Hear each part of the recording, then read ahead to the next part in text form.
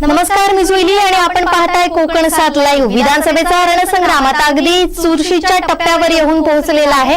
काही वेळातच आपला आमदार कोण याचं उत्तर मिळणार आहे. कोकणात खरी शिवसेना कोणाची हे देखील आजच्या निकालावरूनच स्पष्ट होणार आहे. सत्ता कोणाची, पुढची 5 वर्ष राज्य कोणाचं हे काही तासातच समजणार आहे. आणि मुख्यमंत्री कोण हे समजण्यासाठी निकालानंतर घडामोडी सुरू होतील. हेच निकालाचं सुपरफास्ट अपडेट आपण पाहणार आहोत कोकण 7 लाईव्हवर. सिंधुदुर्गात अनेक दिग्गजांची प्रतिष्ठा पणाला लागली आहे. सावंतवाडी मतदारसंघाचा विचार केला तर इथं चौरंगी लढत होते. महायुतीचे उमेदवार दीपक केसरकर विरुद्ध महाविकास आघाडीचे उमेदवार राजन तेली यांच्यात प्रतिष्ठा पणाला लागलेल्या आहेत. तर अर्चना घारे परब आणि विशाल परब हे अपक्षही तुल्यबळ आहेत. दीपक केसरकर चौकार मारण्यासाठी रिंगणात उतरले तर राजन तेली आपल्या विजयासाठी प्रयत्न करतील. बंडाई करणाऱ्या अर्चना घारेंची विशाल परब यांची चांगली चर्चा झाली. तर कणकवली विधानसभा मतदारसंघात महायुतीचे उमेदवार नितेश राणे हे हॅट्रिकसाठी उतरणार आहेत.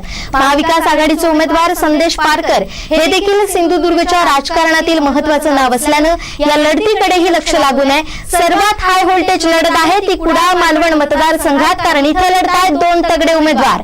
वैभव नाईक जे 2 टर्म आमदार आहेत आणि निलेश राणे जे माजी खासदार आहेत आणि सिंधुदुर्गच्या राजकारणातील नेहमी चर्चेत असलेलं हे व्यक्तिमत्व.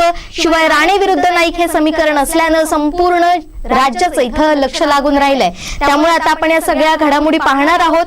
आता एक महत्त्वाची अपडेट येते ती म्हणजे टपाली मतदानाला सुरुवात झालेली आहे. आमचे संपूर्ण प्रत्येक तालुक्यातील प्रतिनिधी त्या स्पॉटवर जाऊन उपलब्ध आहेत. त्यामुळे आता काही वेळातच आपण संपूर्ण विधानसभेच्या रणसंग्रामाचे A to Z अपडेट पाहणार आहोत. सुपरफास्ट निकाल पाहणार आहोत. आणि मॅडम आपलं देखील स्वागत. आता आपण पाहतोय रणसंग्रामाला सुरुवात झालेली आहे. अगदी काही वेळातच आपला आमदार कोण याचं उत्तर मिळणार आहे. काय सांगाल? नक्कीच गेले 2 दिवस म्हणजे 20 तारखेला मतदान झालं आणि अगदी 2 दिवसातच हा आता आज निकालाची वेळ आलेली आहे. खरं तर 2 दिवसामध्ये अनेक उमेदवार जे आहेत त्यांचा काळजाचा ठोका चुकलेला असणार आहे. कालची रात्र ही त्यांना निश्चितच झोप लागलेली नसणार आहे. आणि आज निकालाचे सुपरफास्ट अपडेट आपण तर दाखवणार आहोतच, पण तो सिंधुदुर्ग जिल्ह्यामध्ये जो काही ट्रेंड आहे की जे नेहमी आपण म्हणतो की इथलं राजकारण हे राणेंभोवती फिरते. राणेंचे 2 सुपुत्र यावेळेस रिंगणामध्ये आहेत. नितेश राणे कणकवलीमधून आहेत तर निलेश राणे हे कुडाळ मतदारसंघामधून आपलं नशीब आजमावत आहेत. त्याचबरोबर सावंतवाडी मतदारसंघामध्ये चौकार आपला विजयाचा चौकार मारण्यासाठी दीपक केसरकर हे सज्ज झालेले आहेत. या सगळ्या पार्श्वभूमीवरती सिंधुदुर्ग जिल्ह्यातील ह्या लढती 3ही लढती या वैशिष्ट्यपूर्ण मानल्या जात आहेत. कारण नितेश राणे आपली हॅट्रिक साधणार आहेत. दीपक केसरकर विजयाचा चौकार मारण्यासाठी पॅड लावून बसलेले आहेत. आणि तिथे निलेश राणे विरुद्ध वैभव नाईक, म्हणजे ज्या वैभव नाईकांनी नारायण राणेंना पराभूत करून आपल्या आमदारकीची सुरुवात केलेली होती त्याच वैभव नाईकांचा पुन्हा एकदा राणे फॅमिलीकडून पराभव होतो का हे बघण्याचा आजचा दिवस आहे. त्यामुळे निश्चितच आजच्या ह्या 3ही लढती या अत्यंत रोचक आणि रंजकपूर्ण अशा होणार आहेत. अगदीच महत्त्वाचं आणि एक महत्त्वाची अपडेट आलेली आहे ती म्हणजे कुडाळ मालवण विधानसभा मतदारसंघाच्या मतमोजणीला सुरुवात झालेली आहे. टपाल मतमोजणी आता सुरुवात झालेली आहे. आणि महत्त्वाचं म्हणजे कुडाळ मालवण महायुतीचे उमेदवार आहेत निलेश राणे ते देखील मतमोजणी केंद्रात दाखल झालेले आहेत. अतिशय महत्त्वाचे अपडेट आपण आता पाहतोय. टपाल मतमोजणीला सुरुवात झालेली आहे. आणि याचबरोबर कुडाळमध्ये जिकडे आपलं सगळ्यांचं लक्ष वेधलेलं आहे तिथं जर आपण पाहिलं तर निलेश राणे हे मतदान केंद्रावर दाखल झालेले आहे, मतमोजणी केंद्रात दाखल झालेले आहेत. आपण अतिशय महत्त्वाच्या घडामोडी पाहतोय. आपण आता कुडाळ मालवणचं पाहिलं, पण त्याचबरोबर दुसरी महत्त्वाची लढत होतीये ती सावंतवाडीमध्ये. ती चौरंगी लढत होते. 2 अपक्ष उमेदवार देखील महत्त्वाचे आहेत. आणि त्याचबरोबर 3 टर्म आमदार असलेले उमेदवार जे महायुतीचे उमेदवार आहेत, शिवसेनेचे खंदे समर्थक आहेत. आणि त्याचबरोबर गेल्या अनेक वर्षांपासून त्यांच्या भोवती आता एक राजकारणाचं वलय निर्माण झालेलं आहे. राज्यात सुद्धा ते नेतृत्व करतात. शालेय शिक्षण मंत्री पद भूषवले ते दीपक केसरकर चौकार मारण्यासाठी सज्ज झालेले आहेत. आणि त्यांच्या विरुद्ध आहेत ते म्हणजे महाविकास आघाडीचे उमेदवार जे माजी आमदार राहिलेले आहेत. आणि प्रशासनाचं अगदी व्यवस्थित ज्ञान ज्यांना म्हटलं जातं ते राजन तेली आहेत. या दोघांमध्ये काटिकी टक्कर आहे. पण ही लढत जर या दोघांमध्ये असली तरी सुद्धा जे अपक्ष उमेदवार आहेत अर्चना घारे असतील किंवा विशाल परब असतील ते सुद्धा महत्त्वाचे ठरतात. आणि या दोघांवर ही दोघं किती मतं घेतात त्यावर इथला निकाल अवलंबून आहे असं देखील पहिल्यापासून म्हटलं जातंय. काय वाटतंय? निश्चितच ज्या वेळेस दीपक केसरकरांची उमेदवारी जाहीर झाली त्यानंतर शिवसेनेचा उमेदवार कोण, म्हणजे उद्धव बाळासाहेब ठाकरेच्या शिवसेनेचा उमेदवार कोण, याच्यावरती बरीच चर्चा होती. अनेक नावं पुढे आलेली होती आणि दरम्यानच्या कालावधीमध्ये मागच्या वेळेसपासून अर्चना घारे परब, ज्या मागच्या वेळेसही अगदी निसटून त्यांना उमेदवारी अर्ज मिळाला नाही किंवा उमेदवारी त्यांची देता आली नाही त्यांना, त्यावेळेस शांत बसलेल्या होत्या. मात्र यावेळेस त्यांनी गेल्या 5 वर्षामध्ये जे काही काम केलेलं होतं त्याचा परिणाम म्हणून जरी त्यांना आघाडीकडून उमेदवारी मिळाली नाही, त्यांना राष्ट्रवादी पक्षाकडून उमेदवारी मिळाली नाही, राष्ट्रवादी शरदचंद्र पवार पक्षाकडून उमेदवारी मिळाली नाही, तरी त्यांनी अपक्ष उमेदवार म्हणून आपला उमेदवारी अर्ज भरलेला होता आणि तितक्याच ताकदीने त्या या निवडणुकीच्या रिंगणामध्ये उतरलेल्या होत्या. दुसऱ्या बाजूला विशाल परब हे देखील एक यंग आयकॉन म्हणून जे ओळखले जातात, तरुणांच्या बरोबरीने जो युवा नेता सातत्याने काम करत होता, त्या विशाल परबांनी देखील इथे अपक्ष म्हणून उमेदवारी भरलेली होती. आणि याचा परिपाक जर बघितला तर निश्चितच या दोन्ही अपक्ष उमेदवारांमुळे या जे 2 प्रस्थापित उमेदवार आहेत असं आपण म्हणूया की जे दीपक केसरकर शिंदे सेनेचे आहेत आणि राजन तेली उबाठा गटाचे आहेत, या दोन्ही उमेदवारांना या 2 अपक्ष उमेदवारांकडून किती मतांची विभागणी होते त्याच्यावरती ह्या दोन्ही उमेदवारांच्या मतांचं जे काही बेरजेचं आणि वजाबाकीचं जे काही राजकारण आहे ते ठरणार आहे. आणि निश्चितच आतापर्यंतच्या कोकणाच्या किंवा सिंधुदुर्गच्या इतिहासामध्ये अपक्ष उमेदवारांनी एवढा भाव खाल्लेला याच वेळेस सावंतवाडी मतदारसंघामध्ये आपल्याला दिसून येतोय. आणि दोन्ही अपक्ष उमेदवार तितक्याच ताकदीने या मतदारसंघामध्ये उतरलेले होते आणि तितक्याच ताकदीने त्यांनी ह्या दोन्ही प्रस्थापित उमेदवारांना टफ फाईट दिलेली असं म्हणायला काही हरकत नाही जुईली. अगदीच बरोबर. आता आपण सावंतवाडीचा विचार केला, थोडंसं कणकवलीमध्ये येऊया. आणि कणकवलीमध्ये जर आपण पाहिलं तर नितेश राणे आता हॅट्रिक साठी सज्ज झालेले आहेत. 2 टर्म त्यांनी आमदारकी लढवलेली आहे आणि अगदी आता राज्यभर सुद्धा त्यांच्या नावाची चर्चा आहे. हिंदूंचा गब्बर अशी त्यांची काही काळात ओळख झालेली आहे. स्वतः त्यांनी हे स्टेटमेंट दिलं होतं की मी हिंदूंचा गब्बर आहे आणि त्यामुळे एक त्यांच्या भोवती एक राजकीय वलय तयार झालेलं होतं. स्वतः उपमुख्यमंत्री होते देवेंद्र फडणवीस यांनी सुद्धा नितेश राणेंचं कौतुक केलंय, त्यांच्या उपाधीचं त्यांनी सुद्धा कौतुक केलंय. तेथे त्यांच्यासाठी सभा घेणार होते, मात्र हवामान व्यवस्थित नसल्याचं अपडेट त्यांना मिळालं आणि ती रद्द केली. मात्र तरी सुद्धा त्यांनी सांगितलंय की तुम्ही विजयी होणारच आहेत, त्यामुळे एक सभा माझी मी वाया का घालू अशा शब्दात त्यांना बळ दिलं होतं. तर असे उमेदवार कणकवली मतदारसंघात उभे आहेत आणि त्याच्या समोर आहेत महाविकास आघाडीचे उमेदवार संदेश पारकर सुद्धा सिंधुदुर्गच्या राजकारणातील एक महत्त्वाचं नाव आहे. गेल्या अनेक वर्षांपासून ते इथं कार्यरत आहेत. आणि जर आपण पाहिलं तर सिंधुदुर्गात असा एकही तालुका नसेल की तिथं संदेश पारकर हे नाव माहिती नसेल. हे स्वतः वक्तव्य जे आहे ते नितेश राणेंचं होतं, जे त्यांचे प्रतिस्पर्धी आहेत. एकीकडे नितेश राणे असं सांगत होते की माझे जुने मित्र हे माझ्या समोर आहेत आणि ते मला हरायला देणार नाहीत, अशी वक्तव्य होती जी नितेश राणे करत होते. आणि संदेश पारकर मात्र त्यांच्या समोर आक्रमकपणे उभे राहिलेले होते, थेट वार करत होते. आरोप प्रत्यारोप सुद्धा कणकवली विधानसभा मतदारसंघात रंगलेले होते. मॅडम, काय वाटतं या सगळ्या लढतीकडे पाहता? निश्चितच नितेश राणे आणि संदेश पारकर या दोघांमधली जी लढत होती ती निश्चितच वैशिष्ट्यपूर्ण अशी होती की नितेश राणे हे उमेदवार असणार हे तर अगोदरपासूनच ठरलेलं होतं. मात्र संदेश पारकर यांना केवळ म्हणजे निवडणूक जेव्हा जाहीर झाली त्याच्यानंतर उबाठा गटाचा उमेदवार कोण इथपासून सुरुवात होऊन अगदी काही दिवस अगोदर त्यांची उमेदवारी डिक्लेअर करण्यात आली. त्या काही थोड्या दिवसांच्या प्रचाराच्या कालावधीमध्ये संदेश पारकर यांनी आपल्या प्रचाराची आघाडी बऱ्यापैकी घेतलेली होती. मी थोडंसं थांबवते मॅडम, एक महत्त्वाची अपडेट आलेली आहे. ही आता आपण थेट दृश्य पाहतोय जी कुडाळ मालवण विधानसभा मतदारसंघाच्या मतमोजणी कक्षाबाहेरची आहेत. निलेश राणे यांचं इथं आगमन झालेलं आहे. ही सावंतवाडीची आपण दृश्य पाहतो. तहसील कार्यालय इथं ही मतमोजणी होते आणि त्यासाठी संपूर्ण कडेकोट पोलीस बंदोबस्त आपल्याला पाहायला मिळतोय. त्याचबरोबर काही गाड्या आहेत ज्या प्रशासकीय यंत्रणेच्या आहेत. आणि आता ही आपण तहसील कार्यालयाच्या बाहेरची दृश्य पाहतोय जिथं मतमोजणी केंद्र आहे. सावंतवाडीचं हे मतमोजणी केंद्र आहे. आणि महत्त्वाची अपडेट अशी की कुडाळ विधानसभा मतदारसंघाच्या मतमोजणीला सुरुवात झालेली आहे. सुरुवातीला टपाली मतमोजणी होणार असून टपाल मतमोजणी आता सुरू झालेली आहे. महायुतीचे उमेदवार निलेश राणे हे मतमोजणी केंद्रात दाखल झालेले आहेत. मात्र त्याचबरोबर कुडाळ मालवण विधानसभा मतदारसंघात एकूण 1646 टपाली मतदान आहे. गृह मतदान 608 आहेत. कर्मचारी 1038 आहेत तर सैनिकी मतदान हे झालेलं आहे ते म्हणजे 25 अशा पद्धतीने ही आकडेवारी आहे. तर ही दृश्य आपण पाहतोय कणकवली बाहेरची. इथं कला शिक्षण मंदिर बाहेर ही मतमोजणी होते आणि त्याचबरोबर कडेकोट पोलिसांचा सुरक्षा यंत्रणा आपल्याला इथं पाहायला मिळतोय. पोलिसांचा कडेकोट बंदोबस्त इथं तैनात करण्यात आलेला आहे आणि प्रशासकीय यंत्रणा सज्ज झालेली आपल्याला पाहायला मिळते.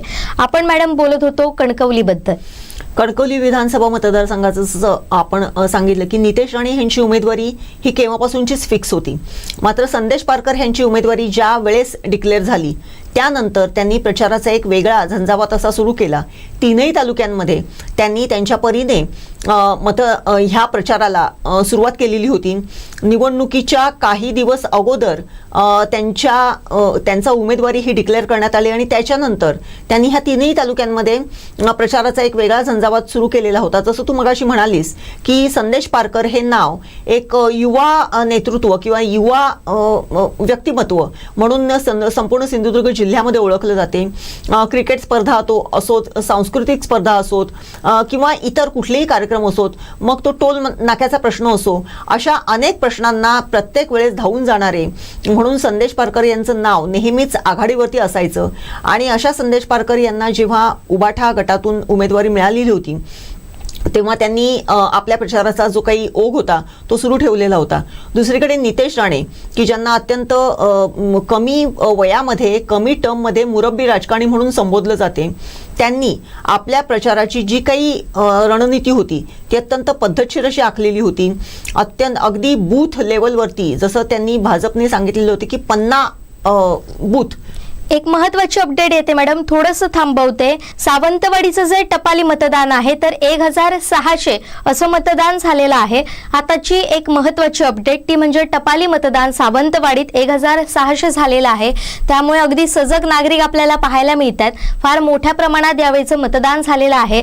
71% असं हे मतदान आपल्याला पाहायला मिळतंय संपूर्ण जिल्हाभराचं आणि यावेळी मतदानाचा टक्का देखील वाढलेला आपल्याला पाहायला मिळतोय. मॅडम निश्चितच या सगळ्याचा जर विचार केला तर नितेश राणे यांचं जे हे आहे ते त्याचप्रमाणे त्यांनी मुरब्बी राजकारणी म्हणून त्यांनी आपली कारकीर्द सुरू केलेली होती. जुईली काय सांगशील या संदर्भामध्ये? अगदीच आता आपण पाहतोय ते म्हणजे सावंतवाडीचं जे टपाली मतदान आहे ते 1600 एवढं झालेलं आहे. ही आपण आता थेट दृश्यही पाहतोय जी त्या मतदान केंद्राबाहेरची आहेत. आणखीनही काही आपण महत्त्वाचे अपडेट पाहणार आहोत. मात्र सुरुवातीला पाहूयात की कशा पद्धतीनं ही मतमोजणी होणार आहे, कुठल्या केंद्रावर ही मतमोजणी होणार आहे आणि किती फेऱ्यांमध्ये ही मतमोजणी होणार आहे. हे फार महत्त्वाचे अपडेट आहेत जे आता आपण पाहणार आहोत. कोकणसाद लाईव्हवर ही सावंतवाडीची दृश्य आपण पाहतोय. पोलिसांचा कडेकोट बंदोबस्त आपल्याला पाहायला मिळतोय. प्रशासकीय यंत्रणा अगदी सज्ज झालेली आहे. जर आपण कणकवली मतदारसंघाचा विचार केला तर कणकवली मतदारसंघाच्या मतमोजणी आहे ती 24 फेऱ्यांमध्ये होणार आहेत. टेबल 14 असणार आहेत आणि त्यासाठी कर्मचारी जे तैनात करण्यात आलेले आहेत ते 250 इतके आहेत. ही जी मतमोजणी होते ती कणकवलीच्या HPCL हॉल आणि कणकवली कॉलेज कणकवली इथं आपल्याला पाहायला मिळणार आहे. जी आपण कणकवलीची मतमोजणी पाहतोय ती 24 फेऱ्यांमध्ये होणार. 14 टेबलवर ही मतमोजणी होणार आहे आणि जवळपास हा निकाल जो आहे तो अगदी 8 पासून सुरू होणार. आता टपाल मतमोजणीला सुरुवात झालेली आहे पण याचवेळी आता आपण पाहणार आहोत की काही वेळातच संपूर्ण निकाल स्पष्ट होणार आहे. अगदी 12 वाजेपर्यंत निकाल हाती येण्याची शक्यता आहे असं बोललं जातं. मात्र जो फायनल निकाल येणार आहे तो अगदी 2 वाजेपर्यंत असेल. तर कुडाळची जर आपण मतमोजणी पाहिली तर ती 20 फेऱ्यांमध्ये होणार आहे आणि 14 टेबलवर ही मतमोजणी होणार आहे. 260 कर्मचारी यासाठी तैनात करण्यात आलेले आहे. तहसील कार्यालय कुडाळ इथं ही मतमोजणी होईल. तर सावंतवाडीचा जर आपण विचार केला तर 23 फेऱ्यांमध्ये ही मतमोजणी होणार आहे. 20 टेबलवर मतमोजणी केली जाणार आहे. 20 टेबल त्यासाठी लावण्यात आलेले आहेत आणि 200 कर्मचारी तैनात करून ठेवण्यात आलेले आहेत. तहसील कार्यालय सावंतवाडी इथे ही मतमोजणी होणार आहेत. आपण कणकवलीचा विचार केला, कुडाळचा विचार केला आणि त्याचबरोबर सावंतवाडीचा देखील विचार केला. पण राज्यभराचे अपडेट नेमके काय आहे मॅडम? निश्चितच आत्ता जे काही समोर आपल्या आहे त्या नुसार आत्ता या क्षणाला भाजप जो आहे तो 24 ठिकाणी म्हणजे आघाडी जी आहे ती 24 ठिकाणी आघाडीवरती असताना दिसून येते. त्याच्यामध्ये भाजप 24 ठिकाणी आहे, राष्ट्रवादी ही 8 जागांवर आहे, काँग्रेस ही 7 जागांवर आहे, शिंदे सेना ही 6 जागांवर आहे, उद्धव बाळासाहेब ठाकरे शिवसेना ही 5 जागांवर आहे आणि शरदचंद्र पवार राष्ट्रवादी ही 4 जागांवरती आघाडीवरती असताना दिसून येते. जुईली, अगदीच. आता आपण राज्याचा देखील विचार केलाय तर इथं फार मोठी चुरस रंगते राज्यभरात. अनेक महत्वाचे विधानसभा मतदारसंघात हाय व्होल्टेज लढत आहे. महायुती आणि महाविकास आघाडी अशी जरी लढत असली तरी अनेक दिग्गजांच्या प्रतिष्ठा देखील इथं पणाला लागलेल्या आहेत. मात्र आता आपण अपडेट पाहिली ती म्हणजे कुडाळमधली. कुडाळच्या मतमोजणी केंद्रावर निलेश राणे हे दाखल झालेले आहेत, महायुतीचे उमेदवार आहेत आणि या लढतीकडे विशेष लक्ष लागून आहेत. वैभव नाईक विरुद्ध निलेश राणे अशी ही संपूर्ण लढत होते. आपण आता प्रत्येक उमेदवाराबद्दल बोलूया. सुरुवातीचा आपण विचार करूया सावंतवाडीमध्ये. इथं दीपक केसरकर जे शालेय शिक्षण मंत्री आहेत, अनेक पदं त्यांनी आतापर्यंत भूषवली आहेत. 2019 नंतर जी काही घडामोडी घडलेत त्या सुद्धा ते केंद्रस्थानी होते आणि स्वतः मुख्यमंत्री एकनाथ शिंदे हे जेव्हा सावंतवाडीत आले होते तेव्हा सुद्धा त्यांनी त्यांचं कौतुक केलं होतं आणि ते असं बोलले होते की आता चौकार केसरकर मारणार आणि सावंतवाडीचा कप हा आपला असणार, अशी वक्तव्य एकनाथ शिंदे होती, असं कौतुक देखील त्यांनी केलं होतं. दीपक केसरकर आणि त्यांचं राजकारण याबद्दल काय सांगाल? जुईली, दीपक केसरकर हे सावंतवाडीचे सुपुत्र आहेत. दीपक केसरकर यांनी नगरसेवक पदापासून सुरुवात केलेली होती आणि शालेय शिक्षण मंत्री पदापर्यंत त्यांना संधी मिळालेली होती. गेल्या 3 टर्म या मतदारसंघामध्ये ते आमदार राहिलेले आहेत. त्यापूर्वी सावंतवाडीतलं राजकारण त्यांनी जवळून अनुभवलेलं आहे. किंबहुना सावंतवाडी नगरपालिकेचे नगराध्यक्ष म्हणून देखील त्यांनी इथे नगराध्यक्ष पद देखील इथे भूषवलेलं आहे. दरम्यानच्या कालावधीमध्ये राष्ट्रवादी काँग्रेसमधून उमेदवारी लढवणारे किंवा आपली निवडणूक लढवणारे दीपक केसरकर यांनी शिवसेनेमध्ये प्रवेश घेतला. शिवसेनेमधून ते निवडून आले, त्यांना पालकमंत्रीपद मिळालेलं होतं.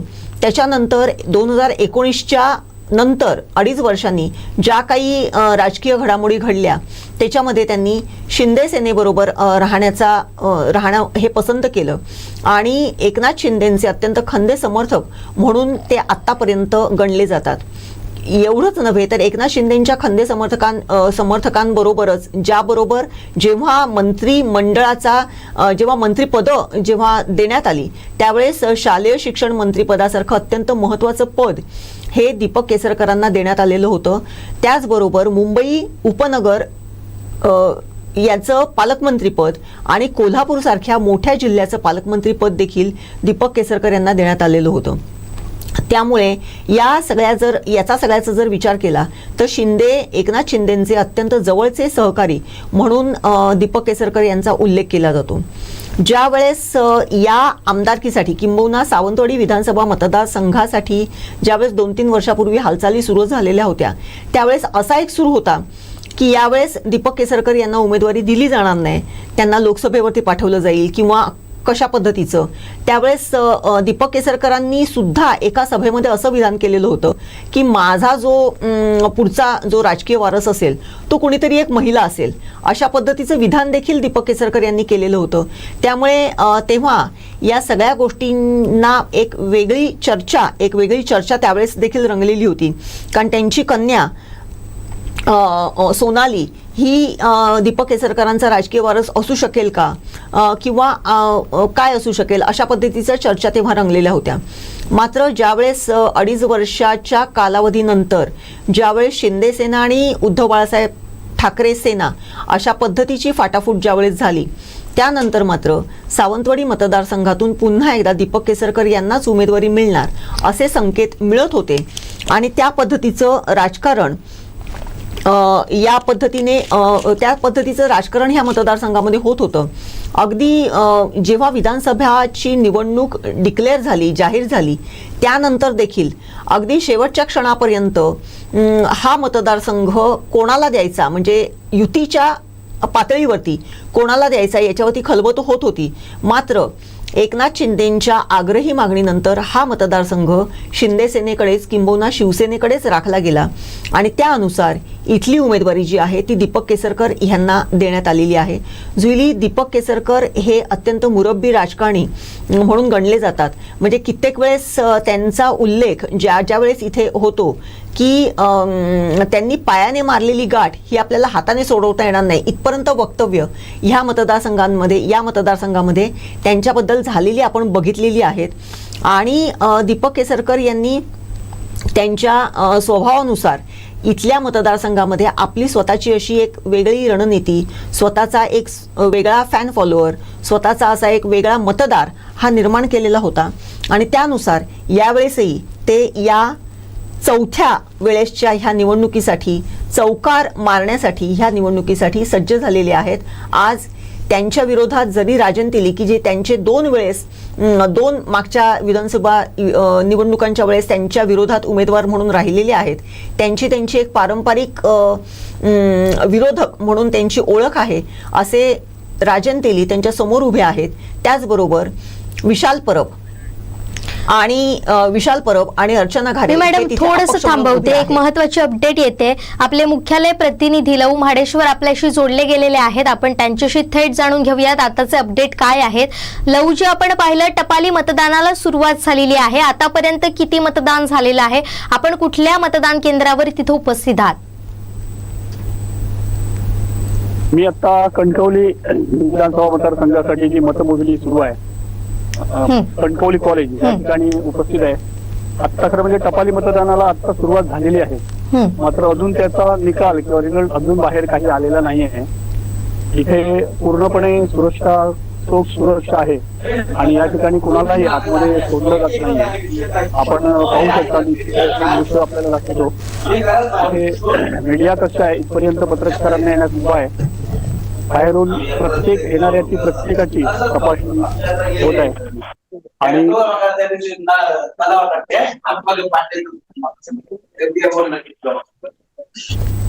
ही दृश्य तर आपण पाहणारच आहोत. मात्र सांगा मला की कणकवली विधानसभासाठी किती टपाली मतदान झालेलं आहे?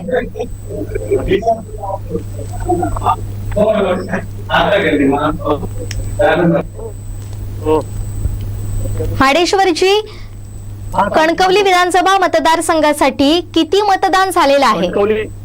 कणकवली विधानसभा मतदारसंघासाठी 2247 एवढं टपाली मतदान झालेलं आहे आणि त्या टपाली मतदानाची मोजणी प्रक्रिया आता जी आहे ती आता आतमध्ये सुरू आहे. अजून त्या संदर्भातली कोणतीही अपडेट आतापर्यंत आपल्याकडे आलेली नाही. बरं, पण हे घडत असताना कुठले उमेदवार तिथे उपस्थित आहेत का? आपण पाहिलं कुडाळ मालवणमध्ये महायुतीचे उमेदवार निलेश राणे हे दाखल झालेले आहेत, तसे आणखीन कुठले उमेदवार इथे उपस्थित आहेत का? नाही, अजून अद्याप तरी कणकवली मतदारसंघात कोणतेही उमेदवार आलेले नाही आहेत. मतमोजणीसाठी कशा पद्धतीची सुरक्षा व्यवस्था इथं तैनात करण्यात आलेली आहे आणि त्याचबरोबर कशी व्यवस्था इथं करण्यात आलेली आहे? इथे मतमोजणीसाठी फार सुंदर व्यवस्थित अशी व्यवस्था करण्यात आलेली आहे. मतमोजणीसाठी 18 टेबल आहेत आणि 18 टेबलवर ही मतमोजणी सुरू आहे. सुरुवातीला टपाली आणि गृह मतदान सगळं जे आहे आपण बघितलेलं 2247 या मतांची आता मोजणी सुरू आहे आणि ही मतमोजणी टपाली झाली की नंतर प्रत्येक. म्हाडेश्वरजी, मी तुम्हाला थोडंसं थांबवते. एक महत्वाची अपडेट येते आहे ती म्हणजे रत्नागिरीमध्ये उदय सामंत हे 3500 मतांनी आघाडीवर आहेत. मी पुन्हा एकदा तुमच्याकडे येते. आपण सांगत होता कशा पद्धतीनं इथली सुरक्षा व्यवस्था आहे. तिथे कडक सुरक्षा व्यवस्था करण्यात आलेली आहे. तर म्हणजे पंचायत समिती जी आहे त्या पंचायत समितीपासून मी थोडंसं थांबवते म्हाडेश्वरजी. एक महत्वाची अपडेट येते ते म्हणजे कुडाळ मालवण विधानसभा मतदारसंघातून 364 मतांनी निलेश राणे इथं आघाडीवर आहे. सध्या टपाली मतदानाला सुरुवात झालेली आहे. कुडाळ मालवणचे उमेदवार निलेश राणे हे मतमोजणी केंद्रात दाखल झालेले आहेत आणि कुडाळ मालवण विधानसभा मतदारसंघात माध्यमातूनच एक महत्वाची ब्रेकिंग येते, ती म्हणजे 364 मतांनी निलेश राणे हे आघाडीवर आहेत. आताची महत्वाची मोठी बातमी ती म्हणजे निलेश राणे हे सुरुवातीच्या काही कलांमध्ये आघाडीवर असल्याचं आपल्याला पाहायला मिळत आहे. 364 मतांनी निलेश राणे हे आघाडीवर आहेत. लवजी, काय सांगाल, काय अपडेट आहेत तुमच्याकडे अधिक? अजून कणकवली मतदारसंघामध्ये अशी कोणतीही अपडेट नाही आहे. कणकवली मतदारसंघामध्ये जी टपाली मतमोजणी आहे त्याला सुरुवात झालेली आहे. मात्र आतमध्ये मतमोजणी जो कक्ष आहे त्यामध्ये मीडियाला जाण्यास मज्जाव करण्यात आलेला आहे. तिथे आतमध्ये पाठवत नाहीत कुणालाही. त्यामुळे आतून निश्चित काय ती अजूनही अपडेट कोणत्याही प्रकारची आलेली नाही. तुमच्याकडून या संदर्भातली अधिक माहिती आम्ही घेणारच आहोत. पुन्हा एकदा तुमच्याकडे येतोय, तिथे कुठले उमेदवार उपस्थित आहेत, कशा पद्धतीनं तिथे हालचाली सुरू आहेत याबद्दल आम्हाला अधिक माहिती देत राहा. पण आता आपण थेट जाऊया कुडाळ मालवण विधानसभा मतदारसंघात, जिथं मतमोजणी सुरू आहे तिथं आमचे चीफ रिपोर्टर कृष्णा ढोलम उपस्थित आहेत. कृष्णाजी, आपण आता पाहतोय महत्वाची अपडेट आहे ते म्हणजे निलेश राणे हे 364 मतांनी आघाडीवर आहेत. काय सांगाल, या संदर्भातील अधिक अपडेट काय आहे? नक्कीच ज्वेली कुडाळ तहसील कार्यालयामध्ये ही मतमोजणी प्रक्रिया सुरू झालेली आहे. महायुतीचे उमेदवार निलेश राणे हे निवडणूक मतमोजणी केंद्रात दाखल झालेले आहेत. वैभव नाईक मात्र अद्यापही आलेले नाहीये. कोण टपाली मतमोजणी सुरू झाली आहे, मात्र ईव्हीएम मशीन सुद्धा सुरू करण्यात आलेली आहे मतमोजणीला. आणि त्यामध्ये पहिल्या फेरीमध्ये निलेश राणे हे 364 मतांनी हे आघाडीवर आहेत आणि मालवण तालुक्यात मतमोजणीला सुरुवात झालेली आहे. एकूणच बघितलं तर निलेश राणेंनी सुरुवातीपासूनच आघाडी घेतल्याचे आपण या ठिकाणी पाहायला मिळते. कृष्णाजी, तुम्ही आता जसं सांगितलात मशीनची सुद्धा मतमोजणी सुरुवात झालेली आहे, मात्र कुडाळ मालवणमध्ये टपाली मतदान किती झालेलं आहे आणि त्याचे अपडेट काय आहे, त्याची काही माहिती किंवा त्याचे काही अपडेट आपल्या हाती आलेले आहेत का? नक्कीच टपाली मतदानाला सुरुवात झालेली आहे. आता सुरुवात झाली, अजून मोजणी प्रक्रिया पूर्ण झालेली नाही आहे. आता ही प्रक्रिया थोड्या वेळात पूर्ण होईल. आता एका दुसऱ्या ईव्हीएम मशीनची सुद्धा मतमोजणीला मतपेट्या पडण्यास सुरुवात झालेली आहे आणि त्याची मोजणीला सुरुवात होऊन आता निलेश राणे कृष्णा, सकाळीच निलेश राणे जे कुडाळ मालवण मतदारसंघाचे उमेदवार आहेत ते मतदान जिकडे मतमोजणी सुरू आहे त्या कक्षामध्ये हजर राहिलेले आहेत. एकूणच त्यांच्याबरोबर तुझा जर संवाद झालेला असेल किंवा त्यांचं काय म्हणणं आहे, कालच्या आणि परवाच्या दिवसामध्ये अनेक ठिकाणी त्यांनी त्यांचे बॅनर सुद्धा कुडाळ तालुक्यामध्ये लागलेले आहेत, विजयाचे बॅनर लागलेले आहेत. एकूणच या संदर्भामध्ये तिथलं वातावरण आणि काय परिस्थिती आहे? नक्कीच निलेश राणे काही प्रतिक्रिया दिलेली नाही, मात्र निलेश राणेच्या चेहऱ्यावर पूर्णपणे विजयाचा आत्मविश्वास दिसत होता. एकंदरीतच कार्यकर्त्यांनी सुद्धा प्रचंड आत्मविश्वास आहे, कारण नुकतेच आपण काल 2 दिवसापूर्वी बघितलं निलेश राणे यांच्या विजयाचे बॅनर हे कुडाळ परिसरात झळकलेले पाहायला मिळाले होते आणि पूर्ण भाजप शिवसेना महायुतीचे कार्यकर्ते आहेत ते सुद्धा या ठिकाणी कुडाळमध्ये दाखल झालेले आहेत. आणि या ठिकाणी प्रचंड असा पोलीस बंदोबस्त सुद्धा तैनात करण्यात आलेला आहे. दोन्ही पक्षांच्या शिवसेना ठाकरे गटाच्या आणि महायुतीचे उमेदवार असे परस्पर विरोधी बाजूला असे त्यांना जागा ठरवून दिलेल्या आहेत. त्या बाजूला हे महायुतीचे आणि ठाकरे गटाचे महाविकास आघाडीचे पदाधिकारी आहेत, कार्यकर्ते ते त्या ठिकाणी उपस्थित आहेत. निलेश राणेंचे सकाळीच 8 बरोबर टपाली मतमोजणी सुरुवात व्हायच्या अगोदरच निलेश राणे यांचे मतमोजणी केंद्रात आगमन झाले. त्या ठिकाणी विजयी असा आत्मविश्वास दाखवत त्यांनी एक स्मित हास्य करत ते मतदान मतमोजणी केंद्रामध्ये दाखल झाले. पण आपण जर पाहिलं तर एकंदरीत कुडाळ मालवणच्या मतमोजणी केंद्राबाहेर काय परिस्थिती आहे, कार्यकर्त्यांमध्ये कशी धाकधूक पाहायला मिळते किंवा त्यांच्याकडून देखील मतमोजणीसाठी कशा पद्धतीनं तयारी करण्यात आलेली आहे? या निकालाची सर्वांनाच उत्सुकता आहे. सर्वजण जे इकडे आले नाही ते बाहेरून फोनाफोनी करतात की कशा पद्धतीचं वातावरण आहे, कोण किती मतमोजणीला सुरुवात झाली काय, अशा पद्धतीची चर्चा आहे किंवा उत्सुकता या निकालाची सर्वांनाच लागलेली आहे. संपूर्ण राज्याचे लक्ष या निकालाकडे लागलेले आहे. मुख्यमंत्र्यांच्या उपस्थितीत निलेश राणे आणि एकनाथ शिंदे यांच्या उपस्थितीत शिवसेनेत प्रवेश केला. शिवसेनेच्या वाट्याला ही जागा सुटल्यामुळे निलेश राणे यांनी भाजपमधून शिवसेनेत प्रवेश केला. त्यामुळे या निकालाकडे संपूर्ण राज्याचे लक्ष लागून आहे. निलेश राणे हे पहिल्यांदाच विधानसभा निवडणूक लढवत आहेत. 2 वेळा लोकसभेचा पराभव झाला होता, त्यानंतर आता ते विधानसभेच्या निवडणूक रिंगणात उतरले.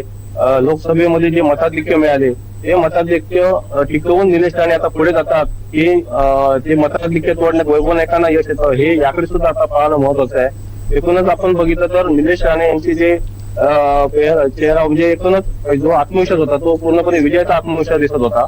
त्यामुळे निलेश राणेंना आणि आता सुद्धा 364 मतांनी त्यांनी आघाडी घेतलेली आहे. पुन्हा आकडेवारी येते असं समजतंय.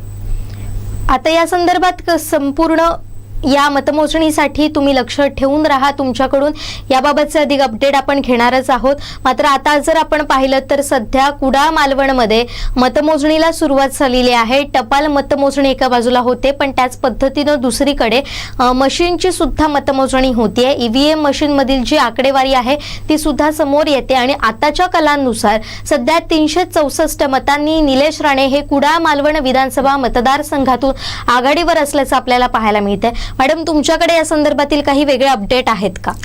नाही, अद्याप तरी नवीन अपडेट काही आलेले नाही आहेत. आपण बघतोय रोहित पाटील जे आर आबांचे सुपुत्र आहेत ते तासगाव मधून आघाडीवरती आहेत असे एक अपडेट मिळते. आर आबांच्या नंतर सुमनताई पाटील ह्या आमदार राहिलेल्या होत्या आणि यावेळेस त्यांचे सुपुत्र रोहित पाटील यांना उमेदवारी दिलेली होती. त्यामुळे तिथून ते आघाडीवरती आहेत. ही एक महत्वाची अपडेट राज्यातली तरी आता इथे आपल्याला मिळते. अगदीच. आणि आता आपले कणकवली मतदारसंघातून आमचे वैभववाडी प्रतिनिधी श्रीधर साळुंखे अगदी काही वेळातच आपल्याशी जोडले जाणार आहेत. त्यांच्याकडून कणकवली विधानसभा मतदारसंघातील अधिकची आकडेवारी समजून घेणार आहोत. कणकवली विधानसभा मतदारसंघामध्ये नेमकं काय घडतंय हे जाणून घेणार आहोत. कशा पद्धतीनं कणकवली मतदारसंघामध्ये प्रशासन सज्ज झालंय, तिथं कुठले उमेदवार उपस्थित झालेले आहेत का, महायुतीचे उमेदवार असतील, नितेश राणे दुसरे अपक्ष उमेदवार तर आहेतच इतर, आणि त्याचबरोबर जर आपण पाहिलं तर महाविकास आघाडीचे उमेदवार संदेश पारकर देखील आहेत. आपण आता थेट जाऊया कणकवली विधानसभा मतदारसंघामध्ये. तिथे आपले प्रतिनिधी श्रीधर साळुंखे जोडले गेलेले आहेत. श्रीधरजी, काय अपडेट आहेत कणकवली मतदारसंघाचे? जुईली, आपण जर पाहिलं तर कणकवली विधानसभा मतदारसंघाच्या मतमोजणीला प्रत्यक्ष सुरुवात झालेली आहे. सुरुवातीला जे टपाली मतदान आहे त्या टपाली शॉर्टिंग इथे सुरू आहे. एकूण 2247 एवढं टपाली मतदान आहे आणि त्याचं शॉर्टिंग सुरू आहे. आणि त्याचबरोबर पहिल्या फेरीची मतमोजणी ईव्हीएम मशीनची मतमोजणीला देखील सुरुवात झालेली आहे. मात्र त्याची आकडेवारी आहे ती अद्यापपर्यंत पहिल्या फेरीची आलेली नाही. त्यामुळे पहिल्या फेरीत कोण आघाडीवर आहे आणि कोण पिछाडीवर आहे अद्याप तरी स्पष्ट झालेलं नाही. मात्र जर आपण पाहिलं तर प्रत्यक्ष मतदान मोजणीला इथे सुरुवात झालेली आहे. टपाल मतांची जी शॉर्टिंग आहे त्याची वर्गवारी करण्यात येत आहे. 6 टेबलवरती या मतांची वर्गवारी करून त्याची प्रत्यक्ष मोजणीला सुरुवात झालेली आहे. मात्र ही मी थोडस श्रीधरजी आपल्याला थांबवते. एक महत्वाची अपडेट येते सावंतवाडी विधानसभा मतदारसंघातून सुरुवातीच्या पहिल्या फेरींमध्ये आपण आकडेवारी पाहतोय. आताची महत्वाची मोठी बातमी ती म्हणजे सावंतवाडी विधानसभा मतदारसंघातली इथं महायुतीचे उमेदवार दीपक केसरकर यांना 3675 मतं पडलेली आहेत. राजन तेल यांना 1597 मतं पडलेली आहेत. अर्चना घारे परब यांना 70 मतं पडलेली आहेत. दत्ताराम गावकर यांना 43 मतं पडलेली आहेत. दुसरीकडे विशाल परब यांना 1198 मतं पडलेली आहेत. सुनील पेडणेकर हे 31 मतं त्यांना पडलेली आहेत. तर नोटाला 80 नोटा दाबल्या गेलेल्या आहेत. ही पहिली फेरीतली आकडेवारी आहे. आणि पहिल्या फेरीमध्ये 2078 मतांनी दीपक केसरकर हे आघाडीवर असल्याचं समजते. आताची मोठी बातमी आपण या सुद्धा अपडेटकडे येणार आहोत. श्रीधर साळुंखे, मी तुमच्याकडे येते. आपल्याकडे कणकवली विधानसभा मतदारसंघातली काही आकडेवारी आहे का?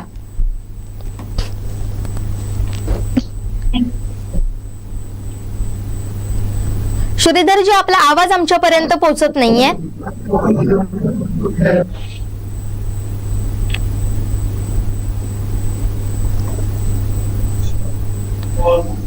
श्रीधरजी, आपला आवाज आमच्यापर्यंत पोहोचत नाहीये.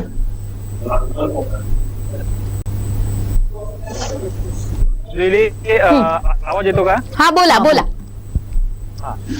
कणकवली विधानसभा मतदारसंघाच्या पहिल्या फेरीचे आता कल थोड्याच्या वेळात आपल्या हाती येतील. प्रत्यक्ष ईव्हीएमच्या मतमोजणीला सुरुवात झालेली आहे. टपाली मतदान देखील मतमोजणी सुरू झाली. मात्र टपाली मतमोजणीला सुमारे 1 ते 1.5 तास लागण्याची शक्यता आहे. मात्र प्रत्यक्ष पहिल्या फेरीची जी ईव्हीएमची मोजणी आहे ती आता त्याचे कल अगदी काही क्षणात हातात येतील. त्यामुळे त्यावेळी आपल्याला समजणार आहे की नेमकं कोण आघाडीवर असणार आहे आणि कोण पिछाडीवरती असणार आहे. तसं जर आपण पाहिलं तर कणकवली विधानसभेत महायुती आणि महाविकास आघाडी यांच्यात खरी चुरस आहे आणि महायुतीकडून नितेश राणे यांनी आणि ही निवडणूक अगदी प्रतिष्ठेची केलेली होती. नितेश पारकर यांनी देखील त्यांना त्याच पद्धतीने सडेतोड उत्तर दिलेलं होतं आणि ह्या लढतीकडे उभ्या महाराष्ट्राचं लक्ष लागून राहिलेलं आहे. एकंदरीत जर आपण पाहिलं तर ही लढत भाजपासाठी आणि त्याचबरोबर राणे कुटुंबासाठी देखील महत्वाची असणार आहे. त्याचबरोबर दुसरीकडे जर पाहिलं तर आपण ठाकरेंसाठी देखील ही निवडणूक महत्वाची असणार आहे, कारण उद्धव ठाकरे यांची या मतदारसंघात सभा झाली होती. त्याचबरोबर आदित्य ठाकरे देखील देवगडमध्ये आले होते. त्यामुळे या ठाकरे परिवाराकडून देखील ही निवडणूक प्रतिष्ठेची करण्यात आली होती.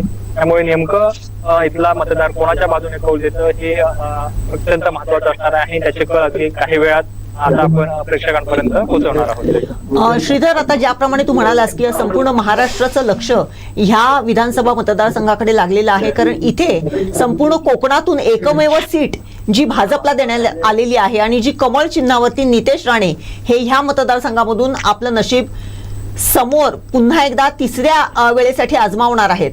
याचा जर विचार केला त्या बरोबर म्हणजे तिसऱ्या हॅट्रिक साधण्यासाठी तयार असलेले नितेश राणे, कमळ चिन्हावरती लढत देत असलेले नितेश राणे आणि त्यांच्या विरोधात असलेले संदेश पारकर की ज्यांना जे उद्धव बाळासाहेब ठाकरे यांच्या मशाल चिन्हावरती इथून निवडणूक लढवत आहेत आणि त्यांना काही अगदी निवडणुकीच्या काही दिवस अगोदर त्यांची उमेदवारी डिक्लेअर करण्यात आली. कशी लढत झाली, एकूणच या मतदारसंघाचं चित्र कशा पद्धतीचं होतं? नक्कीच जर आपण राणे हे हॅट्रिक साठी तयारच आहेत, आपण तुम्ही म्हटल्याप्रमाणे. आणि नितेश राणेंनी दोन टर्म आमदारकी इथून आमदार झालेले आहेत. त्याचबरोबर लोकसभेचं जर आपण पाहिलं तर लोकसभेचं जो मताधिक्य होतं ते कणकवली विधानसभेतून सर्वाधिक, सिंधुदुर्ग रत्नागिरी जिल्ह्याचं सर्वाधिक मतदान हे कणकवली विधानसभेतलं होतं आणि तो जो उत्साह होता कार्यकर्त्यांमधला होता तो उत्साह कायम ठेवून तेवढ्या मताधिक्याने नितेश राणे यांना निवडून आणायचा असा कार्यकर्त्यांनी चंग बांधला होता आणि जी निवडणूक होती ती इथल्या कार्यकर्त्यांनी भाजपच्या हातात घेतली होती. त्यामुळे जरी आपण पाहिलं तर प्रत्येक कार्यकर्ता बूथ अध्यक्षापासून अगदी सर्वसामान्य कार्यकर्ता कामाला लागलेला होता. ज्याप्रमाणे स्वतः आपण या निवडणुकीत उभे आहोत अशा पद्धतीने भाजपचे कार्यकर्ते कामाला लागले होते. त्यामुळे जे नितेश राणेंनी लोकसभेला जे लीड दिले होतं तेवढं त्याच्यापेक्षा अधिक लीड आपल्याला या विधानसभेत मिळवायचं आहे. यासाठी भाजपच्या कार्यकर्त्यांनी, महायुतीच्या कार्यकर्त्यांनी अगदी मोठी मेहनत घेतली होती आणि त्यांच्या या मेहनतीला किती यश येतं हे आता अगदी काही तासातच ते स्पष्ट होणार आहे. आणि तुम्ही दुसरीकडे म्हटल्याप्रमाणे की संदेश पारकर हे या ठाकरे शिवसेनेचे जिल्हा प्रमुख होते. मात्र या मतदारसंघात ठाकरे शिवसेनेचे इतर जे 4 उमेदवार इच्छुक होते त्यांच्या बाबतचा जो निर्णय, उमेदवारीबाबतचा जो निर्णय होता तो घेण्यात कुठेतरी पक्षाला विलंब झाला होता. त्यामुळे अगदी 11th ओव्हरला हे उमेदवारी यांची संदेश पारकर यांची जाहीर झाली होती. म्हणजे आपण पाहिलं तर संदेश पारकर यांना तसे प्रचाराला 20 ते 22 दिवसच मिळालेले होते आणि त्या 20 ते 22 दिवसांमध्ये संदेश पारकर यांनी अगदी गावोगावी जाऊन गाव बैठका असतील एक वातावरण निर्मिती करण्याचा प्रयत्न केला. मात्र जे आपण पाहिलं तर भाजप आणि महाविकास आघाडी यांची जर तुलना करायची झाली तर एकीकडे महाविकास आघाडीकडे जी संघटना आहे ती तुटपुंजी संघटना आहे आणि या उलट महायुतीकडे म्हणजे नितेश राणेंकडे म्हणजे भाजपचे जे संघटन आहे ते मोठं आहे आणि त्या संघटनेच्या जोरावरती नितेश राणे हे निवडणूक लढले आहेत. त्यामुळे त्यांना हॅट्रिकचा 100% विश्वास आहे. मात्र दुसरी गोष्ट जर पाहिली तर संदेश पारकर हे स्थानिक कणकवलीत आहे, कणकवली त्यांचं होम पिच आहे आणि त्यांचा जो जनसंपर्क आहे, त्यांना मानणारा जो वर्ग आहे, चाहता वर्ग आहे तो देखील मोठा आहे. त्यामुळे एकंदरीत जरी संदेश पारकर यांना या निवडणुकीत प्रचारासाठी कमी अवधी मिळाला असला तरी एक वातावरण निर्मिती करण्यात पारकर हे यशस्वी झाले आहेत. मात्र ती वातावरण निर्मिती जी झालेली आहे ती मतदानात कशी त्याचं रूपांतर होतं हे पाहणं देखील महत्वाचं असणार आहे.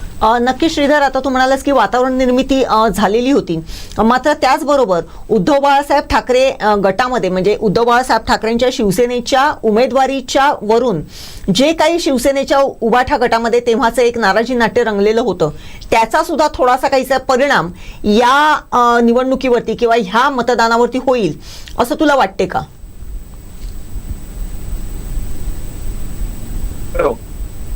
नक्कीच आपण जर पाहिलं तर याचा नक्कीच परिणाम होणार. आपण म्हणजे अतुल रावराणे असतील, सतीश सावंत असतील, सुशांत नाईक असतील आणि संदेश पारकर हे 4 जण ह्या उमेदवारीसाठी इच्छुक होते आणि अगदी शेवटच्या क्षणी संदेश पारकर यांना ही उमेदवारी जाहीर झाली. सतीश सावंत यांनी म्हणजे उमेदवारी जाहीर होण्यापूर्वीच आपण माघार घेत असल्याचं पत्रकार परिषद घेऊन जाहीर केलं होतं. मात्र अतुल रावराणे हे मात्र खूप नाराज होते. त्यांना उमेदवारी न मिळाल्यामुळे अगदी त्यांनी प्रचारापासून अलिप्त राहिले होते.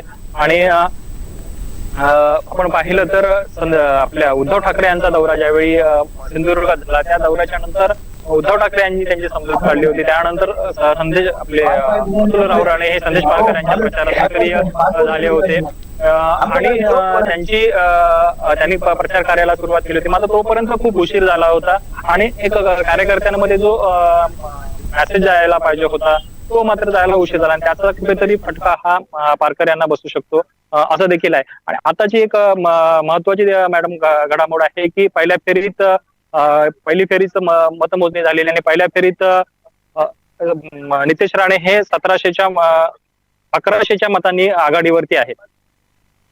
बरं श्रीधरजी, आम्ही तुमच्याकडे पुन्हा एकदा येणार आहोत, आपल्याकडचे अपडेट जाणून घेणार आहोत. मात्र आता सावंतवाडीकडे जाऊया. महत्वाचे अपडेट आहेत आणि तिथं आमचे प्रतिनिधी दीपेश परब हे आपल्याशी जोडले गेलेले आहेत. आपण थेट दीपेश परब यांच्याकडे जाऊया.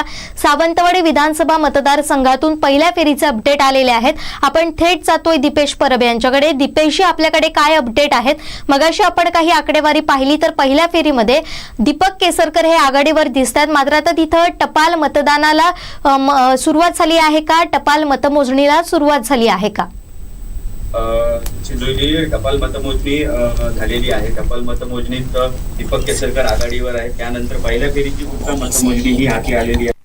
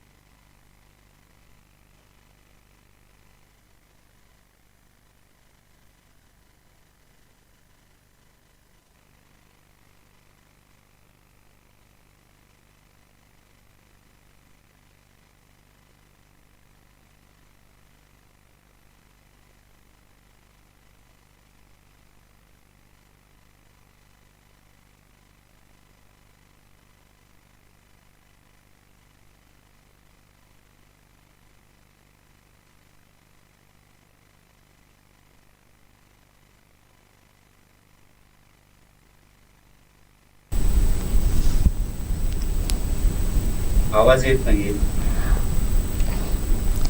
दीपेशजी, आता आपण पाहतोय महत्वाची अपडेट आहेत. पहिल्या फेरीचे निकाल हाती येत आहेत. नोटाचे निकाल नोटाला सुद्धा काही मतदान झालेलं असल्याचं आपल्याला पाहायला मिळतंय.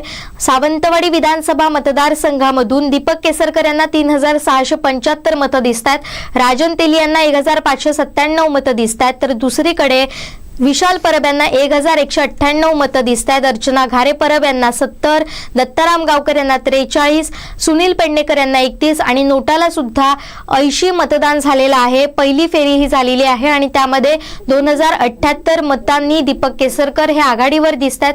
दीपेशजी, मी तुमच्याकडे येते. माझा आवाज तुमच्यापर्यंत जर पोहोचत असेल तर नेमकी काय अपडेट आहे? टपाली मतदानाला कशा पद्धतीनं सुरुवात झालेली आहे? टपाली मतदानाचे काय कल आहेत? निश्चित टपाली मतदान जर बघितलं तर यात दीपक केसरकर आघाडीवर होते. त्यानंतर दुसऱ्या फेरीची जी मतमोजणी आहे ती हाती आलेली आहे आणि या दीपक केसरकर 2078 मतांनी आघाडीवर आहेत. दरम्यान या ठिकाणी वेंगुर्ला तहसील कार्यालयाच्या समोर या ठिकाणी दोन्ही ठिकाणी ज्या ठिकाणी त्या महायुती असेल, महाविकास आघाडी असेल किंवा 2 अपक्ष उमेदवार असतील यांच्यासाठी जी जागा नेमून दिलेली होती त्या जागेवर कार्यकर्ते यायला सुरुवात झालेली आहे. दुसऱ्याही फेरीचे मतमोजणी पूर्ण झालेली आहे. थोड्याच वेळात त्याची जी आकडेवारी आहे ती आपल्या हाती येणार आहे आणि यानंतरच जे दुसऱ्या फेरीत कोण आघाडीवर आहे हे यानंतर समजणार आहे. जुईली. नक्कीच एक महत्वाची अपडेट येते, तुम्ही आमच्याशी असे जोडलेले राहा. महत्वाची अपडेट ती म्हणजे नितेश राणे हे पहिल्या फेरीत 1100 मतांनी आघाडीवर आहेत. तर दुसरीकडे जर आपण विचार केला तर नितेश राणे यांना 3626 मतं पडलेली आहेत आणि संदेश पारकर यांना 2576 मतं पडलेली आहेत. जसं आपण सुरुवातीपासून सांगतोय की इथं बाकीचे उमेदवार असले तरी सुद्धा जी मुख्य लढत होतीये ती 2 उमेदवारांमध्ये होणार आहे. एक म्हणजे महायुतीचे उमेदवार नितेश राणे आणि दुसरे म्हणजे महाविकास आघाडीचे उमेदवार संदेश पारकर यांच्यामध्ये. त्याप्रमाणे जर आता आपण पाहिलं तर नितेश राणे हे 3626 मतांनी मतं पडलेली आहेत आणि संदेश पारकर यांना 2576 मतं पडलेली आहेत. आणि एकूणच जर आपण विचार केला तर पहिल्या फेरीत नितेश राणे हे 1100 मतांनी आघाडीवर असल्याचं पाहायला मिळतंय. मॅडम, आपल्याकडे या संदर्भातले काही अधिक अपडेट आहेत का? नितेश राणे यांना निश्चितच 3626 मतं पडलेली आहेत, तर संदेश पारकर यांना 2575 मतं पडलेली आहेत.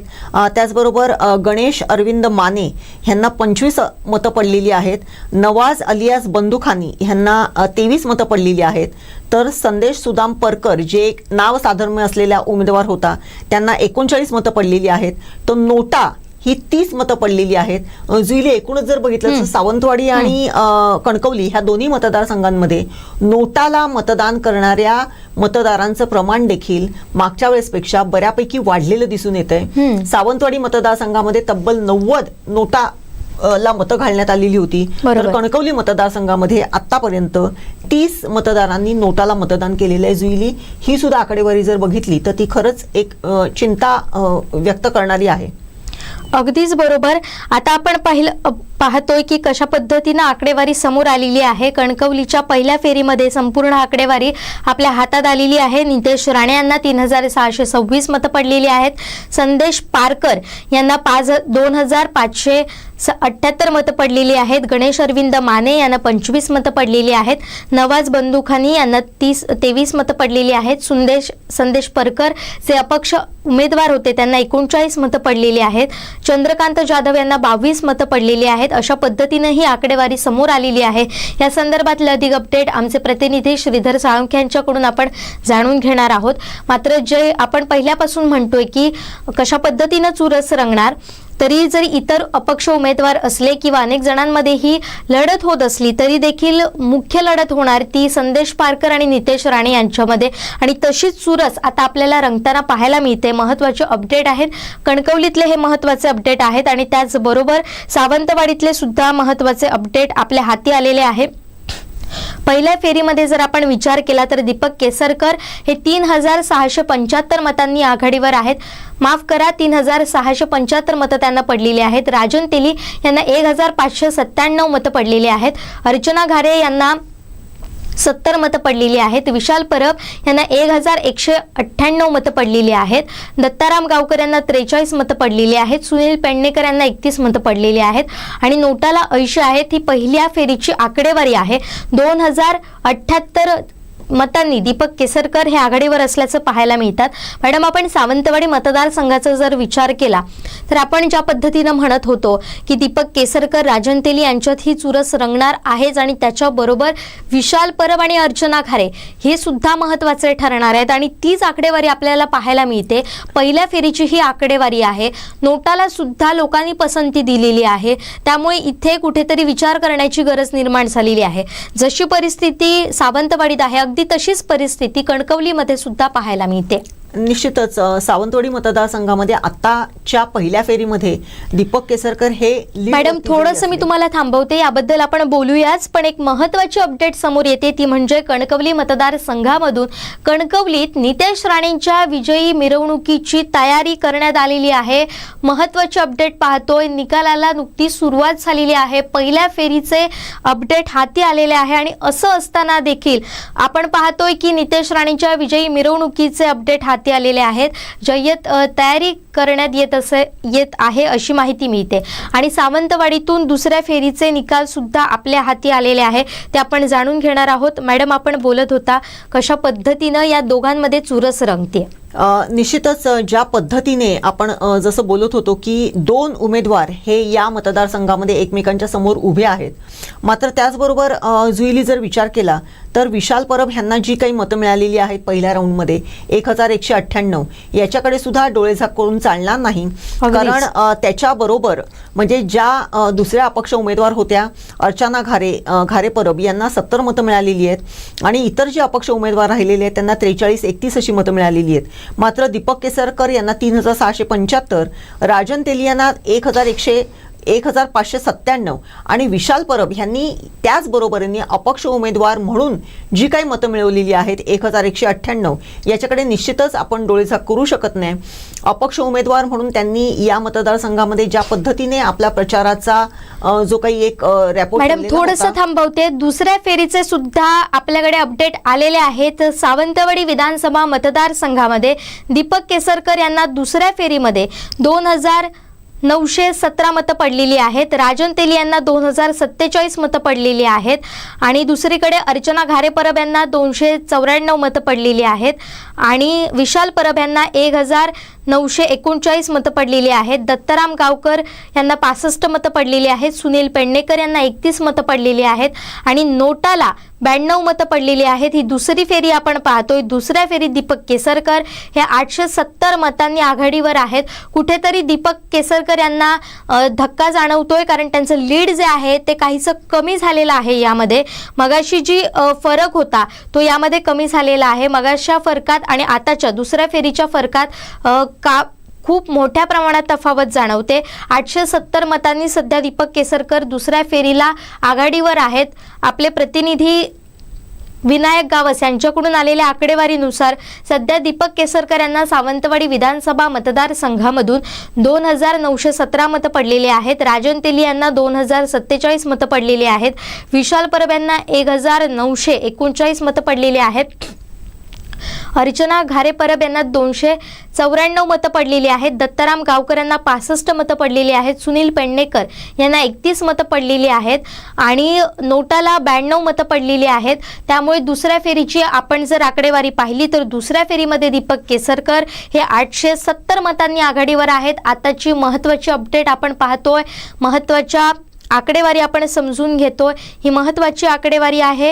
हे जर आपण पाहिलं तर कुठेतरी दीपक केसरकर यांचं लीड कमी होताना दिसतंय. ज्या पद्धतीनं पहिल्यापासून म्हटलं जातंय की चौरंगी लढत होतीये. दीपक केसरकर आणि राजन तेली हे पक्षाचे उमेदवार असले तरी सुद्धा अपक्ष उमेदवार जे आहेत ते महत्त्वाच्या या सगळ्यावर निर्णायक ठरणार आहेत. अपक्षांची मतं सुद्धा निर्णायक ठरत आहेत आणि त्याच पद्धतीनं आपण आता पाहतोय की एकीकडे दीपक केसरकर आणि राजन तेली यांच्यात तर चुरस रंगतेच, पण विशाल परब यांना सुद्धा 1000च्या फरकामध्ये मतं पडत आहेत. त्यामुळे कुठेतरी दीपक केसरकर यांचं लीड जे आहे ते काहीसं कमी झालेलं आहे. 870 मतांनी दीपक केसरकर सध्याच्या घडीला दुसऱ्या फेरीमध्ये आघाडीवर असल्याचं आपल्याला पाहायला मिळतात. आताची महत्त्वाची अपडेट आपण पाहतोय, मोठी अपडेट आपण पाहतोय. मॅडम तुमच्याकडे काही आकडेवारी आलेली आहे का? निश्चितच सावंतवाडी विधानसभा मतदारसंघाची जी काही दुसऱ्या फेरीतली आकडेवारी आहे ती दीपक केसरकर यांना 2917 मतं पडलेली आहेत. राजन तेली यांना 2047 मतं पडलेली आहेत. विशाल परब यांना पुन्हा एकदा 1939 मतं पडलेली आहेत. तर अर्चना घारे परब जे अपक्ष उमेदवार आहेत त्यांना 294 मतं पडलेली आहेत. एकूणच जर बघितलं तर मगासपासून पहिल्या फेरीत देखील दीपक केसरकर हे जरी आघाडीवरती असले तरी दुसऱ्या फेरीमध्ये त्यांचं जे लीड आहे ते थोडंसं कुठेतरी कमी झालेलं आहे. मात्र पुन्हा एकदा दुसऱ्या फेरीत देखील विशाल परब यांनी जी काही मतं मिळवलेली आहेत ती 1939 मतं मिळवलेली आहेत आणि त्याच्या अगेन्स्ट राजन तेली यांना 2047 मतं मिळालेली आहेत. त्यामुळे कुठेतरी एक 800-900च्या फरकाने दीपक केसरकर हे पुढे आहेत. आत्ता निश्चितच अजून पुढच्या जवळजवळ 18 ते 19 फेऱ्या शिल्लक आहेत आणि त्याच्यामध्ये कसा कल या मतदारसंघातून ह्या चारही उमेदवारांना मिळतोय हे निश्चितच आपण बघणार आहोत. परंतु आत्ता तरी दीपक केसरकर हे जवळजवळ 800 मतांनी पुढे आहेत. मगाच्या पहिल्या फेरीतलं त्यांचं लीड जरी कमी झालेलं असलं तरी आत्ताच्या घडीला दीपक केसरकर हे सावंतवाडी मतदारसंघामधून लिडिंगवरती आहेत आणि त्यांच्याकडे जे काय आहे ते मताधिक्य आता तरी दुसऱ्या फेरीला मिळालेलं आहे. जुईली, अगदीच आपण राज्यातले सुद्धा काही निकाल पाहूयात. पहिल्या फेरीमध्ये आदित्य ठाकरे जे परळीमधून लढत आहेत ते सध्या 4000 मतांनी आघाडीवर आहेत. आताची मोठी अपडेट आपण पाहतोय.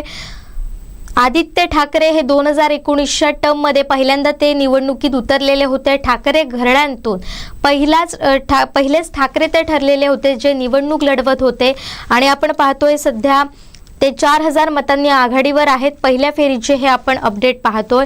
आणि सुद्धा आपण जर पाहिलं तर सावंतवाडीचा जर विचार केला तर दीपक केसरकर हे सध्या आघाडीवर आहेत. कुडाळ मालवणमध्ये महायुतीचे उमेदवार निलेश राणे हे आघाडीवर असल्याचं आपल्याला पाहायला मिळतंय. तर तिथं नितेश राणे हे सुद्धा पहिल्या फेरीमध्ये आघाडीवर होते, मात्र चुरस रंगते त्यांच्यामध्ये. ती अर्थातच नितेश राणे आणि संदेश पारकर यांच्यात ही चुरस रंगताना आपल्याला पाहायला मिळते. आपण ही संपूर्ण अपडेट पाहतोय. आणि मुक्ताईनगरचा जर विचार केला तर रोहिणी खडसे या दुसऱ्या फेरीमध्ये पिछाडीवर आहेत. विक्रोळीत जर आपण विचार केला तर सुनील राऊत हे आघाडीवर आहेत. संजय राऊत यांचे ते बंधू आहेत. आणि हे आपण राज्यभरातले सुद्धा एकीकडे अपडेट पाहणार आहोत. जर विचार केला जुईली, मागच्या वेळेस देखील जे भागीरथ दादा भालके हे जे अगदी क्षुल्लक मतांनी त्यांचा पराभव झालेला होता. यावेळेस देखील समाधान दादा अवताडे आणि भारतदादा भालके यांच्यामध्ये लढत होती. भारतदादा भालके हे काँग्रेसच्या तिकिटीवरती लढत होते, तर समाधान अवताडे हे भाजपच्या तिकिटीवरती कमळ चिन्हावरती लढत आहेत. आत्ताच्या घडीला पंढरपूरमधून देखील समाधान अवताडे हे आघाडीवरती आहेत असं आपल्याला दिसून येतंय. आणि तिथे संजय शिरसाट हे जे आहेत हे संभाजीनगरमधून पिछाडीवरती आहेत. थोडंसं थांबवते मॅडम. एक महत्त्वाची अपडेट येते ती म्हणजे कणकवली मतदारसंघातून कणकवलीमध्ये दुसऱ्या फेरी अखेर नितेश राणे हे 4393 मतांनी आघाडीवर आहेत. आताची महत्त्वाची ब्रेकिंग आपण पाहतोय, मोठी ब्रेकिंग आपण पाहतोय. दुसऱ्या फेरीमध्ये 4393 मतांनी नितेश राणे हे आघाडीवर असल्याचं आपल्याला पाहायला मिळतंय. तर आपण दुसऱ्या फेरीचा जर सावंतवाडीचा विचार केला तर केसरकर हे 2948 मतांनी लीडवर असल्याचं समजतंय. आताची आपण अपडेट पाहतोय, महत्त्वाचे अपडेट पाहतोय ते म्हणजे कणकवलीतून दुसऱ्या फेरी अखेर 4393 मतांनी नितेश राणे आघाडीवर आहेत. आताची मोठी ब्रेकिंग. आणि सावंतवाडीमधून दुसऱ्या फेरी अखेर दीपक केसरकर ह्यांना 2948 मतांचं लीड मिळालेलं आहे. मात्र दुसऱ्या फेरीत जर आपण विचार केला तर दीपक केसरकर ह्यांचं लीड हे काहीसं कमी झालेलं आहे. विशाल परब यांना बऱ्यापैकी मतं मिळतात, राजन तेली त्यांची मतं खातात. त्यामुळे आता जर आपण विचार केला तर सध्या 2948 मतांनी दीपक केसरकर आघाडीवर आहेत. सावंतवाडीमध्ये चौरंगी लढत होते, त्यामध्ये दीपक केसरकर आणि राजन तेली यांच्यात थेट लढत होते. मात्र अपक्ष उमेदवार जे तुल्यबळ आहेत, एकीकडे अर्चना खारे आणि दुसरीकडे विशाल परब, तर हे सुद्धा महत्त्वाचे ठरतात. ते सुद्धा दीपक केसरकर यांची मतं खातात. अशीच काहीशी परिस्थिती सध्या सावंतवाडीमध्ये आहे. तर दुसरीकडे आपण विचार केला तर दुसऱ्या फेरी अखेर 4393 मतांनी नितेश राणे हे आघाडीवर असल्याचं समजतंय. आणि दुसरीकडे राज्याचा विचार केला तर अबू आझमी हे आघाडीवर असल्याचं आपल्याला आता पाहायला मिळतंय. मॅडम, आपल्याकडे या संदर्भातले काही अधिक अपडेट आहेत का? निश्चितच आत्ता जर बघितलं रत्नागिरीमध्ये सुद्धा मतमोजणीला सुरुवात झालेली आहे. आणि त्याच्यामध्ये जर बघितलं तर उदय सामंत हे तिथे आघाडीवरती आहेत सध्याला. जे काही उदय सामंत हे जवळजवळ त्यांना पहिल्या फेरीमध्ये 3701 मतं मिळालेली आहेत. तर त्यांचे प्रतिस्पर्धी बाळा माने यांना 1568 मतं मिळालेली आहेत. इतर जे आहेत अपक्ष त्यांना अत्यंत किरकोळ 15, 50, 11, 5, 8 अशा पद्धतीची मतं मिळालेली आहेत. त्यामुळे रत्नागिरी विधानसभा मतदारसंघातून आत्ता तरी शिवसेना शिंदे सेनेचे उदय सामंत हे आघाडीवरती आहेत. जुईली, एक महत्त्वाची अपडेट, कसब्यातून रवींद्र धंगेकर हे आघाडीवर असल्याचं आपल्याला पाहायला मिळत आहे. गेल्या खासदारकीच्या निवडणुकीमध्ये त्यांचा पराभव झाला होता. मात्र जी पोटनिवडणूक झालेली होती त्यामध्ये त्यांचा विजय झालेला होता, आमदारकी त्यांना मिळालेली होती. मात्र जर आता आपण पाहिलं तर पुन्हा एकदा रवींद्र धंगेकर हे आघाडीवर आल्याचं आपल्याला पाहायला मिळतंय. कणकवलीचे अपडेट आलेले आहेत दुसऱ्या फेरीमधून. आपण संपूर्ण आकडेवारी पाहूया. कणकवलीमध्ये दुसऱ्या फेरी अखेर नितेश राणे हे आघाडीवर होते. आता जर आपण मतांची आकडेवारी पाहिली तर ती कशी आहे ती समजून घेऊयात. नितेश राणे यांना 5296 मतं ही दुसऱ्या फेरी अखेर पडलेली आहेत. दुसरीकडे संदेश पारकर यांना 1951 मतं पडलेली आहेत. दुसरीकडे बंदे नवाज खानी हे जे पहिल्यापासून चर्चेत होते ते सुद्धा त्यांना 11 मतं पडलेली आहेत. दुसरीकडे संदेश परकर हे अपक्ष उमेदवार आहेत, त्यांना 35 मतं पडलेली आहेत. चंद्रकांत जाधव यांना 32 मतं पडलेली आहेत. गणेश माने त्यांना 25 मतं पडलेली आहेत आणि नोटाला 30 मतं पडलेली आहेत. अशा प्रकारे दुसऱ्या फेरी अखेर 4993 मतांनी नितेश राणे आघाडीवर असल्याचं आपल्याला पाहायला मिळतंय. आताची महत्त्वाची अपडेट कणकवली विधानसभा मतदारसंघातून आमचे दर्शक कुडाळ मालवण विषयी विचारतायत. कुडाळ मालवणमध्ये काय घडतंय हे विचारतायत.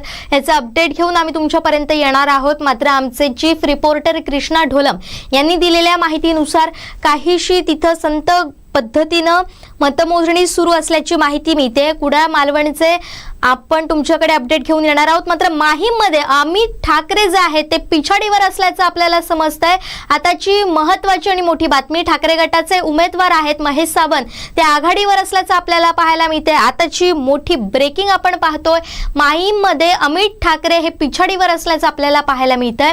मॅडम, आपण पाहिलं की ठाकरे गटाचे उमेदवार जे आहेत महेश सावंत ते आघाडीवर आहेत.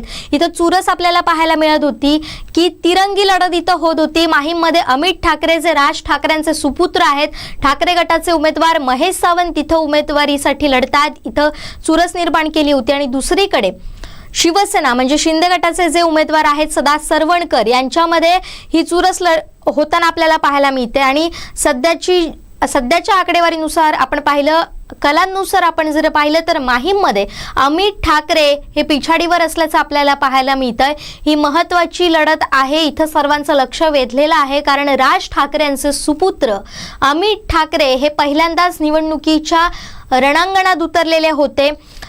जर ठाकरे घराण्याचा आपण विचार केला तर आदित्य ठाकरे हे पहिले ठाकरे घराण्यातले निवडणूक लढवणारे ठाकरे ठरले होते. त्यांच्या पाठोपाठ आता अमित ठाकरे सुद्धा निवडणुकीच्या रणांगणात उतरल्याचं आपल्याला पाहायला मिळत आहे. आणि आता अमित ठाकरे हे पिछाडीवर असल्याचं समजतंय. आपण पाहिलं तर कणकवलीची सुद्धा आकडेवारी आलेली आहे. दुसऱ्या फेरी अखेर नितेश राणे हे 4393 मतांनी आघाडीवर असल्याचं आपल्याला समजतंय. तर दुसरीकडे संदेश पारकर हे 1951 मतांनी मतं त्यांना पडलेली आहेत. त्यामुळे मोठा फरक इथं आपल्याला पाहायला मिळतोय नितेश राणे आणि संदेश पारकर यांच्या आकडेवारीमध्ये किंवा यांच्या मताधिक्यामध्ये तफावत मोठी जाणवते आपल्याला. दुसऱ्या फेरी अखेर 4393 मतांनी नितेश राणे यांची आघाडी आपल्याला पाहायला मिळते. दुसरीकडे अरविंद माने हे 25 त्यांना मतं पडलेली आहे. अशा पद्धतीनं ही आपण आकडेवारी पाहतोय. आता आपण पाहिलं तर कुडाळ मालवणमधून महत्त्वाचे अपडेट येत आहेत. आताची महत्त्वाची ब्रेकिंग आहे ती म्हणजे दुसऱ्या फेरीचे सुद्धा अपडेट आपल्या हाती येतात. दुसऱ्या फेरीत नेमकं काय घडलंय हे अगदी काही वेळातच आपण समजून घेणार आहोत. तिथं कशा पद्धतीनं मतांची रस्सीखेच सुरू आहे ते आपण पाहणार आहोत. निलेश राणे की वैभव नाईक ही चुरस तिथं रंगलेली आहे आणि त्यामुळे तिथं काय घडतंय हे सुद्धा आपल्याला पाहायचं आहे. कुडाळ मालवण विधानसभा मतदारसंघाकडे सगळ्यांचं लक्ष वेधलेलं आहे. मॅडम, आपण आता पाहतोय कणकवलीची आकडेवारी आलेली आहे. दुसरीकडे सावंतवाडीची आकडेवारी आलेली आहे आणि दुसऱ्या फेरी अखेर आता कुडाळ मालवणकडे साऱ्यांचं लक्ष वेधलेलं आहे. इथं काय घडतंय हे पाहणं फार औत्सुक्याचं ठरतंय. मॅडम, निश्चितच कुडाळ मालवण मतदारसंघामधून निलेश राणे आणि वैभव नाईक यांच्यामध्ये ही लढत होते. जसं आपण पहिल्यांदा चर्चा केलेली होती तशी की एक काळी नारायण राणे यांच्यासारख्या दिग्गज उमेदवाराचा पराभव करून वैभव नाईक यांनी आपल्या आमदारकीला इथून सुरुवात केलेली होती आणि आज पुन्हा एकदा ज्यावेळेस वैभव नाईक हे हॅट्रिक साधण्यासाठी या मतदारसंघामधून उभे ठाकलेले आहेत, त्याचबरोबर तिथे पुन्हा एकदा राणे परिवारातले निलेश राणे हे त्यांच्या समोर आहेत आणि निलेश राणे हे वैभव नाईक यांचा पराभव करतात का याच्याकडे संपूर्ण महाराष्ट्राचं लक्ष लागलेलं आहे. ज्या वेळेस नारायण राणे यांचा पराभव करून वैभव नाईक यांनी इथे आपली कारकीर्द सुरू केलेली होती, त्याच ठिकाणी वैभव नाईक यांचा पराभव करून नारायण राणे यांचे सुपुत्र निलेश राणे हे आपल्या आमदारकीच्या कारकिर्दीला इथून सुरुवात करतात का याच्याकडे सगळ्यांचंच लक्ष लागलेलं आहे. आणि जर पहिल्यापासून जर बघितलं म्हणजे इथं भाजपचे निलेश राणे हे यांना इथे तिकीट मिळणार का, ते भाजपच्या तिकिटीवरती इथे लढणार का या मतदारसंघातून, याच्याकडे सगळ्यांचंच लक्ष लागलेलं होतं. मात्र पुन्हा एकदा आघाडीच्या युतीच्या या सगळ्या उमेदवारीच्या वाटपाच्या याच्यामध्ये ही जी हा जो मतदारसंघ जो आहे तो पुन्हा एकदा शिवसेनेला मिळालेला होता आणि शिवसेना शिंदे सेनेला ज्यावेळेस हा मतदारसंघ मिळालेला होता त्यावेळेस अगदी इलेक्शन म्हणजे निवडणुकीच्या वेळेसच निलेश राणे यांचं शिंदे सेनेमध्ये पदार्पण झालेलं होतं. त्यांनी शिंदे सेनेमध्ये प्रवेश घेतलेला होता. मुख्यमंत्री स्वतः या प्रवेशाच्या वेळेस कुडाळ इथे हजर होते, उपस्थित होते. आणि पहिल्यापासूनच जर आपण बघितलं तर निलेश राणे यांचा जे काही प्रचार होता तो घरोघरी गावोगावी अशा पद्धतीने सुरू होता. निलेश राणे यांना उमेदवारी मिळाल्यानंतर मालवण कुडाळ मतदारसंघातले जे कार्यकर्ते की जे गेले काही महिने शांत होते ते पुन्हा एकदा त्यांना चालना मिळालेली होती. आणि एकूणच जर बघितलं तर आगामी जिल्हा परिषदेच्या निवडणुका, पंचायत समितीच्या निवडणुका, नगरपालिकांच्या निवडणुका या गृहीत धरता या मतदारसंघामधून दोन्ही पक्षाच्या कार्यकर्त्यांनी, दोन्ही पक्षाच्या इच्छुकांनी, जिल्हा परिषद, पंचायत समिती, नगरपंचायत, नगरपालिकांसाठी इच्छुक असलेल्या उमेदवारांनी अत्यंत जीव तोडून असं काम करायला सुरुवात केलेली होती. शिवसेना विरुद्ध शिवसेना अशी लढत या मतदारसंघामध्ये होती.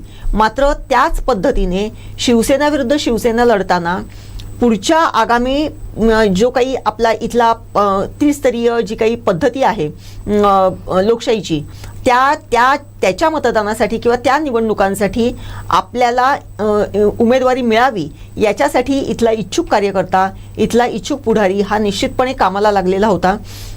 आणि या मतदारसंघामध्ये आपण बघत होतो की वैभव नाईक यांच्या माध्यमातून प्रचाराचा तसाच झंझावात सुरू होता. त्याचप्रमाणे निलेश राणे यांचा देखील प्रचाराचा झंझावात सुरू होता. आपण बघितलं अगदी पार मालवणपासून पूर्ण अगदी माणगाव खोऱ्यापर्यंत ठिकठिकाणी प्रचाराच्या सभा होत होत्या. आणि मॅडम थोडंसं थांबवते, चिपळूणमधून महत्त्वाची अपडेट आलेली आहे. चिपळूण संगमेश्वर विधानसभा मतदारसंघाचे अपडेट हाती आलेले आहेत. प्रशांत यादव यांना 4381 मतं पडलेली आहेत, जे आहेत राष्ट्रवादी शरदचंद्र पवार गटाचे उमेदवार. दुसरीकडे शेखर गोविंदराव निकम यांना 4194 मतं पडलेली आहेत. हे उमेदवार आहेत ते म्हणजे अजित पवार गटाचे उमेदवार. अनघा कांगणे हे अपक्ष आहेत 28. त्यांना प्रशांत भगवान यादव डमी उमेदवार म्हणजे नामसाधर्म्य इथं सुद्धा आपल्याला पाहायला मिळतंय. त्यांना 39 मतं पडलेली आहेत. महेंद्र पवार त्यांना 15 मतं पडलेली आहेत. शेखर गंगाराम निकम यांना 73 मतं पडलेली आहेत आणि नोटाला 88 मतं पडलेली आहेत. अशा प्रकारे प्रशांत यादव हे 465 मतांनी आघाडीवर आहेत. आताची आपण महत्त्वाची अपडेट पाहतोय. राष्ट्रवादी शरद पवार गटाचे उमेदवार आहेत, त्यांना आघाडी मिळालेली आहे प्रशांत यादव यांना 465 मतांची. तर दुसरीकडे तिसऱ्या फेरीचे सुद्धा निकाल हाती आलेले आहेत. मॅडम आपण काय सांगाल, तिसऱ्या फेरीचे अपडेट काय आहेत? आणि मला असं वाटते की केसरकर इथं आघाडीवर आहेत, लीडवर आहेत. निश्चितच तिसऱ्या फेरीमध्ये देखील दीपक केसरकर यांना 3639 मतं पडलेली आहेत. राजन तेली यांना 1703 मतं पडलेली आहेत. तर अपक्ष उमेदवार विशाल परब यांना देखील बऱ्यापैकी म्हणजे 1536 मतं पडलेली आहेत. जुईली हे जर बघितलं एकूणच जर याची जर टोटल जर बघितली तर आतापर्यंत 10,231 मतं दीपक केसरकर यांना पडलेली आहेत. राजन तेली यांना 5,347 मतं पडलेली आहेत. तर विशाल परब यांना 4,673 मतं पडलेली आहेत. एकूणच जर बघितलं तर आता देखील दीपक केसरकर हे या मतदारसंघामध्ये आघाडीवर आहेत. राजन तेली यांना त्यांच्या निम्म्याने जवळजवळ मतं पडलेली आहेत. परंतु त्याचबरोबर अपक्ष उमेदवार विशाल परब यांनी 4673 घेतलेली मतं ही देखील लक्षणीय अशी आहेत जुईली. अगदीच बरोबर. या तिघांमध्ये सध्या चुरस रंगताना आपल्याला पाहायला मिळते. वाटत होतं की अर्चना घारे सुद्धा बऱ्यापैकी मतं खातील, पण आत्ताचा जर आपण विचार केला तर इथं केसरकर, तेली आणि विशाल परब यांच्यामध्ये चुरस रंगताना आपल्याला पाहायला मिळते. सावंतवाडी विधानसभेचा जर आपण विचार केला तर दीपक केसरकर 3639 मतं त्यांना तिसऱ्या फेरी अखेर पडलेली आहेत. राजन तेली यांना 1703 मतं पडलेली आहेत. तर दुसरीकडे आपण विचार केला तर अर्चना घारे परब यांना 175 मतं पडलेली आहेत. विशाल परब यांना 1536 मतं पडलेली आहेत. दत्ताराम गावकर यांना 64 मतं पडलेली आहेत. सुनील पेडणेकर यांना 27 मतं पडलेली आहेत. नोटाला 79 मतं पडलेली आहेत. तर तिसऱ्या फेरी अखेरची ही अपडेट आहे. तर आणखीन एक महत्त्वाची अपडेट येते ती म्हणजे कणकवली विधानसभा मतदारसंघातून तिसऱ्या फेरी अखेर नितेश राणे हे 5889 मतांनी आघाडीवर असल्याचं आपल्याला पाहायला मिळतंय. तिसऱ्या फेरी अखेर नितेश राणे हे 5889 मतांनी आघाडीवर आहेत. कुडाळ मालवणचे सुद्धा आपल्याला अपडेट जाणून घ्यायचे आहे. तिकडे सुद्धा आपलं लक्ष असेल, मात्र काही कारणानिमित्त आपला संपर्क होऊ शकत नाही आमचे चीफ रिपोर्टर कृष्णा ढोलम यांच्याशी. अगदी काही वेळातच आम्ही त्यांच्याशी कनेक्ट होऊ आणि तुमच्याकडे हे अपडेट पोहोचू. कणकवलीचे आपण अपडेट पाहतोय. कणकवलीच्या तिसऱ्या फेरीमध्ये जर आपण विचार केला तर नितेश राणे यांना 3758 मतं पडलेली आहेत. संदेश पारकर यांना 2262 मतं पडलेली आहेत. चंद्रकांत जाधव यांना 26 मतं पडलेली आहेत. गणेश माने अपक्ष उमेदवार यांना 43 मतं पडलेली आहेत. बंदे नवाज खानी यांना 26 मतं पडलेली आहेत आणि संदेश परकर यांना 36 मतं पडलेली आहेत. तर नोटाला 29 मतं पडलेली आहेत. तर तिसऱ्या फेरी अखेर 5889 मतांनी नितेश राणे हे आघाडीवर आहेत. मोठं लीड घेत आहेत नितेश राणे. अगदी पहिल्या फेरी अखेर पासूनच यामध्ये आपल्याला मोठी लीड आपल्याला दिसून येते.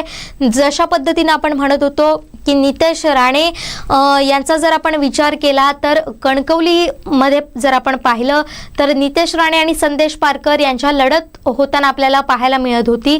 आणि जर आपण याचा विचार केला तर नितेश राणे आणि संदेश पारकर यांच्यात टफ फाईट होत असताना आपण विचार केला तर नितेश राणेच हे आघाडीवर असल्याचं आपल्याला पाहायला मिळत होते. नितेश राणेंना ही लढत काहीशी सोपी असल्याचं पहिल्यापासून दावा केला जात होता आणि तशीच आकडेवारी आपल्याला आता सुद्धा पाहायला मिळते.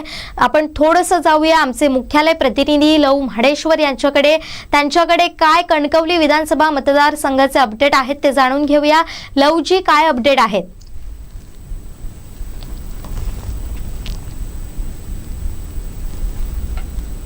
लवजी, माझा आवाज तुमच्यापर्यंत पोहोचतोय का? हा, पोहोचतोय. काय अपडेट आहेत मला येतोय कणकवली ना? मतदारसंघाचे? नितेश राणे आघाडीवर असल्याचं पाहायला मिळतंय. 3 फेऱ्या झालेल्या आहेत. कशी चुरस रंगतीये? 3 फेऱ्या झालेल्या आहेत. तिसऱ्या फेरी अंती नितेश राणे 5889 मतांनी आघाडीवर आहेत. 5889 मतांनी नितेश राणे आघाडीवर आहेत आणि कार्यकर्त्यांमध्ये मोठा उत्साह दिसतोय. कार्यकर्ते आता हळूहळू जमायला सुरू झालेले आहेत आणि आता आपण तिथेच चाललोय ज्या ठिकाणी नितेश राणेंचे कार्यकर्ते आहेत त्या ठिकाणी आपण चाललोय. आपल्यासोबत सुरुवातीला जे देवगडचे मंडल प्रमुख आहेत हे आपल्यासोबत आहेत. देवगडची सगळी कार्यकर्ते आहेत.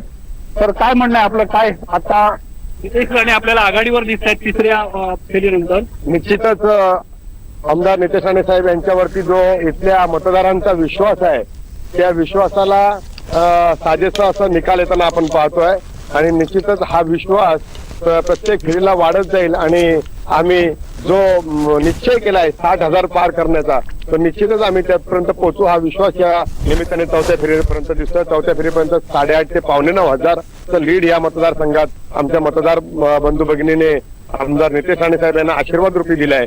त्यामुळे खरोखरच मी मतदारांचं मनापासून इथं आभार मानतो. धन्यवाद. ठीक आहे. तर आपण बघितलं की कार्यकर्त्यांमध्ये उत्साह आहे. कार्यकर्त्यांचं म्हणणं आहे की 60 ते 65 हजार मतं एवढं मोठं लीड घेऊन नितेश राणे हे निवडून येतील असं म्हणणं आहे. इथे माडेश्वरजी मी तुम्हाला थोडंसं थांबवते. महत्वाची अपडेट येते कुडाळ मालवण मधून. कुडाळमध्ये पहिल्या फेरी अखेर निलेश राणे हे 3297 मतांनी त्यांना 3297 मतं पडलेली आहेत, तर वैभव नाईक यांना 3083 मतं पडलेली आहेत. तर पहिल्या फेरी अखेरचा जर विचार केला तर निलेश राणे तिथे आघाडीवर आहेत. मगाशी जी आपण आकडेवारी पाहिली होती ती टपाल मतदानाची आकडेवारी होती आणि त्यामध्ये निलेश राणे आघाडीवर होते. आता सुद्धा पहिल्या फेरी अखेर निलेश राणे हे आघाडीवर आहेत. आमचे प्रतिनिधी चीफ रिपोर्टर कृष्णा ढोलाम यांच्याकडून जी माहिती मिळते त्यानुसार अधिकृत आकडेवारी ही आहे. काहीशी स्लो पद्धतीनं काहीशी संथ गतीनं इथं मतमोजणी होत असल्याची माहिती त्यांच्याकडून आपल्याला मिळते. त्यामुळे अजूनही 2 फेऱ्या झालेल्या आहेत, त्यानंतर सुद्धा म्हणजे तिसरी फेरी सुद्धा झालेली आहे आणि ही अधिकृत आकडेवारी त्यांनी आपल्याला दिलेली आहे. आणि जर आपण पाहिलं तर पहिल्या फेरी अखेर सध्या निलेश राणे हे काहीसे आघाडीवर असल्याचं आपल्याला पाहायला मिळतं.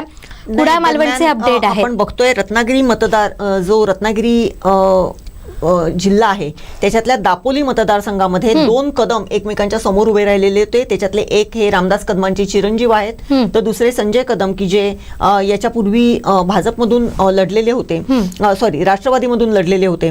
यावेळेस त्या चौथ्या फेरी अखेर दापोली मतदारसंघामध्ये शिवसेनेच्या योगेश कदम यांना 14,180 मतं पडलेली आहेत, तर उबाठा गटाचे संजय कदम यांना 11,521 मतं पडलेली आहेत. दापोलीमध्ये 5व्या फेरी अखेर योगेश कदम हे 2,659 मतांनी आघाडीवरती आहेत. त्याचबरोबर गुहागर मतदारसंघ जो आहे की जो नेहमी चर्चेला गेलेला होता, भास्कर जाधव हे गुहागर मतदारसंघाचं प्रतिनिधित्व करत होते, तिथल्या दुसऱ्या फेरीमध्ये जर बघितलं तर भास्कर जाधव जे महाविकास आघाडीचे आहे, शिवसेनेचे आहेत, त्यांना 9,415 मतं मिळालेली होती दुसऱ्या फेरी अखेर. तर महायुतीचे राजेश बेंडल यांना 3,886 मतं पडलेली आहेत. एकूणच जर बघितलं तर महाविकास आघाडीचे भास्कर जाधव हे 5,529 मतांनी आघाडीवरती आपल्याला गुहागर मतदारसंघातून दिसून येत आहेत. जुईली अगदीच कुडाळ मालवणमध्ये निलेश राणे हे ठाण मांडून आहेत. आणि आता आपण जातोय आमचे दैनिक कोकणसातचे संपादक संदीप देसाई यांच्याकडे. थेट जाऊया. तांत्रिक कारणामुळे त्यांच्याशी आपला संपर्क होऊ शकत नाहीये, मात्र पुन्हा एकदा आपण त्यांच्याकडे जाणार आहोत आणि अधिक माहिती जाणून घेणार आहोत. आता आपण थोडासा चिपळूणचा कल पाहिला, त्यानंतर दापोली मतदारसंघाचा कल पाहिला, गुहागरचा मत पाहिला. पुन्हा एकदा मी तुम्हाला ही आकडेवारी सांगते. दापोली मतदारसंघात चौथ्या फेरी अखेर शिवसेनेचे योगेश कदम जे शिंदे गटाचे उमेदवार आहेत त्यांना 14,180 मतं पडलेली आहेत. ठाकरे गटाचे उमेदवार आहेत संजय कदम यांना 11,521 मतं पडलेली आहेत. दुसरीकडे मनसेचे उमेदवार यांना 1,044 मतं पडलेली आहेत आणि चौथ्या फेरी अखेर योगेश कदम हे 2,659 मतांनी आघाडीवर असल्याचं आपल्याला पाहायला मिळतंय. दुसरीकडे गुहागर मतदारसंघामध्ये दुसऱ्या फेरी अखेर प्रमोद गांधी जे मनसेचे उमेदवार आहेत 339, त्यांच्यासाठी राज ठाकरेंची सुद्धा सभा झालेली होती, त्यांना 339 मतं पडलेली आहेत. भास्कर जाधव हे महाविकास आघाडीचे उमेदवार आहेत, ठाकरे गटाचे उमेदवार आहेत, त्यांना 9,415 मतं पडलेली आहेत. राजेश बेंडल जे महायुतीचे उमेदवार आहेत त्यांना 3,886 मतं पडलेली आहेत. प्रमोद आमरे रासपचे त्यांना 85 मतं पडली आहेत. संदीप फडकले अपक्ष त्यांना 48 मतं पडलेली आहेत. मोहन पवार अपक्ष यांना 59 मतं पडलेली आहेत. सुनील जाधव यांना अपक्ष आहेत, त्यांना 137 मतं पडलेली आहेत. अशा प्रकारे दुसऱ्या फेरी अखेर भास्कर जाधव हे 5,529 मतांनी आघाडीवर आहेत. मॅडम तुमच्याकडे अधिक अपडेट आहे का? रत्नागिरी जो मतदारसंघ आहे की जिकडे उदय सामंत हे आपले नशीब अजमावत आहेत, त्या मतदारसंघात देखील उदय सामंत हे आता आघाडीवरती आहेत. उदय सामंत यांना तिसऱ्या फेरी अखेर एकूण मतं तिसऱ्या फेरीला मतं जी मिळालेली आहेत ती 4,715 मतं मिळालेली आहेत. तर बाळा माने यांना 2,587 मतं मिळालेली आहेत. एकूण जर मतांची जर आकडेवारी जर बघितली तर तिसऱ्या फेरी अखेर उदय सामंत यांना 12,757 मतं मिळालेली आहेत, तर बाळा माने यांना 6,674 मतं मिळालेली आहेत. एकूणच रत्नागिरी मतदारसंघ हा देखील चर्चेत राहिलेला होता. इथे बाळा माने यांच्या उमेदवारीवरून एक वेगळं राजकारण तिथे तापलेलं होतं. शिवसेना शिंदे गटाचे उदय सामंत यांना ज्यावेळेस तिकडे उमेदवारी जाहीर करण्यात आलेली होती, किंबहुना ते साहजिक होतं, उदय सामंत यांनाच तिकडे उमेदवारी मिळणार हे ठरलेलंच होतं.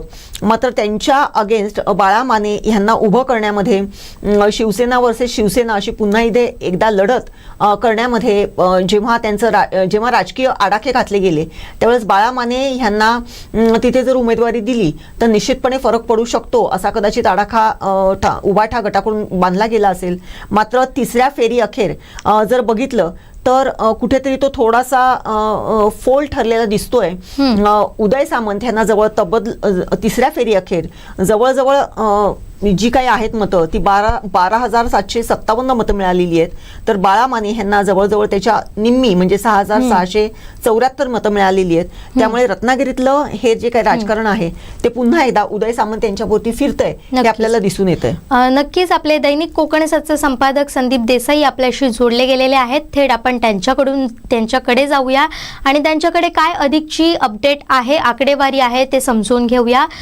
देसाईजी, जर आपण पाहिलं तर मोठ्या प्रमाणात चुरस रंगताना आपल्याला पाहायला मिळते. आपण प्रत्येक मतदारसंघाचा आढावा घेतोय. एकीकडे कणकवलीमध्ये नितेश राणे आघाडीवर आहेत, सावंतवाडीमध्ये दीपक केसरकर आघाडीवर आहेत आणि दुसऱ्या बाजूला जे मातब्बर नेते मंडळी आहेत त्यांची सुद्धा प्रतिष्ठा पणाला लागल्याचं आपल्याला पाहायला मिळते. तुमच्याकडे काय अपडेट आहेत अधिकची? जुली, आता 3 फेऱ्या ज्या सावंतवाडी झालेल्या आहेत त्या आतापर्यंत 21,312 मतांचं जी मतमोजणी आहे ती पूर्ण झालेली आहे. त्याच्यामध्ये जवळपास 10,201 मतदान जे आहे ते दीपक केसरकर यांच्या पारड्यात पडलेलं आहे. 2 नंबरला 5,347 मतं घेऊन राजन तेली आहे. 3 नंबरला विशाल परब आहे 6,673. जवळपास 4,500 मतांचं मताधिक्य जे आहे ते केसरकर यांच्याकडे आहे. आणि एकूणच जर आपण ही फाईट बघितली सावंतवाडी विधानसभा मतदारसंघातील तर ही फाईट दीपक केसरकर आणि राजन तेली यांच्या बरोबरच थोडीच विशाल परब यांच्या समवेत सुद्धा होत आहे. अर्चना खारे परब ज्या अपक्ष उमेदवार होत्या त्या अर्चना खारेंना फक्त 539 मतं 21,000 मतांपैकी मिळाली. आणि ही जर परिस्थिती बघितली तर जुली आतापर्यंत जे 20,000 मतमोजणी झाली त्याच्यामध्ये दीपक केसरकरांचं पारडं जड दिसतंय. मात्र फाईट ज्या पद्धतीने आपण म्हणतो की महाविकास आघाडी आणि महायुती यांच्यात, मात्र अपक्ष उमेदवार विशाल त्यांचा जो करिश्मा आहे तो सावंतवाडी विधानसभा मतदारसंघामध्ये दिसून येतोय. कुडाळमध्ये सुद्धा निलेश राणे या ठिकाणी आघाडीवर आहेत आणि निलेश राणे आघाडीवर आहेत. त्यामुळे महायुतीचे तिन्ही उमेदवार जे आहेत ते सध्या तिन्ही भागात आपल्याला आघाडीवर दिसतात. अतिशय तो कशा प्रकारचा बंदोबस्त या ठिकाणी बंदोबस्त ठेवलेला आहे. संदीपजी, मी तुम्हाला थोडंसं थांबवते. एक महत्वाची अपडेट येते. सावंतवाडी विधानसभा मतदारसंघातून चौथ्या फेरीची अपडेट आपण पाहतोय, आकडेवारी पाहतोय. दीपक केसरकर यांना 3,341 मतं पडलेली आहेत. त्यानंतर राजन तेली यांना 2,448 मतं पडलेली आहेत. अर्चना घारे परब यांना 234 मतं पडलेली आहेत. विशाल परब यांना 2,097 मतं पडलेली आहेत. दत्ताराम गावकर यांना 62 मतं पडली आहेत. सुनील पेडणेकर यांना 44 मतं पडली आहेत आणि नोटाला 107 मतं पडलेली आहेत. चौथ्या फेरी अखेरची ही आपण अपडेट पाहतोय. आताच्या घडीची मोठी बातमी, ब्रेकिंग आपण पाहतोय ती म्हणजे सावंतवाडी विधानसभामध्ये दीपक केसरकर हे आघाडीवर असले तरी सुद्धा मोठी चुरस आपल्याला इथं रंगताना पाहायला मिळते. दीपक केसरकर हे चौथ्या फेरी अखेर केवळ 893 मतांनी आघाडीवर असल्याचं आपल्याला पाहायला मिळतंय. त्यांना 893 मतांचं लीड आहे चौथ्या फेरीमध्ये. दीपक केसरकर यांना 3,341 मतं पडली आहेत. राजन तेली यांना 2,448 मतं पडली आहेत. अर्चना घारे परब यांना 234 मतं पडली आहेत. विशाल परब यांना 2,097 मतं पडली आहेत. दत्ताराम गावकर यांना 62 मतं पडली आहेत. सुनील पेडणेकर यांना 44 आणि नोटा 107. चौथ्या फेरी अखेरची ही अपडेट आहेत. पुन्हा एकदा मी तुमच्याकडे येते. ही आपण आकडेवारी पाहतोय, चुरस रंगताना आपल्याला पाहायला मिळते.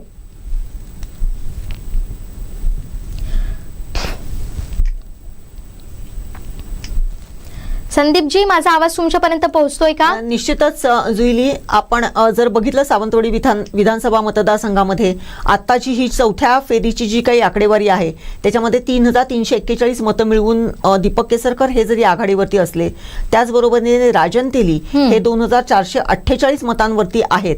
मात्र त्याचबरोबरीने विशाल परब यांनी आपला जो काही मतांचा जो काही जो चढता आलेख जो ठेवलेला आहे तो 2097 एवढा ठेवलेला आहे. चौथ्या फेरीमध्ये सुद्धा त्यांनी 2097 मतं मिळवलेली आहेत. एकूणच जर बघितलं तर दीपक केसरकर, राजन तेली, अर्चना घारे आणि विशाल परब यांच्या अशी चौरंगी असलेल्या या लढतीमध्ये अर्चना ताई घारे ह्या कुठेशा जराशा कुठेतरी पिछाडीवरती गेलेल्या आपण बघतोय. तर दुसरीकडे ज्या पद्धतीने विशाल परब यांनी आपल्या प्रचाराचा झंझावात ठेवलेला होता त्याचं जर बघितलं तर त्याच्या सापेक्ष त्यांना मिळणारी जी मिळत असलेली मतं ही जर बघितली ती देखील त्यांना त्यांच्या प्रचाराला साजेशी अशी मतं आहेत असं या मतांच्या आकडेवारीवरून आत्ता तरी दिसतंय. सगळ्यात महत्त्वाचं म्हणजे आपण बघतोय अमित ठाकरे ज्या मतदारसंघामधून तिथून आपलं नशीब आजमावत आहेत त्या मतदारसंघामध्ये पुन्हा एकदा महेश सावंत, ठाकरे सेनेचे महेश सावंत हे आघाडीवर आहेत आणि अमित ठाकरे हे पिछाडीवरती असताना आपल्याला आपण बघतोय. माहीम मतदारसंघामधून अमित ठाकरे पहिल्यांदाच आपल्या हा उमेदवार म्हणून तिथे उभे राहिलेले होते आणि त्यांना आघाडीचे उमेदवार महेश सावंत यांचं प्रतिस्पर्धी ते होते तिथे. अगदीच आपण यावर येऊयाच, पण सावंतवाडीतील आपण अपडेट पाहूयात. सावंतवाडीमध्ये 5777 मतांनी दीपक केसरकर हे आघाडीवर असल्याचं आपल्याला पाहायला मिळतंय. चौथ्या फेरीची हे आपण अपडेट पाहतोय. सावंतवाडीचा जर निकाल पाहिला तर दीपक केसरकर यांना चौथ्या फेरीत किती मतं पडलीत ती समजून घेऊ. दीपक केसरकर यांना 3341 मतं पडलीत. राजन तेली यांना 2448 मतं पडलीत. अर्चना घारे परब यांना 234 मतं पडलीत. विशाल परब यांना 2097 मतं पडलेली आहेत. दत्ताराम गावकर यांना 62, सुनील पेडणेकर 44, नोटा 107. चौथ्या फेरी अखेरची ही अपडेट आहे. अशा पद्धतीनं चौथ्या फेरी अखेर जर पूर्ण मताधिक्याचा जर विचार केला तर दीपक केसरकर यांना 5777 मतांनी दीपक केसरकर हे आघाडीवर असल्याचं आपल्याला पाहायला मिळतंय. आताची अपडेट आपण पाहतोय. आपण दीपेश परब यांच्याकडे जाऊया. चौथ्या फेरी अखेर दीपेश आपण पाहतोय.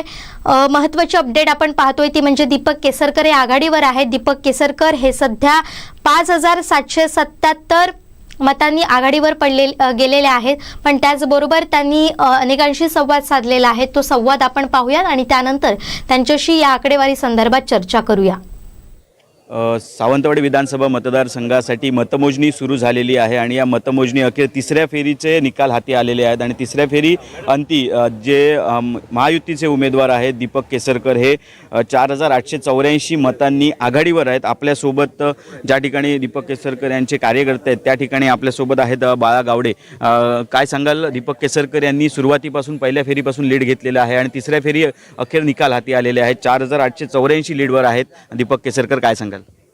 या दिवशी 20 तारीखला मतदान संपलं आणि त्या दिवशी दीपक भाईंच्या ऑफिसमध्ये आपण सगळे जमलेलो होतो आणि त्याचवेळी मी दीपक भाईंना सांगितलं की सिंधुदुर्ग जिल्ह्यात तुम्हाला 1 नंबरचं लीड मिळणार, 40,000च्या अभाव लीड मिळणार. कारण तशी परिस्थिती इथं त्या मतदारांनी दाखवून दिलेली होती आणि 40,000च्या पलीकडच्या लीडने दीपक भाई तुम्ही निवडून येणार. पण काही जणांचं मत होतं असं की 10-15 हजारांनी निवडून येणार. मी त्यांना परत सांगितलं तुम्हाला इकडची पोझिशन माहीत नाही आहे. आपण ग्रामीण भाग जवळपास पूर्ण 75% ग्रामीण भाग थोडक्या दिवसात फिरलो आणि दिसलेलं चित्र मी स्पष्ट केलं. कारण दिसलेलं चित्र स्पष्ट केलं की 40,000च्या पलीकडे हे दीपक केसरकर ह्या मतदारसंघातनं निवडून येणार आहे. निश्चितच आणि आताचंही चित्र तसंच आहे. पहिल्या फेरीपासून दीपक केसरकर यांनी लीड घेतलेला आहे.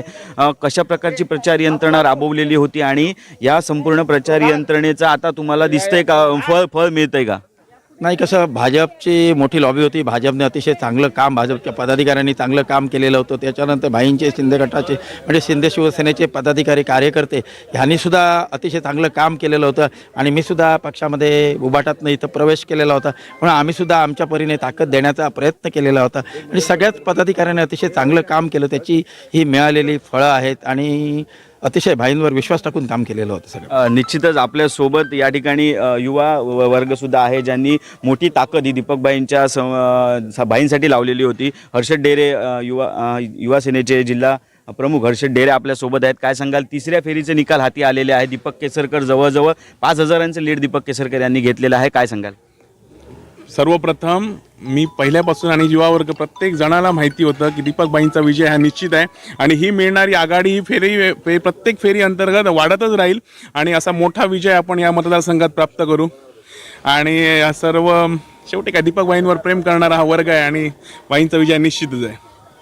निश्चितच या ठिकाणी लीड आपल्याला बघायला मिळते, उत्साह बघायला मिळतोय केसरकर यांच्या कार्यकर्त्यांमध्ये. अजून आता चौथ्या फेरीचे निकाल थोड्याच वेळात हाती येणार आहेत आणि चौथ्या फेरीनंतर पुन्हा समजेल की काय परिस्थिती आहे. आम्ही आपल्याशी जोडलेलेच राहू. कोकणसात लाईव्हसाठी दीपेश परब, सावंतवाडी.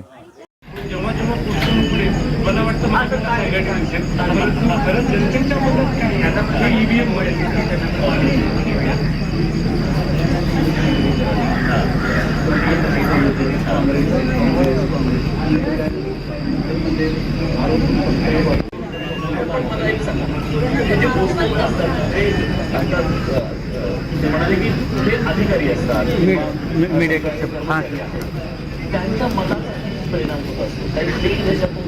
बंदोबस्त प्रॉपर आहे.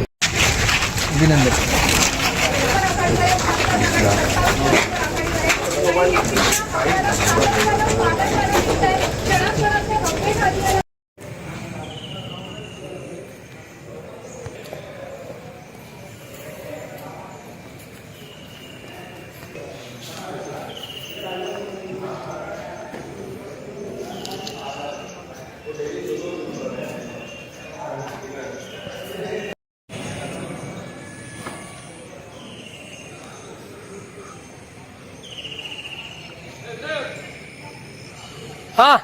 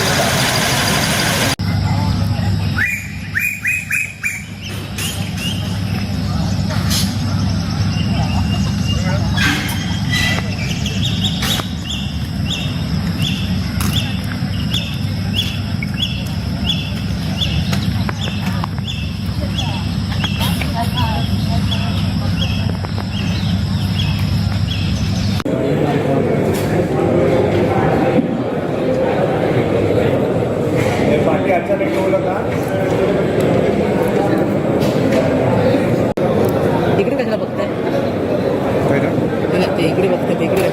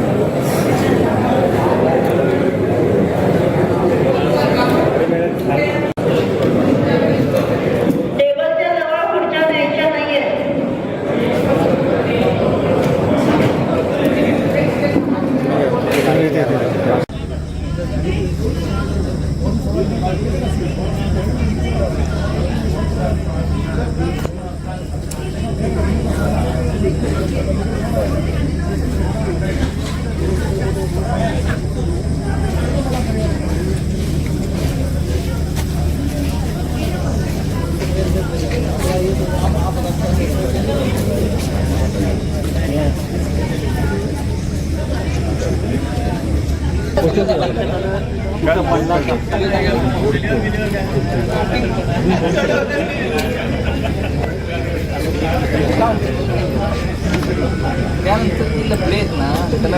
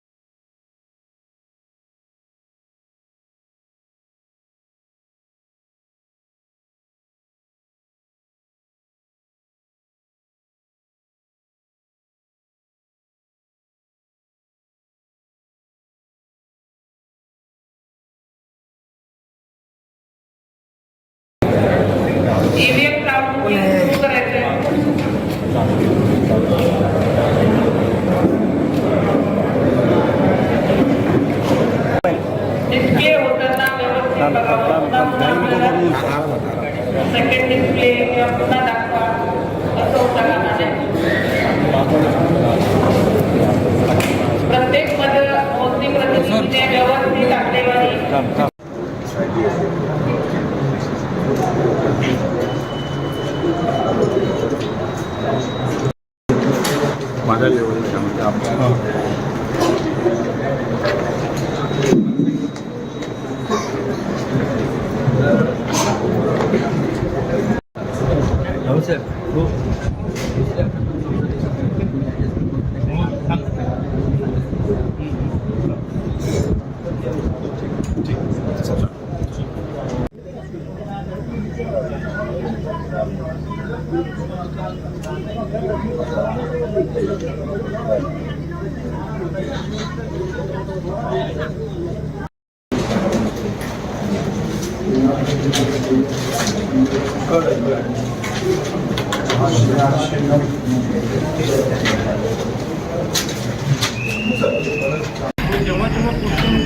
मला वाटतं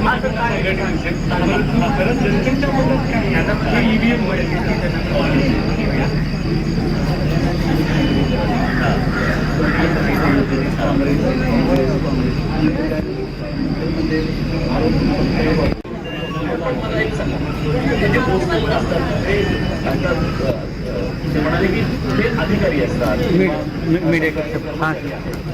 त्यांचा मनाचा परिणाम होत असतो. बंदोबस्त प्रॉपर आहे.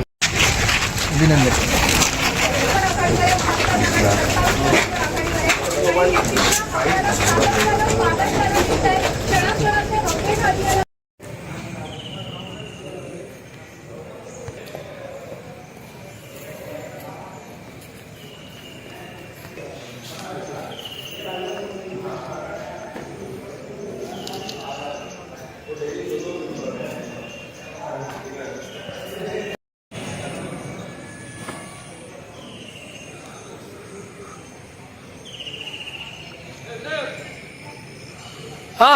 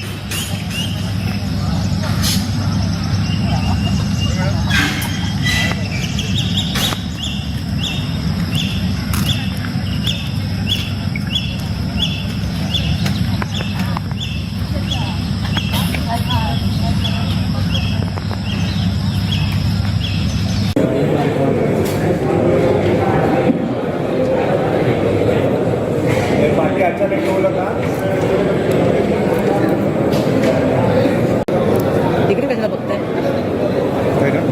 ते इकडे बघताय, ते इकडे कशाला?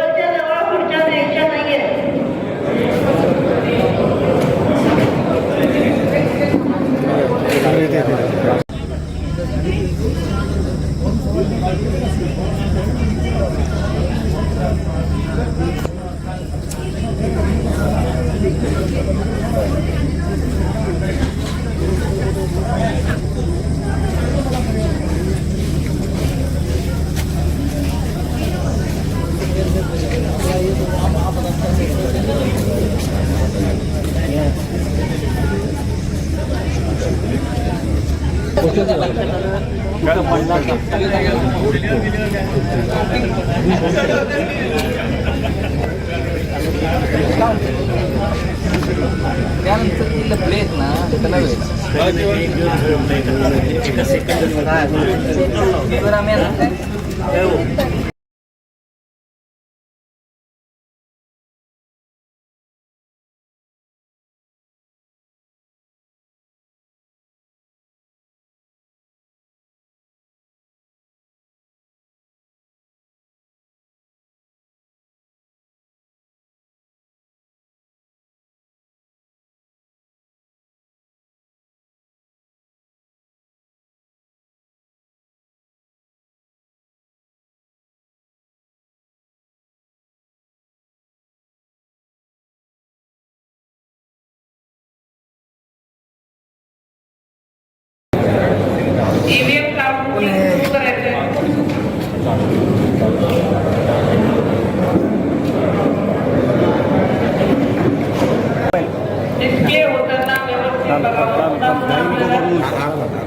सेकंड डिस्प्ले पुन्हा दाखवा असं होतं का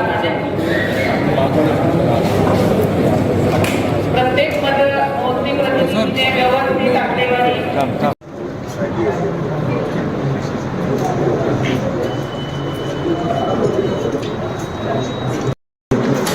माझ्या लेवलच्या म्हणजे आपल्या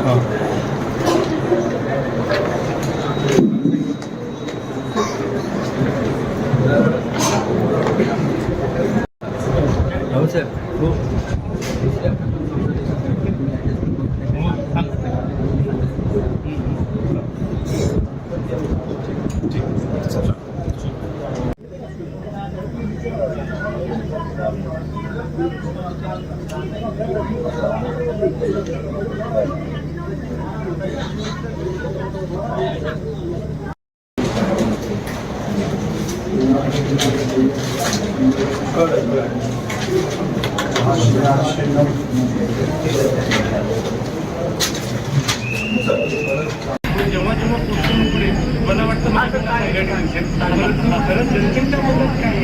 ईव्हीएम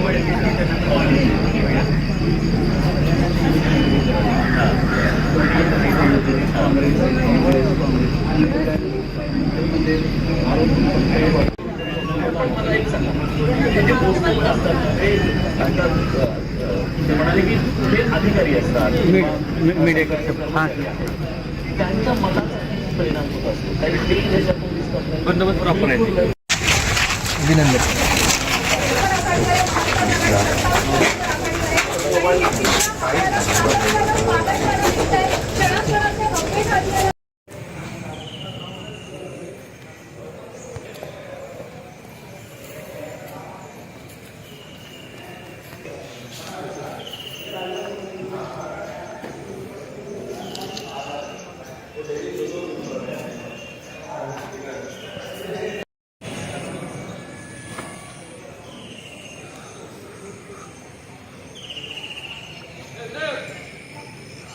हा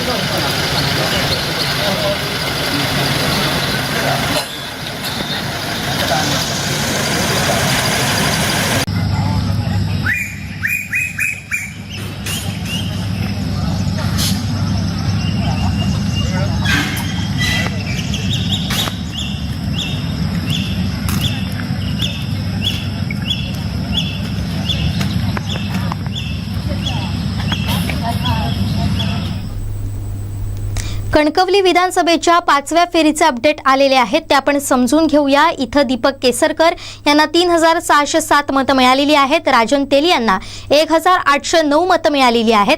अर्चना घारेपरब यांना 238 मतं पडलेली आहेत. विशाल परब यांना 1694 मतं पडली आहेत. दत्ताराम गावकर यांना 52 मतं पडली आहेत.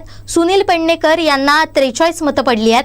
नोटाला 129 मतं पडली आहेत. ही 5वी फेरी आहे आणि 5व्या फेरीनंतर जर आपण विचार केला तर 7575 ची दीपक केसरकर यांना आघाडी आहे. आताची अपडेट आपण पाहतोय सावंतवाडी विधानसभा मतदारसंघाची. दुसरीकडे कणकवली विधानसभा मतदारसंघाचे सुद्धा अपडेट आलेले आहेत. 5व्या फेरीचे निकाल आलेले आहेत. ते म्हणजे नितेश राणे यांना 5350 मतं पडलेली आहेत. संदेश पारकर यांना 1924 मतं पडलेली आहेत. गणेश अरविंद माने 53, नवाज खानी 25, संदेश परकर 32, नोटा 67. त्याचबरोबर चंद्रकांत जाधव यांना 22 मतं पडलेली आहेत. आणि एकूण फेरीचा जर विचार केला तर या 5व्या फेरीमध्ये 7453 मतं झालेली आहे. आता आपण पाहूयात 5व्या फेरी अखेर एकूण किती मतदान या उमेदवारांना मिळालेलं आहे त्याबद्दल थोडंसं जाणून घेऊया. तर नितेश राणे यांना सर्वाधिक 22,178 मतं पडलेली आहेत. त्या खालोखाल आहेत ते म्हणजे संदेश पारकर 10,291, म्हणजे दोघांचा जर आपण विचार केला तर दुप्पट मतं नितेश राणेंना आता यावेळी आपल्याला पाहायला मिळत आहेत.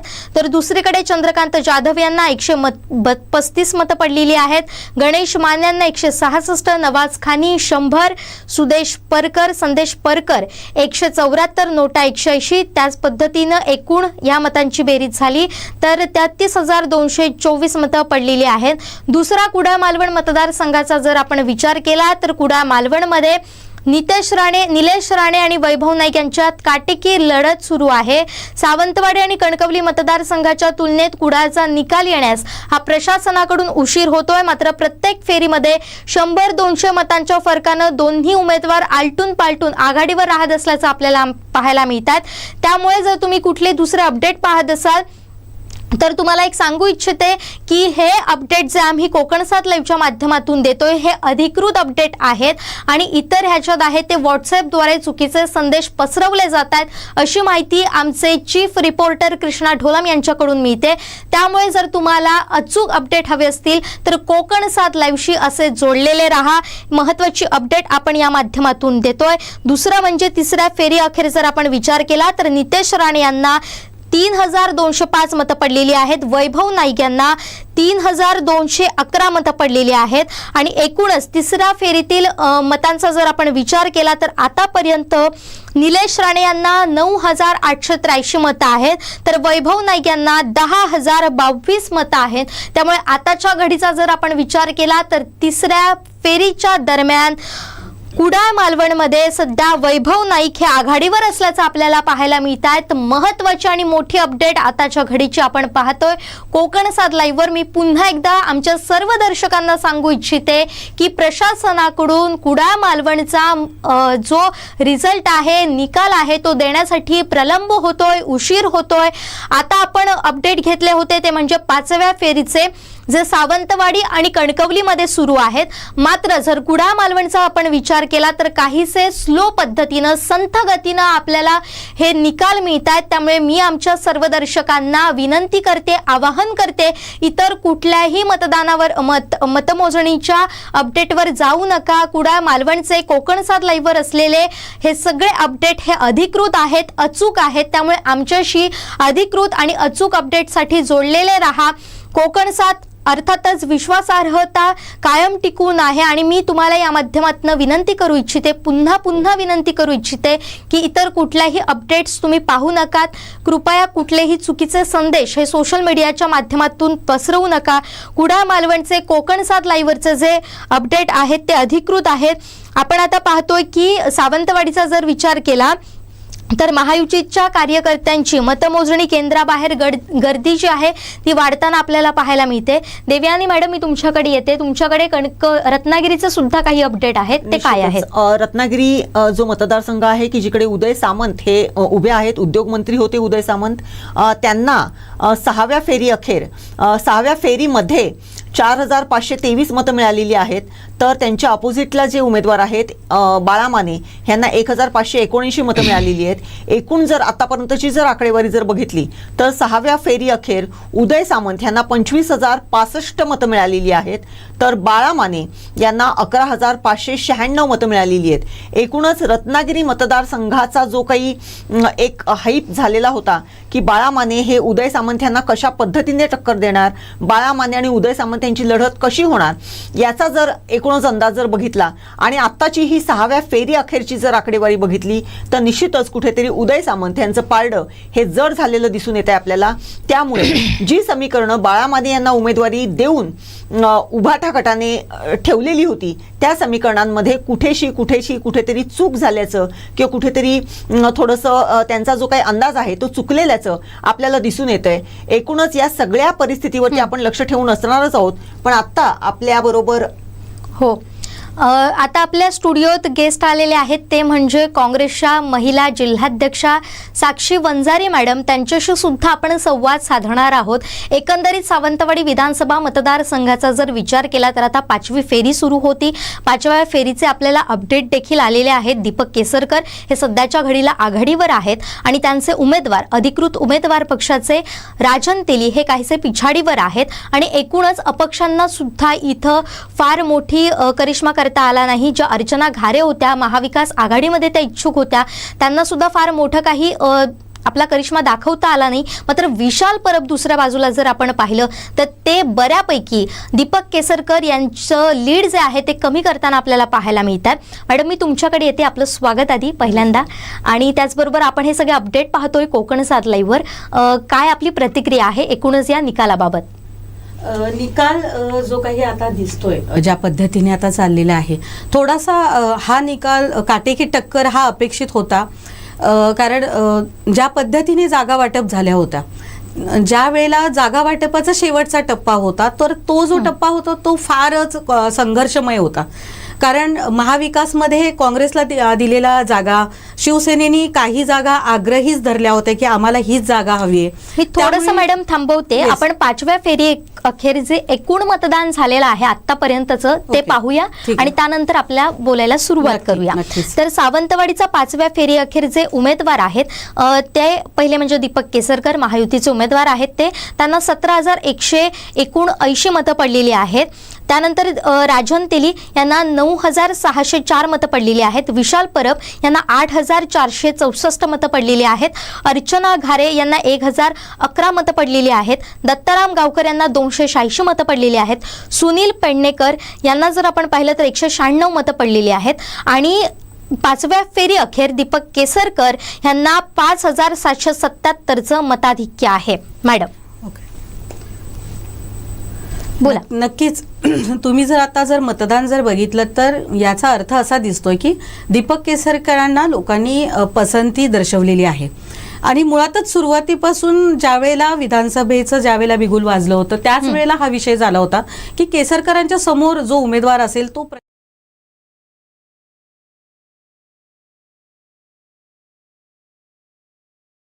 म्हणजे आता जर लीड पाहिलं दीपक केसरकर यांचं तर ते आहे 7,775. हे लीड आहे दीपक केसरकर यांना 5व्या फेरी अखेर. पुन्हा एकदा मी तुमच्याकडे येते. हा, नक्कीच मला तेच सांगायचं होतं की केसरकरांच्या समोर जवळ मोठं फार महाविकासच्या समोर एक मोठं आव्हान होतं. केसरकर हे आव्हान होतंच, त्याच्यामध्ये तर आमचं काही दुमतच नाहीये. पण त्यामुळे आम्ही नेहमी आग्रह धरला होता की महाविकास आघाडीमधून चेहरा जो असेल तो स्थानिक असायला हवा. म्हणजे याचा अर्थ केसरकरांनी एक पारंपरिक आपला मतदार त्यांनी टिकवलेला आहे. आणि ज्या पद्धतीने महायुतीने ज्या पद्धतीने ह्या जिल्ह्यामध्ये आर्थिक बाजू प्रत्येकाची ज्याची भक्कम होती आणि ज्या पद्धतीने वाटप झालं होतं, ज्या काही मीडियामधून आपण ज्या काही बघितलेल्या आहेत, जनतेलाही माहिती आहे की ह्या निवडणुकांमध्ये पैशाचा पाऊसच अक्षरशः पडलेला आहे. असे बरेच आपण व्हिडिओसुद्धा पाहिलेले आहेत. त्यामुळे हे थोडंसं अपेक्षित होतं. फक्त ह्यामध्ये एक अपक्ष उमेदवार एक विशाल परब म्हणून पण लोकांनी चांगली पसंती केलेली आहे. आणि हे थोडंसं अपेक्षित हा रिझल्ट होता. ज्यावेळेला विशाल परब, राजन तेली आणि ज्यावेळेला दीपक केसरकर त्यावेळेला मतांचं जे विभाजन आहे तर मला असं एकंदरीत दिसतंय की विशाल परब यांनी राजन तेलीची बऱ्यापैकी मतं डिवाइड केलेली आहेत. हे एकंदरीत चित्र दिसतंय. घारे मॅडमचा विषय जो आहे तो मी यापूर्वीही सांगितलं होतं की घारे मॅडम त्या पद्धतीने तो चालणारा कॅन्डिडेट नाही आहे. तुम्ही बघितलात तर माझा असा अंदाज आहे की त्या जास्तीत जास्त एक 5 ते 6 हजार मतांपर्यंत राहतील. इथपर्यंत सुद्धा राहू शकतील की नाही, त्याच्या पुढे त्या जाऊ शकणार नाहीत हा अंदाज पूर्वीपासून होता. कारण कसं असतं की जरी मार्केटिंग जरी त्यांचं खूप चांगलं असेल तरी सुद्धा जनतेमध्ये ज्या प्रतिक्रिया असतात की जनता तुम्हाला किती स्वीकारते ज्या पद्धतीने, तो एक जो ग्राउंड रूटला जो पोलिंग रिपोर्ट होता त्याच्यामध्ये घारे मॅडम मागे होत्या. पण जर महाविकास आघाडीची ताकद त्यांच्यासोबत राहिली असती, चिन्ह त्यांच्यासोबत राहिलं असतं तर कुठेतरी त्या इथं सर्व्हाइव्ह करू शकल्या असत्या किंवा ती तशाच पद्धतीनं टफ फाईट दीपक केसरकर यांना देऊ शकल्या असत्या असं तुम्हाला वाटत नाही? बिलकुल वाटत नाही. उलट राजन तेलीची पारंपरिक मतं होती, कारण राजन तेलीने मागच्या वेळेला जवळजवळ 57,000 वोटिंग घेतलं होतं, त्यामुळे त्यांचा एक पारंपरिक वोट होता. कारण ज्या वेळेला राजन तेलीनी ज्या वेळेला अपक्ष पहिल्या वेळेला उभे राहिले होते, बाळागवडे होते एका बाजूला, राजन तेली होते. राजन तेलीनी 30,000 अराउंड मतं घेतली होती आणि बाळागवडेंनी अराउंड 28,000 मतदान घेतलं होतं. आणि त्यावेळेची जी राजन तेलींची जी मतं होती ती काँग्रेसच्या कार्यकर्ते आणि काँग्रेसच्या मतदानावरती त्यांनी तो आपला एक वोट बँक त्यांनी एक तो तयार केलेला होता आणि सातत्याने त्या लोकांना त्यांनी तो वोट बँक त्यांनी तो बांधून ठेवलेला. त्यामुळे महाविकास आघाडीमधली जी मतं आहेत. मी तुम्हाला थोडंसं थांबवते, पुन्हा आपण या विषयावर बोलणारच आहोत. मात्र सावंतवाडी विधानसभा मतदारसंघाचे सुपरफास्ट अपडेट आपल्याला मिळत आहेत. आता 6व्या फेरीचे अपडेट येत आहेत. त्यामध्ये दीपक केसरकर यांना 3,548 मतं पडलेली आहेत. राजन तेली यांना 2,053 मतं पडलेली आहेत. अर्चना घारे परब यांना 270 मतं पडलेली आहेत. विशाल परब यांना 1,643 मतं पडलेली आहेत. दत्ताराम गावकर यांना 46 मतं पडलेली आहेत. सुनील पेडणेकर यांना 35 मतं पडलेली आहेत. नोटाला 102 मतं पडलेली आहेत. आणि ही 6व्या फेरीची आपण आकडेवारी पाहतोय. मी पुन्हा एकदा आमच्या दर्शकांना सांगते, सावंतवाडी विधानसभेचे सुपरफास्ट अपडेट तुम्हाला कोकणसात लाईव्हवर पाहायला मिळतात. आणि दीपक केसरकर यांना 6व्या फेरी अखेर 1,495चं मताधिक्य मिळालेलं आहे. फार मोठासा फरक नाहीये अनेक उमेदवारांमध्ये, तरीही ते चुरस पाहायला मिळते. चौरंगी लढतीचा हा परिणाम आपल्याला पाहायला मिळतोय. गेल्या 2 टर्ममध्ये जर दीपक केसरकरांचा आपण विचार केला तर मोठं मताधिक्य मिळायचं, मात्र तेच मताधिक्य आता कमी होताना आपल्याला पाहायला मिळतंय. आणि या पद्धतीनं आपण आकडेवारी पाहतोय. सावंतवाडी विधानसभा मतदारसंघाची मी पुन्हा एकदा आमच्या दर्शकांना ही संपूर्ण आकडेवारी सांगू इच्छिते. दीपक केसरकर यांना 3,548 मतं, राजन तेली यांना 2,053 मतं, अर्चना घारे परब यांना 270 मतं, विशाल परब यांना 1,643 मतं, दत्ताराम गावकर यांना 46, सुनील पेडणेकर यांना 35, नोटा 102. आणि ही 6व्या फेरी अखेर जर आपण विचार केला तर दीपक केसरकर यांना 1,495चं मताधिक्य मिळालेलं आहे. आताची महत्वाची अपडेट. आणि आता आपण येणार आहोत कुडाळ मालवण विधानसभा मतदारसंघाकडे. कुडाळ मालवण मतदारसंघामध्ये निलेश राणे यांना किती मतं पडली आहेत त्याचा आपण विचार करूया. तर निलेश राणे यांना 4थ्या फेरीमध्ये निलेश राणे यांना 3,521 मतं पडलेली आहेत. वैभव नाईक यांना 3,113 मतं पडलेली आहेत. तर 4थ्या फेरीची एकूण मतं जर आपण विचार केला आतापर्यंत, पहिल्या फेरीपासून ते 4थ्या फेरीपर्यंत आपण जर विचार केला कुडाळ मालवण विधानसभा मतदारसंघाचा, तर निलेश राणे यांना 13,404 मतं पडलेली आहेत. वैभव नाईक यांना 13,135 मतं पडलेली आहेत. त्यामुळे 4थ्या फेरी अखेर 269 मतांनी निलेश राणे हे पुन्हा एकदा आघाडीवर असल्याचं पाहायला मिळत आहे. काटेकी टक्कर जी आपण म्हणतोय, मगाशी सुद्धा मी आमच्या दर्शकांना सांगितलं होतं की कुडाळ मालवण विधानसभा मतदारसंघामध्ये काटेकी टक्कर पाहायला मिळते. प्रत्येक फेरी अखेर चित्र बदलताना इथं दिसतंय. कधी निलेश राणे पुढे येतात तर कधी वैभव नाईक पुढे येतात. 4थ्या फेरी अखेर जर आपण विचार केला तर निलेश राणे इथं आघाडीवर असल्याचं आपल्याला पाहायला मिळतंय. आताची महत्वाची ब्रेकिंग आपण पाहतोय. निलेश राणे सध्या 4थ्या फेरी अखेर आघाडीवर असल्याचं आपल्याला पाहायला मिळतंय. आमचे चीफ रिपोर्टर कृष्णा ढोलम तिथून अचूक सुपरफास्ट अपडेट पाठवतायत. मात्र प्रशासनाकडून काहीशा संथ गतीनं तिथले अपडेट सुरू आहेत. जसं मी तुम्हाला अपडेट देतोय की काटेकी टक्कर चुरस इथं पाहायला मिळते, त्यामुळे प्रशासनासमोर सुद्धा मतमोजणीचं आव्हान असणार आहे. EVM मशीनद्वारे सुद्धा मतदान झालेलं असलं तरी सुद्धा त्यांच्यासमोर मोठं आव्हान असेल की कुठल्याही पद्धतीनं व्यवस्थित आकडेवारी इथं देण्याची. कारण कुडाळ मालवण मतदारसंघाकडे सगळ्यांचं लक्ष लागलेलं आहे. हाय व्होल्टेज लढत इथं रंगताना आपल्याला पाहायला मिळते. ही होते कुडाळ मालवणची आकडेवारी जी चौथ्या फेरी अखेरची आहे. तर दुसरीकडे 6व्या फेरीची 6 फेरी इथं पूर्ण झालेल्या आहेत सावंतवाडी विधानसभा मतदारसंघातून. मॅडम, तुमच्याकडे मी पुन्हा एकदा येते. आपला जो विषय सुरू होता की जर अर्चना घारेंना जर उमेदवारी मिळाली असती, पक्षाकडून उमेदवारी मिळाली असती आणि त्यांना जर चिन्ह मिळालं असतं तर किती इफेक्ट या मतदारसंघामध्ये पाहायला मिळाला असता? बघा, तुम्ही त्यांची मतच बघा ना, तुम्ही 270 त्यांना मतं आहेत. मग त्यांचा जो प्रचार होता की मला लोकांनी स्वीकारलेला आहे, मग हा जो मतांचा जो फरक आहे तो का दिसतोय? याचा अर्थ लोकांनी महाविकास आघाडी म्हणून मतदान केलेलं आहे. शिवाय राजन तेलींची पारंपरिक मतं आहेत. आज जर दीपक केसरकर जर आज आघाडीवर जर दिसत आहेत तर त्याचं सर्वात महत्त्वाचं कारण आहे, एकतर तुम्ही लोकसभेची जर मतं बघितलीत तर 30,000ने आपण मायनसच होतो. ज्यावेळेला महाविकास ज्यावेळेला आपण बघितलात मतांचं जर मताधिक्य बघितलं 53,000 मतं होती, इकडे नारायण राणेंना 83,000 मतं होती. त्यामुळे 30,000ने आपण मायनस होतो ह्या मतदारसंघामध्ये. तो 30,000 जो मताधिक्य होता तो डिवाइड झालेला आहे कुठेतरी विशाल परब यांच्या बाजूने. नाही, एकूणच जर या दृष्टिकोनातून जर बघितलं ना मॅडम, तर आघाडी म्हणून अर्चना घारे हा एक क्रायटेरिया राहिला. परंतु आघाडी म्हणून ज्यावेळेस राजन तेली यांना उमेदवारी देण्यात आली त्यावेळेस मागच्या 2 टर्म मध्ये राजन तेली यांनी दिलेली फाईट दीपक केसरकरांना, आणि यावेळेस आघाडी म्हणून इथे असलेलं उद्धव बाळासाहेब ठाकरे यांचं नेटवर्क, काँग्रेसचं नेटवर्क, शरदचंद्र पवार गटाचं नेटवर्क, असं जर आघाडी म्हणून एकत्रित जर केलं आणि स्वतः राजन तेली यांचा स्वतःचा एक वोटर असा जर एकूण जर विचार केला तर राजन तेली यांचा करिश्मा कुठेतरी कमी पडताना इथे दिसून येतोय. मग आघाडी म्हणून इथे राजन तेली यांना जो काही सपोर्ट व्हायचा होता तो थोडासा कमी झाला असं आपलं म्हणणं आहे का? नक्कीच कमी झालेला दिसतोय. कारण ज्या पद्धतीने जनतेमध्ये प्रचारादरम्यान मिळालेल्या ज्या प्रतिक्रिया आहेत, एकतर हा उमेदवार त्यांना स्थानिक अपेक्षित होता विधानसभेचा, हा पहिला मुद्दा होता.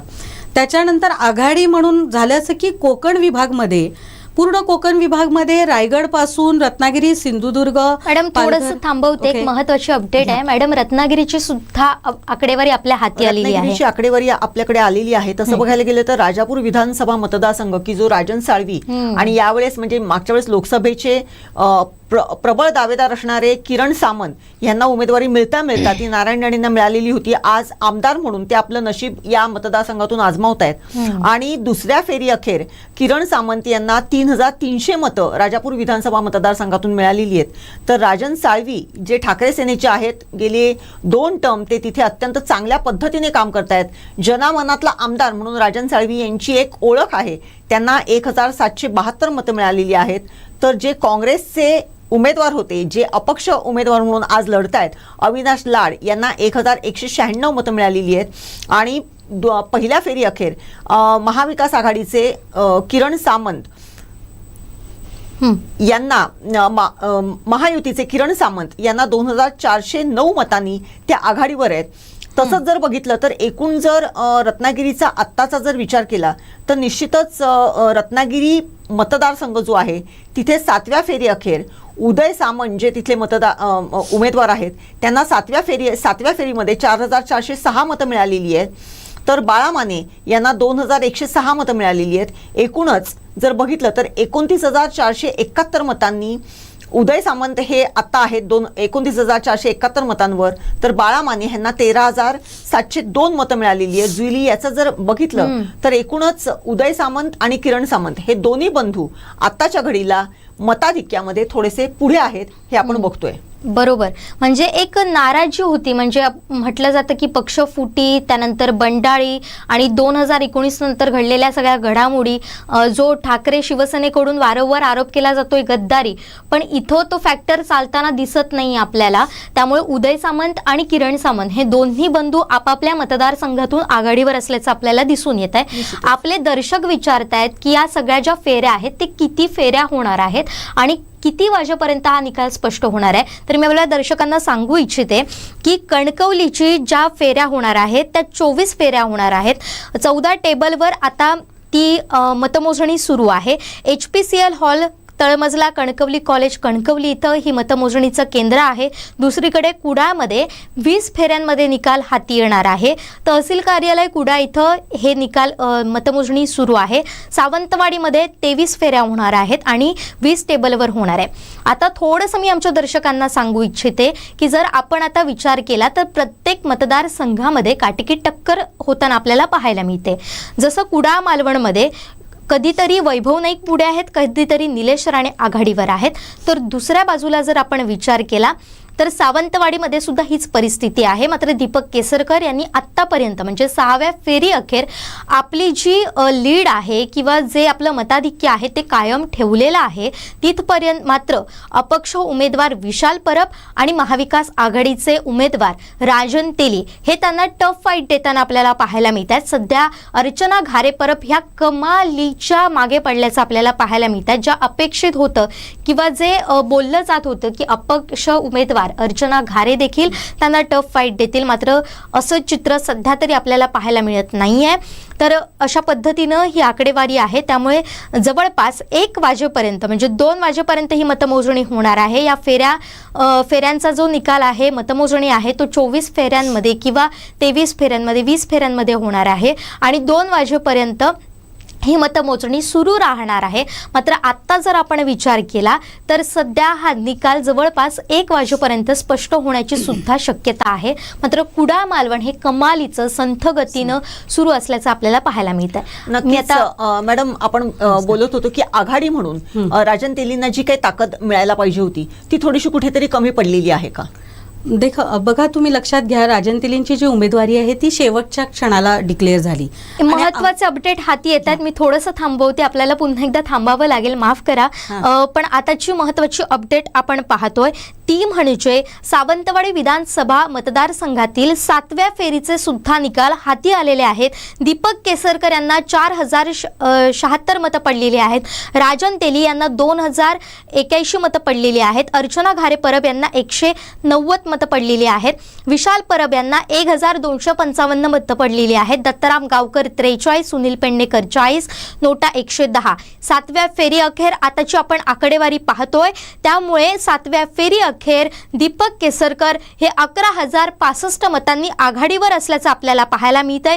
तर दुसरीकडे आपण जाऊया. दुसरीकडे आपण पाहतोय तो म्हणजे नितेश राणे कणकवली मतदारसंघ. तिथं 6व्या फेरीचे अपडेट हाती आलेले आहेत. 6व्या फेरीमध्ये नितेश राणे यांना 15,159 मतांनी नितेश राणे आघाडीवर असल्याचं आपल्याला पाहायला मिळतंय. साहजिकच पहिल्या फेरीपासून नितेश राणे यांनी आघाडी घेतलेली आहे आपल्या संपूर्ण मतमोजणीमध्ये. त्यामुळे संदेश पारकर यांना काहीसे ते मागे असल्याचं आपल्याला पाहायला मिळतात. 5व्या फेरी अखेर जसं मी मगाशी सुद्धा सांगितलं होतं की निलेश राणे हे 932 मतांनी आघाडीवर आहेत. आताची महत्त्वाची बातमी, कुडाळ मालवण मतदारसंघातून निलेश राणे हे सध्या आघाडीवर आपल्याला दिसत आहेत. 932 मतांनी आघाडीवर दिसत आहेत. मात्र आत्ताही आपण ठोस सांगू शकत नाही की कधी कोण पुढे जाईल, मागे येईल. त्यामुळे आपण या सगळ्या घडामोडींवर असंच लक्ष ठेवून राहूया. महत्त्वाची अपडेट मी तुम्हाला सांगितली आहे. सावंतवाडी विधानसभा मतदारसंघातून दीपक केसरकर यांना 476 मतं पडली आहेत. राजन तेली यांना 2081 मतं पडलेली आहेत. अर्चना घारे परब यांना 190 मतं पडलेली आहेत. विशाल परब यांना 1255 मतं पडलेली आहेत. दत्ताराम गावकर यांना 43 मतं पडलेली आहेत. सुनील पेडणेकर यांना 40 मतं पडलेली आहेत. नोटाला 110. आणि 7व्या फेरी अखेर दीपक केसरकर हे 11,065 मतांनी आघाडीवर आहेत. आणि पुन्हा एकदा आपण पाहूयात 7व्या फेरी अखेर एकूण मतं या उमेदवारांना किती पडलेली आहेत. तर दीपक केसरकर यांना 24,803 मतं आहेत. राजन तेली यांना 13,738 मतं आहेत. विशाल परब यांना 11,362 मतं आहेत. अर्चना घारे यांना 1,471 मतं आहेत. दत्ताराम गावकर यांना 375 मतं आहेत. सुनील पेडणेकर यांना 211 मतं आहेत. आणि नोटाला एकूण मतं पडलेली आहेत 709. त्याकडे सुद्धा आपल्याला दुर्लक्ष करून चालणार नाहीये. आणि संपूर्ण जर आपण आघाडी पाहिली दीपक केसरकर यांना आणि मताधिक्य पाहिलं आतापर्यंतचं, तर 7व्या फेरी अखेर दीपक केसरकर यांना जे मताधिक्य आहे ते 11,065चं आहे. इतर सुद्धा विधानसभा मतदारसंघातली आपण आकडेवारी जाणून घेणार आहोत. तिथं नितेश राणे कणकवली मतदारसंघातून आघाडीवर असल्याचं आपल्याला पाहायला मिळत आहेत. 11,159 मतांनी कणकवलीतून नितेश राणे आघाडीवर आहेत. मॅडम, मी आता पुन्हा एकदा तुमच्याकडे येते. निश्चितच ज्या पद्धतीने आपला तोच प्रश्न पुन्हा आपण कंटिन्यू करूया की महाविकास आघाडी म्हणून राजन तेलींना मिळालेली ताकद ही कमी पडलेली आहे का? प्रचार यंत्रणा जर तुम्ही बघितली तर राजन तेली महाविकास आघाडीच्या उमेदवाराची जो प्रचार यंत्रणा होती ती कम्पेअर टू लोकसभा फार कमी दिसली. आणि घटक पक्षांना ज्या पद्धतीने सामावून घेण्याची गरज होती, मला वाटतं, मी माझं वैयक्तिक मत सांगते, त्या पद्धतीने त्यांनी त्याचा वापर करून घेतला नाही. या उलट अपक्ष उमेदवारांनी अक्षरशः कार्यकर्त्यांना हायर करून त्यांनी प्रचार यंत्रणा राबवली. पण महाविकास आघाडीकडे एक मोठी ताकद होती, राष्ट्रवादीची संघटना होती. नाही म्हटलात तरी अर्चना गारेबरोबर राष्ट्रवादीची कुठलीही प्रॉपर संघटना नव्हती. काँग्रेसची मोठी संघटना होती. जर ह्यांनी ह्याचा जर वापर केलाच असता तर हे चित्र खूप वेगळं दिसलं असतं. शिवाय शेवटच्या क्षणाला जी काही उमेदवारी त्यांची जाहीर झाली त्याचा सुद्धा तो एक परिणाम दिसत आहे.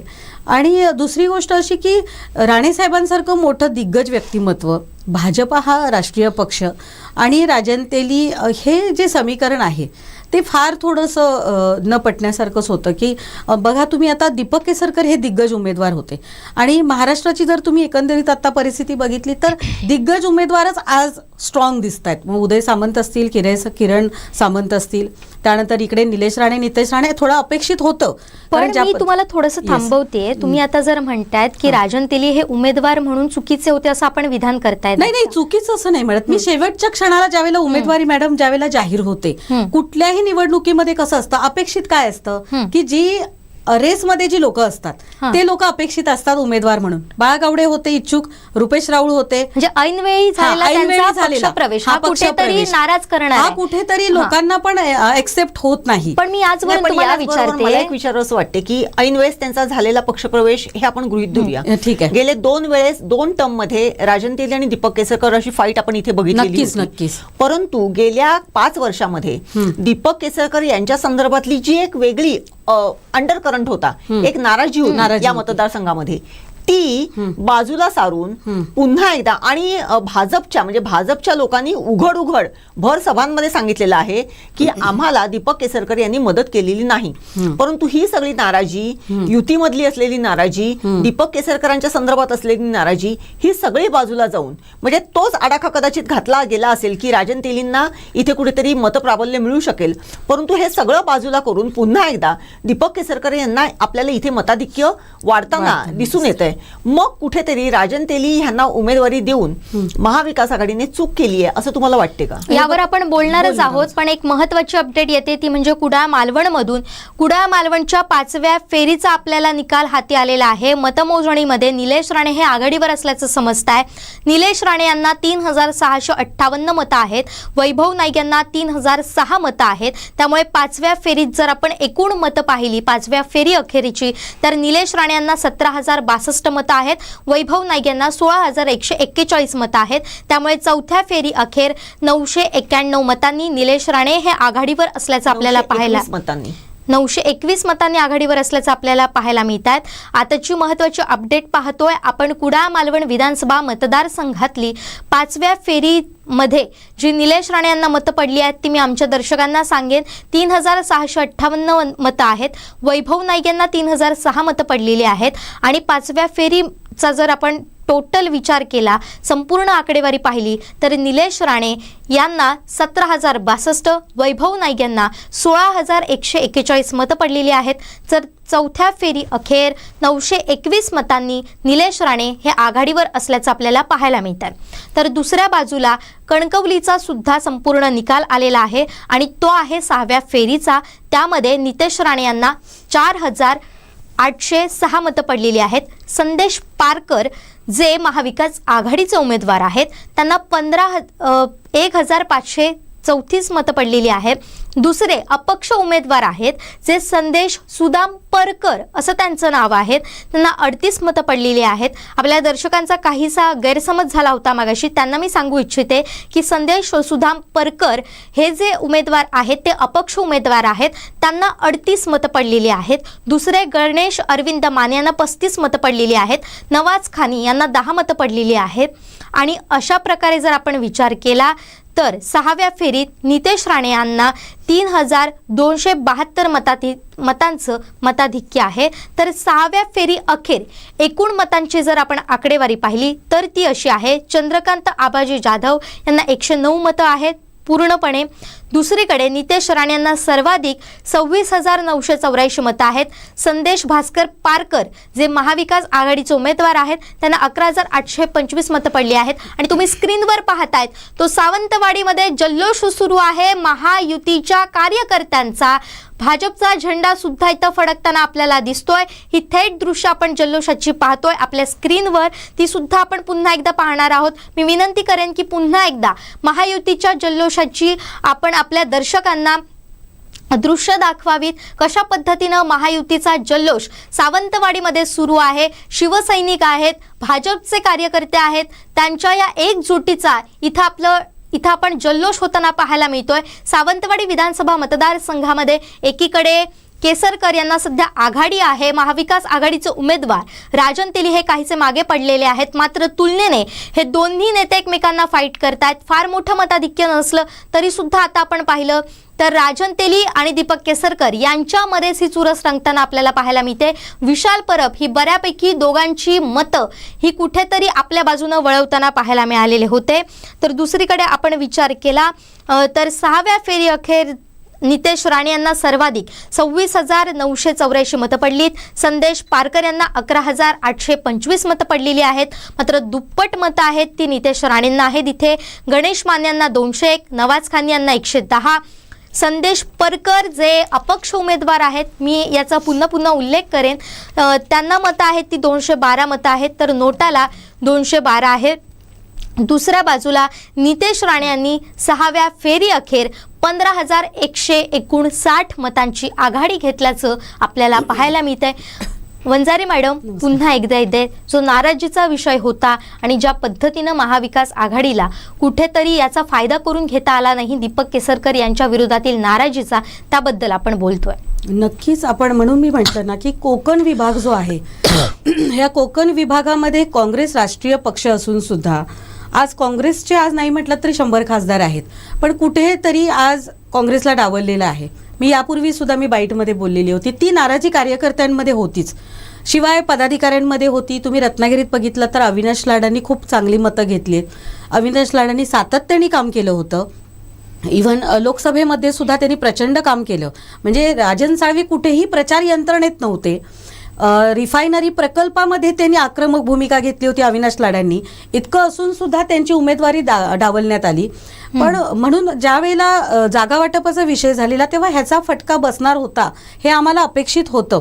त्यातून सुद्धा राजन तेलींबरोबर जी पूर्वीची जी यंत्रणा होती ती आज कुठेतरी डिवाइड झाली आहे. ती आज दीपक केसरकरांबरोबर आहे भाजपच्या स्वरूपात, ती आज विशाल परब यांच्याबरोबर आहे अपक्षाच्या स्वरूपात. त्यामुळे राजन तेलींची जी पूर्वीची ती ताकद होती ती जर तशी जर असती आणि महाविकासचं चिन्ह असतं तर हा एक वेगळा तुम्हाला चिन्ह दिसलं असतं.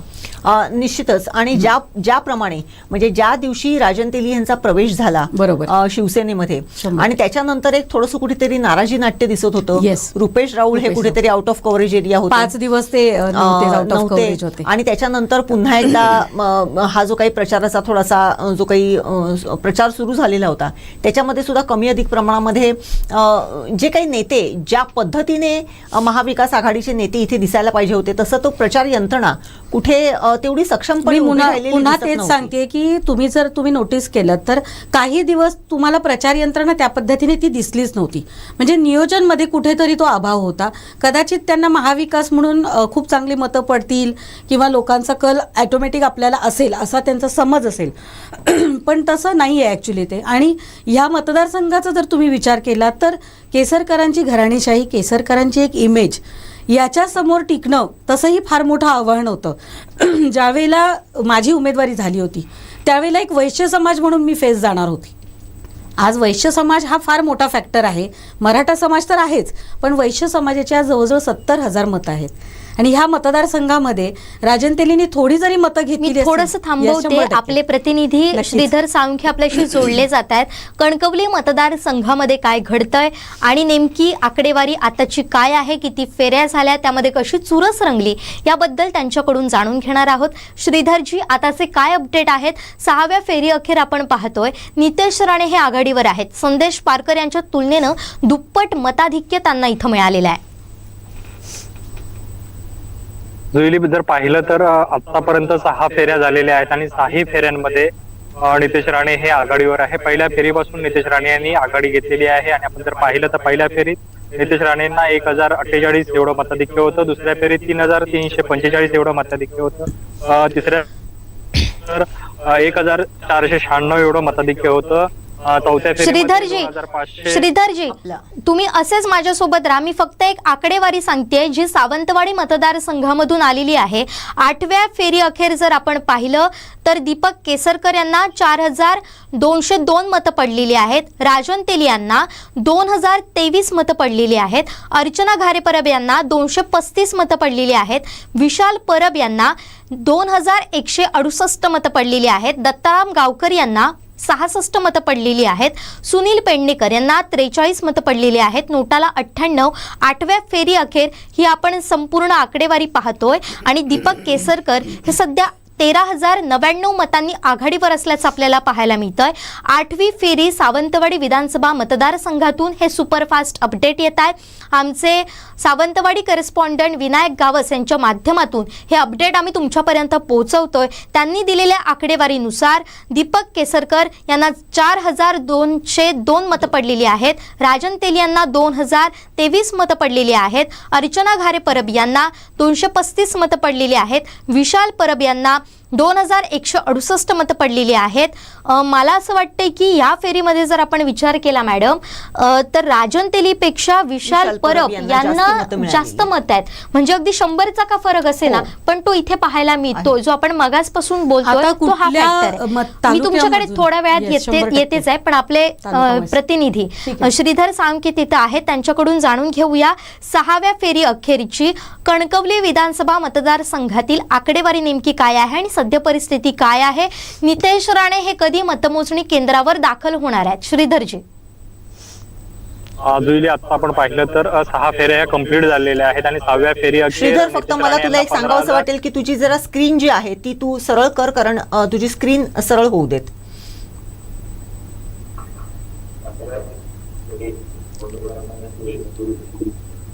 हा श्रीधर बोल.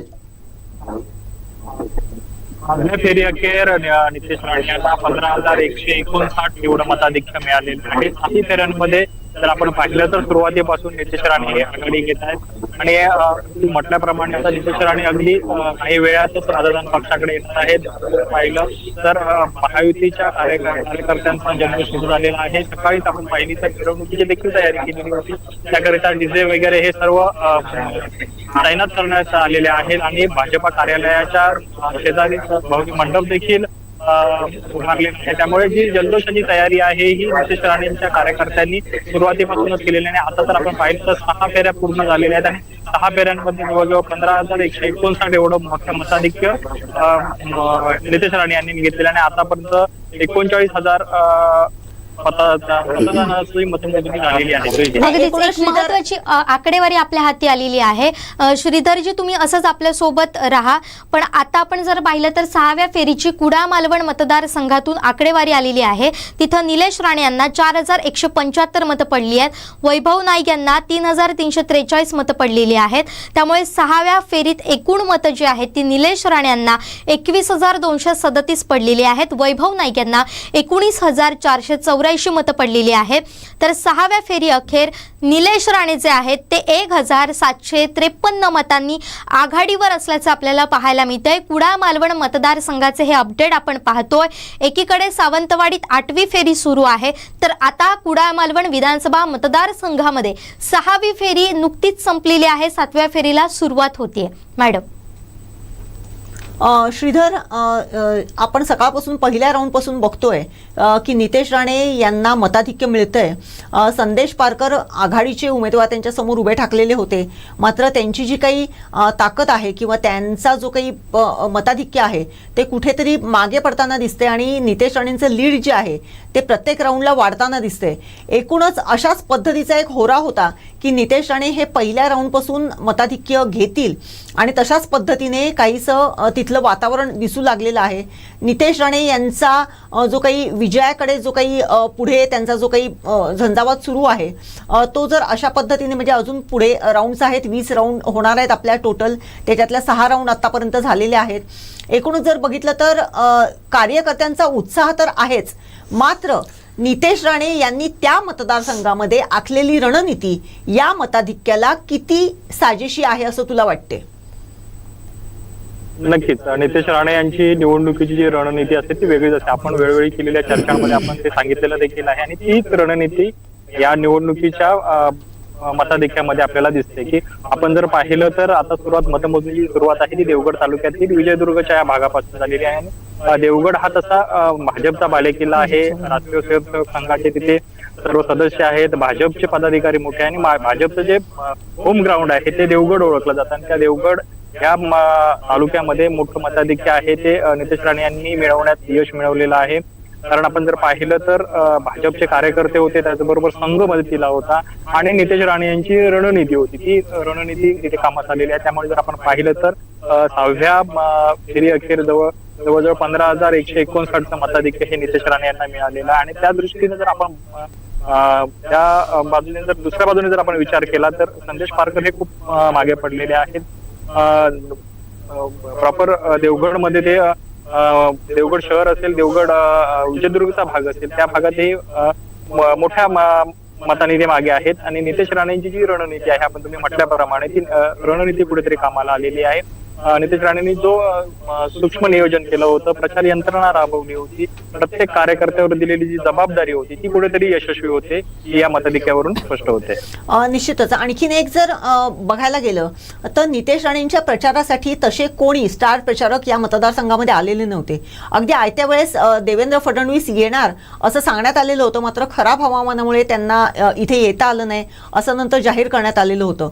असं असताना देखील पहिल्या दिवसापासून नितेश राणे यांनी प्रचारात देखील आघाडी घेतलेली होती. मात्र त्या अनुषंगाने संदेश पारकर यांनी त्यांना जरी त्याच पद्धतीने टफ फाईट जरी दिलेली असली तरी कमी दिवसांचा त्यांना मिळालेला कालावधी, कमी दिवसामध्ये त्यांची जाहीर झालेली उमेदवारी याचा फटका संदेश पारकर यांना बसलाय असं वाटते का?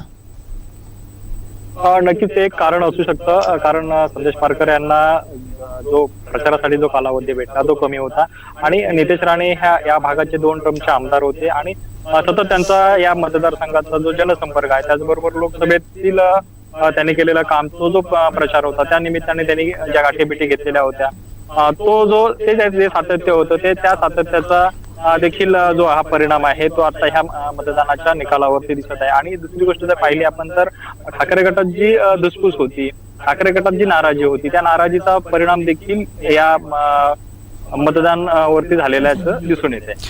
नक्कीच आपण तुमच्याकडून या संदर्भातले अपडेट घेणार आहोत. पुन्हा एकदा आम्ही तुमच्याकडे येतच आहोत. मात्र जाणून घेऊया सावंतवाडी विधानसभा मतदारसंघामध्ये नेमकं घडतंय काय आहे. तिथं अनेक महायुतीच्या कार्यकर्त्यांच्या प्रतिक्रिया आमचे करस्पॉन्डंट दीपेश परब यांनी घेतलेला आहे. ते नेमकं काय म्हणाले आहेत, कशा पद्धतीनं महायुतीची विजयाकडे वाटचाल सुरू आहे, किंवा आपण असं म्हणूया की सध्या जल्लोषाचं वातावरण, उत्साहाचं वातावरण महायुतीच्या कार्यकर्त्यांमध्ये आहे, पदाधिकाऱ्यांमध्ये आहे, तर त्यांच्याशी थेट जाऊन संवाद साधूया. वाडी विधानसभा मतदारसंघाचे निकाल हाती आलेले आहेत आणि तब्बल 11,065 मतांनी दीपक केसरकर हे आघाडीवर आहेत. मोठं मताधिक्य या ठिकाणी दीपक केसरकर यांना पाहायला मिळते. आपल्यासोबत आहेत संजू परब, ज्यांनी या संपूर्ण निवडणूक प्रक्रियेमध्ये प्रचार यंत्रणा ही चोख राबवलेली होती आणि निश्चितच कुठेतरी या संपूर्ण प्रचार यंत्रणेचं फळ हे महायुतीला मिळताना आपल्याला दिसतंय. आपल्या सोबत आहेत संजू परब. काय सांगाल, मोठं मताधिक्य हे तब्बल 11,000चं मताधिक्य हे मिळालेलं आहे दीपक केसरकर यांना, काय सांगाल? पहिल्यांदा मी जनतेचे आभार मानतो की जनतेने महायुतीवर विश्वास ठेवला. त्याच्यामुळे हा तुम्हाला कौल दिसतोय आणि कार्यकर्त्यांची मेहनत म्हणजे पदाधिकारी असतील कार्यकर्ते असतील जी मेहनत घेतली ती अतुलनीय अशी मेहनत घेतली आहे। बूथ जिंकण्याचं काम हे कार्यकर्त्यांनी केलेलं आहे आणि त्याची प्रचिती तुम्हाला आज आलेली आहे आणि मला असं वाटतं की 40,000च्या फरकाने दीपकभाई निश्चितपणे निवडून येतील आणि हा सर्व विजय हा कार्यकर्त्यांचा आणि जनतेचा आहे। निश्चितच 7व्या फेरी अखेरचे हे निकाल आलेले आहेत। अजूनही जवळजवळ 23 फेऱ्यापर्यंत मतमोजणी होणार आहे। काय अंदाज आहे तुमचा, किती लीडपर्यंत जातील दीपक? तेच बोललो तुम्हाला, 40,000च्या फरकाने दीपकभाई निश्चितपणे निवडून येतील यात कोणतीही शंका नाही। प्रचार यंत्रणा चोख राबवलेली होती, काटेकोर पद्धतीने या ठिकाणी बारीक बारीक गोष्टींवर लक्ष दिलेलं होतं। आपण संपूर्ण मतदारसंघ पिंजून काढलेला होता। काय सांगाल, कशा प्रकारे याचं फळ मिळतंय का, काय सांगाल? तेच सांगतो तुम्हाला, बूथ वाईज आम्ही नियोजन केलेलं होतं, झडपी वाईज नियोजन केलं होतं, बूथ वाईज प्रत्येक बूथ जिंकण्याचा आम्ही चंग बांधला होता आणि त्या बूथवर तशी यंत्रणा आम्ही पुरवली होती।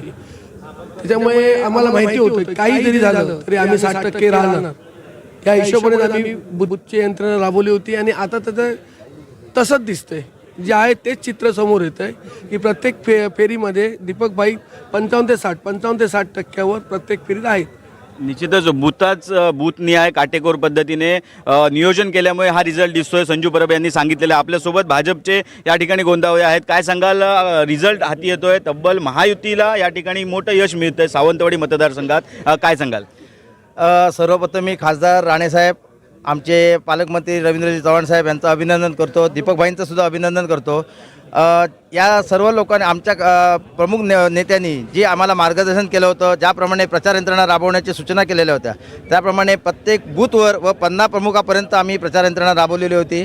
आमचे जे तालुकाध्यक्ष होते यांच्यावर मोठा हे जोर होता आणि त्या तालुकाध्यक्षांनी जी त्यांना सांगितलं होतं, जी सूचना केली होती ती सूचना तंतोतंत पाळली। आमचे महेश सरंग असतील, जिल्हा सरचिटणीस, यांनीसुद्धा या विभागामध्ये विधानसभेमध्ये भरपूर मोठ्या प्रमाणात काम केलं होतं। त्यांच्याबरोबर संजू परब होते, या दोघांनी सुद्धा जोडगोळीने पूर्ण प्रचार यंत्रणा हातात घेतली होती आणि प्रत्येक गावात व्यक्तिशः जाऊन त्या ठिकाणी त्या कार्यकर्त्यांची समजूत काढून कोणाचे काय हेवे दावे असतील ते दूर करून या दोघांनी मोठ्या प्रमाणात काम केलं असल्यामुळेच हा विजय निश्चित झाला होता आणि आम्हाला पहिल्यापासून माहिती होतं की दीपकभाई कमीत कमी 50 ते 60% राहणार आणि त्याप्रमाणे झालं आहे। रवींद्र चव्हाण साहेब असतील, राणेसाहेब असतील, यांचं खूप खूप अभिनंदन करतो की त्यांनी जे मार्गदर्शन केलं त्या मार्गदर्शनाचा आम्हाला खूप खूप फायदा झाला। निश्चितच महायुतीच्या सर्व पदाधिकारी असतील, कार्यकर्ते असतील, यांच्या मेहनतीचं फळ या ठिकाणी मिळालेलं आत्ताच या ठिकाणी संजू परब असतील, गोंदावळे असतील यांनी सांगितलेलं आहे।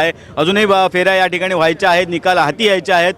तब्बल 7व्या फेरी अखेर 11,000चं लीड हे दीपक केसरकर यांना मिळालेलं आहे आणि यानंतर दीपक केसरकर तब्बल किती हजाराच्या लीडावर जातात हे पुढील फेरीत आपल्याला स्पष्ट होणार आहे। कोकण सात लाईव्हसाठी दीपेश परब, सावंतवाडी। निश्चितच आपण ही सगळी प्रतिक्रिया पाहिली ती म्हणजे महायुतीचे कार्यकर्ते पदाधिकारी यांची संजू परब आणि त्याचबरोबर अजय गोंदावळे यांनी प्रतिक्रिया दिलेली आहे। सध्या महायुतीच्या कार्यकर्त्यामध्ये सावंतवाडीमध्ये जल्लोष सुरू असल्याचं पाहायला मिळते, उत्साहाचं वातावरण आहे। तर दुसरीकडे विरोधी गटात मात्र काहीसं नाराजीचं वातावरण आहे, शुकशुकाट पसरलेला आहे। त्यामुळे अजून बऱ्याच फेऱ्या सुद्धा बाकी आहे। सध्याची टफ फाईट आपण पाहतोय किंवा आकडेवारी येत आहे सावंतवाडी मतदारसंघामध्ये, तिथं राजन तेलींपेक्षा मगाशी जर आपण विचार केला तर कुठेतरी विशाल परब यांना जास्त मतं पडल्याचं आपल्याला पाहायला मिळत होतं। मात्र सध्या विशाल परब आणि राजन तेली हे एकाच दिशेनं वाटचाल करतात, तर त्यांच्या तुलनेत काहीसं जास्त लीड जे आहे ते दीपक केसरकर यांना आहे। मात्र मी पुन्हा एकदा सांगते, 2019चा जर आपण विचार केला तर 2019च्या तुलनेनं दीपक केसरकर यांचं लीड हे काही प्रमाणात कमी झालेलं आपल्याला पाहायला मिळते। मात्र अजूनही अनेक फेऱ्या बाकी आहेत, सध्या 8वी फेरी सुद्धा झालेली आहे। त्यानंतर आपण आणखीन सुद्धा मतदानाचा आढावा, मतमोजणीचा आढावा सुद्धा घेणार आहोत। 8वी फेरी अखेर दीपक केसरकर जे होते ती 13,244 मतांनी आघाडीवर असल्याचं आपल्याला पाहायला मिळतं। तर 7व्या फेरी अखेर कणकवलीची सुद्धा आकडेवारी हाती आलेली आहे। इथं 7व्या फेरीमध्ये नितेश राणे यांना 3167 मतं पडली आहेत. संदेश पारकर जे महाविकास आघाडीचे उमेदवार आहेत त्यांना 1483 मतं पडली आहेत. अरविंद माने यांना 153 मतं पडलेली आहेत. बंदे नवाज खान यांना 17 मतं पडलेली आहेत. संदेश परकर यांना 26 आणि नोटाला 31. मताधिक्याचा जर आपण विचार केला तर नितेश राणे यांना 7व्या फेरीमध्ये 1684 मतं पडलेली आहेत. तर दुसरीकडे 7व्या फेरी अखेर एकूण मताधिक्य जे आहे ते 16,843 मिळालेलं आहे. वंजारी मॅडम, पुन्हा एकदा तुमच्याकडे येते.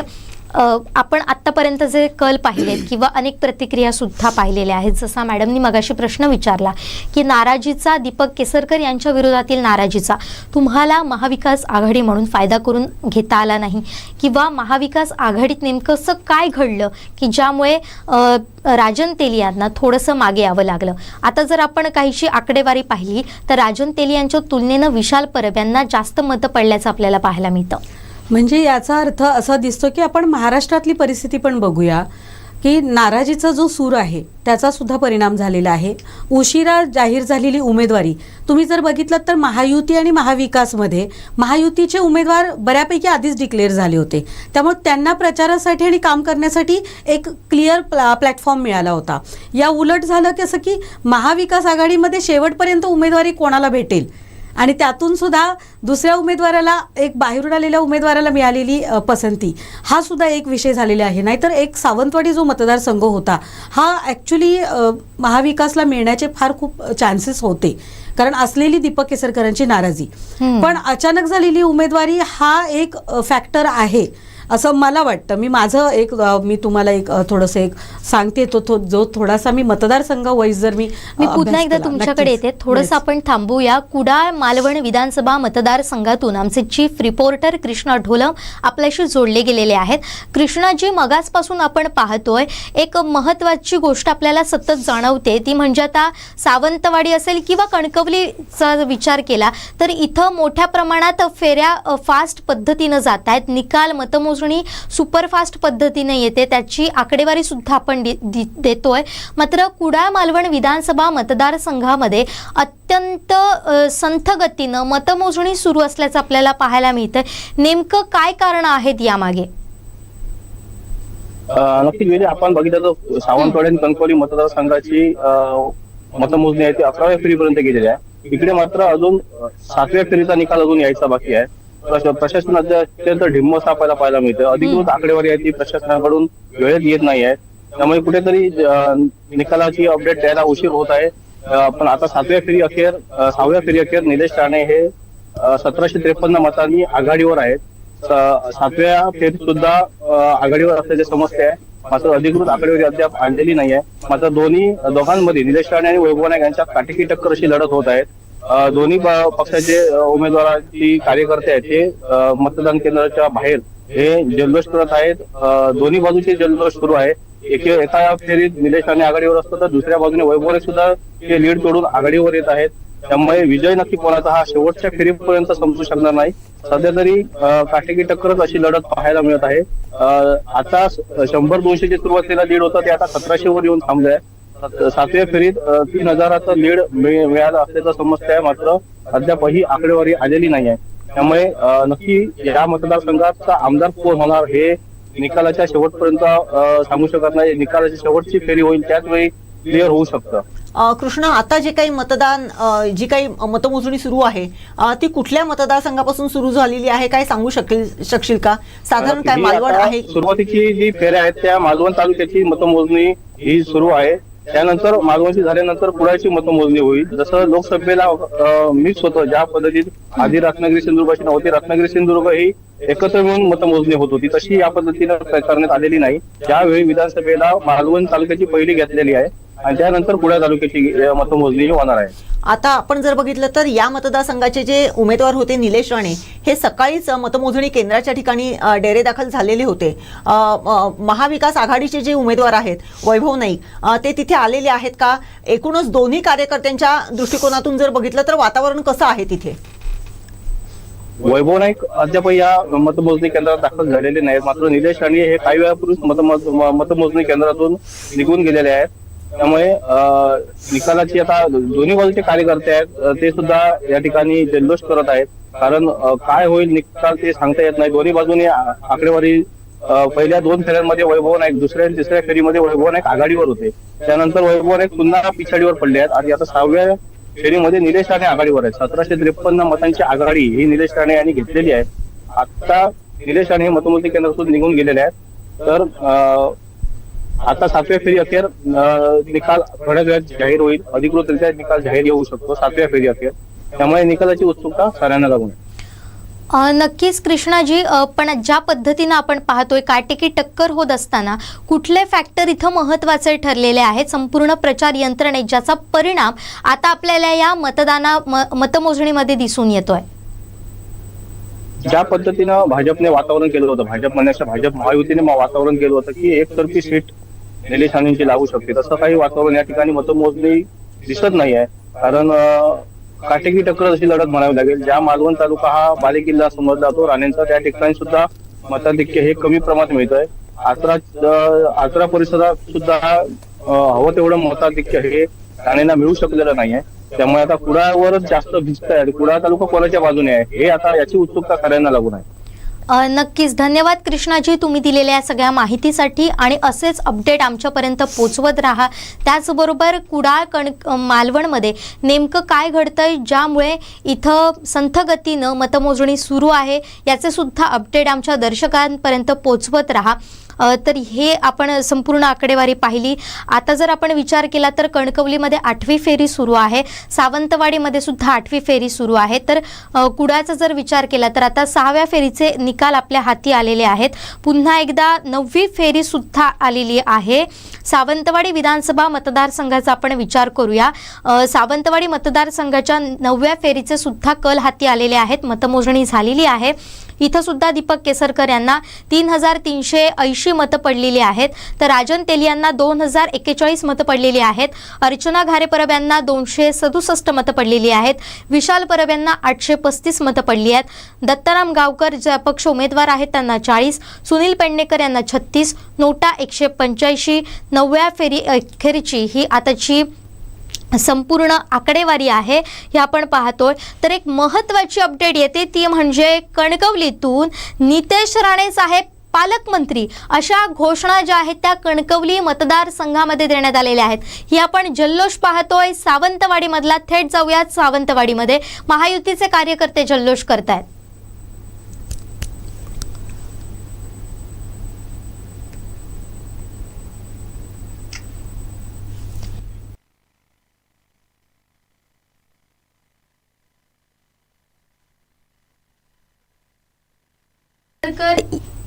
यांच्या विजयाचा जल्लोष करतात. विजयाकडे वाटचाल सुरू आहे. मात्र अद्यापही 9वी फेरी झालेली आहे.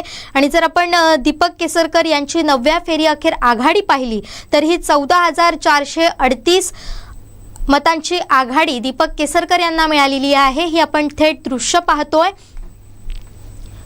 सध्या 9व्या फेरीचे निकाल हे सावंतवाडी मतदारसंघामधून समोर आलेले आहेत. तर राज्यात भाजपचा स्ट्राईक रेट हा फार मोठ्या प्रमाणात आपल्याला दिसून येतोय. दुसरीकडे दरेकर असं म्हणतायत की जे भाजपचे नेते आहेत की मुख्यमंत्री भाजपचाच होणार आणि फडणवीस हे मुख्यमंत्री असणार. मोठं विधान दरेकर यांनी केलेलं आहे, प्रवीण दरेकर यांनी केलेलं आहे, जे भाजपचे नेते आहेत. मोठ्या घडामोडी संपूर्ण राज्यभरात आपल्याला घडताना दिसत आहेत. एकीकडे कणकवली मतदारसंघातून आपल्याला नितेश राणेंचा जल्लोष पाहायला मिळतोय. तिथे नितेश राणे साहेब पालकमंत्री असा जल्लोष होताना आपल्याला पाहायला मिळतोय. ही सुद्धा अपडेट आपल्याला पाहायची आहेत. ह्या सुद्धा घडामोडी पाहायची आहेत. हे सुद्धा दृश्य आपल्याला पाहायचे आहेत. तर कुडाळमध्ये तांत्रिक कारणांमुळे मतमोजणी थांबलेली आहे. ईव्हीएम मशीनचा सिरियल नंबर हे काहीतरी टेक्निकल कारणांमुळे मतमोजणी थांबलेली आहे. आताची मोठी अपडेट आपण पाहतोय. कुडाळ मालवण मतदारसंघातली मतमोजणी ही काहीशी थांबलेली आहे. तांत्रिक अडचणींमुळे ही मतमोजणी थांबली असल्याची आपल्याला माहिती मिळते. महत्त्वाची अपडेट आपण पाहतोय. आपण सकाळपासूनच सांगतोय की कुडाळ मालवण मतदारसंघाचे अपडेट हे काहीसे प्रशासनाकडून संथ गतीने येत आहेत. स्लो येत आहेत, त्यामुळे इथली सुद्धा आकडेवारी जी आहे ती आम्ही तुमच्यापर्यंत पोहोचू शकत नाही आहोत. तांत्रिक कारणांमुळे ही आकडेवारी आम्ही तुमच्यापर्यंत देऊ शकत नाही आहोत. आपण पाहतोय की कुडाळ मालवण मतदारसंघामध्ये काहीशा तांत्रिक कारणांमुळे मतमोजणी जी आहे ही थांबलेली आहे. महत्त्वाची अपडेट आपण पाहतोय. तर दुसरीकडे ही आपण थेट कुडाळ मालवण बाहेरची ही थेट दृश्य पाहतोय. मॅडम, तुमच्याकडे आता काही अपडेट आलेले आहेत का या संदर्भातले? एकूणच तर आपण थेट कणकवली मतदारसंघात जाऊया. नितेश राणे यांच्या मतदारसंघामध्ये जल्लोष होताना आपल्याला पाहायला मिळतोय. नितेश राणे पालकमंत्री असा जल्लोष करण्यात आलेला आहे. थेट जाऊया कणकवली मतदारसंघामध्ये, तिथे कसा महायुतीच्या कार्यकर्त्यांमध्ये पदाधिकाऱ्यांमध्ये जल्लोष सुरू आहेत. थेट दृश्य पाहूया.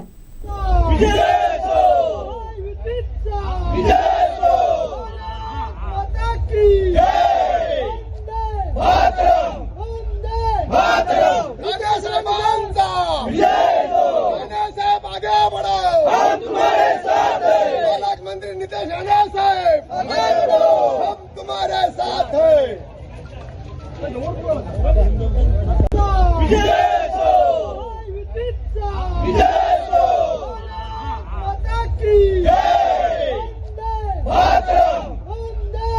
तर दुसरीकडे महाविकास आघाडीचे उमेदवार वैभव नाईक मतमोजणी केंद्रात दाखल झालेले आहेत. जसं मी मगाशी सांगितलं की कुडाळ मालवण मतदारसंघामध्ये 7व्या फेरीत मशीनमध्ये बिघाड झाला आणि त्यामुळे काही काळ मतमोजणी ही थांबलेली आहे. या संदर्भातले सुद्धा अपडेट आपण पाहणार आहोत.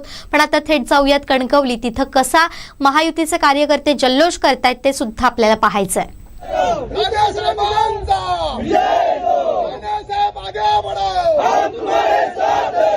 मंत्री नितेश राणे साहेब, हम तुम्हारे साथ हैं.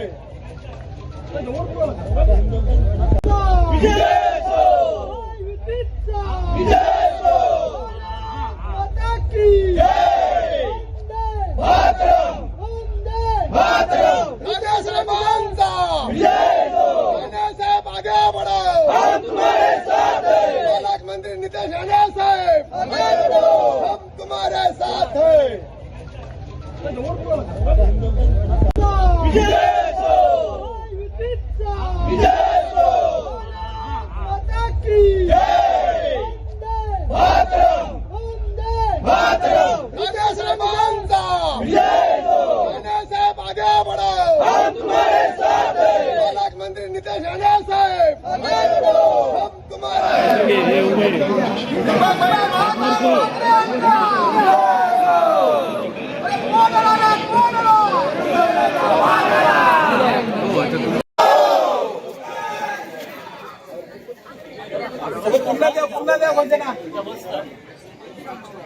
घोषणा पुन्हा द्या.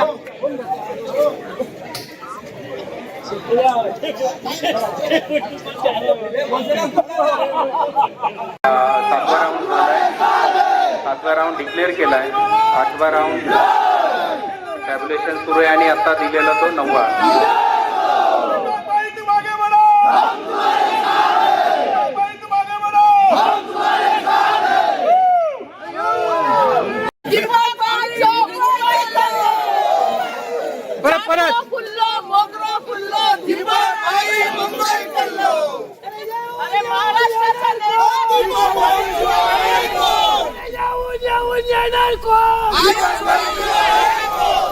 तर ही आपण थेट दृश्य पाहतोय. सावंतवाडी विधानसभा मतदारसंघातली महायुतीचे कार्यकर्ते पदाधिकारी दीपक केसरकर यांच्या विजयाचा जल्लोष करतात आणि त्याचबरोबर 10व्या फेरीची सुद्धा आकडेवारी हाती आलेली आहे. सावंतवाडी विधानसभा मतदारसंघातील दीपक केसरकर यांना 3,905 मतं पडलेली आहेत.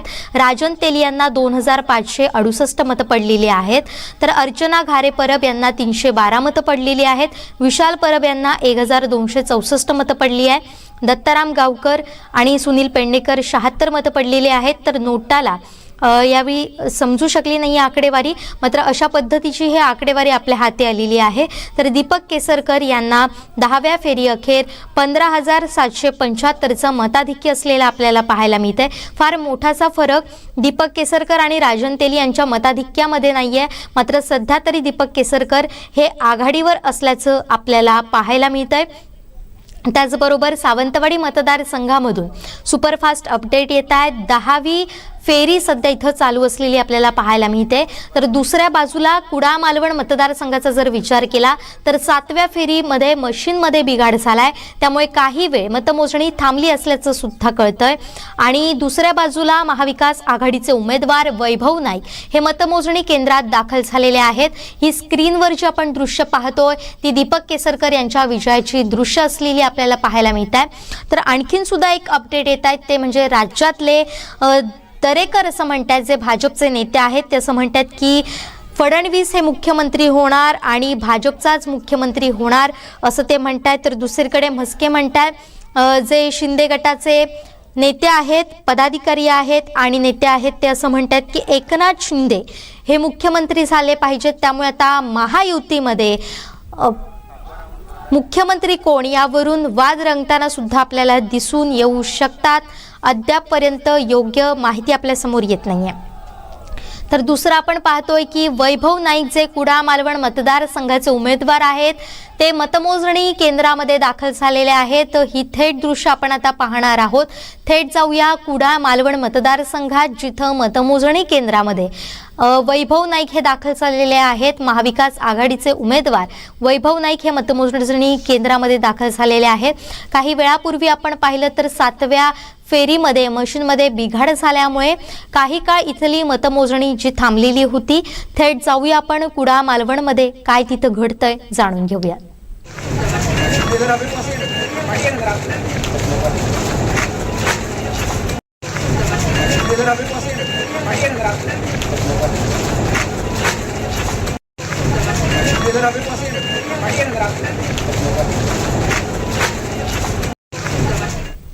कुडाळ मालवण विधानसभा मतदारसंघातली तिथं वैभव नाईक हे मतमोजणी केंद्रात दाखल झालेले आहेत.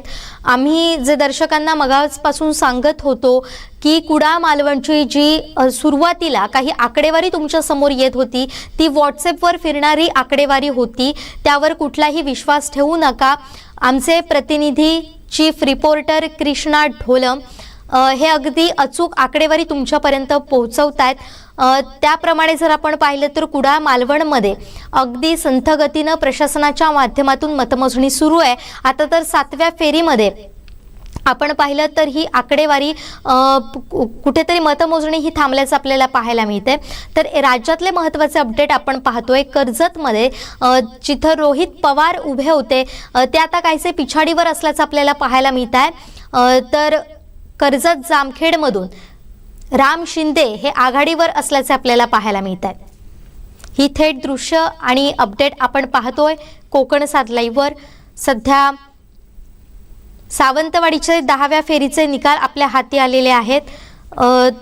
त्याच पद्धतीनं कणकवलीचे सुद्धा अपडेट येत आहेत. कणकवलीमध्ये नितेश राणे हे आघाडीवर असल्याचं आपल्याला समजत आहेत. तर दुसरीकडे कुडाळ मालवणची जी मतमोजणी आहे ती तांत्रिक कारणांमुळे थांबलेली आपल्याला पाहायला मिळते. साक्षी मॅडम, मी तुमच्याकडे येते. आत्तापर्यंतचे हे आपण अपडेट पाहिले, एकंदरीत काय वाटतं, कशा पद्धतीनं हे सगळे निकाल सुरू आहे? निकाल बघताय तुम्ही, म्हणजे याचा अर्थ की जनतेने पुन्हा त्याच विद्यमान आमदारांना स्वीकारलेला आहे हे मान्य करायला हरकत नाहीये. आणि जनतेचा कौल हा मान्य करायलाच हवा. मी तर ह्या मताचीच आहे. म्हणजे दीपक केसरकरांना लोकांनी एक्सेप्ट केलेलं आहे. लोकांनी जास्त विचारात गेलेले नाही आहेत. आता तुम्ही बघितलं तर आत्तापर्यंतचा 13 ते 14,000ची लीड दिसते. म्हणजे याचा अर्थ मागच्या वेळेला ज्यावेळेला राजन तेली होते त्यावेळेला 13,000नीच राजन तेलींची सीट ऍक्च्युअली पडली होती. म्हणजे याचा अर्थ दीपक केसरकरांनी आपला पारंपरिक वोटर ठेवलेला आहे. शिवाय आता जर हे वाढलं तर जास्तीत जास्त एक 15 पर्यंत जाऊ शकतं, 15 ते 16 पर्यंत. अगदीच. मी तुम्हाला थोडीशी आकडेवारी सांगेन, त्याबद्दल आपण आता बोलूया. जेव्हा तेव्हा 2014चा आपण सुरुवातीला विचार करूया. तिथं दीपक केसरकर यांना 70,902 मतं मिळाली होती संपूर्ण आणि ते विजयी झाले होते. शिवसेनेकडून ते होते. आणि राजन तेली यांना 29,710 होते, तेव्हा ते भाजपमध्ये होते. ही आकडेवारी म्हणजे मोठा फरक इथं 2014ला आपल्याला दिसतोय. तर दुसरीकडे जर आपण विचार केला तर इथं 2019 मध्ये दीपक केसरकर यांना 69,784 मतं दिसतात. ते शिवसेनेकडून तेव्हा लढत होते. आणि राजन तेली हे अपक्ष होते, म्हणजे भाजपकडून त्यांना एबी फॉर्म दिला गेला नव्हता. तर तिथं त्यांना मतं पडली आहेत 56,556. म्हणजे कुठेतरी असं म्हटलं जात होतं की काही प्रमाणात राजन तेली यांनी दीपक केसरकर यांचं लीड कमी केलंय. आता सुद्धा तीच परिस्थिती आपल्याला पाहायला मिळते. एकीकडे चौरंगी लढत होते आणि त्यामधून सुद्धा काही मतं जी आहेत ती राजन तेली घेतात, काही मतं जी आहेत ती विशाल परब यांना घेतात. जर विशाल परब यांची उमेदवारी नसली असती तर आज चित्र काय वेगळं असलं असतं असं तुम्हाला वाटतंय का? थोडा फरक पडला असता. थोडं दीपक केसरकरांचं जे लीड आहे ना ते थोडं कमी दिसलं असतं. हा, कारण जनता ज्या वेळेला विचार करते तेव्हा व्यक्ती सुद्धा बघते. आणि कसं होतं की हा मतदारसंघ आणि महाराष्ट्राची जर एकंदरीत जर परिस्थिती बघितली तर विधानसभेचा जो विषय असतो त्याच्यामध्ये व्यक्ती फार मोठा मॅटर करतो. व्यक्ती असेल, त्याचं काम असेल, त्याचा जनतेशी असलेला संपर्क असेल आणि ज्या पद्धतीने दीपक केसरकरांनी आपली प्रचार यंत्रणा राबवली, तुम्ही बघितलं तर त्यांच्या प्रत्येक मतदारसंघामध्ये सावंतवाडी असेल, वेंगुर्ला असेल, दोडामार्ग असेल, त्याच्या 3 मोठ्या दिग्गज सभा झाल्या. आणि त्यांच्या सगळ्या सभेंना अंतर्गत महायुतीमध्ये कुठे प्रत्येक पक्षामध्ये ही धुसफूस असते, गटाचं राजकारण असतं. पण मी एकंदरीत त्यांचं जे काही आम्ही आज बघतो, जी यंत्रणा जी राबते ती प्रचंड त्यांचं कौतुक करण्यासारखं आहे. जरी नाराजी असेल, संजू परब, दीपक केसरकर जरी नाराजी असेल तरी प्रत्यक्षात ग्राउंड रूटला शेवटच्या क्षणाला हे सर्व एकत्रितपणे येतात. त्यामुळे त्यांची जी एकजूट आहे, खरं तर ह्या एकजूट हे आपण त्यांचं कौतुक करण्यासारखं आहे एक राजकारण म्हणून. ज्यावेळेला मी राजकारणात ज्यावेळेला विचार करते त्यावेळेला आम्ही नेहमी सांगत असतो की एकजूट महत्त्वाची असते पक्षामध्ये. जर ती एकजूट मला जर महाविकासमध्ये जर दिसली असती, अर्चना घारी बरोबर असत्या, तुम्ही बघितलं तर मीही प्रचार यंत्रणामध्ये त्या पद्धतीने दिसली नाही. त्याचं कारण असं काही नाही आहे वेगळं असं, पण राजन तेलींनी ते सामावून घेणं गरजेचं होतं. म्हणजे राजन तेलींनी सामावून घेतलं नाही असं आपलं म्हणणं आहे? नक्कीच. तुम्ही मला सांगा, आता ज्या पद्धतीने विनायक राऊतांची उमेदवारी जाहीर झाली होती तेव्हा विनायक राऊतांनी इतकी सुंदर यंत्रणा राबवली होती. ज्या खळा सभा असतील, ज्या प्रचार सभा असतील, प्रत्येक पदाधिकाऱ्याला त्यांनी मान सन्मानाने वागणूक देऊन, प्रत्येक पदाधिकाऱ्याला त्यांनी त्यांची मतं विचारात घेऊन त्या पद्धतीने त्यांनी त्यांचा उपयोग करून घेतला. आपल्याकडे एवढी मोठी यंत्रणा असताना आज तुम्ही जर बघितलात तर दीपक केसरकरांच्या जल्लोषामध्ये आज कार्यकर्ता मोठ्या प्रमाणात दिसतो. तो कार्यकर्ता कुठेतरी मिसिंग दिसतोय, ज्या पद्धतीने दिसायला हवा. धुसफूस असते ती मिटवणं सुद्धा गरजेचं असतं. हेच तर लिडरशिप असते. लिडरशिप काय असते ती कोणीतरी मिटवणं गरजेचं असतं. आणि ज्या पद्धतीने या जिल्ह्याचं राजकारण शिवसेनेचं मी बघते, या जिल्ह्यामध्ये असं पर्टिक्युलर एक नेतृत्व असं होल्ड नाही आहे. इथे मतदारसंघ वाईज प्रत्येक व्यक्तीचा होल्ड आहे. जसं कुडाळ मालवणमध्ये वैभव नाईकांवरती विषय सोडलेला आहे. त्या भागामध्ये वैभववाडीमध्ये अतुल रावराणींचा जो विषय होता त्यांचाही नाराजी होती, त्यांनी उशिरा आले, त्यामुळे तो एक फटका तुम्ही बघितलात तर दिसतो आहे संदेश पारकरांना. संदेश पारकरांची लास्ट मोमेंटला उमेदवारी जाहीर झाली, त्यांच्याबरोबर सतीश सावंत होतेच, पण अतुल रावराणींची नाराजी होती. तो एक इफेक्ट आहेच ना. आणि क्लिअरिटी काय होती की नितेश राणेंची उमेदवारी क्लिअरिटी होती, दीपक केसरकरांची उमेदवारी क्लिअरिटी होती. त्यामुळे त्यांनी ज्या पद्धतीने प्रचार यंत्रणा राबवली ती लोकांची मनं वळवण्यामध्ये ते सक्सेस झालेले ते असं दिसते एकंदरीत. बरोबर. आता थोडंसं पुन्हा येऊया सावंतवाडी विधानसभा मतदारसंघामध्ये. तिथून 11व्या फेरीचे सुद्धा निकाल हाती आलेले आहे.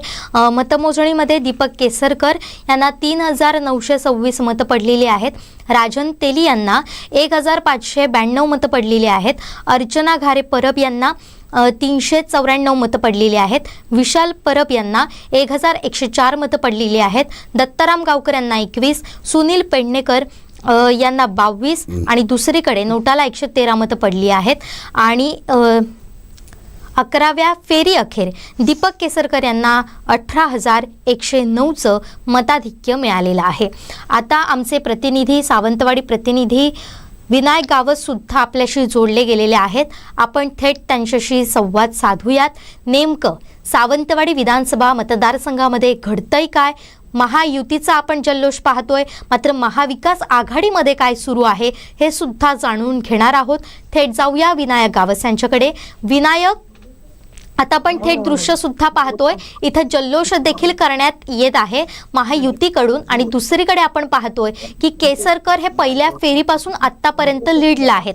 मात्र कुठंतरी 2019चा जर आपण विचार केला तर काहीचं मताधिक्य आहे, जे लीड आहे ते प्रत्येक फेरीमध्ये काही प्रमाणात हे कमी कमी होताना आपल्याला पाहायला मिळत आहे. मात्र आतापर्यंत त्यांनी लीड हे कायम ठेवलंय, मताधिक्य कायम ठेवलेलं आहे. मात्र तरी सुद्धा इथं राजन तेली हे काहीसे बॅकफुटला आहे.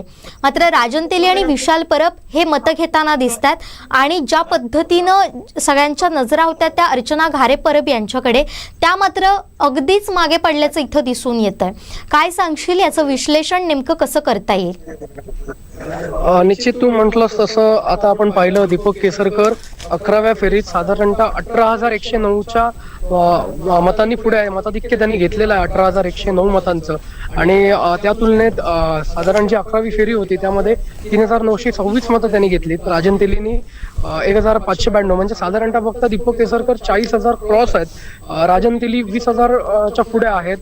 आपले विशाल परब 20,000च्या आसपास आहेत. अर्चना घारे परब खूप मागे पडलेल्या दिसत आहेत त्यांच्या तुलनेत. 2,000 मतं त्यांनी 2,500 मतांच्या आसपास त्या पोहोचलेल्या आहेत, आणि उर्वरित 2 अपक्ष उमेदवार आहेत. नोटाला अधिकचं मतदान होताना दिसतं. हे सगळं बघता दीपक केसरकर आता सावंतवाडीत, म्हणजे 11वी फेरी सुरू झालेली आहे. अजून साधारणतः 12 फेऱ्या जे शिल्लक आहेत, 23 फेऱ्या होणार आहेत, आणि त्यात साधारण दीपक केसरकर 25,000 प्लस जातील असा एक अंदाज या निमित्तानं दिसतोय. कारण राजन तेली आणि विशाल परब हे पॅरलर खेळत आहेत, पॅरलर मतं त्यांना पडत आहेत. त्या तुलनेत त्यांना जेवढी मतं पडत आहेत तेवढं लीड प्रत्येक फेरीमध्ये दीपक केसरकर घेताना दिसत आहेत. त्यामुळे मताधिक्यात त्यांच्या पुढच्या टप्प्यात वाढ होईल असं एकंदरीत दिसतंय. पण अजूनही विरोधकांनी आशा सोडलेली नाहीये. दोन्ही बाजूचे जे विरोधक आहेत, विशाल परब असतील, अर्चना घारे असतील, आणि त्याचबरोबर महत्वाचे म्हणजे महाविकास आघाडीचे उमेदवार राजन तेली असतील, यांच्या गोटातले जे कार्यकर्ते आहेत ते अजूनही तळ ठोकून आहेत, ते बाहेर गेलेले नाहीयेत. अजूनही होप्स आहेत. साधारणतः 70-80 हजार मतं काउंट झाली असतील. अजून बरीचशी मतं काउंट व्हायची आहेत. 1,64,000 एकूण मतदान या ठिकाणी झालं. ते बघता अजून वेट अँड वॉचच्या भूमिकेत कार्यकर्ते आहेत. त्यांना अपेक्षा आहे की पुढच्या येत्या याच्यात दीपक केसरकर यांच्यापर्यंत तर आपण पोहोचू शकतो अशी आशा आहे. मात्र जसा अंदाज दिसतोय की पहिल्या फेरीपासून जसं दीपक केसरकरांचं मताधिक्य दिसतंय, तर दीपक केसरकर 25,000चं किमान लीड. विनायक, मी थोडंसं थांबवते. कुडाळ मालवण मधून एक महत्वाची अपडेट येते. 7व्या फेरीमध्ये जी मतमोजणी थांबलेली होती, काही तांत्रिक कारणामुळे बिघाड झालेला होता, ती आता सुरुवात झालेली आहे. विनायक, मी तुझ्याकडे येते. आपण पाहिलं की ज्या पद्धतीनं दीपक केसरकर यांना मताधिक्य मिळालेलं आहे, मला असं वाटतं की विनायक हा याच्याशी आपला संपर्क तुटलेला आहे. पुन्हा एकदा आपण त्याच्याशी जोडले गेलेले आहोत. विनायक, आपण आता पाहिलं की ज्या पद्धतीनं अर्चना घारे यांचा बोलबाला होता, किंवा त्यांच्याकडे एक सहानुभूती म्हणून पाहिलं जात होतं. 2019ला त्यांना वगळण्यात आलं होतं, त्यांना डावललं गेलं होतं. मात्र आता सुद्धा त्यांच्याकडे तीच परिस्थिती होती. असं असताना सुद्धा त्या उभ्या राहिल्यात, उमेदवारी त्यांनी घेतली, आणि त्या स्वतः अपक्ष म्हणून लढल्यात. मात्र ज्या पद्धतीनं मतं मिळायला हवी होती तो करिश्मा इथं मतांच्या आकडेवारीमध्ये दिसताना आपल्याला होताना पाहायला मिळत नाहीये. याबद्दल काय सांगशील? निश्चित तो करिश्मा अर्चना घारेंना दाखवता आलेला नाही, हे वस्तुस्थिती आहे. पण मातब्बर उमेदवारांसमोर त्यांनी फाईट दिली आहे, तेही नसे थोडके असं म्हणायला हरकत नाही. आणि मागच्या वेळी पण त्यांना डावललं गेलं होतं, यावेळी पण डावललं गेलं असताना त्यांनी हार मानली नाही, त्या लढल्या, आणि मतदारांनी कमी प्रमाणात त्यांना प्रतिसाद दिला. ज्या पद्धतीनं वाटत होतं की त्यांना अधिकचा प्रतिसाद मिळेल, मात्र तसं झालेलं नाही. त्या बदल्यात विशाल परब यांनी बऱ्यापैकी फाईट या ठिकाणी दिलेली दिसते. राजन तेलींच्या मताधिक्यात घट करण्याचं काम विशाल परब प्रामुख्याने करताना दिसत आहे. जे वाटलेलं की दीपक केसरकरांना असेल, मात्र गणित उलट झालेलं आहे. जसं राजकीय विश्लेषकांनी म्हटलेलं त्याचप्रमाणे की ह्या दोन जणांमुळे मतविभागणी झाली आणि त्याचा जो फायदा आहे तो केसरकरांना होताना दिसतोय. एकंदरीतचे विनायक काही आरोप प्रत्यारोप होताना आपल्याला पाहायला मिळत होते. म्हणजे तेली असं सांगत होते की घारेंना केसरकरांनी उभं केलं आणि त्यानंतर घारे असं म्हणत होत्या की तेलींना भाजपनं उभं केलं. याचा सुद्धा परिणाम हाच आपल्याला म्हणावा लागेल का, किंवा नेमकं याचा परिणाम या मतदानावर कितपत झाला असं तुला वाटतं?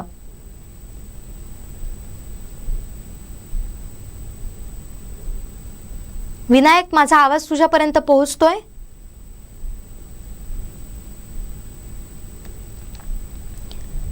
विनायक, माझा आवाज तुझ्यापर्यंत येतोय का? काही तांत्रिक कारणामुळे विनायक यांच्याशी आपला संपर्क तुटलेला आहे. पुन्हा एकदा आपण त्यांच्याशी संपर्क साधण्याचा प्रयत्न करणार आहोत. आपण पुन्हा एकदा त्यांच्याशी जोडले जातोय. विनायक, माझा आवाज तुझ्यापर्यंत येतोय का? विनायक यांच्याशी आपला संपर्क होऊ शकत नाहीये. मात्र मी आता पुन्हा एकदा सांगते, सावंतवाडीची 11व्या फेरी अखेरची मतं पाहूयात. किती मतं ही त्या उमेदवारांना मिळालीत हे जाणून घेऊयात. दीपक केसरकर यांना 11व्या फेरी अखेर संपूर्ण जी मतं आहेत ती 40,216, राजन तेली यांना 21,962, विशाल परब यांना 16,733, दुसरीकडे अर्चना घारे 2,679, दत्ताराम गावकर 514, सुनील पेडणेकर 381 आणि नोटा 1,074. आणि जे केसरकर यांना आघाडी मिळालेली आहे, लीड मिळालेलं आहे, ते 18,254 इतकं मताधिक्य दीपक केसरकर यांना मिळालेला आहे. मॅडम, मी तुमच्याकडे येते. शेवटचा प्रश्न मी तुम्हाला विचारेन. एकंदरीत जर तुम्ही आता ज्या पद्धतीने सांगितलात की काही प्रमाणात महाविकास आघाडीमध्ये राजन तेलींच्या ऐनवेळी झालेल्या पक्षप्रवेशाचा फटका जो या आपल्याला इथं पाहायला मिळतोय, शिवाय विशाल परब यांची उमेदवारी असेल, अर्चना घारे यांची उमेदवारी असेल, याचा फटका कुठेतरी इथं होताना आपल्याला पाहायला मिळतोय. एकंदरीत जर याचा विचार केला तर काय वाटतं, काय होऊ शकतं? आणि महाविकास आघाडीमध्ये जर याचं पुनरावृत्ती टाळण्यासाठी काय प्रयत्न करायला हवेत असं आपल्याला वाटतंय? नक्कीच महाविकास आघाडीमध्ये जर ही पुनरावृत्ती जर होऊ नये असं वाटत असेल तर प्रत्येक पक्षामध्ये ते संघटनात्मक सुद्धा काही बदल करण्याची गरज आहे. कारण मी मागच्या वेळेला लोकसभेच्या निवडणुकीत सुद्धा सांगितलं होतं की ह्या सर्व निवडणुकीमध्ये काँग्रेस पक्ष हा फार मोठा फॅक्टर आहे. सातत्याने 1 वर्ष असलेली संघटनेमध्ये बदल जे आज पेंडिंग आहेत, काही बदली जे आहेत ते करण्याची गरज होती. संघटनात्मक काही निर्णय घेण्याची जी गरज होती, जसे तालुक्याचे अध्यक्ष असतील, एक नेतृत्व देण्याची सुद्धा गरज होती. त्या पद्धतीने जिल्ह्यामध्ये नेतृत्व नाही आहे. मी एक माझ्या पक्षाची बाजू मांडते, ह्याचा सुद्धा फटका बसतो आहे महाविकासला. शिवाय राष्ट्रवादीमध्ये एक अमित सावंत सोडले आणि जर अर्चना घारे यांनी आल्यानंतर केलेली राष्ट्रवादी हा एक विषय जर सोडला तर त्या पद्धतीने महाविकासची ताकद नाही आहे. शिवाय अंतर्गत धुसफूस असते, गटबाजीचं राजकारण असतं, ह्याचा क्लिअर इफेक्ट होतो. आणि केसरकरांचं जर तुम्ही बघितलात तर सातत्याने 1 वर्ष ते ह्या तयारीत होते. तुम्ही बघितलात तर ते लोकांपर्यंत पोचले होते आमदारकीच्या दृष्टिकोनातून. जनतेमध्ये जी काही कामं असतील, ज्या पद्धतीने निधी आणला आहे त्यांनी, ज्या पद्धतीने त्यांनी पैशाचं जे काही वाटप असेल, वॉट एव्हर जो फंड्स असतील, ज्या पद्धतीने आम्ही त्यांची प्रचार यंत्रणा बघितली ती सातत्याने आम्ही 1 वर्ष बघतोय. तशी महाविकासच्या उमेदवाराची पर्टिक्युलर एका उमेदवारावरती फोकस झालाच नाही. महाविकासची आधी मुळात चूक कुठे झाली की सीट कोणाला जाते हे शेवटपर्यंत कळत नव्हतं. त्यातून कुठेही उद्धव ठाकरे सेनेच्या कार्यकर्त्यांनी असं म्हटलं नाही की ही सीट जर काँग्रेसला गेली तर आम्ही काम करू, किंवा राष्ट्रवादीच्या अर्चना घारेंवरती सुद्धा टीका झाल्या होत्या, पत्रकार परिषदा झाल्या होत्या की हा बालेकिल्ला आमचा आहे त्यामुळे आम्हालाच मिळावा. त्यातून बाळागवडे परत बाहेर पडले, बाळागवडे सुद्धा बाहेर पडले तर त्यांचा देखील एक वोट बँक छोट्या स्वरूपात का असेना तो सुद्धा आज तिकडे गेलेला आहे. म्हणजे दीपक केसरकरांची ताकद एकंदरीत तिकडे वाढली परत, आणि इकडे राजन तेलींची ताकद ही वाढण्यापेक्षा कमी होताना दिसली. तर मला जे असं दिसतं, जे चित्र जे मी आज ह्या 15-20 दिवसामध्ये पाहिलं, तर मी राजन तेलींनाही सांगितलं होतं की आपण अर्चना घारेंची जी बंडखोरी आहे ती सुद्धा थांबवण्यासाठी जितके प्रयत्न करता येतील तितके करूया. मी स्वतःसुद्धा त्यांना बोलली होती की मॅडम, जिंकण्यासाठी लढा, पण तुमच्या उमेदवारीचा फटका जरी मताच्या स्वरूपात जरी नाही झाला तरी सुद्धा लोकांची मानसिकता बदलते की अरे ह्यांच्यातच एवढं भांडणं आहे, त्याच्यापेक्षा मग बेस्ट वे आपण दीपक केसरकरांना मतदान करू, ही एक लोकांची जनतेची मानसिकता असते. आणि मी याच्यामध्ये जनतेला बिलकुल दोषी मानत नाही, कारण हा जनतेचा कौल आहे, हा आपण एक्सेप्ट केला पाहिजे. आपली हार ही मान्य करून त्याच्यातनं तुम्ही बदल करणं गरजेचं आहे आणि त्याच्यातून तुम्ही काही गोष्टी शिकणं गरजेचं आहे. कारण येणाऱ्या निवडणुका सुद्धा बऱ्याच प्रमाणात मोठ्या आहेत, ज्या स्थानिक स्वराज्य संस्था आहेत, ज्या पंचायत समिती आहेत, जिल्हा परिषद आहेत. आता जर ह्या सुधारणा जर नाही झाल्या तर हा सर्व परिणाम पुढच्या निवडणुकांमध्ये तुम्हाला दिसेल. नक्कीच. धन्यवाद मॅडम, तुम्ही वेळ दिलात, महत्त्वाची माहिती दिलात, आमच्याशी संवाद साधलात, त्याबद्दल आपले मनपूर्वक आभार. धन्यवाद. तर पुन्हा एकदा महत्त्वाची अपडेट येते. कुडाळ मालवण विधानसभा मतदारसंघातून 7व्या फेरीचे अपडेट आहेत. 7व्या फेरीमध्ये निलेश राणे यांना 4,981 मतं पडलेली आहेत. वैभव नाईक यांना 3,541 मतं पडलेली आहेत.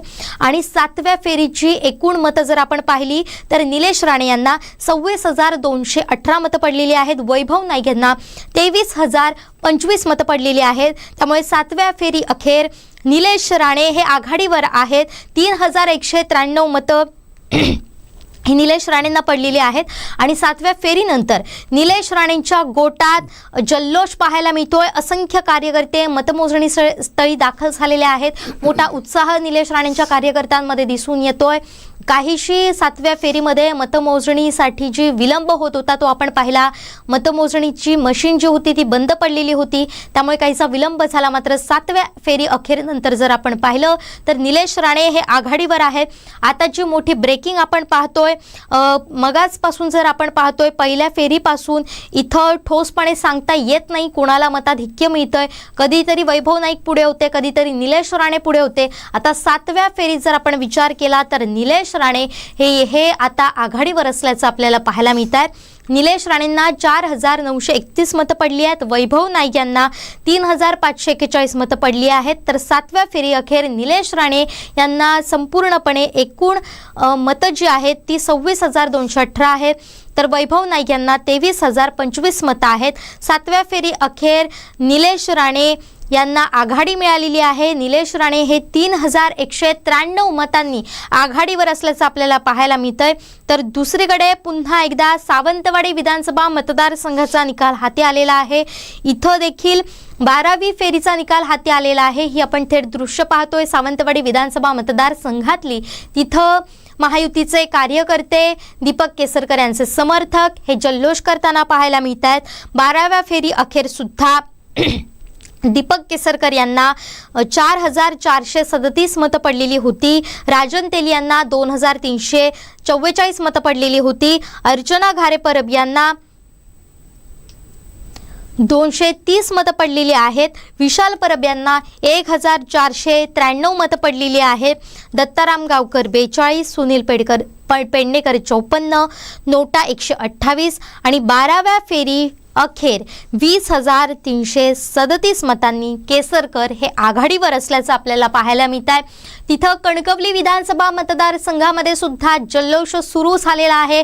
नितेश राणेंचे कार्यकर्ते तिथं जल्लोष करतायत. नितेश राणे हे मतमोजणी केंद्राच्या तिथं दाखल झालेत आणि गुलाल उधळायला देखील सुरुवात झालेली आहे.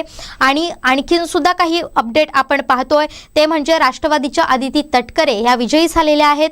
दुसरीकडे वडाळ्यात कालिदास कोळंकर हे सुद्धा विजयी झालेले आहेत. हे आपण थेट दृश्य पाहूया जल्लोषाची, उत्साहाची, कार्यकर्त्यांच्या विजयाची.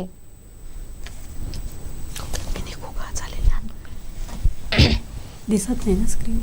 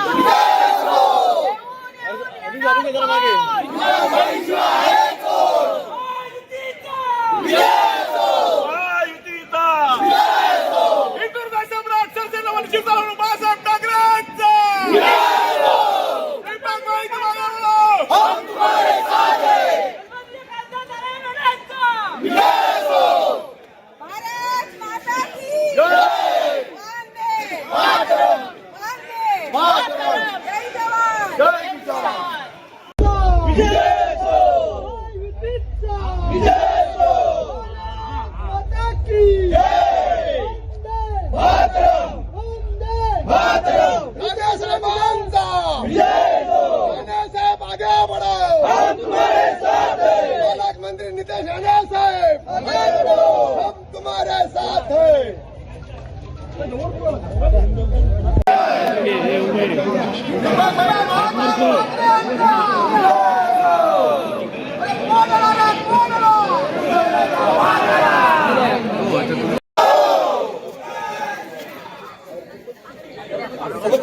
पुन्हा द्या घोषणा. हो घोषणा पुन्हा द्या.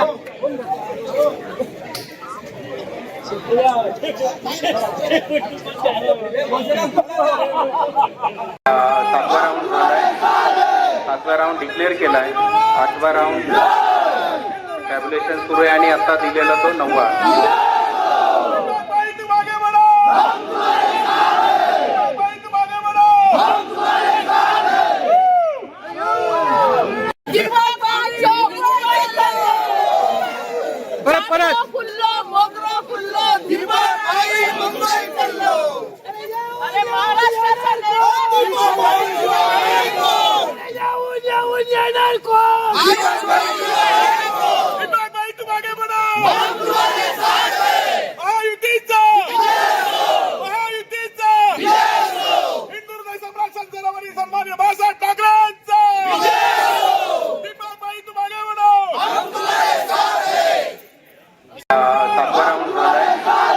सातवा राऊंड डिक्लेअर केलाय.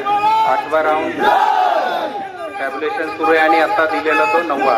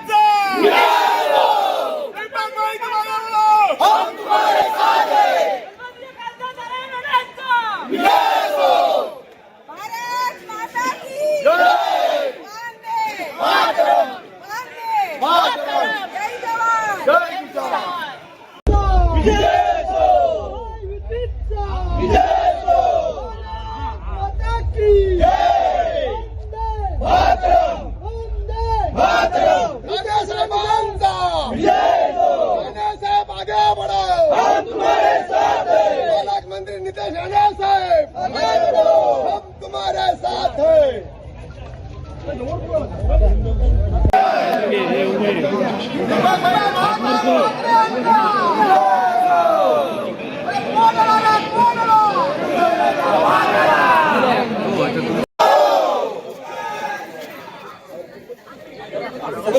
पुन्हा द्या घोषणा. हो घोषणा पुन्हा द्या.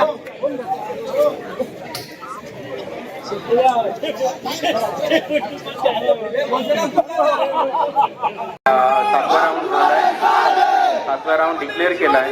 8वा राऊंड टॅब्युलेशन सुरू आहे आणि आता दिलेला तो 9वा.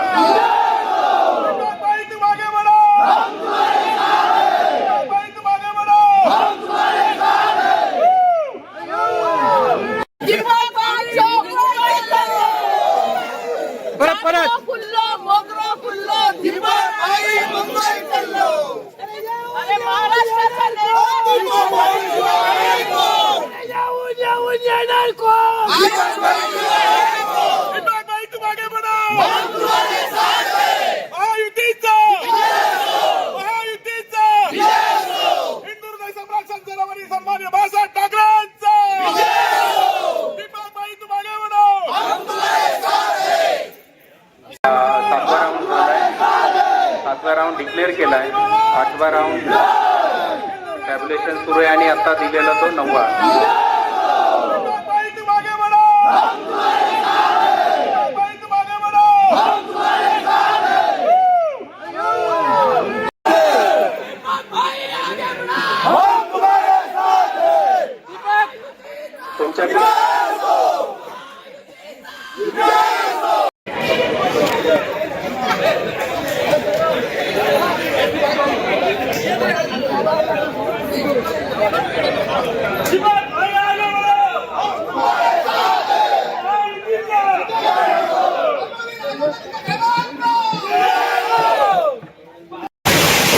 सावंतवाडी विधानसभा मतदारसंघाचे निकाल हाती आलेले आहेत. 8व्या फेरीचे निकाल हाती आलेले आहेत आणि 8व्या फेरीच्या निकालाअंती तब्बल 11,000चं लीड हे दीपक केसरकर यांनी घेतलेलं आहे. आपल्यासोबत आहेत सचिन वालावलकर, ज्यांनी संपूर्णपणे जी प्रचार यंत्रणा वेंगुर्ला असेल किंवा संपूर्ण विधानसभा मतदारसंघ असेल याच्यात चोख प्रचार यंत्रणा राबवलेली होती. काटेकोरपणे बारीक गोष्टींवर त्यांनी या ठिकाणी लक्ष ठेवलेलं होतं. काय सांगाल, दीपक केसरकर तब्बल 8व्या फेरीमध्ये 11,000चं लीड घेतलेलं आहे.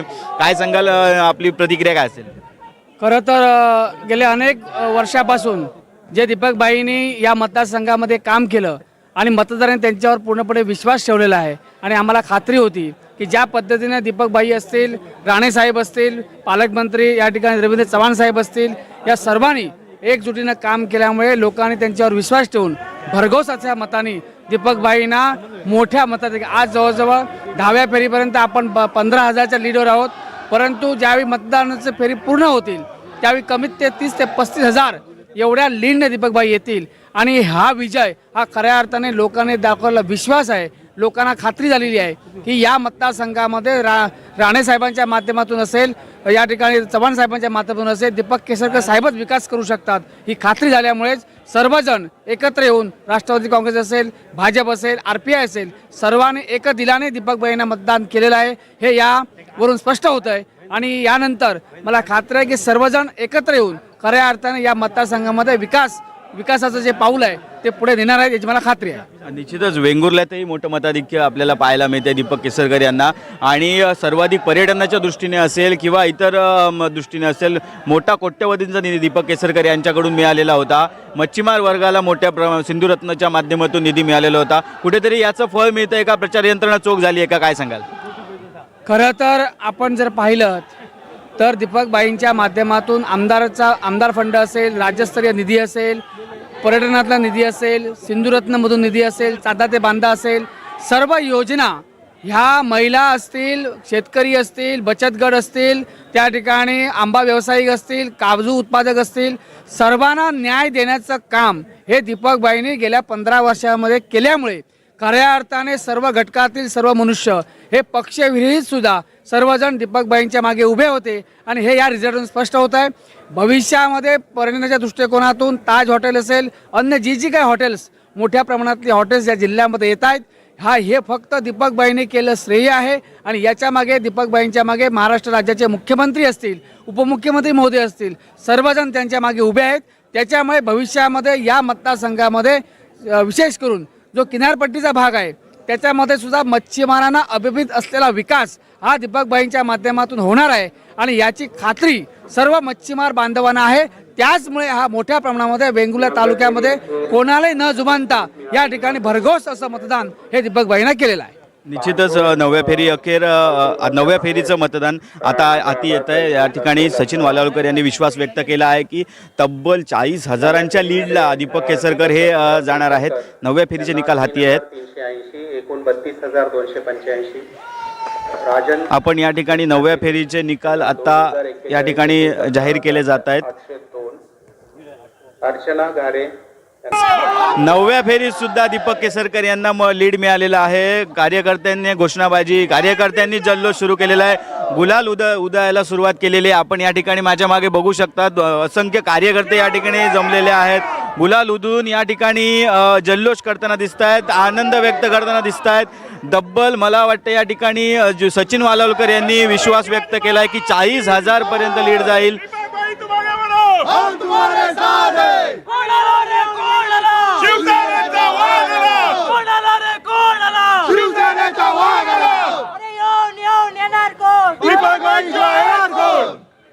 निश्चितच युवा सैनिकांचा जल्लोष आपल्याला या ठिकाणी पाहायला मिळतोय. प्रचार यंत्रणेत या ठिकाणी दिवस रात्र मेहनत त्यांनी या ठिकाणी घेतलेली होती आणि आज हा जल्लोष या ठिकाणी पाहायला मिळतोय. फटाक्यांचा आवाज सुद्धा आपल्याला या ठिकाणी आलेला आहे. अजूनही बऱ्याचशा फेऱ्या व्हायच्या आहेत आणि यानंतर मुख्य किती हजारापर्यंत लीड दीपकभाई घेतात हे पाहणं उत्सुक. कोकण 7 लाईव्हसाठी दीपेश परब, सावंतवाडी. 11व्या फेरीचे निकाल हाती आलेले आहेत. सावंतवाडी विधानसभा मतदारसंघाची मतमोजणी ही सुरू आहे आणि 11व्या फेरीचे निकाल हाती आलेले आहेत. 11व्या फेरीनंतर तब्बल 11,000चं लीड हे महायुतीचे उमेदवार दीपक केसरकर यांनी घेतलेलं आहे. आपल्यासोबत दोडामार्ग येथील पदाधिकारी कार्यकर्ते आहेत, त्यांच्याकडून आपण जाणून घेऊया. तब्बल 11,000चं लीड 11व्या फेरीनंतर घेतलेलं आहे दीपक केसरकर यांनी. काय सांगाल, कशा प्रकारे आपली पहिली प्रतिक्रिया असेल? नक्कीच दीपक भाई हे चौथ्यांदा आमदार होत आहेत आणि हा विजय हा सर्वसामान्य जनतेचा आहे आणि यामध्ये सर्वांनी आम्हाला या ठिकाणी मदत केली आहे. नक्कीच दीपक भाई हे 30-40 हजाराच्या वर आघाडी घेऊन या ठिकाणी निवडून येतील अशी आम्हाला सर्वांना अपेक्षा आहे. कारण यासाठी दोडामार्ग, सावंतवाडी, वेंगुर्ला यातील सर्व पदाधिकारी कार्यकर्ते महायुतीचे यांनी प्रचंड मेहनत घेतलेली आहे. या ठिकाणी विरोधक खूप राहिले, पण विरोधकांना या ठिकाणी आम्ही त्यांची जागा दाखवून दिलेली आहे या ठिकाणी दीपकभाईंनी. आणि नक्कीच दीपकभाई हे पुन्हा एकदा कॅबिनेट मिनिस्टर होतील आणि पुन्हा पालकमंत्री होतील या ठिकाणी आणि नक्कीच आमचा विजय या ठिकाणी साजरा करतो. अजून सुद्धा तब्बल 23 फेऱ्यांची मतमोजणी या ठिकाणी होणार आहे. अजून सुद्धा निकाल हाती यायचे आहेत. काय वाटतं, दीपक केसरकर यांचं लीड तब्बल किती हजारापर्यंत जाईल? 30,000 हा लीड. आमचा आजची जी परिस्थिती बघितली आहे 30 ते 35,000 रुपयाचं 35,000 मतांचं लीड या ठिकाणी नक्कीच मिळेल. निश्चितच दोडामार्ग तालुक्याचा काय अंदाज असेल? कारण दोडामार्ग सुद्धा मोठ्या प्रमाणात प्रचार यंत्रणा ही राबवलेली होती. चोख प्रचार यंत्रणा या ठिकाणी दोडामार्गात सुद्धा आपल्याला पाहायला मिळत होती. काय सांगाल, दोडामार्गात कशा प्रकारे दीपक केसरकर राहतील? दोडामार्ग या ठिकाणी भाईनी केलेली कामं ह्यांचं मतामध्ये रूपांतर झालेलं आहे. नक्कीच 7 ते 8 हजाराचं लीड या ठिकाणी दोडामार्गमधून सुद्धा आम्ही नक्कीच देऊ. का संपूर्ण दोडामार्गची जनता आज भाईंसोबत आहे आणि हे लगेच तुम्हाला या ठिकाणी रिझल्टमध्ये दिसून येईल. निश्चितच संपूर्ण दोडामार्गची जनता दीपक केसरकर यांच्यासोबत आहे. 30 ते 35 हजारांचं लीड हे दीपक केसरकर यांना या ठिकाणी मिळणार आहे. अजूनही आपल्यासोबत पदाधिकारी आहेत, युवा सेनेचे पदाधिकारी आहेत. काय सांगाल, कशा प्रकारे आपली प्रतिक्रिया असेल? दीपक भाई केसरकर हे निवडणुकीच्या निकालात वेळीच विजयी झाले होते आणि जे युवकांचा प्रेम होतं ते पूर्णपणे दीपक भाईंच्या पाठीशी होतं. म्हणून काही अंदर की बात है, पण सब हमारे साथ है, दीपक भाई के साथ है, हे आम्ही दाखवून दिलेलं आहे. अंदर की बात आहे, सब दीपक भाई के साथ आहे असं त्यांनी या ठिकाणी सांगितलेलं आहे. निश्चित काय या ठिकाणी दीपक केसरकर यांच्या विजयाचं रहस्य आहे ते सुद्धा या ठिकाणी सांगतायत.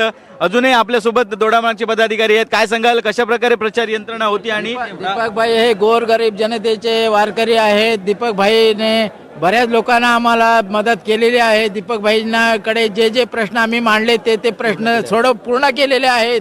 खेडोपाडी दीपक भाईंनी चांगले प्रकारचे विकासात्मक कामं केलेली आहेत. त्याचप्रमाणे याच ठिकाणी येतोय, ज्यावेळी प्रचार सुरू होता त्यावेळी महाविकास आघाडीकडून आरोप करण्यात आले होते की दीपक केसरकर यांनी कोणत्याही पद्धतीचा विकास या ठिकाणी केलेला आहे मतदारसंघात. पण आज जनतेने हे उत्तर दिलेलं आहे. काय वाटतं आपल्याला? हे जे काही काम केलं नाही, हे जे माणसं बोलली, विरोधक बोलत होते ते चुकीचं आहे. संपूर्ण तालुक्यामध्ये दोडामार्ग तालुक्याचा विकास हा दीपक भाई मार्फतच झालेला आहे आणि दीपक भाईने चांगलं काम केलं. दीपक भाईंच्या आम्ही सर्व मंडळी आम्ही दीपक भाईंच्या पाठीमागे ठामपणे उभे आहोत आणि आजचा हा विजय आहे तो संपूर्ण जनतेचा विजय आहे. दीपक भाईंना पूर्ण लोकांचा पाठिंबा आहे. सरपंच संघटनेचे अध्यक्ष आपल्या सोबत आहेत दोडामार्गचे. काय सांगाल, कशा प्रकारे गावागावातली ताकद दीपक भाईंसोबत होती आणि कशा प्रकारे हा रिझल्ट आता पाहताय? काय सांगाल, आपली प्रतिक्रिया काय असेल? दीपक भाई हे तळागाळातील कार्यकर्त्यांपर्यंत किंवा सर्वसामान्य लोकांना न्याय देणारे नेते आहेत. एक विजन असलेले नेते आहेत. दोडामार्ग तालुक्यामध्ये कोट्यावधी रुपयाची विकास कामं या ठिकाणी दीपक भाईंच्या माध्यमातून झाली. आरोग्य असेल, रोजगारात संबंधित असेल, आढाळी MIDC मध्ये आज मोठ्या प्रमाणात उद्योजक येणार आहेत आणि उद्योग निर्माण होणार आहेत आणि अशा या सगळ्या गोष्टीचं भान ठेवून आज दोडामार्ग तालुक्यातील संपूर्ण जनता ही दीपक भाईंच्या पाठीमागे खंबीरपणे उभे राहिलेले आहे आणि निश्चित स्वरूपामध्ये दोडामार्ग तालुक्यातून सुद्धा मोठं मताधिक्य दीपक भाईंना मिळणार आहे. त्यांनी केलेली विकास कामं आणि विकास कामांच्या जोरावर आज दीपक भाईंचा विजय हा निश्चित आहे. निश्चितच आपल्यासोबत ठाकरे गटाला रामराम करून या ठिकाणी बबलू पांगम हे शिवसेनेमध्ये दाखल झालेले होते आणि प्रचार यंत्रणा त्यांनी सुद्धा मोठा या ठिकाणी प्रचार यंत्रणेत सहभाग घेतलेला होता. काय सांगाल, या ठिकाणी रिझल्ट मिळतोय का, काय सांगाल आपली प्रतिक्रिया? निश्चितच गेले 3-4 टर्म मी दीपक भाई सोबतच होतो. आजही त्यांचाच प्रचार लास्ट मुमेंटला मी प्रवेश केला. ठाकरे गटात जे काय घडलं ते मान्य नव्हतं आम्हाला. त्यासाठी दीपक भाईने आमच्या जे माटणे मतदारसंघ आहे जिल्हा परिषद खूप विकास कामं केली. त्यासाठी फुल्ली आम्ही सपोर्ट केला होता आणि सगळी लोक जी काही लोक विरोधी होती ती सुद्धा आपल्यासोबत अंतर्गत होती, युवा होते, सगळ्यांनी आम्हाला सपोर्ट केला. मोठी लीड आम्ही माटणे मतदारसंघात दोडामार्ग तालुक्यात घेणार. निश्चितच दोडामार्ग कार्यकर्त्यांचा जल्लोष आणि प्रतिक्रिया आपण बघितलेली आहेत. कार्यकर्त्यांमध्ये उत्साह आहे आणि ज्या ठिकाणी जसजसे फेऱ्या ज्या ठिकाणी मतमोजणी होते तसतसा कार्यकर्त्यांचा उत्साह अधिकच वाढतोय. प्रत्येक फेरीमध्ये दीपक केसरकर हे लीड घेताना आपल्याला पाहायला मिळत आहेत. तब्बल 11व्या फेरीनंतर तब्बल 15,000चं जे लीड आहे ते दीपक केसरकर यांनी या ठिकाणी घेतलेलं आहे. आपण आता दोडामार्ग तालुक्यातील पदाधिकाऱ्यांच्या प्रतिक्रिया पाहिलेल्या आहेत. अजूनही संपूर्ण मतदारसंघातले कार्यकर्ते या ठिकाणी आहेत. गुलाल उधळण्यात आलेला आहे, जोरदार घोषणाबाजी करण्यात येते, फटाके या ठिकाणी फटाके फोडून आनंद व्यक्त करण्यात येतोय. या ठिकाणी कार्यकर्त्यांचा आपण या उत्साह बघू शकतात. या ठिकाणी जोरदार घोषणाबाजी या ठिकाणी कार्यकर्त्यांकडून होते.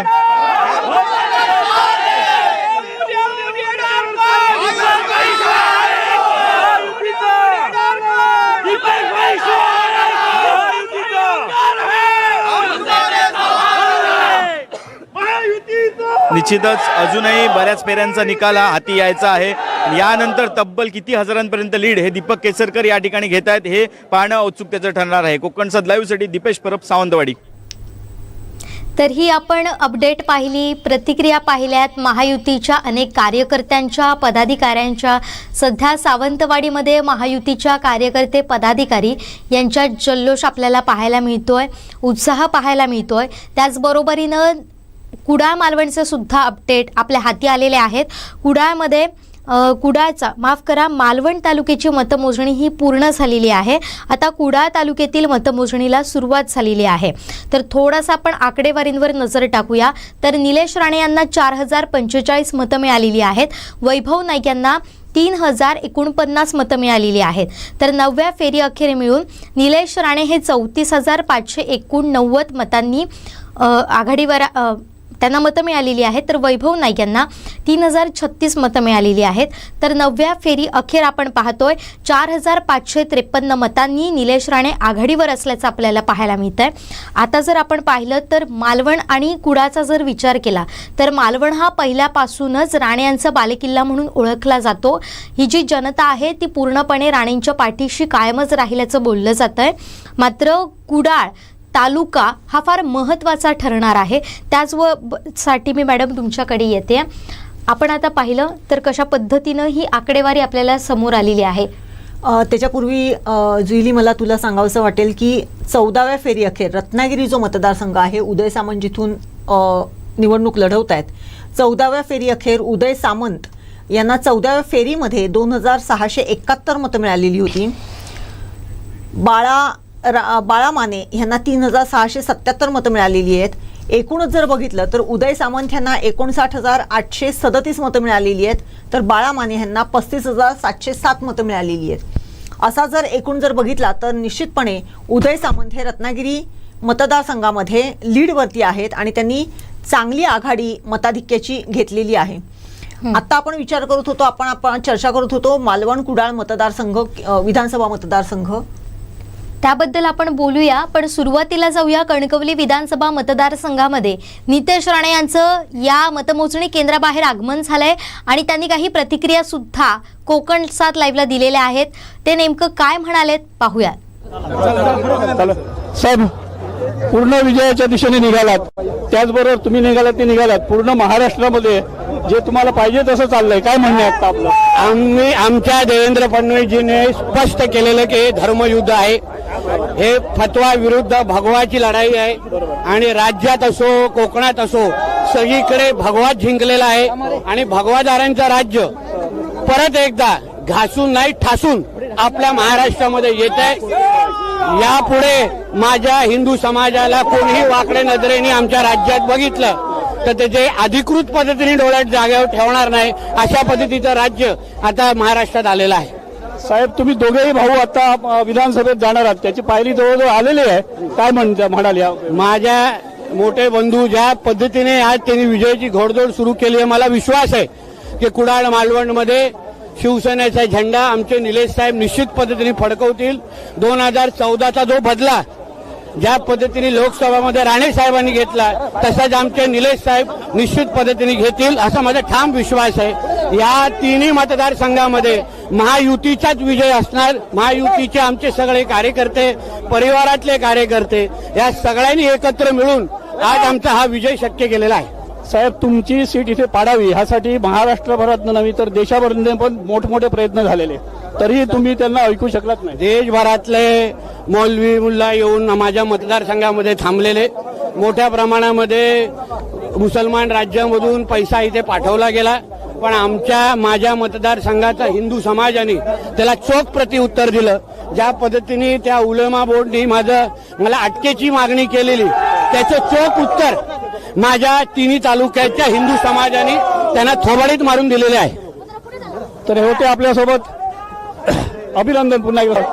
हे होते नितेश राणे, जवळजवळ विजयाच्या उंबरठ्यावर आलेले आहेत आणि त्यांची ही जल्लोष कार्यकर्त्यांमधून जल्लोष मोठ्या प्रमाणात सुरू आहे. आपण पाहू शकतो की कार्यकर्ते जे आहेत या कार्यकर्त्यांचे जो पारा आहे तो पूर्णपणे वाढलेला आहे आणि मोठ्या प्रमाणात जय श्रीराम आणि भाजप महायुतीचा विजय असो अशा घोषणा दिल्या जात आहेत. आता खरं म्हणजे एकूण 24 फेऱ्या आहेत. 24 फेऱ्यापैकी 8 फेऱ्यांचा निकाल आपल्या हाती आलेला आहे. 8 फेऱ्यांच्या पुढे 8 फेऱ्यानंतरही 20,000च्या पुढे नितेश राणे यांचं लीड झालेलं आहे. त्यामुळे ही लीड फार मोठं वाढेल असा सगळ्या कार्यकर्त्यांचा विश्वास आहे. लव माडेश्वरसह साहिल, कणकवली. तर ही आपण थेट दृश्य पाहिली कणकवली मधली. नितेश राणे गुलालात भगव्यात अगदी माखून गेलेल्या आहेत. तिथं जल्लोषाला सुरुवात झालेली आहे. कार्यकर्त्यांमध्ये कमालीचा उत्साह आपल्याला पाहायला मिळतोय. पण दुसरीकडे आपण येऊया सावंतवाडी विधानसभा मतदारसंघामध्ये. तिथं ज्या पद्धतीनं दीपक केसरकर यांनी आघाडी घेतल्याचं आपल्याला पाहायला मिळत आहे. 14व्या फेरी अखेर दीपक केसरकर यांना 24,409चं मताधिक्य असलेलं आपल्याला पाहायला मिळत आहे. दीपक केसरकर यांना 14व्या फेरीमध्ये 3,534 मतं मिळालेली आहेत आणि या फेरी अखेर एकूण त्यांना मतं पडलेली आहेत ती म्हणजे 52,409. राजन तेली यांना 1,427 ही 14व्या फेरीमध्ये पडलेली मतं आहेत. तर एकूण त्यांची जी मतं झालेली आहेत ती 27,500. अर्चना घारे परब यांना 14व्या फेरीत मतं पडलेली आहेत 539. तर संपूर्ण जी मतं पडलेली आहेत ती आहेत टोटल मतं, एकूण मतं ती आहेत 3,681. विशाल परब यांना 1,030 मतं पडलेली आहेत या फेरीमध्ये, 14व्या फेरीमध्ये. आणि 14व्या फेरी अखेर त्यांची मताची आकडेवारी जी झालेली आहे ती 21,406. त्यानंतर दत्ताराम गावकर 45 मतं पडली आहेत आणि एकूण मतं 702. सुनील पेडणेकर 44 मतं या फेरीमध्ये आणि एकूण मतं 528. नोटाला 76 मतं या फेरीमध्ये पडलेली आहेत, म्हणजे 14व्या फेरीमध्ये पडलेली आहेत आणि एकूण मतं आहेत 1,397. त्यामुळे जर आपण पाहिलं तर दीपक केसरकर यांना 14व्या फेरी अखेर 24,409चं मताधिक्य मिळालेलं आहे. आताची आपण महत्त्वाची आणि मोठी अपडेट पाहतोय. ही 14व्या फेरी अखेरीची अपडेट आहेत. मॅडम, तुमच्याकडे या संदर्भातले अजून काही अपडेट आले आहेत का? एकूणच आपण बघितलं, रत्नागिरी जिल्ह्यातला आपण बघत होतो. रत्नागिरी जिल्ह्यामध्ये जी काही 15वी फेरी होती त्याच्यामध्ये उदय सामंत, रत्नागिरी विधानसभा मतदारसंघामध्ये उदय सामंत यांनी लीड घेतलेला आहे. 4,317 मतं त्यांनी घेतलेली आहेत आणि बाळा माने यांनी 2,847 मतं, अशी एकूण जर बघितली तर 64,154 मतं उदय सामंत यांनी घेतलेली आहेत, तर 38,554 मतं बाळा माने यांनी घेतलेली आहेत. एकूणच आपण जर बघितलं कणकवली विधानसभा मतदारसंघामध्ये जी नितेश राणे यांची विजयाकडे घोडदौड सुरू आहे ती जर बघितली तर पहिल्या फेरीपासून त्यांनी जे मताधिक्य घ्यायला सुरुवात केलेली होती त्यातून दिसूनच येत होतं की नितेश राणे हे विजयाकडे जात आहेत. मात्र प्रश्न आता एकच आहे की ते किती मताधिक्याने, विक्रमी मताधिक्याने निवडून येतात का? कारण मध्यंतरी एक जेव्हा मतदान होतं त्या दिवशी दोन्ही भाऊ जेव्हा एकत्र आलेले होते आणि एकत्र भेटलेले होते त्यावेळेस त्यांचे मोठे बंधू की जे निलेश राणे आहेत आणि ते कुडाळ विधानसभा मतदारसंघातून आपलं नशीब आजमावत आहेत, त्यांनी असं विधान केलेलं होतं की नितेश राणे यांच्या संदर्भात जेव्हा त्यांना प्रश्न विचारलेला होता तेव्हा असं त्यांनी सांगितलेलं होतं की नितेश राणे हे निवडून तर येणारच, ते पहिल्या 3 मध्ये असतील महाराष्ट्रामध्ये आणि सगळ्यात विक्रमी मताधिक्याने येण्याचा बहुमान सुद्धा ते मिळवतील असं विधान निलेश राणे यांनी केलेलं होतं. आणि त्या दृष्टीने नितेश राणे यांची घोडदौड सुरू आहे. एकूणच जर बघितलं तर या संदर्भामध्ये कणकवली मतदारसंघामध्ये महायुतीचे जे उमेदवार आहेत नितेश राणे यांची विजयाकडे घोडदौड सुरू झालेली आहे. हो, आणि तोच आपण मगाशी जल्लोष पाहिला होता आणि त्यांची प्रतिक्रिया सुद्धा ऐकलेली होती. फतवा विरुद्ध भगवा अशी प्रतिक्रिया त्यांनी यावेळी दिली. आणि आता जर तुम्ही आमच्या धर्माकडे वाकड्या डोळ्यांनी पाहिलं तर तुमचा डोळा अधिकृतपणे राहणार नाही असं वक्तव्य जे आहे ते नितेश राणेंनी केलेलं होतं. आता थोडंसं सावंतवाडी विधानसभा मतदारसंघाचा आपण आढावा घेऊयात. इथं 15व्या फेरीचे सुद्धा निकाल हाती आलेले आहेत, ते कसे आहेत ते जाणून घेऊ. दीपक केसरकर 3516 त्यांना मतं पडलेली आहेत 15व्या फेरीत आणि एकूण मतं त्यांची झालेली आहेत 15व्या फेरी अखेर ती म्हणजे 55,995. राजन तेली यांना 1,893 मतं पडलेली आहेत आणि त्यांची एकूण मतं आहेत ते 29,394. अर्चना घारे परब यांना 345 मतं पडलेली आहेत आणि एकूण त्यांची मतं झालेली आहेत 4,026. त्याचबरोबर विशाल परब यांना 1,240 मतं या फेरीत पडलेली आहेत, त्यामुळे त्यांची या फेरी अखेरची मतं झालेली आहेत 22,646. आणि नोटाला या फेरीमध्ये 15व्या फेरीमध्ये 97 मतं पडलेली आहेत आणि एकूण नोटाला जी मतं गेलेली आहेत ती 1,494. म्हणजेच 15व्या फेरी अखेर दीपक केसरकर यांना 26,531 मताधिक्य हे मिळालेलं आहे, हे आपण पाहतोय. आणि त्याचबरोबर महत्त्वाचे अपडेट घेऊन आपल्यासमोर येत आहे कुडाळ मालवण विधानसभा मतदारसंघातून आमचे चीफ रिपोर्टर कृष्णा ढोलम. मी थेट कृष्णा ढोलम यांच्याकडे येते, मात्र काही तांत्रिक कारणामुळे त्यांच्याशी आपला संपर्क होऊ शकत नाहीये. मॅडम, मी तुमच्याकडे येते. आपण जर आता विचार केला तर आता मालवणचं मतमोजणी ही थांबलेली आहे आणि त्यामध्ये सध्या तरी निलेश राणे हे आघाडीवर आपल्याला दिसतात. पण दुसऱ्या बाजूला जर आपण विचार केला तर कुडाळची मतमोजणी आता सुरू झाली आहे. लोकसभेत आपण विचार थोडासा करूया तर लोकसभेमध्ये भाजप म्हणूया किंवा महायुती म्हणूया त्यांचं मताधिक्य हे काहीसं वाढलेलं होतं आणि आता तीच परिस्थिती कुडाळमध्ये सुद्धा आपल्याला दिसून येईल का किंवा नेमकं काय होऊ शकतं, कारण मालवण हा राणेंचा बालेकिल्ला म्हणून ओळखला जातो. मात्र कुडाळात बऱ्यापैकी होल्ड हा वैभव नाईक यांच्याकडे सुद्धा आहे. काय वाटतं, काय होण्याची शक्यता आहे? जी मतमोजणी सुरू झाली मालवण कुडाळ विधानसभा मतदारसंघामध्ये ती मालवण तालुक्यापासून सुरू झालेली होती. निश्चितच जसं तू म्हणालीस तसं मालवण हा पहिल्यापासूनच नारायण राणेंचा बालेकिल्ला राहिलेला आहे. नारायण राणे यांना मालवण तालुक्याने प्रचंड हात आतापर्यंत दिलेला आहे. त्यामुळे निलेश राणे यांना जे काही मताधिक्य जे दिलेलं आहे नारायण राणे निलेश राणे यांना या तालुक्यातून जे मताधिक्य मिळते ते साहजिकच आहे. आता निलेश राणे यांनी ज्या पद्धतीने त्यांना उमेदवारी मिळाली त्याच्यानंतर भाजपचे कार्यकर्ते अत्यंत झटून त्यांच्यासाठी कामाला लागलेले आहेत ते पाहता कुडाळ जो तालुका आहे, कुडाळ तालुका माणगाव खरोकी जो अत्यंत महत्त्वाचा ठरतो मतदारांच्या दृष्टिकोनातून, त्यामुळे कुडाळ तालुक्यातून पुन्हा एकदा निलेश राणे यांना कशा पद्धतीचं मताधिक्य मिळते हे बघणं निश्चितच महत्त्वाचं ठरणार आहे.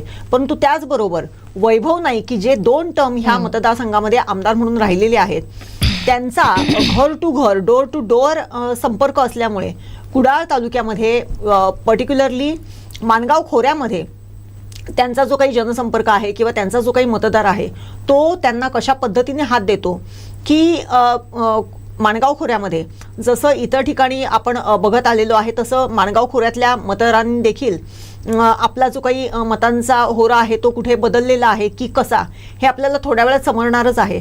परंतु आता ज्यावेळेस कुडाळ तालुक्याची ज्यावेळेस मतं जेव्हा आकडेवारी सुरू होईल किंवा मतमोजणी सुरू होईल त्यावेळेस निश्चितच कुडाळ आणि मालवण ह्या दोन्ही तालुक्यातल्या कार्यकर्त्यांनी कशा पद्धतीने काम केलेलं आहे, दोन्ही महायुती आणि महाविकास आघाडीच्या कार्यकर्त्यांनी कशा पद्धतीने काम केलेलं आहे ते निश्चितच दिसेल.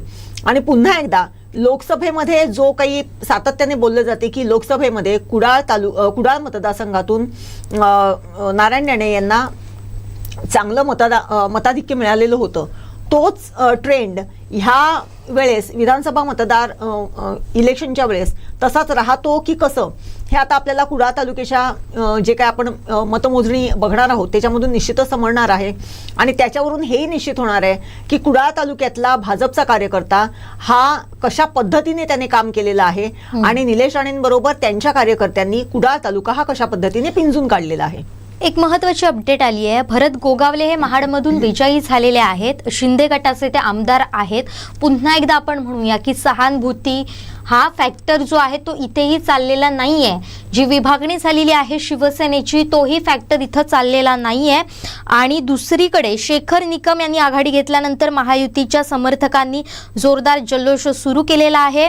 ही आपण दृश्य पाहतोय किंवा जी माहिती येते ती चिपळूणमधली आहे. मनोज पवार आपले प्रतिनिधी आपल्याला ही माहिती देतात. शेखर निकम यांच्या कार्यकर्त्यांनी जल्लोष सुरू केलेला आहे. दुसरीकडे आपण पाहतोय की मालवणमधून सुद्धा महत्त्वाची आकडेवारी समोर आलेली आहे. 10व्या फेरीचे निकाल हाती आलेले आहेत. कुडाळ मालवण मी आमच्या दर्शकांना सांगू इच्छिते की अगदी संथ गतीनं इथली आकडेवारी येते, अपडेट येते. मात्र जसे आमच्याकडे अपडेट येत आहेत आमचे चीफ रिपोर्टर कृष्णा ढोलम आम्हाला माहिती देत आहेत तसे लगेचच आम्ही तुमच्यापर्यंत ती पोहोचवतोय. आपण ढोलम यांच्याकडे जाणारच आहोत, त्यांच्याकडून अधिक माहिती घेणारच आहोत. मात्र 10व्या फेरीतली आकडेवारी ही त्यांच्याकडूनच समजून घेऊया. कृष्णाजी, काय आहेत 10व्या फेरीची आकडेवारी, काय आहेत मतमोजणीचे कल? नक्कीच कुडाळ मालवण विधानसभा मतदारसंघात मतमोजणी संथ गतीने सुरूच आहे आणि इकडे वैभव नाईक आणि निलेश राणे यांच्यात काटेकी टक्कर अशी लढत सुद्धा तशीच काटेकी टक्कर अशी सुरू आहे. आता कुडाळ तालुक्यातील मतमोजणीला सुरुवात झालेली आहे. मालवण तालुक्यातील मतमोजणी संपलेली आहे. मालवण तालुक्यात निलेश राणे यांना 4553 मताधिक्य आहे ते या ठिकाणी मिळालेलं आहे. आणि आता संपूर्ण भिस्त ही दोन्ही उमेदवारांची कुडाळ तालुक्यावर आहे. कुडाळ तालुक्याने काय केलं आहे हे आता मतपेटीतून बाहेर यायला सुरुवात झालेली आहे. पहिल्या फेरीत कुडाळच्या निलेश राणेंना 300च्या आसपास मताधिक्य हे मिळालेलं आहे. म्हणजे कुडाळ निलेश राणेंनी सुरुवात चांगली केलेली आहे असं म्हणावं लागेल. आता उर्वरित मतपेट्यांमध्ये काय निकाल येतो हे पाहणे उत्सुक येत आहे. आता आपण बघितलं तर 10व्या फेरीमध्ये निलेश राणे यांना 4735 मताधिक्य आहे ते या ठिकाणी मिळालेलं आहे.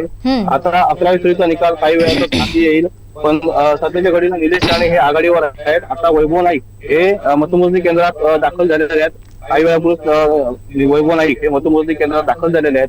काही वेळापूर्वी मालवण तालुक्याची पेंडूर ही ईव्हीएम मशीन होती, त्यामध्ये बिघाड झाला होता, त्यामुळे काही वेळ मतमोजणी थांबलेली होती. मात्र आता पुन्हा एकदा मतमोजणीला सुरुवात झालेली आहे आणि आता मालवण तालुक्यातील मतमोजणी पूर्ण होऊन आता कुडाळ तालुक्यातील मतमोजणीला सुरुवात झालेली आहे. त्यामुळे कुडाळ तालुक्याकडे आता साऱ्यांचं लक्ष लागून आहे.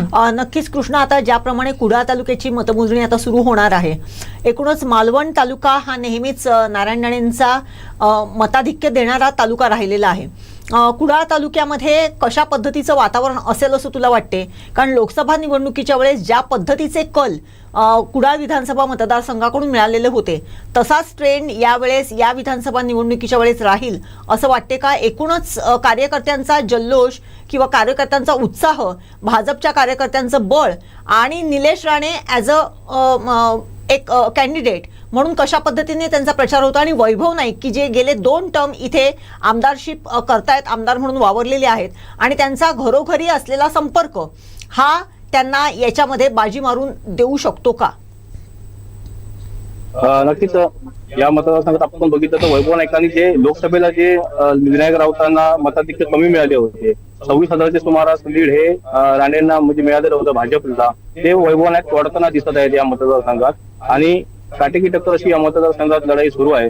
आता कुडाळवर संपूर्ण कुडाळ तालुक्यावर ही भिस्त आहे. कुडाळ तालुका कशा पद्धतीने निलेश राणेंना सपोर्ट करतो की वैभव नाईकांना सपोर्ट करतो. राज्यात आपण बघितलं, राज्यात महायुतीची सत्तेच्या दिशेने वाटचाल सुरू आहे. मात्र म्हणजे लाडकी बहीण योजनेचा फायदा हा महायुतीला झालेला दिसत आहे आपल्याला. मात्र तळ कोकणातली ही कुडाळ मालवणची मतदारसंघ यामध्ये नेमका उलट झालेलं दिसतंय. कारण जास्त मताधिक्य म्हणावं तसं दिसत नाही या मतदारसंघात. ज्या अपेक्षेने लोकसभेचं लीड वाटत होतं की वैभव नाईक तोडतील की न तोडतील, मात्र वैभव नाईक तोडण्यात यशस्वी ठरलेले आहेत. आता कुडाळ तालुक्यामध्ये वैभव नाईकांची कशा पद्धतीने वैभव नाईकांनी रणनीती आखली आहे. कारण मालवण तालुक्यात तर अशी चर्चा होती की 15,000 मताधिक्य देऊ असा विश्वास भाजप शिवसेनेने व्यक्त केलेला होता. मात्र ते प्रत्यक्षात 5,000वर आलेला आहे. कुडाळ तालुक्याने पण 15,000च्या आसपास मताधिक्य देण्याचा विश्वास व्यक्त केला होता. आता ते कितपत त्यांना यशस्वी होतात याकडे साऱ्यांचे लक्ष आहे. वैभव नाईक आणि शेवटच्या टप्प्यात आपण म्हणत होतो वैभव नाईक कमी पडले, मात्र या मतदारसंघात बघितलं तर आता शेवटच्या टप्प्यात दोघांकडून ताकद तेवढीच पुरवली गेली आणि दोघांची रणनीती थोडीच तोड निघाली असंच म्हणावं लागेल. त्यात वैभव नाईक कुठेतरी काही प्रमाणात मताधिक्य तोडण्यात यशस्वी झाले असंही म्हणावं लागेल. पण कृष्णाजी, आपण पाहिलं तर सावंतवाडी विधानसभा मतदारसंघाची आता 16वी फेरी सुरू आहे. कणकवलीमध्ये तिथं 13वी फेरी संपलेली आहे, 14व्या फेरीला सुरुवात झालेली आहे. मात्र कुडाळ मालवणमध्ये केवळ आणि केवळ 10व्या फेरीवरच अडकलेलो आहोत. नेमकं काय आहेत कारण? म्हणजे सुरुवातीपासून आपण पाहतोय आपले दर्शक सुद्धा उत्सुक होते या रिझल्टसाठी. अगदी पहिल्या फेरीपासून दर्शक विचारतात की कुडाळ मालवणचे अपडेट एवढे स्लो का आहेत, एवढं संथगतीनं इथलं का काम सुरू आहे, प्रशासनाकडून नेमकं काय गफलती सुरू आहे इथं? प्रशासनाकडून हलगर्जीपणा होताना दिसत आहे आपल्याला. कारण वेळेत आकडेवारी ही आहे ती वेळेत येत नाही आहे. त्याच्यामुळे लोकांमध्ये जनतेमधून सुद्धा नाराजी व्यक्त होते. कारण फास्ट अपडेट संपूर्ण राज्यात आपल्याला पाहायला मिळते. सावंतवाडीचं सोडा संपूर्ण राज्यात फास्ट अपडेट येत आहेत. मात्र म्हणजे विजयाच्या दिशेने काही उमेदवारांनी घोषित झाले आहेत. मात्र इकडे पूर्णपणे संथ गतीने हा कारभार प्रशासनाचा म्हणावा लागेल सुरू आहे. त्यामुळे आता फक्त 9 फेऱ्या शिल्लक आहेत. त्या 9 फेऱ्यांमध्ये काय मतपेटीतून मतदारांनी टाकलंय ते आपल्याला सिद्ध होईल आणि त्यानंतरच विजयाचा शिक्कामोर्तब होईल. नक्कीच या संदर्भातले अपडेट तुम्ही आमच्यापर्यंत पोहोचवत राहा, आमच्या दर्शकांपर्यंत पोहोचवत राहा. तुर्तास इथंच थांबतोय. आता सावंतवाडी विधानसभा मतदारसंघाच्या 16व्या फेरीचे सुद्धा अपडेट हाती आलेले आहेत.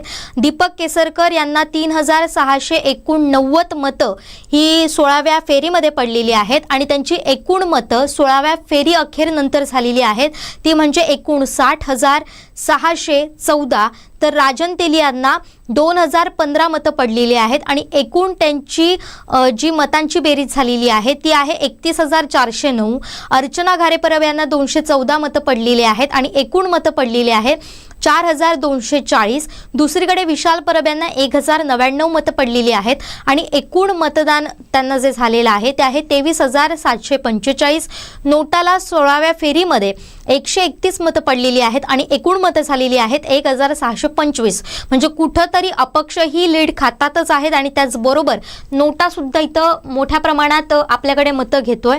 त्यामुळे इतक्या लोकांनी नाकारलेलं आहे. दुसरीकडे कणकवलीतून सुद्धा महत्त्वाचे अपडेट येत आहेत. 14व्या फेरीचे अपडेट हाती आलेले आहेत.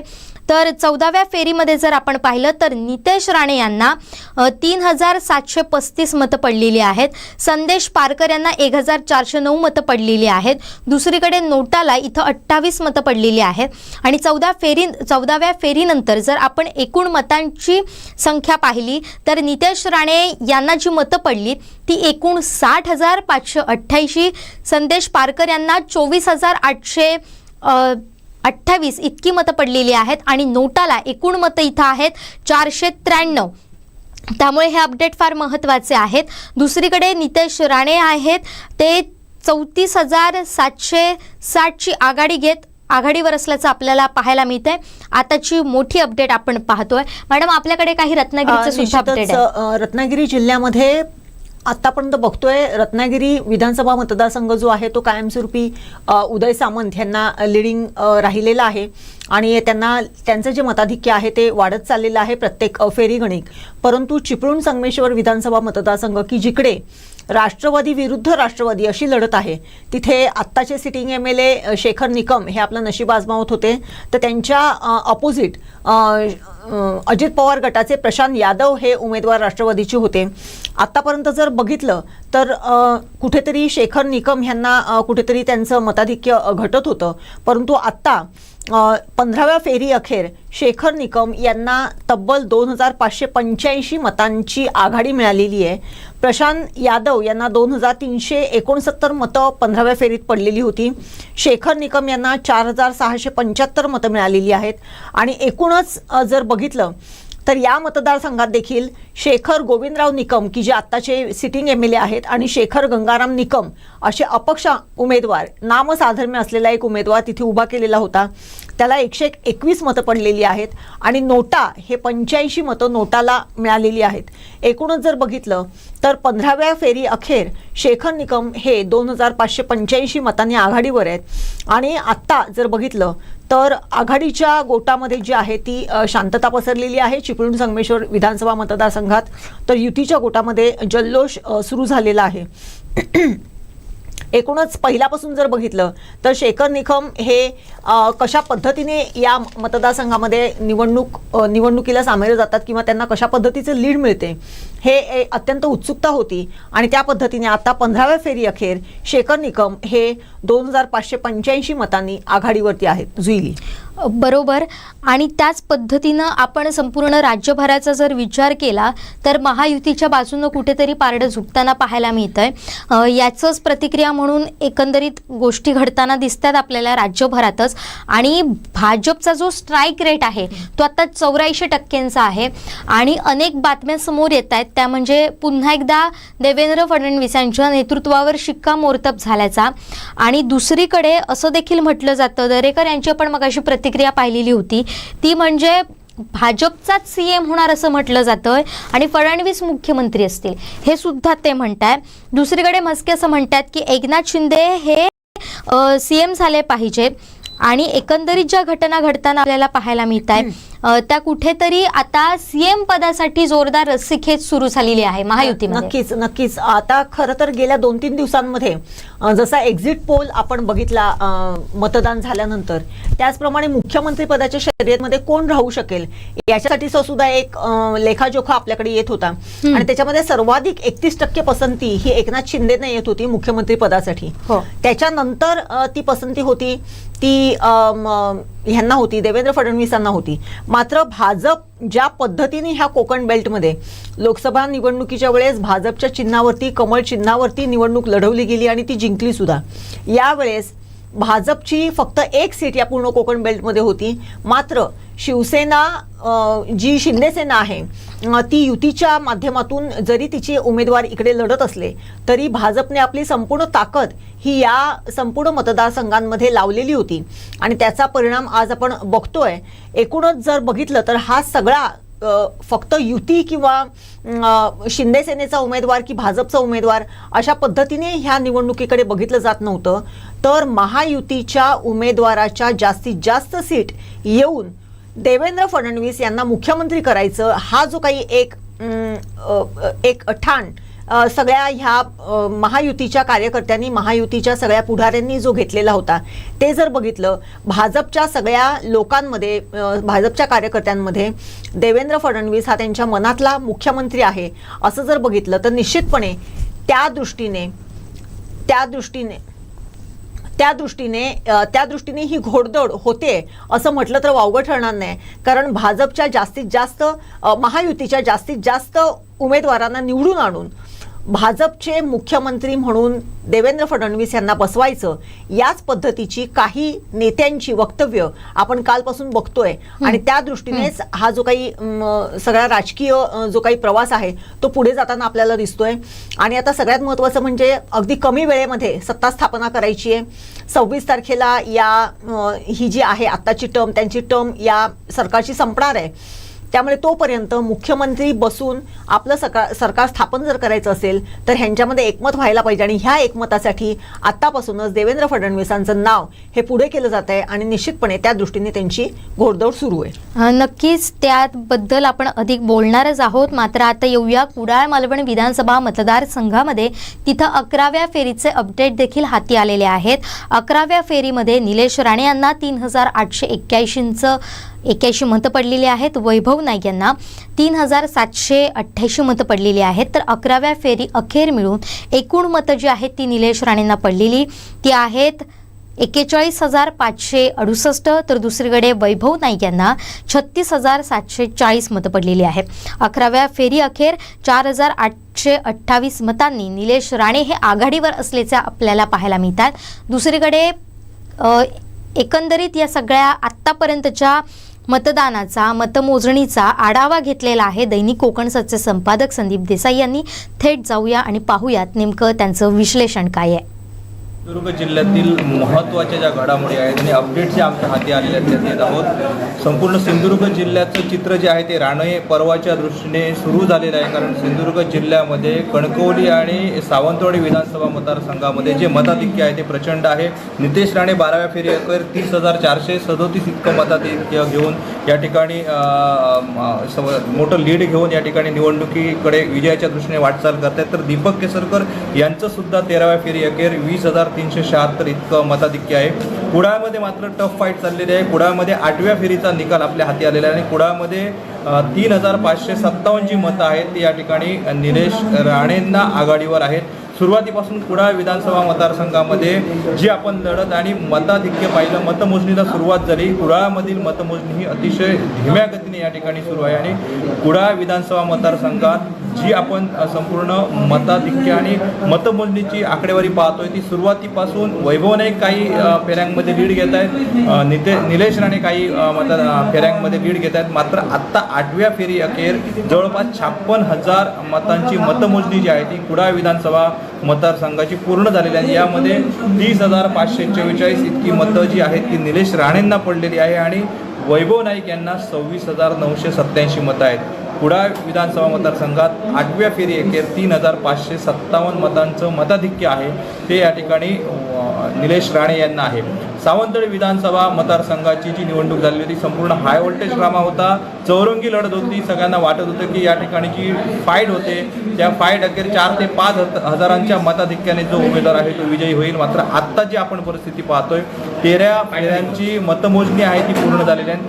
13वी फेरी अखेर 1,929 इतकं जे मतमोजणी आहे ती पूर्ण झालेली आहे आणि या मतमोजणीमध्ये जवळपास 20,376 इतकं जे मताधिक्य आहे ते या ठिकाणी दीपक केसरकर यांना 22,801 इतकं मताधिक्य आहे ते दीपक केसरकर यांनी मिळवलेलं आहे. याच्यामध्ये 48,875 मतं जी आहेत ती दीपक केसरकर यांना आहेत, 26,074 मतं राजन तेली यांना आहेत आणि विशाल परब यांनी सुद्धा 20,376 मतं मिळवलेली आहेत. अर्चना घारे परब यांची जो बोलबाला होता तो मात्र आपल्याला कमी या ठिकाणी दिसतोय. थेट 13व्या फेरीची पूर्ण निकाल जो आहे तो माझ्या हाती आहे. दीपक केसरकर 48,875, राजन तेली 26,074, त्यानंतर विशाल परब 20,376, अर्चना घारे 3,142, दत्ताराम गावकर 657, त्यानंतर सुनील पेडणेकर 484 असं मताधिक्य आपल्याला सावंतवाडी विधानसभा मतदारसंघामध्ये पाहायला मिळतं. आणि सावंतवाडी विधानसभा मतदारसंघात अखेर जो बोलबाला आहे तो दीपक केसरकर यांनी जी सावंतवाडी विधानसभा मतदारसंघावर पकड होती ती कायम ठेवली. राणेंचा हा करिश्मा आहे. नारायण राणे दीपक केसरकरांच्या ताकद देण्यासाठी पूर्ण ताकदीनिशी या विधानसभा मतदारसंघामध्ये प्रचाराला उतरलेले होते. ज्या पद्धतीने सुरुवातीला सगळं ट्विस्ट होत होतं ते ट्विस्ट राणेंच्या आगमनानंतर बदललं. विशाल परब यांनी अपक्ष उमेदवारी लढवून मोठं एक आव्हान जे आहे ते दीपक केसरकर यांच्या समोर उभं केलेलं. मात्र आत्ता जो निकाल आपल्या हाती आलेला आहे जवळपास 1,64,000 इतकं मतदान झालेलं आणि 1,00,000 मतांची मोजणी झालेली आहे आणि याच्यामध्ये जवळपास 48,875 म्हणजे 50,000 मतं जी आहेत ती दीपक केसरकर यांनी घेतलेले आहे आणि 22,801 हे मताधिक्य आता कुठच्याही उमेदवाराला तोडणं जवळपास शक्य नाही. त्यामुळे दीपक केसरकर हे सावंतवाडी विधानसभा मतदारसंघातून विजय मिळतील यात शंका नाही. त्यानंतर सगळ्यात महत्त्वाचा जो मतदारसंघ कणकवली विधानसभा मतदारसंघ, राणेंचं होम पिच. नितेश राणेंनी आत्तापर्यंतच्या 2 विधानसभा निवडणुकांमध्ये मोठं मताधिक्य मिळवलेलं होतं. यावेळी ते नेमकं मताधिक्य किती मिळवतील याकडे सगळ्यांचं लक्ष होतं. 12 फेऱ्या त्या ठिकाणी झालेल्या आणि या 12व्या फेरी अखेर नितेश राणे 30,437 इतक्या मताधिक्याने आघाडीवर आहेत.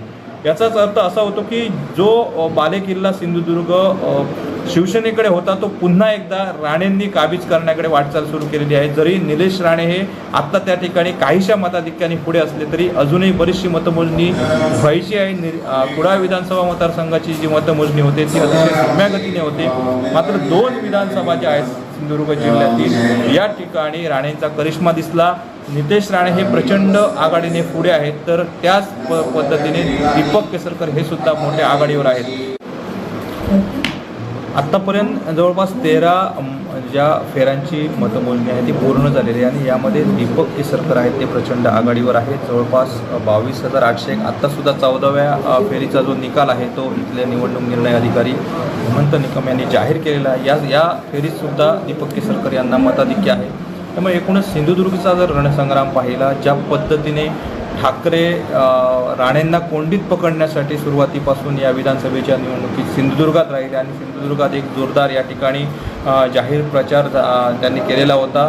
एक चित्र फारपणे वेगळं वाटत होतं की कशा पद्धतीने काटेकी टक्कर होईल. मात्र लोकसभेमध्ये ज्या पद्धतीने नारायण राणेंनी एक करिश्मा दाखवलेला होता तोच करिश्मा आपल्याला विधानसभेच्या निवडणुकीत सुद्धा पाहायला मिळतं. मात्र कुडाळ हे अजूनही जे निवडणुकीचे निकाल हाती येत आहेत, मतमोजणी होते, त्यामुळे आपल्याला कुडाळमधला जो निकाल आहे त्याच्यासाठी शेवटपर्यंत वाट पाहावी लागणार. नक्कीच हे आपण सर्व आतापर्यंतचं विश्लेषण ऐकलं, कशा पद्धतीनं मतमोजणी झाली, कोण कुठं पुढे आहे, कुठल्या मतदारसंघात कोण विजयाकडे वाटचाल करतंय, कुडाळ मालवणमध्ये कशी काटेकी टक्कर ही रंगतीये हे सुद्धा आपण आता पाहिलं. आता सावंतवाडी विधानसभेच्या 17व्या फेरीचा सुद्धा निकाल आपल्या हाती आलेला आहे. 17व्या फेरीमध्ये दीपक केसरकर 3,817 मतं घेत त्यांना पडलेली आहेत. राजन तेली यांना 1,868 मतं पडलेली आहेत. अर्चना घारेंना 235 मतं, त्यानंतर विशाल परब यांना 1,270 मतं पडलेली आहेत. आता 17व्या फेरीमध्ये एकूण किती कोणाला मतं पडली आहेत ती जाणून घेऊयात. दीपक केसरकर यांना 17व्या फेरीमध्ये 63,431 मतं पडली आहेत. राजन तेलींना 33,277 मतं पडली आहेत. अर्चना घारेंना एकूण मतं जी आहेत ती 4,478 पडलेली आहेत. तर विशाल परब यांना एकूण मतं जी आहेत ती 25,015 मतं पडलेली आहेत. आणि 17व्या फेरी अखेर दीपक केसरकर 30,554 मतांनी आघाडीवर आलेल्या आहेत. हे आता आपण सगळी अपडेट पाहतोच आहोत, पण त्याचबरोबर कणकवलीचा सुद्धा विचार करूया. कणकवलीत 15व्या फेरी अंती नितेश राणे यांना 37,672 मतांनी ते आघाडीवर असल्याचं आपल्याला पाहायला मिळतात. त्याचबरोबर राज्यातल्या महत्त्वाच्या घडामोडींवर सुद्धा नजर ठेवूया. महायुती 216, मविया 52 अशी मतांची विभागणी झालेली आहे, जागांची विभागणी झालेली आहे. त्यामुळे आता महायुती ही मोठ्या फरकानं पुढे चाललेली आपल्याला पाहायला मिळते. तर आता एकूणच जर इतर गोष्टींचा विचार केला तर भाजपला किती, शिवसेना राष्ट्रवादीला किती, तर ती सुद्धा आकडेवारी आपण पाहूयात. 288 जागांपैकी भाजपला 125, शिवसेनेला 55, राष्ट्रवादी 37, तर दुसरीकडे काँग्रेस 19 आहे आणि मविया 52 आहे. त्याचबरोबर पुन्हा एकदा आपण मवियाची आकडेवारी पाहणार आहोत. दुसरीकडे जर शिवसेनेचा विचार केला तर 20 जागा तिथं पाहायला मिळत आहेत आणि राष्ट्रवादीला 13 जागा पाहायला मिळत आहेत. अशा पद्धतीनं ही मतांची जागांची विभागणी झालेली आहे. सध्या महायुती 216 जागांवर आघाडीवर आहे. मवियाला 52 जागा जिंकता आलेल्या आहेत. अशा पद्धतीनं आपल्याला एकंदरीत राज्याची वाटचाल होताना पाहायला मिळते. मॅडम तुमच्याकडे काय अपडेट आहे? रत्नागिरी जिल्ह्याचं जर एकूणच जर बघितलं तर रत्नागिरी जिल्ह्यातल्या 5ही मतदारसंघांमध्ये जर बघितलं तर त्याचा आढावा जर घेतला तर आता 15व्या फेरी अखेर जो चिपळूण मतदारसंघ आहे तिथे प्रशांत यादव यांना 61,366 मतं मिळालेली आहेत. तर शेखर निकम यांना 63,951 मतं पडलेली आहेत. हा 15व्या फेरीचा चिपळूणचा निकाल आहे. दापोली मतदारसंघामध्ये जर बघितलं, दापोली मतदारसंघामध्ये कदम वर्सेस कदम अशी लढाई आहे. तिथे जर बघितलं तर योगेश रामदास कदम यांना 63,369 मतं मिळालेली आहेत आणि ते लीडवरती आहेत. आणि संजय वसंत कदम हे उद्धव बाळासाहेब ठाकरेचे कॅन्डिडेट आहेत. ते थोडेसे कुठेतरी मागे पडताना दिसत आहेत. 47,448 मतं त्यांना मिळालेली आहेत. तिथे रत्नागिरीमध्ये आपण मगासपासून बघत होतो, रत्नागिरीमध्ये उदय सामंत हे पहिल्यापासूनच लीडवरती आहेत. उदय सामंत यांना आत्तापर्यंत 12व्या फेरी अखेर 52,462 मतं मिळालेली आहेत. तर त्याच्या अगेन्स्ट बाळा माने जे आहेत उद्धव बाळासाहेब ठाकरे यांचे उमेदवार, त्यांना 28,631 मतांपर्यंत त्यांनी मजल मारलेली आहे. एकूणच जर बघितलं तर पहिल्यापासूनच उदय सामंत यांनी रत्नागिरीमध्ये आपलं जे काही लीड होतं ते ठेवलेलं होतं. त्याचप्रमाणे गुहागर मतदारसंघ की जो बेंदल आणि भास्कर जाधव यांचा मतदारसंघ ओळखला जातो, त्या मतदारसंघामध्ये देखील आता 16व्या फेरी अखेर भास्कर जाधव जे आहेत उद्धव बाळासाहेब ठाकरेचे, त्यांनी 52,789 मतं मिळवलेली आहेत. तर त्याच्या अगेन्स्ट राजेश बेंडल यांनी 47,616 मतं मिळवलेली आहेत. त्यामुळे इथे महाविकास आघाडीचे भास्कर जाधव हे कुठेतरी आपल्याला पुढे दिसत आहेत. आणि सगळ्यात महत्त्वाचा म्हणजे जो राजापूर विधानसभा मतदारसंघ की जिकडे उदय सामंत यांचे बंधू उभे आहेत, त्यांच्या दृष्टिकोनातून जर बघितलं तर किरण उर्फ भैया सामंत हे 33,120 मतं मिळवून या मतदारसंघामध्ये आघाडीवर आहेत. तर राजन साळवी यांना 21,907 मतं मिळालेली आहेत. ही आत्तापर्यंतची रत्नागिरी जिल्ह्यातल्या 5ही मतदारसंघांची आकडेवारी. आणि हे जर बघितलं तर भास्कर जाधव हे सोडले तर बहुतांश ठिकाणी महायुतीचे उमेदवार हे आघाडीवर आहेत. बरोबर. आणखीन एक महत्त्वाची अपडेट येते ती म्हणजे राज्यातून मुख्यमंत्री हा 25 नोव्हेंबरला त्याचा शपथविधी होण्याची शक्यता आहे. 25 नोव्हेंबरलाच भाजपच्या नेत्यांची बैठक होणार आहे, आमदारांची बैठक होणार आहे. आणि त्यानंतर 25 नोव्हेंबरला ज्या पद्धतीनं आता घडामोडी वेगवान घडत आहेत त्या पद्धतीनं CM मुख्यमंत्री पदाची शपथ घेतली जाण्याची शक्यता आहे. आणि अमित शहांचा फडणवीसांना फोन आल्याची सुद्धा माहिती मिळते. अमित शहांनी फडणवीसांचं अभिनंदन केलंय, त्यांचं कौतुक केलंय. त्याचबरोबर आपण काही दृश्यही माध्यमांमध्ये फिरतात. देवेंद्र फडणवीस यांना चंद्रशेखर बावनकुळे यांची भेट घेतली, त्यांचं कौतुक केलं, त्यांना आलिंगन दिलं. आणि आता आपण फार मोठ्या घडामोडी घडताना पाहतोय. मगाशी आपण हे सुद्धा म्हणत होतो की प्रवीण दरेकर होते, ते म्हणत होते की भाजपचाच मुख्यमंत्री बसेल आणि देवेंद्र फडणवीस यांचं नाव समोर आलेलं होतं. त्यामुळे पुन्हा एकदा महायुती मोठ्या प्रमाणावर मोठ्या विजयाकडे घौडदौड करताना आपल्याला पाहायला मिळते. ज्या पद्धतीनं 2019मध्ये पुन्हाईंचा नारा दिला होता ते यावेळी पुन्हा येईन हे ते खरं करून दाखवतायत का, याकडे सुद्धा लक्ष ठेवायला हवं आणि पाहायला हवं की खरंच देवेंद्र फडणवीस भाजपच्या वरिष्ठांची मर्जी सांभाळत पुन्हा एकदा मुख्यमंत्रीपदी विराजमान होत आहेत का. त्याचबरोबर काही महत्त्वाचे अपडेट येत आहेत सिंधुदुर्गातून. लव परब आमचे प्रतिनिधी यांनी अनेक पदाधिकाऱ्यांशी संवाद साधलेला आहे. जाणून घेऊयात नेमकं कोण काय म्हणालंय. ठिकाणी महायुतीचे उमेदवार दीपक केसरकर या ठिकाणी त्यांचे कार्यकर्त्यांमधून मोठा जल्लोष साजरा आहे. या ठिकाणी गुलाल उधळला जातोय. दोडामार्चच्या या ठिकाणी महिला कार्यकर्ते आहेत आपल्यासोबत, त्यांच्याकडून जाणून घेऊया. मॅडम, काय सांगाल, दीपक केसरकर या ठिकाणी जल्लोष साजरा केला जातो, काय सांगाल? नमस्कार.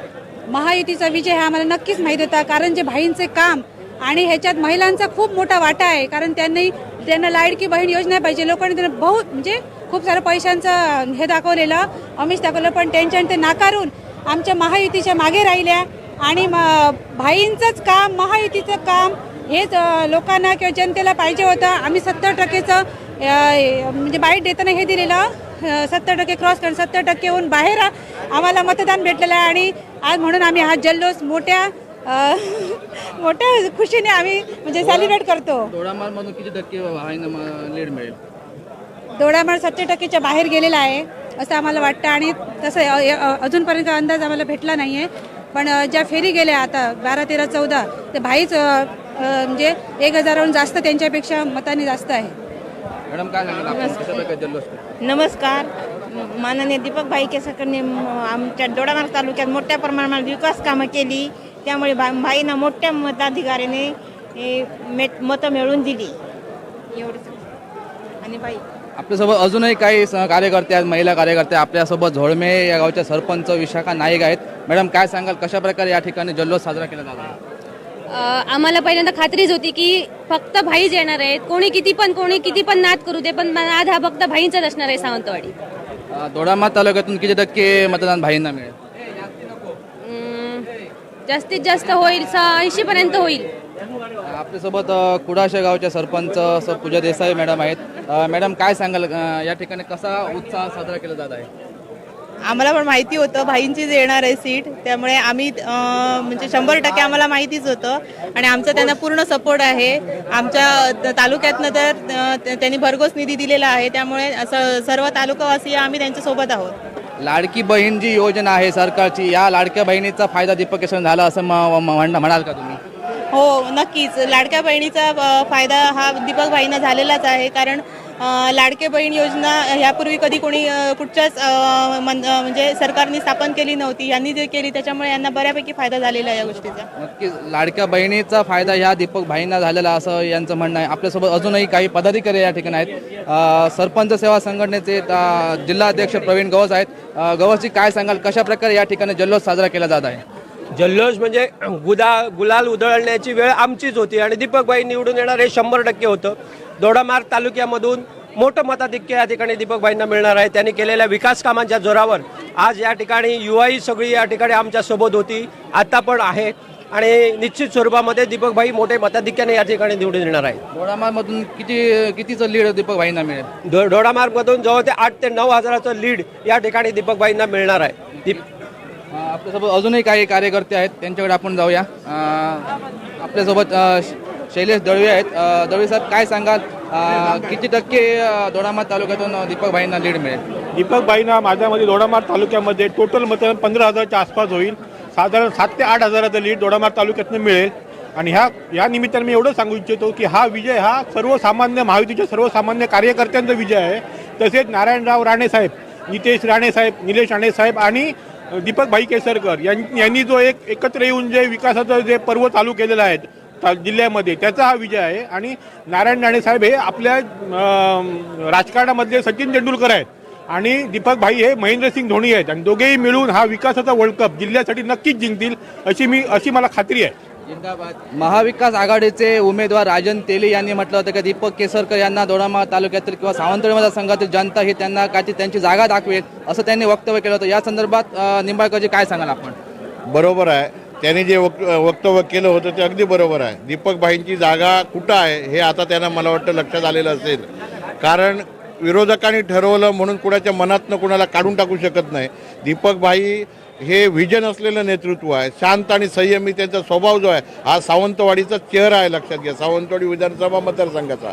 आणि आज त्याच्यावर शिक्कामोर्तब झालेला आहे. आत्ताच सांगितलं आपल्या शैलेशनी तसं राणेसाहेब आणि आपल्या दीपकभाईंची जी जोडगोळी आहे, ह्या जोडगोळीनं आज जिल्ह्याचा विकास जो आहे तो कुठंपर्यंत न्यायचं हा ह्यानी त्यांचं विजन जे आहे ते आज या ठिकाणी लोकांना भावलेलं आहे, मतदारांना भावलेलं आहे. आणि आज तुम्हाला सांगतो, आज खऱ्या अर्थानं जिल्ह्याच्या विकासाला ही नांदी आहे विकासाची. आणि त्यामुळंच आपण सर्वांनी एकत्रित राहून गावागावामध्ये सुद्धा विकास करणं, त्यांचं नेतृत्व जे आहे ते आज नेतृत्वावर या ठिकाणी शिक्कामोर्तब झालेलं आहे. काय सांगाल आपण?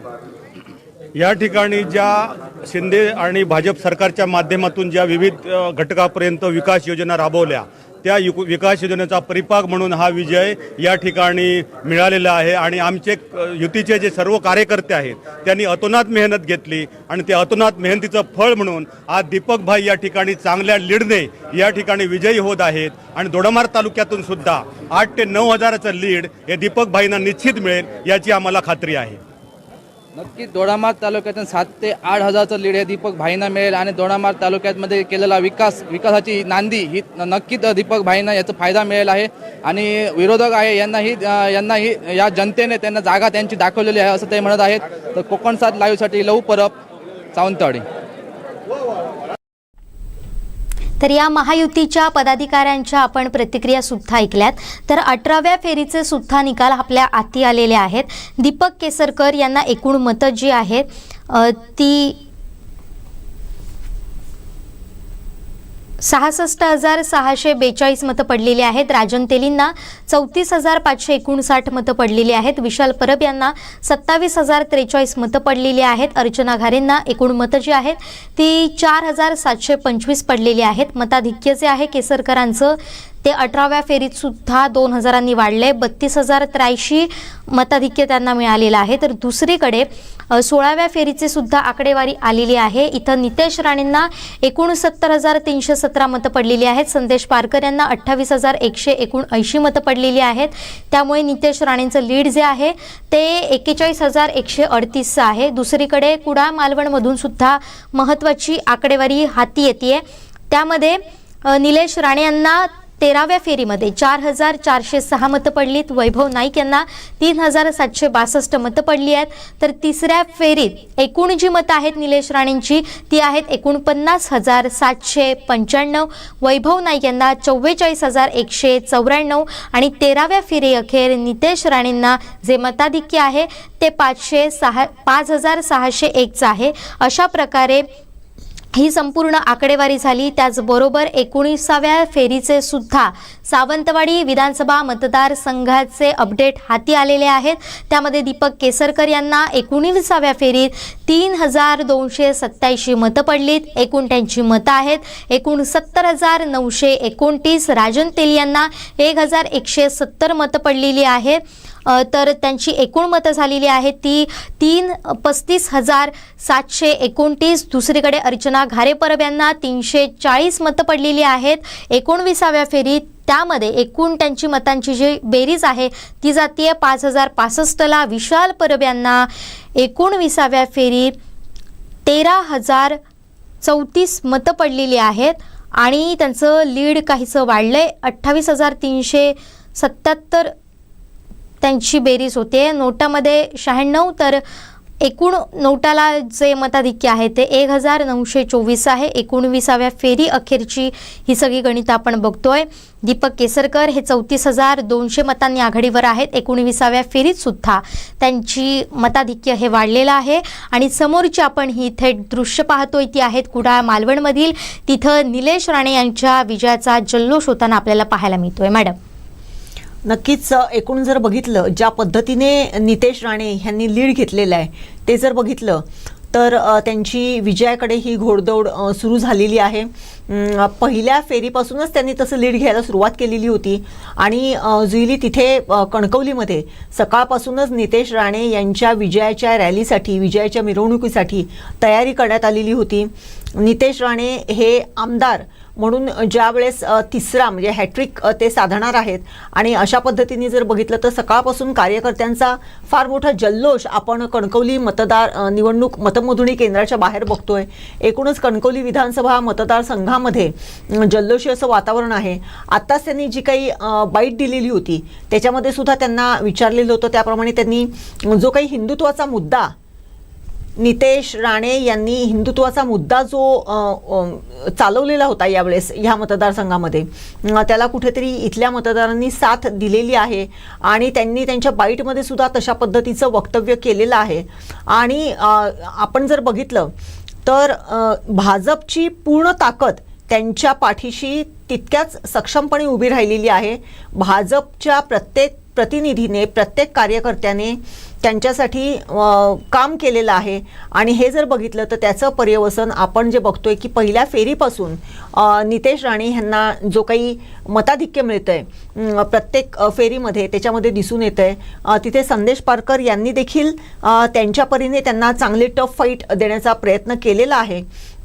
त्यांना जी काही त्यांची उमेदवारी डिक्लेअर झाल्यानंतर त्यांना जो काही प्रचाराचा कालावधी मिळाला त्याचा पुरेपूर उपयोग संदेश पारकर यांनी केलेला होता. दरम्यानच्या कालावधीमध्ये मी एक रत्नागिरी जिल्ह्याकडे पुन्हा एकदा जाते. रत्नागिरी जिल्ह्यातल्या रत्नागिरी विधानसभा मतदारसंघाचा 19व्या राऊंडचा आपल्याकडे निकाल आलेला आहे आणि 19व्या राऊंडमध्ये उदय सामंत यांना 6,027 मतं मिळालेली आहेत. तर बाळा माने यांना 3,028 मतं मिळालेली आहेत.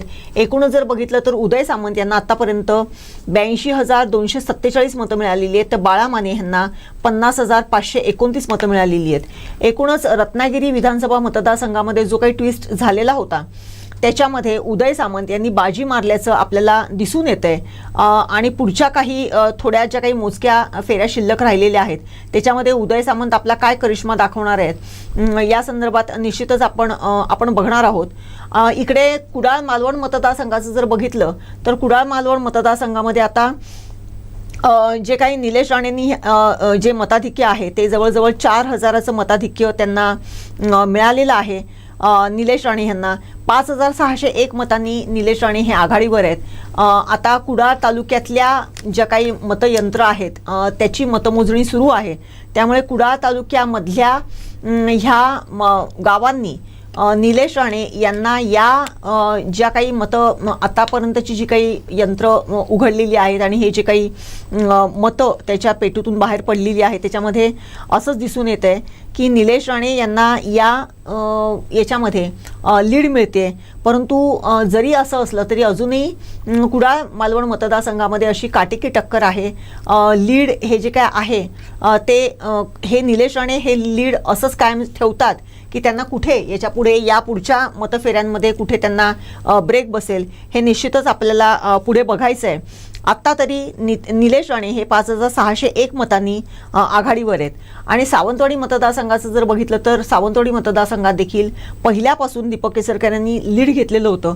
परंतु इथे मला पुन्हा एकदा सांगावंसं वाटते की ज्या पद्धतीने सावंतवाडी मतदारसंघामध्ये दीपक केसरकर यांनी लीड घेतलेलं आहे त्याचबरोबर राजन तेली यांना मिळालेल्या मतांच्या सापेक्ष विशाल परब हे जे अपक्ष उमेदवार आहेत त्यांना जी मतं मिळालेली आहेत ती आपण खरंच डोळेझाक करू शकत नाही. आता देखील 19व्या फेरी अखेर दीपक केसरकर यांना 69,929 मतं मिळालेली आहेत. राजन तेली यांना 35,729 मतं मिळालेली आहेत. विशाल परब ह्यांना 28,377 मतं मिळालेली आहेत. म्हणजे विशाल परब ह्यांनी निश्चितपणे दीपक केसरकर आणि राजन तेली ह्या दोघांची मतं खाल्लेली आहेत आणि त्याचं पर्यवसन विशाल परब ह्यांच्या 28,377 मतांमध्ये दिसतंय. आतापर्यंत अपक्ष उमेदवारांना मिळालेल्या मतांमध्ये हे सर्वाधिक मताधिक्य विशाल परबांचं असेल अपक्षांना मिळालेल्या याच्यामध्ये असं मी तरी म्हणेन. त्याच्या अगेन्स्ट अर्चना घारे परब मात्र 5,065 मतांवरती म्हणजे 5,065 मतं आतापर्यंत त्यांना मिळालेली आहेत. एकूणच आपण ज्यावेळेस चर्चा केली होती की अर्चना घारे यांना मागच्या वेळेस ज्यावेळेस तिकीट देण्याचं ठरलेलं होतं त्यावेळेस बबन साळगावकर यांना तिकीट देण्यात आलेलं होतं राष्ट्रवादी कडून आणि त्यांना जवळजवळ 5,600 मतं मिळालेली होती बबन साळगावकरांना. यावेळेसही अर्चना घारे यांना राष्ट्रवादी म्हणून तेवढीच मतं पडतील आणि बाकीचं मताधिक्य मिळवणं किंवा बाकीची मोर्चे बांधणी करणं हे त्यांच्या पुढचं एक आव्हान असणार आहे अशीच आपण चर्चा केलेली होती. आता देखील आपण बघतोय 19व्या फेरी अखेर अर्चना घारे परब यांना 5,065 मतं मिळालेली आहेत. म्हणजे साधारण त्याच प्रपोर्शनमध्ये अर्चना घारे परब यांचा मतांचा जो रेशिओ आहे तो तसाच राहिलेला आहे. परंतु विशाल परब यांना जी 28,377 मतं मिळालेली आहेत की अपक्ष असून सुद्धा त्यांना जी काही मतं मिळालेली आहेत ती देखील लक्षणीय आहे. आणि विशाल परब यांनी नक्की दीपक केसरकरांची मतं खाल्ली की राजन तेली यांची मतं खाल्ली असं जरी असलं तरी विशाल परब यांना मिळालेलं हे 28,377 मतांचं जे काही मतं जी आहेत ती देखील डोळेझाक करून चालणार नाही आहेत. एकूणच आता 34,200 मतांनी दीपक केसरकर हे आघाडीवर आहेत आणि निश्चितपणे विजयाचा चौकार जो आहे तो दीपक केसरकर मारतील अशी आता आशा या मतदारसंघातून निर्माण होताना आपल्याला दिसते. ओके, आता या सगळ्या घडामोडी आपण पाहणारच आहोत. मात्र राज्यातील काही महत्त्वाचे अपडेट आपण पाहूया. एकीकडे अमित शहांचा देवेंद्र फडणवीस यांना जसा फोन आला तसाच तो एकनाथ शिंदेंना सुद्धा आला. त्यांनी त्यांचं अभिनंदन केलंय. मात्र आता चुरस रंगणार आहे की सीएम कोण होणार आहे, 2024चा मुख्यमंत्री कोण असेल, महायुतीचा कोणता चेहरा सीएम पदाच्या खुर्चीवर विराजमान होणार आहे हे आपल्याला पाहायचं आहे. मात्र पुन्हा एकदा येऊयात सिंधुदुर्गात कुडाळ मालवणचे अपडेट पाहूयात. 14व्या फेरी अखेर आता महत्त्वाच्या घडामोडी घडताना दिसत आहेत. 14व्या फेरी अखेर कोणाला कशी मतं मिळाली आहेत हे सुद्धा आपण पाहूया. निलेश राणे यांना 4,463 मतं मिळालेली आहेत तर वैभव नाईक यांना 456 मतं मिळालेली आहेत. तर 14व्या फेरी अखेर मिळून एकूण मतं जी आहेत ती निलेश राणेंची 54,258 त्याचबरोबर वैभव नाईक यांना 48,250 मतं मिळालेली आहेत. त्यामुळे 14व्या फेरी अखेर 6,008 मतांनी निलेश राणे हे आघाडीवर असल्याचं आपल्याला पाहायला मिळत आहे. तर दुसरीकडे कणकवलीचे सुद्धा अपडेट हाती आलेले आहेत. काही वेळापूर्वीच आपण सावंतवाडीचे देखील पाहिले. कणकवलीमध्ये 17वी फेरी सुरू झाली आहे, संपलेली आहे आणि त्याची आकडेवारी आपल्या हाती आलेली आहे. कणकवलीमध्ये चंद्रकांत जाधव हे 41 मतं त्यांना पडली आहेत. नितेश राणेंना 6,045 मतं पडलेली आहेत. संदेश पारकर यांना 3,087 मतं पडलेली आहेत. गणेश मान यांना 41 पडले आहेत. मंदे नवाज खानी यांना 23 मतं पडली आहेत आणि संदेश परकर जे अपक्ष उमेदवार आहेत त्यांना 45 मतं पडली आहेत. तर नोटाला ही 52 मतं पडली आहेत. मात्र नितेश राणे यांना 44,096 मतांचं मताधिक्य मिळालेलं आहे. आताची महत्त्वाच्या घडामोडी पाहतोय. 20व्या फेरीचे सुद्धा अपडेट सावंतवाडी विधानसभा मतदारसंघातून आलेले आहेत. सावंतवाडी विधानसभा मतदारसंघामध्ये दीपक केसरकर यांना 3,177 मतं पडली आहेत. त्यांची एकूण मतांची बेरीज झालेली आहे ती म्हणजे 73,106. राजन तेलींना 1,542 मतं पडलेली आहेत. तर त्यांची एकूण मतांची बेरीज झालेली आहे 37,271. अर्चना घारेपरब यांना 216 मतं पडलेली आहेत. एकूण त्यांच्या मतांची बेरीज झालेली आहे 5,326. विशाल परब यांना 1,533 मतं पडलेली आहेत आणि त्यांची एकूण मतांची बेरीज झालेली आहे 29,910. तर नोटाला या फेरीत सुद्धा 106 मतं आहेत आणि एकूण मतांची जर बेरीज पाहिली नोटाची तर ती 2,030 एवढी आहे आणि ही 20वी फेरी संपलेली आहे. 20व्या फेरी अखेर दीपक केसरकर यांना 35,835 मताधिक्य हे मिळालेलं आहे.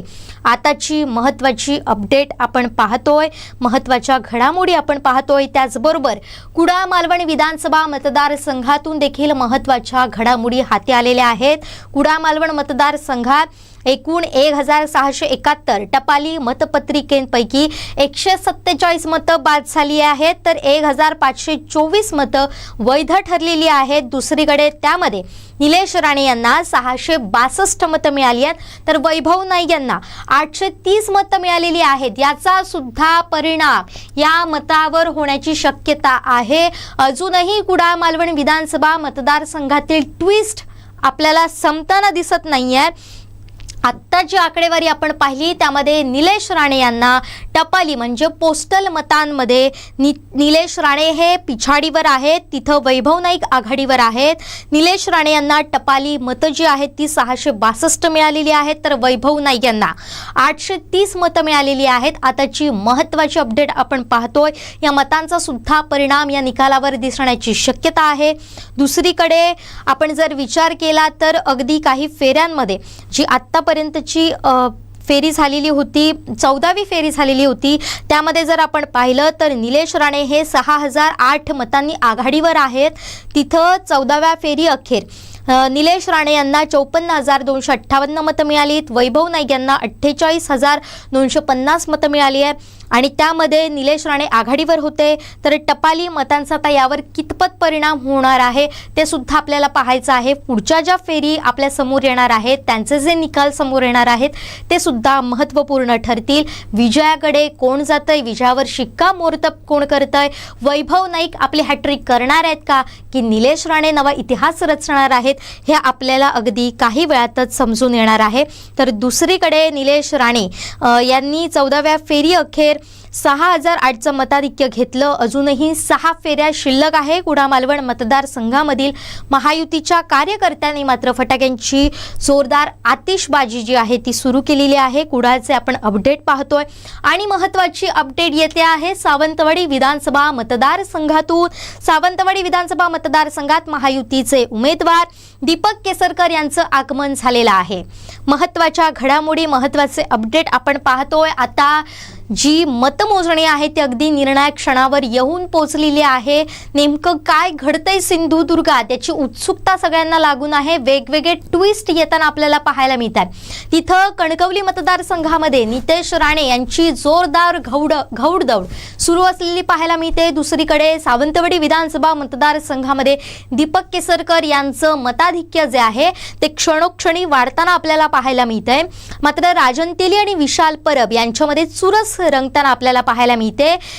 एकीकडे आपण म्हणत होतो की अपक्षांना जास्त मताधिक्य मिळत नाही किंवा अपक्ष तिथपर्यंत पोहोचू शकत नाही, मात्र राजन तेली आणि विशाल परब यांच्यामध्ये कुठेतरी चुरस रंगताना पाहायला मिळालेली होती. विशाल परब यांनी मोठ्या प्रमाणात मतं जी आहेत ती घेतलेली आहेत आणि दुसरीकडे अशा पद्धतीनं सावंतवाडीचं चित्र आपल्याला पाहायला मिळतंय. तर दुसरीकडे काही महत्त्वाच्या घडामोडी सुद्धा घडतायत. सावंतवाडी, कुडाळ आणि मालवण, कुडाळ आणि कणकवलीमध्ये नेमकं काय घडतंय हे सगळं आपण जाणून घेणार आहोत. तर आता प्रतिक्रिया पाहूयात एकनाथ शिंदे यांची, जे आतापर्यंत मुख्यमंत्री म्हणून त्यांनी धुरा बजावलेली होती, ते नेमके या निकालासंदर्भात काय म्हणतायत जाणून घेऊया.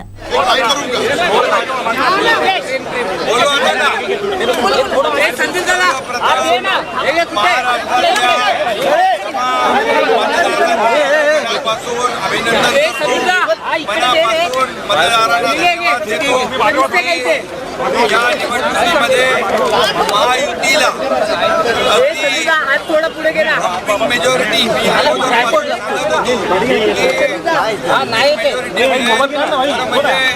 लँडस्लाइड विक्टरी अशा प्रकारचा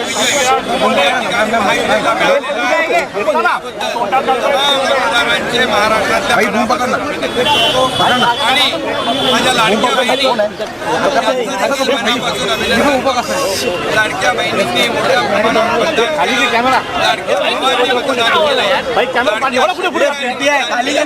आणि त्याचबरोबर लाडक्या माझ्या ज्येष्ठांनी मतदान केलं. समाजातल्या प्रत्येक घटकाने या ठिकाणी भरभरून महायुतीला मतदान केलं. गेले 2-2.5 वर्ष जे महायुतीने काम केलं त्या कामाची पोचपावती या निवडणुकीमध्ये जनतेने दिली आणि म्हणून महाराष्ट्रातल्या जनतेला मी पुन्हा एकदा त्यांच्या मनापासून आभार मानतो, त्यांना मनापासून धन्यवाद देतो की पूर्णपणे जे काम आम्ही केलं 2.5 वर्षामध्ये त्याचं मोजमाप, नोंदणी, नोंद आणि त्याची कामाची पोचपावती या महाराष्ट्रातल्या जनतेने आम्हाला दिलेली आहे. खरं म्हणजे आता आम्ही 2.5 वर्षात जे काम केलं, आता पुढच्या कार्यकाळामध्ये आमची आणखी जबाबदारी वाढली आहे आणि म्हणून जनतेला वंदन करतो आणि माझ्या सर्व कार्यकर्त्यांना देखील महायुतीच्या मनापासून धन्यवाद देतो. महायुतीचे सर्व कार्यकर्ते मनापासून काम करत होते आणि म्हणूनच हा विजय एवढा मोठा विजय मिळतोय. मी माझ्या ठाणे मतदारसंघातल्या कोकणे मतदारसंघातील देखील मतदारांना धन्यवाद देतो की खूप मोठ्या लीडने, मार्जिनने त्यांनी मला विजय करण्याचं काम करताय आणि त्यामुळे मी पुन्हा एकदा सगळ्यांना मनापासून शुभेच्छा, मनापासून सगळ्यांचं, सर्व मतदारांचं मनापासून अभिनंदन. विरोधक असं म्हणताय आज मैं महाराष्ट्र के तमाम धन्यवाद देता हूँ, उनका अभिनंदन करता हूँ क्योंकि ये विक्ट्री जो है ये लैंडस्लाइड विक्ट्री है. ये मैंने कहा था कि महायुति को थम्पिंग मेजॉरिटी मिलेगी और इसीलिए मैं तमाम मतदाता जो है, मेरी लाडली बहनों को मैं धन्यवाद देता हूँ, लाडले किसानों को मैं धन्यवाद देता हूँ और लाडले हमारे भाई है, लाडले सीनियर सिटीजन है, सभी वर्ग जो है, सभी वर्ग को मैं धन्यवाद देता हूँ कि उन्होंने ऐसी विजयश्री प्राप्त कर दी है कि न भूतो न भविष्य तो ऐसी विक्ट्री जो इस बार मिली है. जो 2-2.5 साल हमारी महायुति ने काम किया, महायुति ने जो काम किया है उसके काम के ऊपर ये जनता ने शिक्कामोर्तब किया है, काम को तवज्जो दिया है और इसीलिए महायुति को इतनी बड़ी जीत पूरे महाराष्ट्र की जनता को तो धन्यवाद स्वागत करता हूँ, लेकिन महायुति के सभी कार्यकर्ताओं को भी धन्यवाद देता हूँ. उन्होंने जो काम किया है बहुत ही बढ़िया काम किया है और इस चुनाव में हमारी महायुति को जीता है, इसलिए मैं बहुत बहुत उनका आभारी हूँ.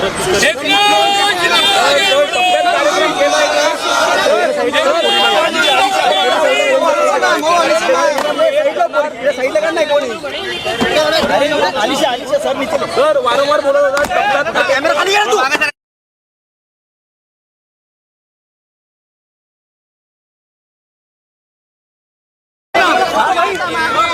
अभी अंतिम निकाल और जब पूरे आंकड़े आ जाएंगे जैसे हमारे चुनाव लड़े साथ में अरे पोरगी कोण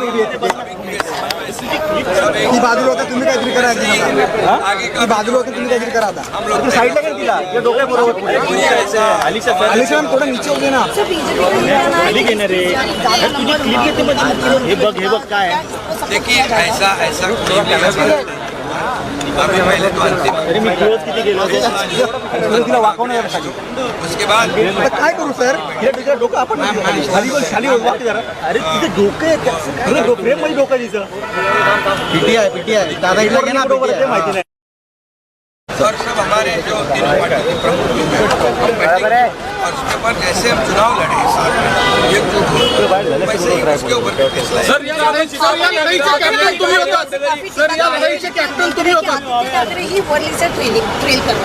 देखिए अभी मैं कहता हूँ उनका 2.5 साल तो आरोप लगाने में गया अभी तो कम से कम अपने गिरीबान में झांक कर देखना चाहिए लोगों को आरोप पसंद है या काम पसंद है। हम आरोपों का उत्तर आरोप से नहीं, हम उसका जवाब जो है काम के माध्यम से दिया इसलिए जो काम बोलता है और 2.5 साल में जो काम किया है वो जनता ने देखा है और जनता की आवाज़ बनकर हमने काम किया।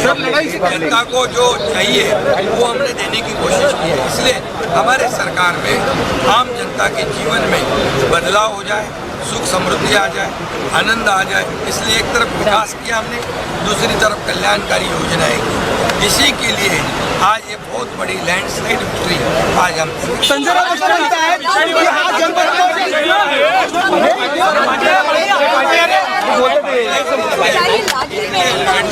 कॅमेरा खाली घे ना मित्रा तू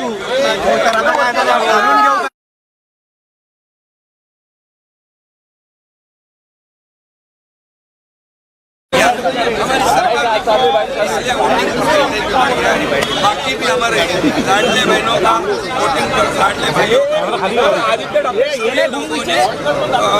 परसेंटेज बढ़ा दी और इसीलिए मैं इतना ही कहूँगा कि देखिए केंद्र और राज्य सरकार मिलकर जब काम करता है और ऐसे प्रकार के काम के डेवलपमेंट होती है और उसी का नतीजा सरकार ने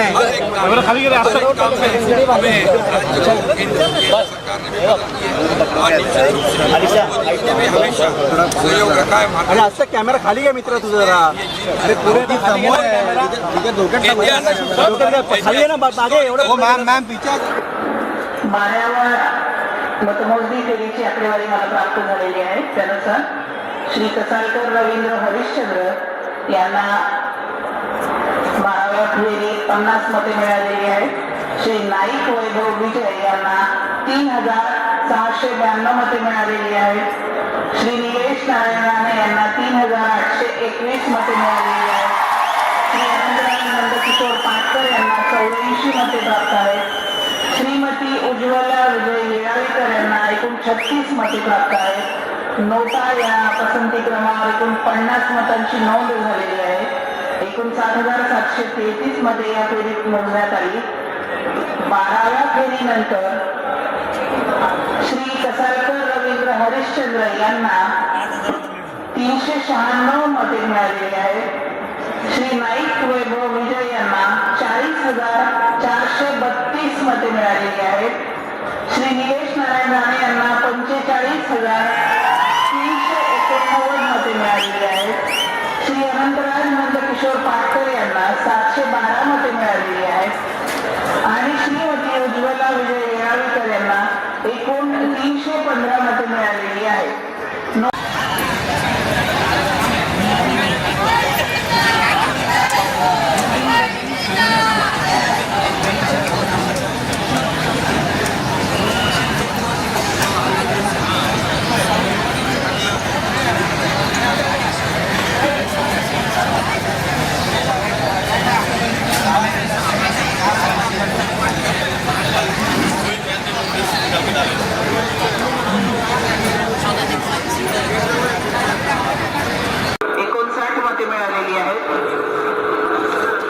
नाईक वैभव विजय यांना 3762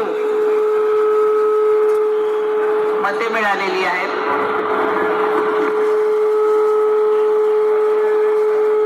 श्री निलेश नारायण राणे यांना 4406 असे वोट्स मिळालेले आहेत. श्री अनंतराय नंदकिशोर पाटकर यांना 76 अशी मते मिळालेली आहेत. श्रीमती उज्ज्वला विजय येळावीकर यांना 53 मते मिळालेली आहेत आणि नोटा या पसंती क्रमावर 56 मतांची नोंद झालेली आहे. 13 फेरीनंतर श्री कसालकर रवींद्र हरिश्चंद्र यांना एकूण 455 मते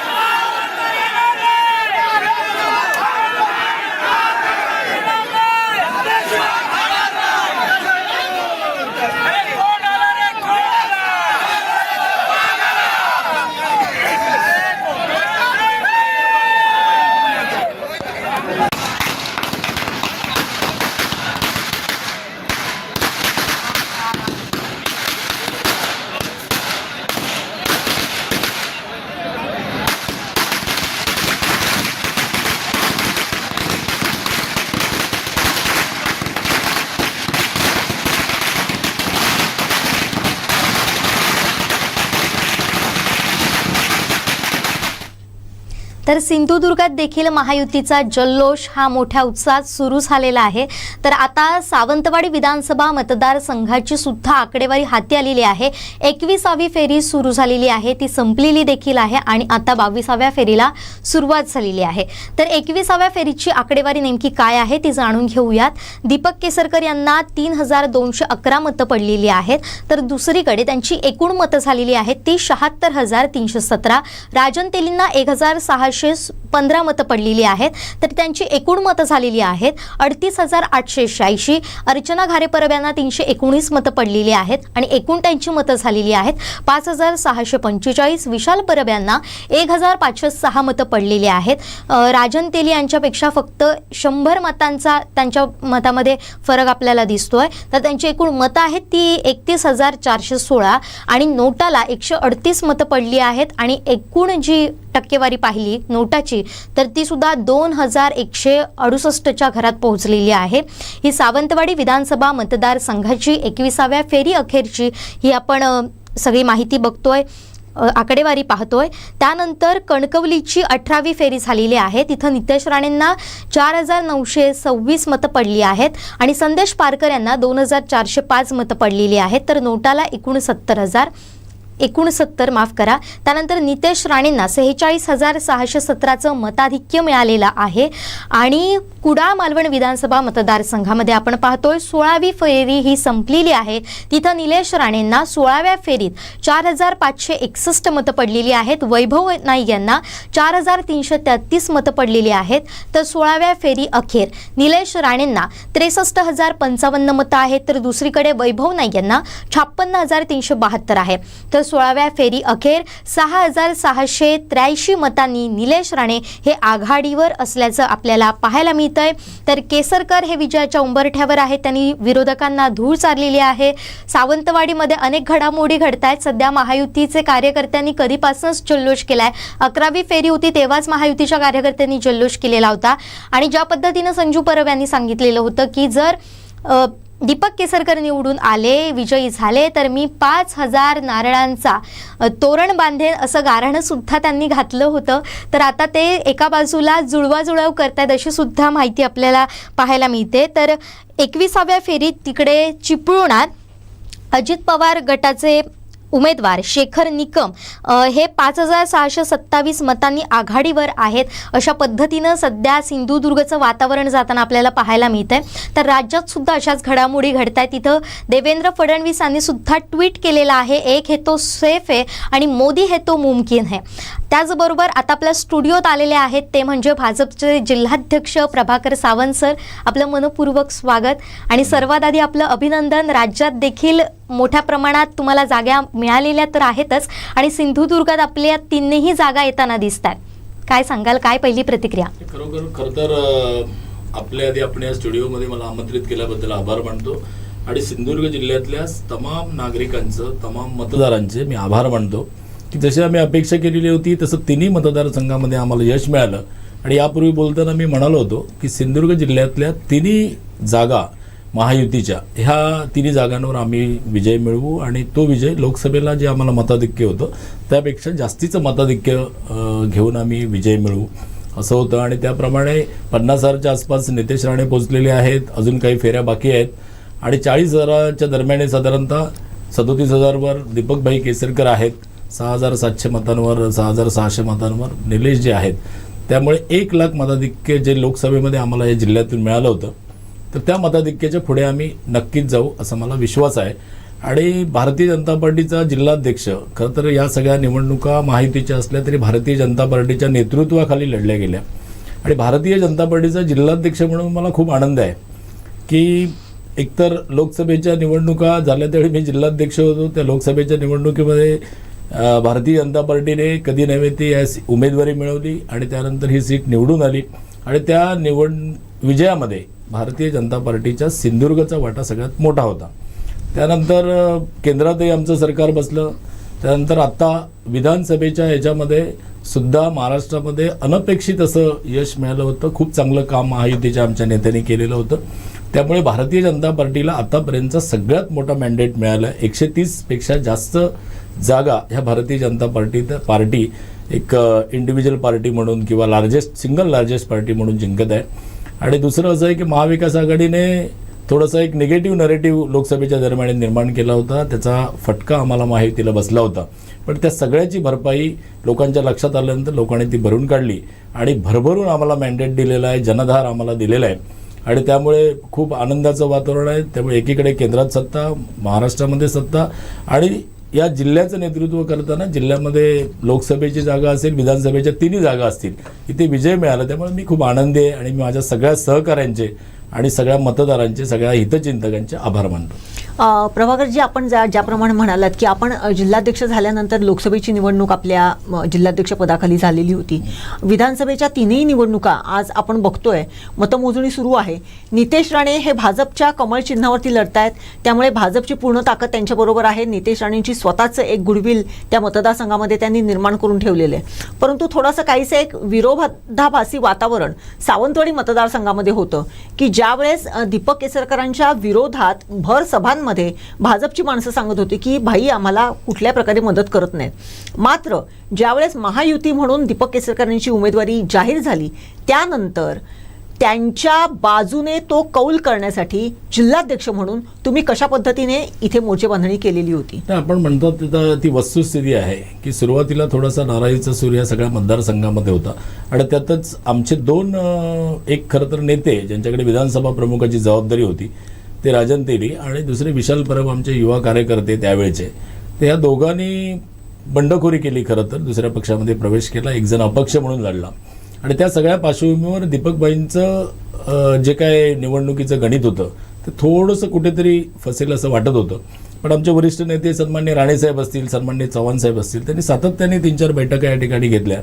कार्यकर्त्यांना सांगितलं की महायुतीचं सरकार येणं ही आपली प्रायोरिटी आहे आणि भारतीय जनता पार्टीचा प्रत्येक कार्यकर्ता हा आदेशाची वाट बघत असतो. पक्षाचा जो आदेश असेल तो शिरसावंद्य मानतो आणि त्याप्रमाणे काम करतो. मला अभिमान आहे की या सगळ्या मतदारसंघामध्ये या दरम्यानच्या कालावधीत मी खूप वेळ दिला आणि त्या सगळ्या कालावधीत माझे सगळेच सहकारी, आता एकाचं नाव घेतलं तर दुसऱ्यांवर अन्याय होईल, पण सगळेच बूथ स्तरापासून ते जिल्ह्याच्या सरचिटणीस पदापर्यंतची, उपाध्यक्ष पदापर्यंतची सगळीच मंडळी एकदम झटून त्यांनी काम केलं, प्रामाणिकपणे काम केलं, निष्ठेने काम केलं आणि हा विजय, इतका मोठा विजय मिळाला. पण कुडाळ आणि कणकवली हे 2 विधानसभा मतदारसंघ सुद्धा असेच काटेकी टक्कर होणारे होते.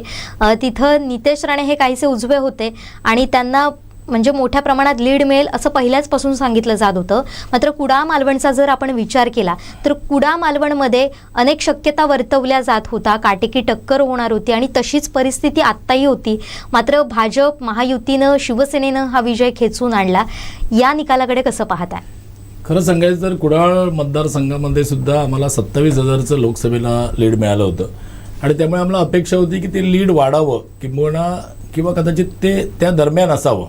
पण थोडंसं मी त्या यशावर पण खुश नाही आहे. जरी विजय मिळाला तरी जिल्हाध्यक्ष म्हणून मी त्या सगळ्या कामगिरीवर खरं तर खुश नाही आहे. त्याचं कारण असं की तिथे आम्हाला 25,000च्या आसपास तरी लीड मिळायला पाहिजे होतं. पण थोडंसं आमचं काय चुकलं माहीत नाही. पण भविष्यामध्ये या सगळ्या गोष्टी करता येईल. तुर्तास विजय मिळवलेला आहे. विजय मिळालेला आहे जो 2014 साली हुकलेला विजय होता तो मिळवला आहे. निलेश राणेंचं स्वप्न होतं, राणेसाहेबांचं स्वप्न होतं, भारतीय जनता पार्टीचं स्वप्न होतं, युतीचं स्वप्न होतं. तर ते स्वप्न साकार होतं. यामध्ये तुर्तास आनंद मानणं हे चांगलं आहे. भविष्यामध्येच्या ज्या निवडणुका येतील त्यामध्ये जिथे कुठे काही कमतरता राहिली असतील संघटनेच्या बांधणीमध्ये किंवा कोणत्याही प्रकारचा एखादा नरेटिव्ह असेल त्या सगळ्यामध्ये ते आम्ही करेक्ट करू आणि पुन्हा एकदा पुढच्या निवडणुकांमध्ये अत्यंत चांगल्या पद्धतीचं यश त्या मतदारसंघामध्ये मिळवून देऊ. जसं नितेश राणेंनी आता त्यांच्या ज्या काही 17-18 फेऱ्या झाल्यानंतर त्यांनी बाईट दिलेला होता त्याच्यामध्ये त्यांनी सांगितलेलं होतं की हिंदुत्वाच्या मुद्द्यावरती या मतदारसंघामध्ये त्यांनी यावेळेस हिंदुत्वाचा मुद्दा घेऊन त्यांनी निवडणूक लढवलेली होती. आणि आपण जर म्हणजे त्यांनी अनेक मुल्ला मौलवी या मतदारसंघामध्ये आलेले होते, अनेक बाहेरच्या देशांमधून, मुस्लिम देशांमधून या मतदारसंघामध्ये पैशाची रसद पुरवलेली होती. मात्र वस्तुस्थिती काय आहे ही आता मतदारांना समजलेली आहे. त्यामुळे आता याच्यापुढे कोणी अशा पद्धतीचं धाडस करू नये, अशा पद्धतीचं त्यांचं जे विधान आहे हे लोण आता सावंतवाडीपर्यंत, दोडामार्गपर्यंत पोहोचलं जाणार आहे का? कारण आगामी आता ज्या काही पंचायत समिती, जिल्हा परिषद, नगरपंचायतीच्या किंबहुना या सगळ्याचा एकूणच परिपाक आपण मुंबई महानगरपालिकांच्या निवडणुकांमध्ये सुद्धा बघतोय. या दृष्टिकोनातून जर बघितलं तर हे हिंदुत्व, भाजप आणि एकूणच हा आपला मतदारसंघ याच्याकडे कशा दृष्टीने तुम्ही बघताय? खरं तर तिसऱ्या वेळेला ज्यांनी विजयाच्या दिशेने आहेत म्हणजे खरं तर विजय मिळवलेला आहे अशा नितेश राणेंचं मी अभिनंदन करतो. आणि मला अभिमान आहे की भारतीय जनता पार्टीकडे असा एक मोहरा आहे की जो तरुण आहे, युवा आहे आणि ज्याच्यावर पक्षाने जबाबदारी दिल्यानंतर गेल्या काही किंवा वर्ष, 1.5 वर्षाच्या कालावधीमध्ये अत्यंत प्रखर हिंदुत्ववादी, राष्ट्रवादी, राष्ट्रप्रेमी अशा प्रकारची भूमिका त्याने महाराष्ट्राच्या कानाकोपऱ्यात जाऊन बजावली आहे. आणि त्या सगळ्या भूमिकेमुळे वैयक्तिकरित्या त्यांच्या पराभवाकडे किंवा त्यांना काही या सगळ्या मतदारसंघामध्ये धोका पोचवण्याचा इरादा बऱ्याच जणांचा होता.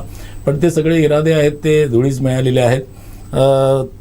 त्या मतदारसंघातली संघटनात्मक रचना असेल, आमदारांचा वैयक्तिक संपर्क असेल, विकास कामं झालेली असतील, या सगळ्याच्या माध्यमातून सन्मान्य राणेसाहेबांचं नेतृत्व आहे, चव्हाण साहेबांचं नेतृत्व आहे. त्यामुळे या सगळ्या माध्यमातून त्यांनी अपेक्षित असा विजय जो आहे तो मिळवलेला आहे. आणि मला वाटतं याच्यापुढे ही भूमिका अशी लेचीपेची नसून किंवा असू नये कोणाची. जी भूमिका आहे आपल्या पक्षाची आहे, जी राष्ट्रप्रेमाची आहे, राष्ट्रहिताची आहे, ती भूमिका प्रखरपणे प्रत्येक कार्यकर्त्याने घेतली पाहिजे असं मला वाटतं. आणि असं जर आपण उघडपणे याचं समर्थन केलं तर आपल्याला कोणत्याही प्रकारचं मतदारांपासून धोका आहे असा जो एक समज होता तो पूर्णतः त्यांनी दावा फेटाळून लावलेला आहे किंवा तो खोडलेला आहे. नक्कीच. आतापर्यंत तुम्ही जे म्हणालात की आतापर्यंत जी काही कार्यकर्त्यांनी जी काही काम केलेलं आहे ते आपल्याला महायुतीचा उमेदवार निवडून आणायचा आहे, महायुतीची सत्ता आणायची, ह्या पद्धतीने केलेलं होतं. मध्यंतरी जसं आपण निवडणूक झाल्यानंतर, मतदान झाल्यानंतर एक्झिट पोलची आकडेवारी बघत होतो त्याचप्रमाणे मुख्यमंत्री पदाच्या शर्यतीमध्ये कोण याचंही एक लेखाजोखा टी व्हीवरती सातत्याने येत होता आणि त्याच्यामध्ये सर्वाधिक पसंती ही एकनाथ शिंदे यांच्या नावाला होती. मात्र भाजपच्या गोटातून मात्र हे जी काही निवडणूक लढवली गेली, महायुतीचे उमेदवार येणं केनं प्रकारे निवडून आणण्याचं हे जे काही चंग बांधला गेला तो केवळ आणि केवळ देवेंद्र फडणवीस यांना मुख्यमंत्री करायचं याचा चंग बांधून केला गेला. हे कितपत सत्य आहे आणि खरंच या शर्यतीमध्ये एकनाथ शिंदेंना मागे टाकून देवेंद्र फडणवीस आपली सरशी गाठतील का? खरं तर महायुतीला अपेक्षित असा विजय मिळालेला आहे. महाविकास आघाडीच्या 4.5 पट जागा या महायुतीला मिळालेल्या आहेत आणि त्या सगळ्यामध्ये तिन्ही पक्ष जे होते, या सगळ्यातले मुख्य जे घटक पक्ष होते त्या प्रत्येकाने आपापल्याला दिलेल्या ज्या जागा होत्या त्याचा स्ट्राईक रेट सगळ्यांनी चांगल्या पद्धतीने सांभाळलेला आहे. आता मुख्यमंत्री कोण असावा, काय असावं, लोकांची पसंती, हे काही कौल वगैरे होते, त्याकडे फारसं न बघता आपलं संसदीय मंडळ आहे, महायुतीचं एक वरिष्ठ मंडळी आहे, ते बसून ठरवतील. पण मी एक पक्षाचा कार्यकर्ता म्हणून देवेंद्रजी जर मुख्यमंत्री होत असेल तर तो आनंद आहे. अन्यथा जे काय महायुती म्हणून आपण निवडणुका लढवल्या आहेत त्याचा सगळ्याचा एकत्रित हा परिणाम आहे. चांगलं यश मिळालं आहे, चांगलं काम एकत्रितपणे या 3 आमच्या नेत्यांनी केलेलं आहे. त्यामुळे जो कोण मुख्यमंत्री असेल, जे काही वरची मंडळी ठरवतील त्याला आमचे सगळे कार्यकर्ते सहमती दर्शवतील आणि चांगल्या पद्धतीचं एक स्थिर असं सरकार पुढच्या 5 वर्षासाठी आपण देऊ. सर, आता आम्ही बघतोय तुम्ही गुलाल उधळूनच आलेला आहात, अगदी माखलेलेही आहात, तर आता विजयी मिरवणुका कशा पद्धतीनं असतील, कोण कोण नेते सिंधुदुर्गात येणार आहेत का या सगळ्या जल्लोषामध्ये सामील होण्यासाठी? आमचे राणेसाहेब तर सिंधुदुर्ग जिल्ह्यामध्ये आहेत उपस्थित. सकाळी कणकवलीत होते ते, त्यानंतर आता नारायणराव राणेसाहेब, त्यानंतर ते आता कुडाळकडे आलेले आहेत, ते परत सावंतवाडीमध्ये येतील आणि कणकवलीमध्ये तर ऑलरेडी मिरवणुका चालू झालेल्या आहेत. हजारो कार्यकर्ते बंगल्यावर आहेत, तिथे त्या स्थळावर सगळे जमलेले आहेत आणि तिथून रॅलीची तयारी सगळी झालेली आहे. आता फक्त औपचारिकता ज्या बाकी आहे, त्यानंतर मोठी रॅली प्रत्येक संपूर्ण त्या विधानसभेमध्ये निघेल. कुडाळमध्ये सुद्धा आता निर्णय जाहीर झाल्यानंतर मोठी रॅली निघेल. दीपकभाई अजून मला वाटतं यायचे आहेत, आले, आगमन झालंय. दीपकभाई ते आल्यानंतर आता इथल्या मिरवणुकीची पण तयारी होईल. सन्माननीय आमचे दुसरे नेते जे पालकमंत्री चव्हाण साहेब आहेत, ते स्वतःच्या मतदारसंघामध्ये पण त्यांनी एक दणदणीत विजय मिळवलेला आहे आणि ते आज उद्या, कारण कसं आहे, कोकणची पूर्ण जबाबदारी होती आणि कोकणच्या 35 सीटपैकी 28 सीटवर त्यांनी विजय मिळवलेला आहे. ही अत्यंत चांगली कामगिरी आहे, कारण लोकसभेमध्ये पूर्ण महाराष्ट्रामध्ये जी कामगिरी झाली त्यामध्ये 6.5 खासदार देऊन याने एक 7 पैकी 6.5 खासदार देऊन एक मोठा वाटा उचललेला होता. त्यामुळे साहजिकच कोकण, ठाणे या प्रभागांची जबाबदारी त्यांच्याकडे होती आणि त्यांच्याकडनं फार अपेक्षा होत्या. मला वाटतं अपेक्षेप्रमाणे त्यांनी काम केलेलं आहे. त्यामुळे ते आता किती वेळ देतात, आम्हाला कधी येतात हे आपण बघू. पण संपूर्ण जिल्ह्याभरामध्ये जल्लोषाचं वातावरण आहे, उत्साहात मिरवणुका निघतील, आनंदोत्सव साजरा होईल. नक्कीच. धन्यवाद सर, तुम्ही आलात, आम्हाला वेळ दिलात, आमच्याशी संवाद साधला, त्याबद्दल आपले मनपूर्वक आभार आणि त्याचबरोबर या विजयासाठी आपल्याला खूप खूप शुभेच्छा. धन्यवाद. आपल्याही चॅनलला आमच्या भारतीय जनता पार्टीकडून किंवा युतीकडून धन्यवाद देतो. ते कारण अशासाठी की संपूर्ण निवडणुकीच्या कालावधीमध्ये आपल्या चॅनलने खूप चांगल्या गोष्टींचं जे काही चांगल्या गोष्टी लोकांपर्यंत पोहोचवल्या आणि त्यासाठी जे सहकार्य केलं त्याबद्दल आम्ही आपले कायम ऋणी आहोत आणि भारतीय जनता पार्टी असेल, महायुती असेल, आपल्या चॅनलच्या पाठीशी नेहमीच राहील. पुन्हा एकदा आपला सगळ्यांना मी धन्यवाद देतो, आपल्या स्टाफला. Thank you very much. यस, झाली ओके. एक मिनिट. अरे बाबा, हे होतं. तर सध्या अनेक घडामोडी सिंधुदुर्गात देखील घडत आहेत आणि महत्त्वाची अपडेट येते ती म्हणजे सावंतवाडी विधानसभा मतदारसंघातून 23ही फेऱ्या पूर्ण झालेल्या आहेत आणि दीपक केसरकर यांच्यावर विजयीचा शिक्कामोर्तब झालेला आहे. त्यांनी यावेळी चौकार देखील ठोकलेला आहे. एक वेगळा इतिहास त्यांनी सावंतवाडी विधानसभा मतदारसंघामध्ये रचलेला आपल्याला पाहायला मिळतो. ही संपूर्ण आकडेवारी मी तुम्हाला सांगेन. दीपक केसरकर यांना 80,389 मतं मिळालेली आहेत. राजन तेली यांना 40,662 मतं मिळालेली आहेत. विशाल परब यांना 33,051 मतं मिळालेली आहेत. दुसरीकडे अर्चना घारे या 6,019 मतं त्यांना मिळालेली आहेत. दत्ताराम गावकर जे अपक्ष होते त्यांना 1,216 मतं मिळालेली आहेत. दुसरीकडे सुनील पेडणेकर 891 त्यांना मतं मिळालेली आहे आणि नोटाला सुद्धा 2,357 मतं पडलेली आहेत. तर एकूण जर मताधिक्य बघितलं दीपक केसरकर यांचं तर ते आहे 39,727 आणि आता 1,64,582 या संपूर्ण मतमोजणी झालेली आहे आणि त्याचबरोबर दीपक केसरकर यांनी विजयाचा चौकार ठोकलेला आहे. जसं मुख्यमंत्री होते एकनाथ शिंदे त्यांनी सांगितलेलं की दीपक केसरकर हे चौकार ठोकतील आणि सावंतवाडीचा कप जो आहे तो महायुती जिंकेल, त्याप्रमाणे दीपक केसरकर यांनी विजयावर शिक्कामोर्तब केलेला आहे. त्यांनी सावंतवाडीचा कप उचललेला आहे. त्याचबरोबर अधिक घडामोडी पाहणार आहोत, पण आता पाहूया थेट कुडाळ मालवण विधानसभा मतदारसंघाचे महाविकास आघाडीचे उमेदवार होते वैभव नाईक, त्यांची प्रतिक्रिया. थेट जाऊया कुडाळ मालवणमध्ये. दिला तो मला मान्य आहे. खरं तर 10 वर्ष काम करण्याचा प्रयत्न केला, लोकांनी प्रेम दिलं आणि ज्या पद्धतीने मतदारांनी मतदान केलं त्याबद्दल मी त्यांचा आभारी आहे. निश्चितपणे ज्यांना विजय मिळाला त्यांनाही शुभेच्छा मनापासून. आपले सर्वांचं पत्रकार मित्रांचं सुद्धा मनापासून आभार.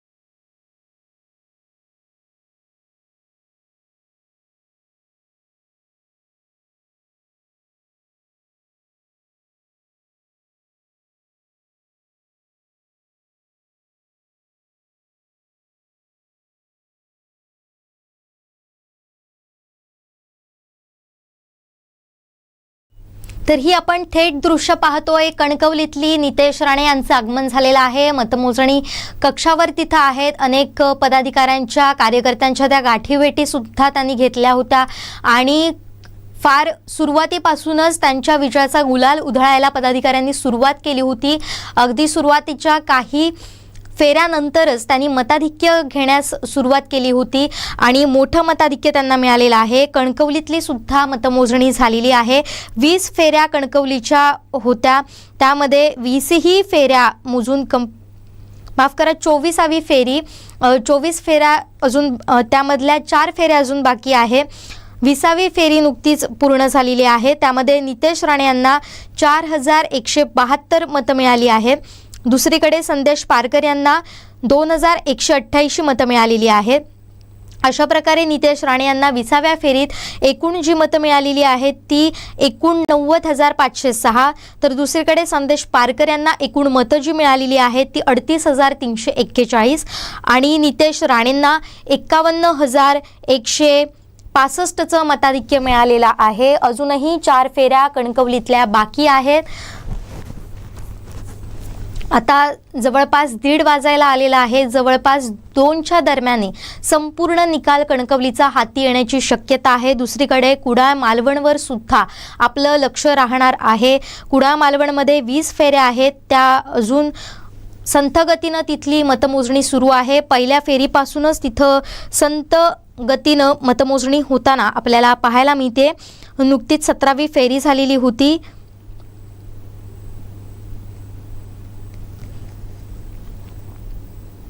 तर कुडाळ मालवणच्या सुद्धा रिझल्टवर मतमोजणीवर आपलं लक्ष राहणार आहे. थोड्याच वेळात तुम्हाला कुडाळ मालवणचे अपडेट हे आम्ही देणारच आहोत. अगदी काही वेळातच आम्ही या घडामोडी तुमच्यापर्यंत पोहोचू.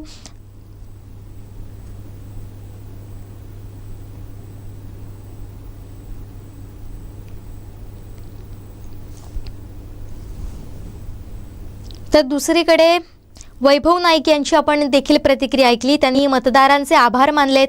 10 वर्ष संधी दिल्याबद्दल आणि आता सुद्धा मतदान केल्याबद्दल त्यांनी आभार मानलेत आणि निलेश राणे यांना त्यांनी विजयाच्या शुभेच्छा दिलेल्या आहेत.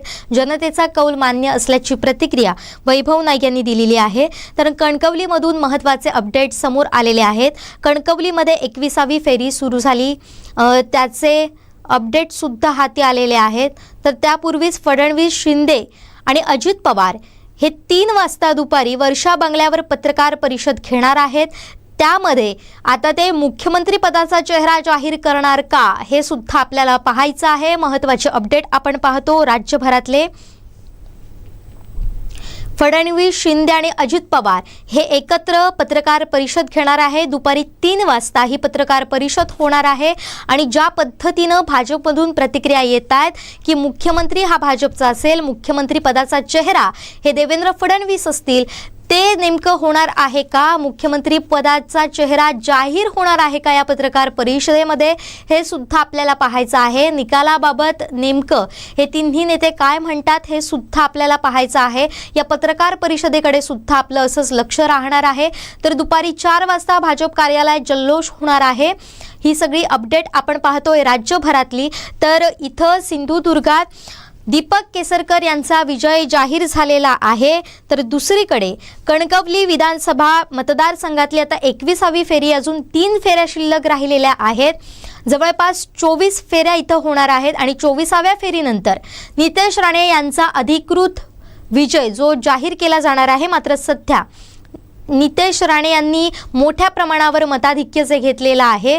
दुसरीकडे सावंतवाडी मतदारसंघामध्ये महायुतीचे विजयी उमेदवार दीपक केसरकर यांनी विजयाचा चौकार तर ठोकलायच, पण आता ते मतमोजणी केंद्रात दाखल झालेले आहेत.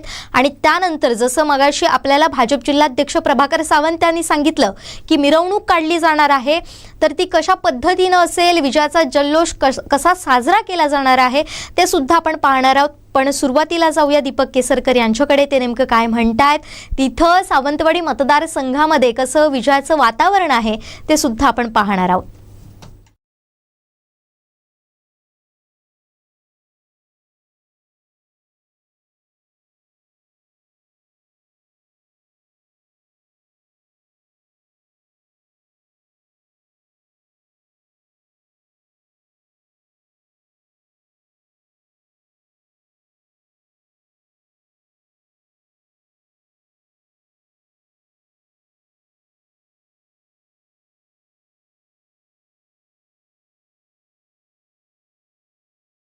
आहे मतमोजणी केंद्राबाहेरची ही दृश्य आहेत.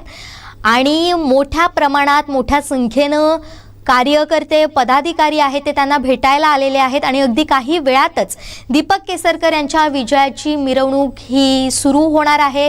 तिथं संजू परब आपल्याला दिसत आहेत, त्याचबरोबर सचिन वालावलकर जे जिल्हा समन्वयक आहेत ते दिसत आहेत. दीपक केसरकर यावेळी विजयाचा जल्लोष करतात. इथं आपण थेट दृश्य पाहतोय. सूरज परब आणि महेश सारंग यांनी आलिंगन दिलेलं आहे, गळाभेट घेतलेली आहे आणि आपल्या उमेदवाराचा विजय साजरा करताना ते आपल्याला पाहायला मिळतात. ही थेट दृश्य आपण पाहतोय. सावंतवाडी विधानसभा मतदारसंघातील सूरज परब, महेश सारंग हे एकमेकांना आलिंगन देत आहेत. त्यांचे पदाधिकारी भेटतात. आता महेश सारंग यांनी दीपक केसरकर यांची सुद्धा भेट घेतलेली आहे. ही थेट दृश्य आहेत सावंतवाडी विधानसभा मतदारसंघातली. माजी उपनगराध्यक्ष होत्या अन्नपूर्णा कोरगावकर या सुद्धा तिथं उपस्थित आहेत. त्याचबरोबर अनेक नेते, पदाधिकारी आपल्याला इथं पाहायला मिळत आहेत. दीपक केसरकर हे साऱ्यांना बोलावून घेत आहेत. श्वेता कोरगावकर सुद्धा इथे आपल्याला पाहायला मिळत आहेत.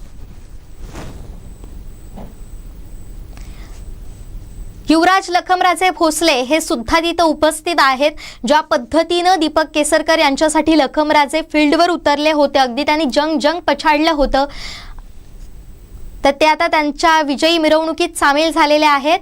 आणि मनीष दळवींनी सुद्धा दीपक केसरकर यांची गळाभेट घेतलेली आहे. मनीष दळवी येताच त्यांनी त्यांना जवळ घेतलं, आलिंगन दिलं आणि जो ते म्हणाले होते एका पत्रकार परिषदेमध्ये किंवा आपल्या भाषणामध्ये की माझ्या विजयाचा जो काही मॅन ऑफ द मॅच आहे ते एकीकडे सावंतवाडी जसे संजू परब आहेत तसेच वेंगुर्ल्यामध्ये मनीष दळवी आहेत. आणि जसं मनीष दळवी यांचं आगमन झालं तसंच दीपक केसरकर यांनी त्यांना जवळ घेतलं आणि आलिंगन दिलं. व्हिक्टोरी दाखवतायत, विजयाचा विश्वास ते व्यक्त करतायत आणि विजय साजरा करतायत. सध्या सावंतवाडी मतदारसंघामध्ये दीपक केसरकर हे सगळे पदाधिकारी आपण पाहतोय. विद्याधर परब सुद्धा आहेत जे जिल्हा बँकेचे संचालक आहेत. ही थेट दृश्य आहेत सावंतवाडी विधानसभा मतदारसंघातील दीपक केसरकर यांच्या विजयाचा जल्लोष इथं साजरा केला जातोय। अनेक जण त्यांच्याबरोबर सेल्फी घेण्यासाठी आतुर झालेले आहेत। इथं अशोक दळवी सुद्धा दिसतायत, बाळा शिरसट सुद्धा इथं उपस्थित आहेत। समर्थक, कार्यकर्ते, केसरकर प्रेमी हे एकवटलेले आहेत आणि आता दीपक केसरकर यांच्या विजयाची रॅली सुद्धा निघणार आहे। विजयाचा उत्साह या साऱ्यांच्या चेहऱ्यावर आपल्याला दिसतोय।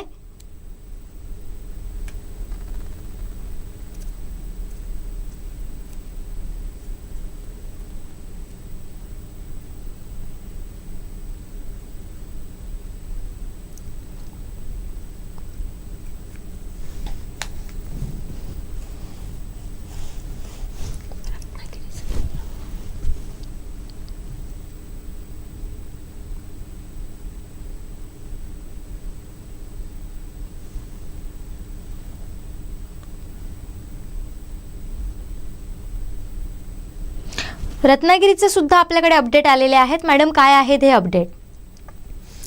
नक्कीच आपण सकाळपासून बघत होतो रत्नागिरी विधानसभा मतदारसंघ जो आहे तिथे उदय सामंत यांनी लीड घेतलेलं होतं। आपण राजापूरपासून सुरू करूया। राजापूर विधानसभा मतदारसंघामध्ये जसं सिंधुदुर्ग जिल्ह्यामध्ये निलेश राणे आणि नितेश राणे हे दोन भाऊ शेजारच्या मतदारसंघामध्ये उमेदवार म्हणून उभे होते, शिंदे सेनेकडून उभे होते आणि एक भाजपकडून उभे होते आपल्या सिंधुदुर्ग जिल्ह्यामध्ये। त्याचप्रमाणे उदय सामंत आणि किरण सामंत हे दोन्ही बंधू राजापूर आणि रत्नागिरी ह्या दोन मतदारसंघामधून शिंदे सेनेच्या तिकिटीवरती त्यांना उमेदवारी मिळालेली होती आणि ते तिथून लढत होते। एकूणच राजापूर विधानसभा मतदारसंघामध्ये जिथे गेले 2 टर्म राजन साळवी यांनी आपलं जे काही आमदारकी भूषवलेली होती, यावेळेस मात्र त्यांना कुठेतरी थोडासा मताधिक्य कमी मिळालेलं आपण बघतोय। आपण बघितलं तर राजापूर विधानसभा मतदारसंघातून 12व्या राऊंडच्या अखेर किरण सामंत जे आहेत, किरण उर्फ भैया सामंत यांना 42,976 मतं मिळालेली आहेत, तर राजन साळवी यांना 30,182 मतं मिळालेली आहेत। ही राजापूर विधानसभा मतदारसंघाची परिस्थिती आहे। रत्नागिरी विधानसभा मतदारसंघातून जिथे उदय सामंत हे आपलं नशीब आजमावत आहेत, तिथे 18व्या राऊंड अखेर उदय सामंत यांना तब्बल 76,220 मतं मिळालेली आहेत, तर बाळा माने त्यांच्या विरोधातले जे उमेदवार आहेत उद्धव बाळासाहेब ठाकरे गटाचे, ते त्यांना 47,501 इतकं मतदान झालेलं आहे। त्याचप्रमाणे आपण चिपळूण मतदारसंघ बघितला, जिकडे राष्ट्रवादी विरुद्ध राष्ट्रवादी अशी लढत आहे आणि तिथे अजित पवार गटाचे प्रशांत यादव हे उभे आहेत, तर अजित पवार गटाचे शेखर निकम हे उभे आहेत, तर शरदचंद्र पवार गटाचे प्रशांत यादव हे उभे आहेत। एकूणच जर बघितलं तर अत्यंत काटेकी टक्कर आहे तिथे। प्रशांत यादव यांना 82,805 मतं मिळालेली आहेत, तर शेखर निकम यांना 89,168 मतं 22व्या राऊंड अखेर मिळालेली आहेत। म्हणजे शेखर निकम यांचा विजय जवळजवळ तिथे निश्चित झालेला आहे चिपळूण मतदारसंघामधून, जिथे राष्ट्रवादी विरुद्ध राष्ट्रवादी अशी लढाई होती आणि शेखर निकम हे तिथे सिटिंग MLA होते, आत्ताचे विद्यमान आमदार होते। त्यांनी पुन्हा एकदा आपल्या विजय हा तिथे निश्चित केलेला आहे। तिथे गुहागर मतदारसंघामधून भास्कर जाधव आणि ह्याचे शिवसेनेचे रामचंद्र बेंडल हे दोघे जण उमेदवार होते। तिथे जर बघितलं तर शिवसेना शिंदे गटाचे जे राजेश बेंडल उमेदवार आहेत, त्यांना त्यांची थोडीशी पिछाट झालेली आहे। 22व्या राऊंड अखेर भास्कर जाधव यांना 68,102 मतं पडलेली आहेत, तर राजेश बेंडल यांना 64,984 मतं पडलेली आहेत। एकूणच जर बघितलं तरी इथे देखील काटेकी टक्कर होती आणि अत्यंत निसटता विजय भास्कर जाधव यांना मिळालेला आपण बघतोय। आणि सगळ्यात महत्त्वाचं तिथे दापोली मतदारसंघामध्ये जिथे रामदास कदम यांचे चिरंजीव उभे होते, तिथे जर बघितलं तर एकूणच योगेश कदम हे जे होते त्यांना या पूर्ण मतदारसंघामध्ये 24व्या फेरी अखेर 89,002 इतकी मतं पडलेली आहेत, तर संजय कदम यांना 68,249 मतं पडलेली आहेत। त्यामुळे योगेश कदम यांचा विजय इथे निश्चित झालेला आहे। एकूणच या संपूर्ण ठिकाणी जर बघितलं तर महायुतीचे जे काही उमेदवार आहेत त्यांना निश्चितपणे विजय मिळालेला आहे. भास्कर जाधव एक जर वगळले तर या पूर्ण रत्नागिरी आणि सिंधुदुर्ग जिल्ह्यामध्ये महायुतीच्या उमेदवारांना विजय मिळाल्याचं आपल्याला दिसून येत आहे. मग ते राणे बंधू असोत किंवा सामंत बंधू असोत, दोन्ही सामंत बंधूंनी आघाडी मारलेली आहे आणि राणे बंधूंनी देखील इथे आघाडी मारलेली आहे. त्यामुळे एकाच घराणेशाही वगैरेचे जे काय आरोप होते ते इथे फोल ठरलेले दिसून येत आहेत. शेवटी निवडणूक ही पक्षीय व्यक्ती केंद्रित की कार्यकर्त्यांच्या जोरावरती कशा पद्धतीने लढली जाते ह्याचं जे काही चित्र आहे ते ह्या दोन्ही जिल्ह्यांमध्ये आपल्याला दिसून येत आहे. आणि तिथे जर बघितलं तर रत्नागिरी आणि राजापूर मतदारसंघामधून उदय सामंत आणि किरण सामंत या दोन्ही बंधूंना निर्विवाद बहुमत मिळाल्याचं दिसून येत आहे. तर इथे देखील नितेश राणे हे अत्यंत विक्रमी मताने निवडून आलेले आहेत. तर निलेश राणे हे देखील वैभव नाईक यांच्या विरोधात निवडून त्यांचा विजय जवळजवळ आता निश्चित झालेला आहे. शेवटच्या काही 1-2 फेऱ्या शिल्लक राहिलेल्या आहेत आणि त्यांचा विजय हा निश्चित झालेला आहे असं म्हणायला काय हरकत नाही. त्यांच्या ज्या काही फेऱ्या आहेत पुढच्या कुडाळ मालवण मतदारसंघाच्या त्या अत्यंत कमी राहिलेल्या आहेत. 1-2 फेऱ्या फक्त राहिलेल्या आहेत आणि त्या जर बघितल्या तर निश्चितच निलेश राणे यांचं जे काही जीत आहे ती आपण बघतोय. दरम्यानच्या कालावधीमध्ये तिथले जे उमेदवार होते दुसरे उद्धव बाळासाहेब ठाकरेचे वैभव नाईक यांनी एक बाईट दिलेला होता आणि त्या बाईटमध्ये त्यांनी निलेश राणे यांना शुभेच्छा देखील दिलेल्या आपण बघितलेल्या आहेत. त्यामुळे त्यांनी निलेश राणे यांना 2-3 फेऱ्यां अगोदरच एकूण सगळं चित्र बघून त्यांना शुभेच्छा दिलेल्या आहेत. आणि एकूणच जर बघितलं तर कोकणावरती सत्ता कोणाची किंवा ज्या चर्चा नेहमी आपण करत होतो की नक्की शिवसेना कोणाची याच्यामध्ये जर बघितलं तर निश्चितच शिंदे सेनेने शिवसेनेच्या या सगळ्या लढाईमध्ये बाजी मारलेली आहे.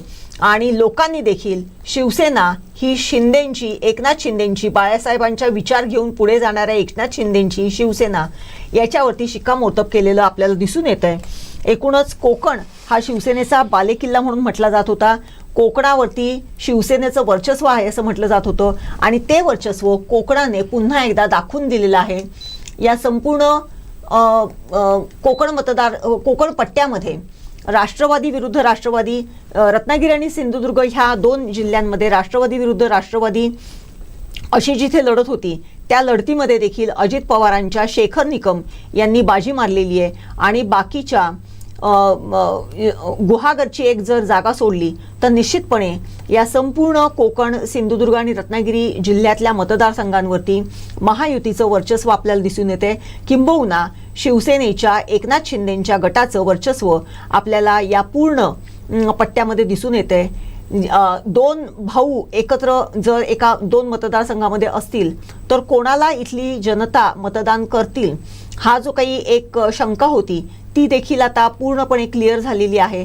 आपण बघतोय तिथे किरण सामंत आणि इथे निलेश राणे या दोघांनाही इथल्या मतदारांनी साथ दिलेली आहे आणि त्यांची विजयाकडे घोडदौड सुरू झालेली आहे, जुळली. अगदीच. आता ही आपण सगळी रत्नागिरीतले अपडेट पाहिल्या, तशाच सिंधुदुर्गातल्याही आपण पाहणार आहोत. एकीकडे दीपक केसरकर यांच्या विजयाचा जल्लोष सुरू झालेला आहे.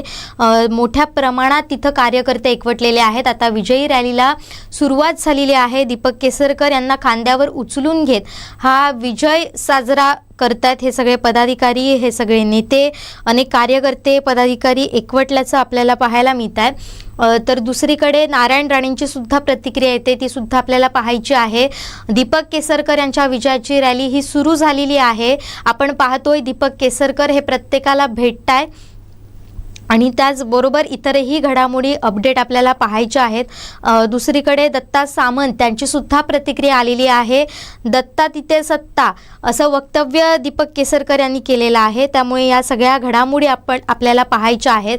तर राज्यभराचा आपण जर विचार केला तर महाविकास आघाडीला 53 जागा जिंकता आल्या, तर महायुतीनं तब्बल 227 जागा जिंकल्यात आणि इतर 8 यांना तिथं कामगिरी करता आली आहे. तर 22वी फेरीसुद्धा कणकवलीची आलेली आहे. 24 फेऱ्यांपैकी आपण ही आता 22वी फेरी पाहतोय. 22व्या फेरीत नितेश राणेंना 5,659 मतं पडली आहेत, तर संदेश पारकर यांना 3,764 मतं मिळालेली आहेत. आणि त्याचबरोबर 22व्या फेरीत 1,895 मताधिक्य मिळालेलं आहे. 22व्या फेरीत नितेश राणेंना 53,898 मताधिक्य मिळालेलं आहे. तर आता आपण थेट जाणार आहोत कुडाळ मालवण विधानसभा मतदारसंघामध्ये. तिथं दत्ता सामंत यांनी प्रतिक्रिया दिलेली आहे. अगदी काही काळानंतर त्यांनी निलेश राणेंसोबत शिवसेनेत प्रवेश केला आहे आणि त्यांच्या खांद्याला खांदा लावून ते या निवडणुकीमध्ये उतरले होते. संपूर्ण संघटना त्यांनी बांधलेली होती आणि त्याचबरोबर कुडाळ मालवण विधानसभा मतदारसंघाचे ते प्रमुख सुद्धा होते. तर आता त्यांच्याकडूनच जाणून घेऊया विजयानंतर त्यांची काय प्रतिक्रिया आहे. विजयाकडे निलेश राणे सध्या वाटचाल करत आहेत.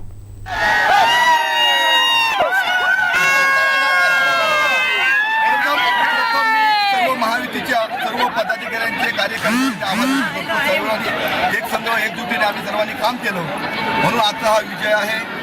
आमच्यावरती माझ्यावरती सुद्धा सन्माननीय मुख्यमंत्री एकनाथ शिंदे यांनी माझ्यावरती जिल्हाप्रमुखाची जबाबदारी दिली. माझ्यासोबत शिवसेनेचे संजय आंग्रे माझ्या खांद्याला खांदा लावून या मतदारसंघाने सतत 29 तारीख नंतर सतत इलेक्शनपर्यंत त्यांनी माझ्याबरोबर अगदी चांगल्या प्रकारे काम केलं. माझ्या सर्व महायुतीच्या पदाधिकाऱ्यांनी कार्यकर्त्यांनी म्हणून हा मोठा विजय आहे. धन्यवाद. आजचा हा विजय जो आहे निलेशजी राणे साहेबांचा, निलेश साहेबांनी गेली 4 वर्ष या मतदारसंघामध्ये काम केलं होतं आणि मला खरोखर आनंद होता की निलेश साहेबांच्या विजयामध्ये मी शिवसेनेचा जिल्हा प्रमुख आहे, संजय आंग्रे उपनेते आहेत आणि धनुष्यबाण बाळासाहेबांची निशाणी होती. त्या निशाणीवरती राणे साहेबांनी सुरुवात केली. त्याच निशाणीवरती विजयाची परंपरा निलेश राणे साहेबांनी राखली आहे. मी या प्रसंगी एवढंच सांगतो की राणे साहेबांनी आम्हाला घडवलं, मोठं केलं, राजकीय सगळा बाळकडून राणे साहेबांनी दिला. त्यामुळे हा जो विजय आहे तो माझ्या अगदी मला अतिशय आनंद आला आहे. हा विजय तो मी राणे साहेबांना माझ्यातर्फे गुरुदक्षिणा म्हणून आम्ही अर्पण करतो. त्याबद्दल खरोखरच हा विजय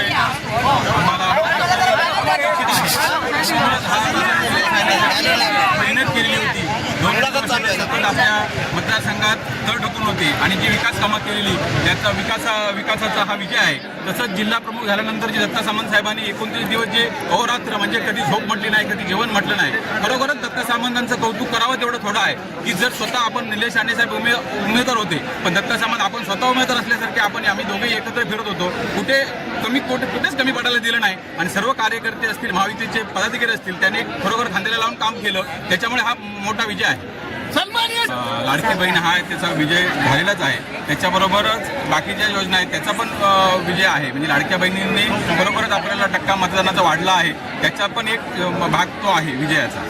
आणि या मतदारसंघामध्ये शिवसेनेचे उभाटाचे जे लोक होते ते छत्रपती शिवाजी महाराजांच्या पुतळ्याचा विषय केला. वेगवेगळे अनेक या मतदारसंघामध्ये त्यांनी विषय करण्याचे निर्माण केले आणि द्वेष निर्माण करण्याचा प्रयत्न केला. तरी पण त्यांना हे करून सुद्धा त्यांना हा उद्दिष्ट साध्य करता आले नाही. इथली जनता सन्माननीय राणेसाहेब महायुतीच्या पाठी, निलेश साहेबांच्या पाठी खंबीर उभी राहिली म्हणून हा मोठा विजय.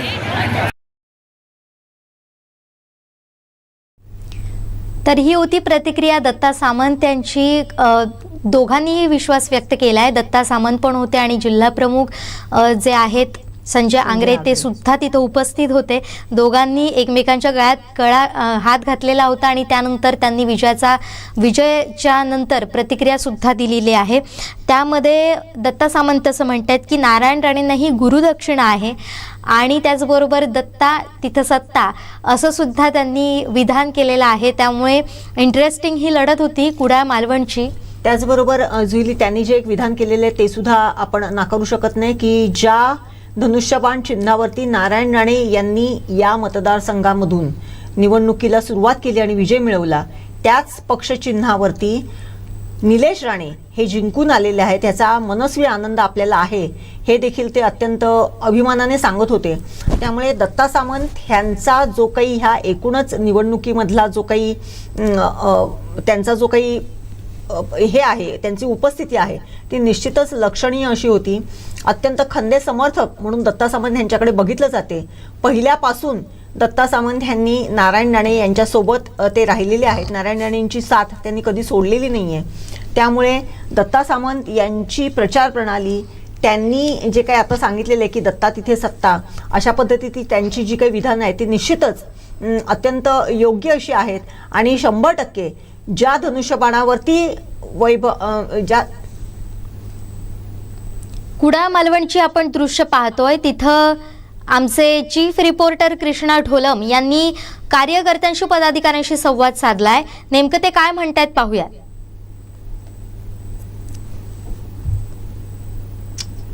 मालवण आणि कुडाळचा खुंटलेला होता. आता निवडून आणल्यामुळे कोणत्याही परिस्थितीत 100% आमचा विकास होणार आहे आणि याच्या पुढे कधीही उभाटाला आम्ही ही जागा देणार नाही.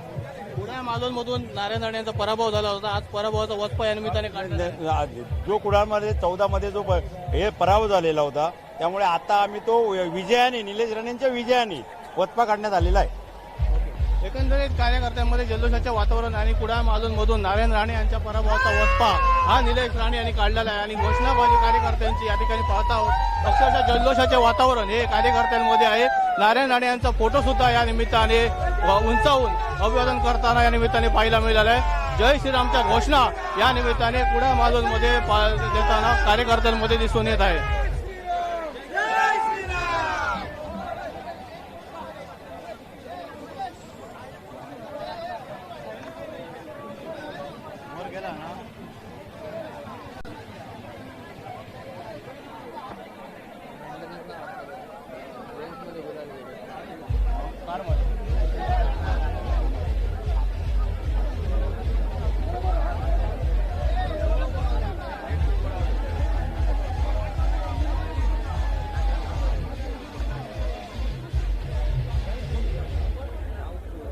भागात घडतात.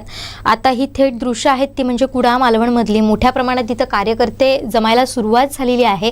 नारायण राणेंचा फोटो दिसतोय, नारायण राणे निलेश राणेंचा फोटो दिसतोय. तिथं महायुतीचा बॅनर उंचावलेला आहे. धनुष्यबाण हे दाखवतायत. एकनाथ शिंदे आहेत त्या पोस्टरवर. त्याचबरोबर दुसरीकडे हे आपण दृश्य पाहतोय, एकनाथ शिंदे, देवेंद्र फडणवीस, अजित पवार यांचे आपण बॅनर पाहतोय. दुसरीकडे दुसऱ्या पोस्टरवर आहेत निलेश राणे आणि नारायण राणे यांची विजयी रॅली आता ही निघालेली आहे. निलेश राणे इथे कुठेसे दिसत नाहीयेत. अगदी ती पण दृश्य आपण पाहणार आहोत. ही थेट दृश्य आहेत ती कुडाळ मालवणमध्ये. जुईली या सगळ्या मिरवणुकीमध्ये जर एक वैशिष्ट्य बघितलं तर धनुष्यबाणाच्या झेंड्यांबरोबरच कमळ असलेले झेंडे सुद्धा तितक्याच चांगल्या पद्धतीने तिथे आपण फडकवताना बघतोय. त्यामुळे महायुती हे जे काही समीकरण आहे ते इथे अत्यंत चांगल्या घट्ट पद्धतीने जे काही आहे ते आपण बघतोय. एकजुटीनं इथं काम झालंय आणि त्याचाच प्रत्यय कुडाळ मालवणमध्ये आला असं सुद्धा अनेकांनी आता प्रतिक्रिया देताना व्यक्त केलेल्या आहेत. थोडंसं कणकवलीमध्ये जाऊया मॅडम. तिथं नितेश राणेंनी प्रतिक्रिया दिलेली आहे. विजयी झाल्यानंतरची नितेश राणेंची प्रतिक्रिया काय आहे पाहूया. 3.0 सुरू झालेलं आहे, काय सांगाल? नितेश पर्वाच्या पेक्षा हे भगवं पर्व आहे आणि कणकवली, देवगड, वैभववाडीच्या माझ्या सर्व मतदार बंधूंचं मी मनापासून आभार मानतो. मोठ्या प्रमाणामध्ये हिंदू समाजाने आम्हाला ह्यावेळी आशीर्वाद दिला.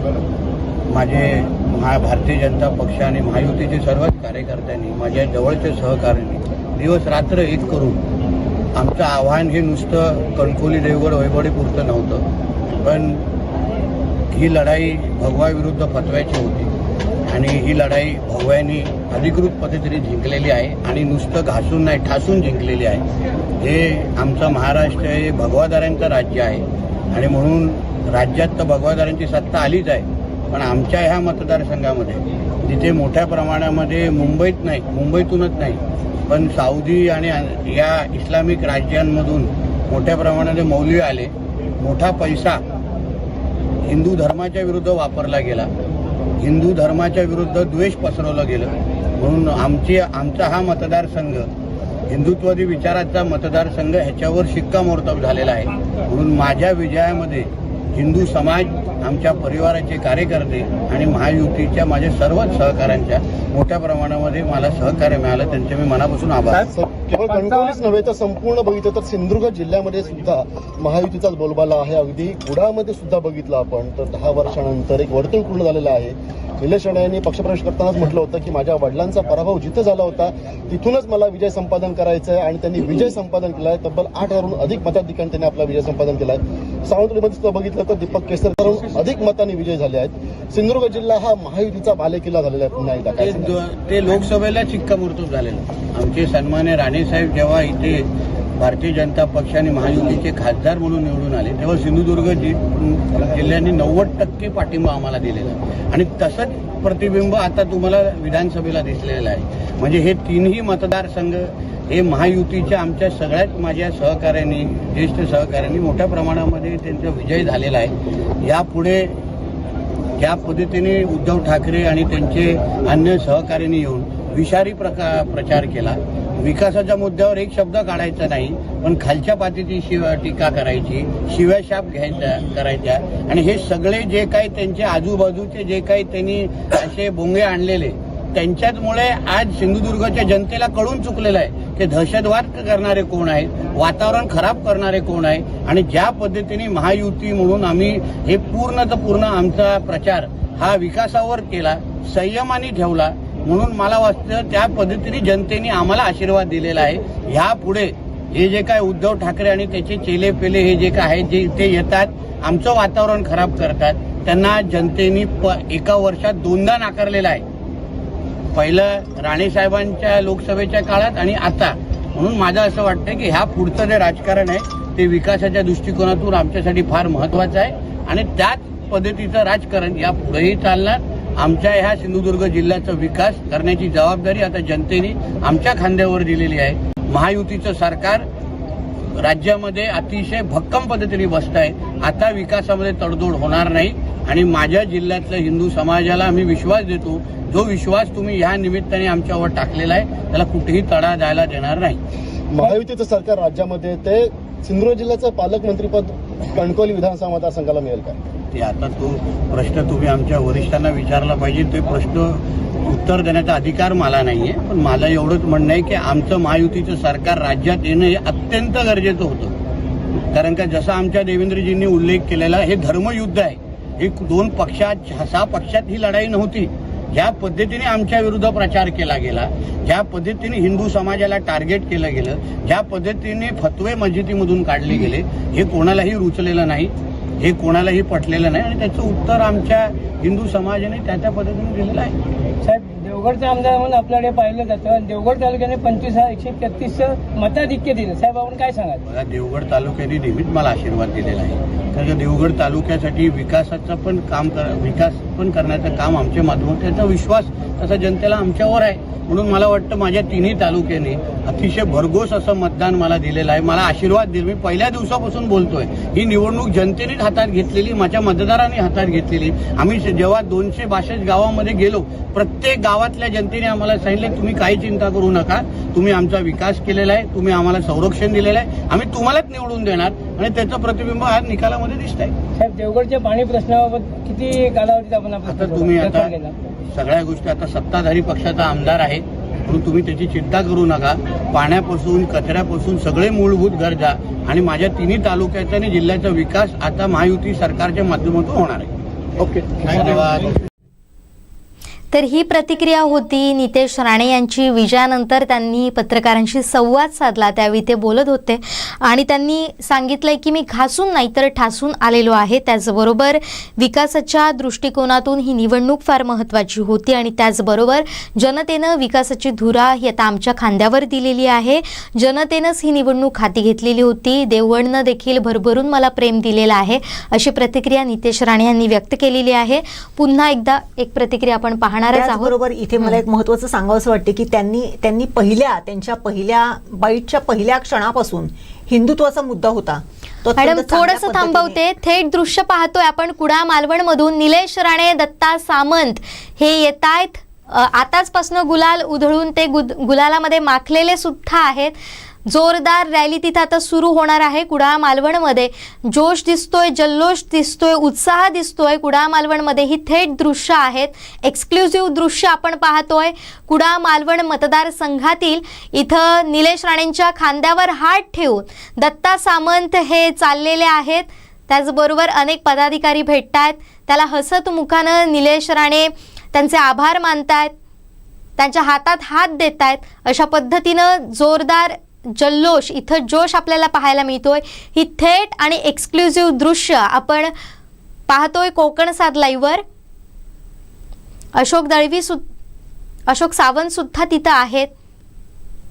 अनेक पदाधिकारी आहेत, कार्यकर्ते आहेत, पत्रकार सुद्धा त्यांना भेटतायत.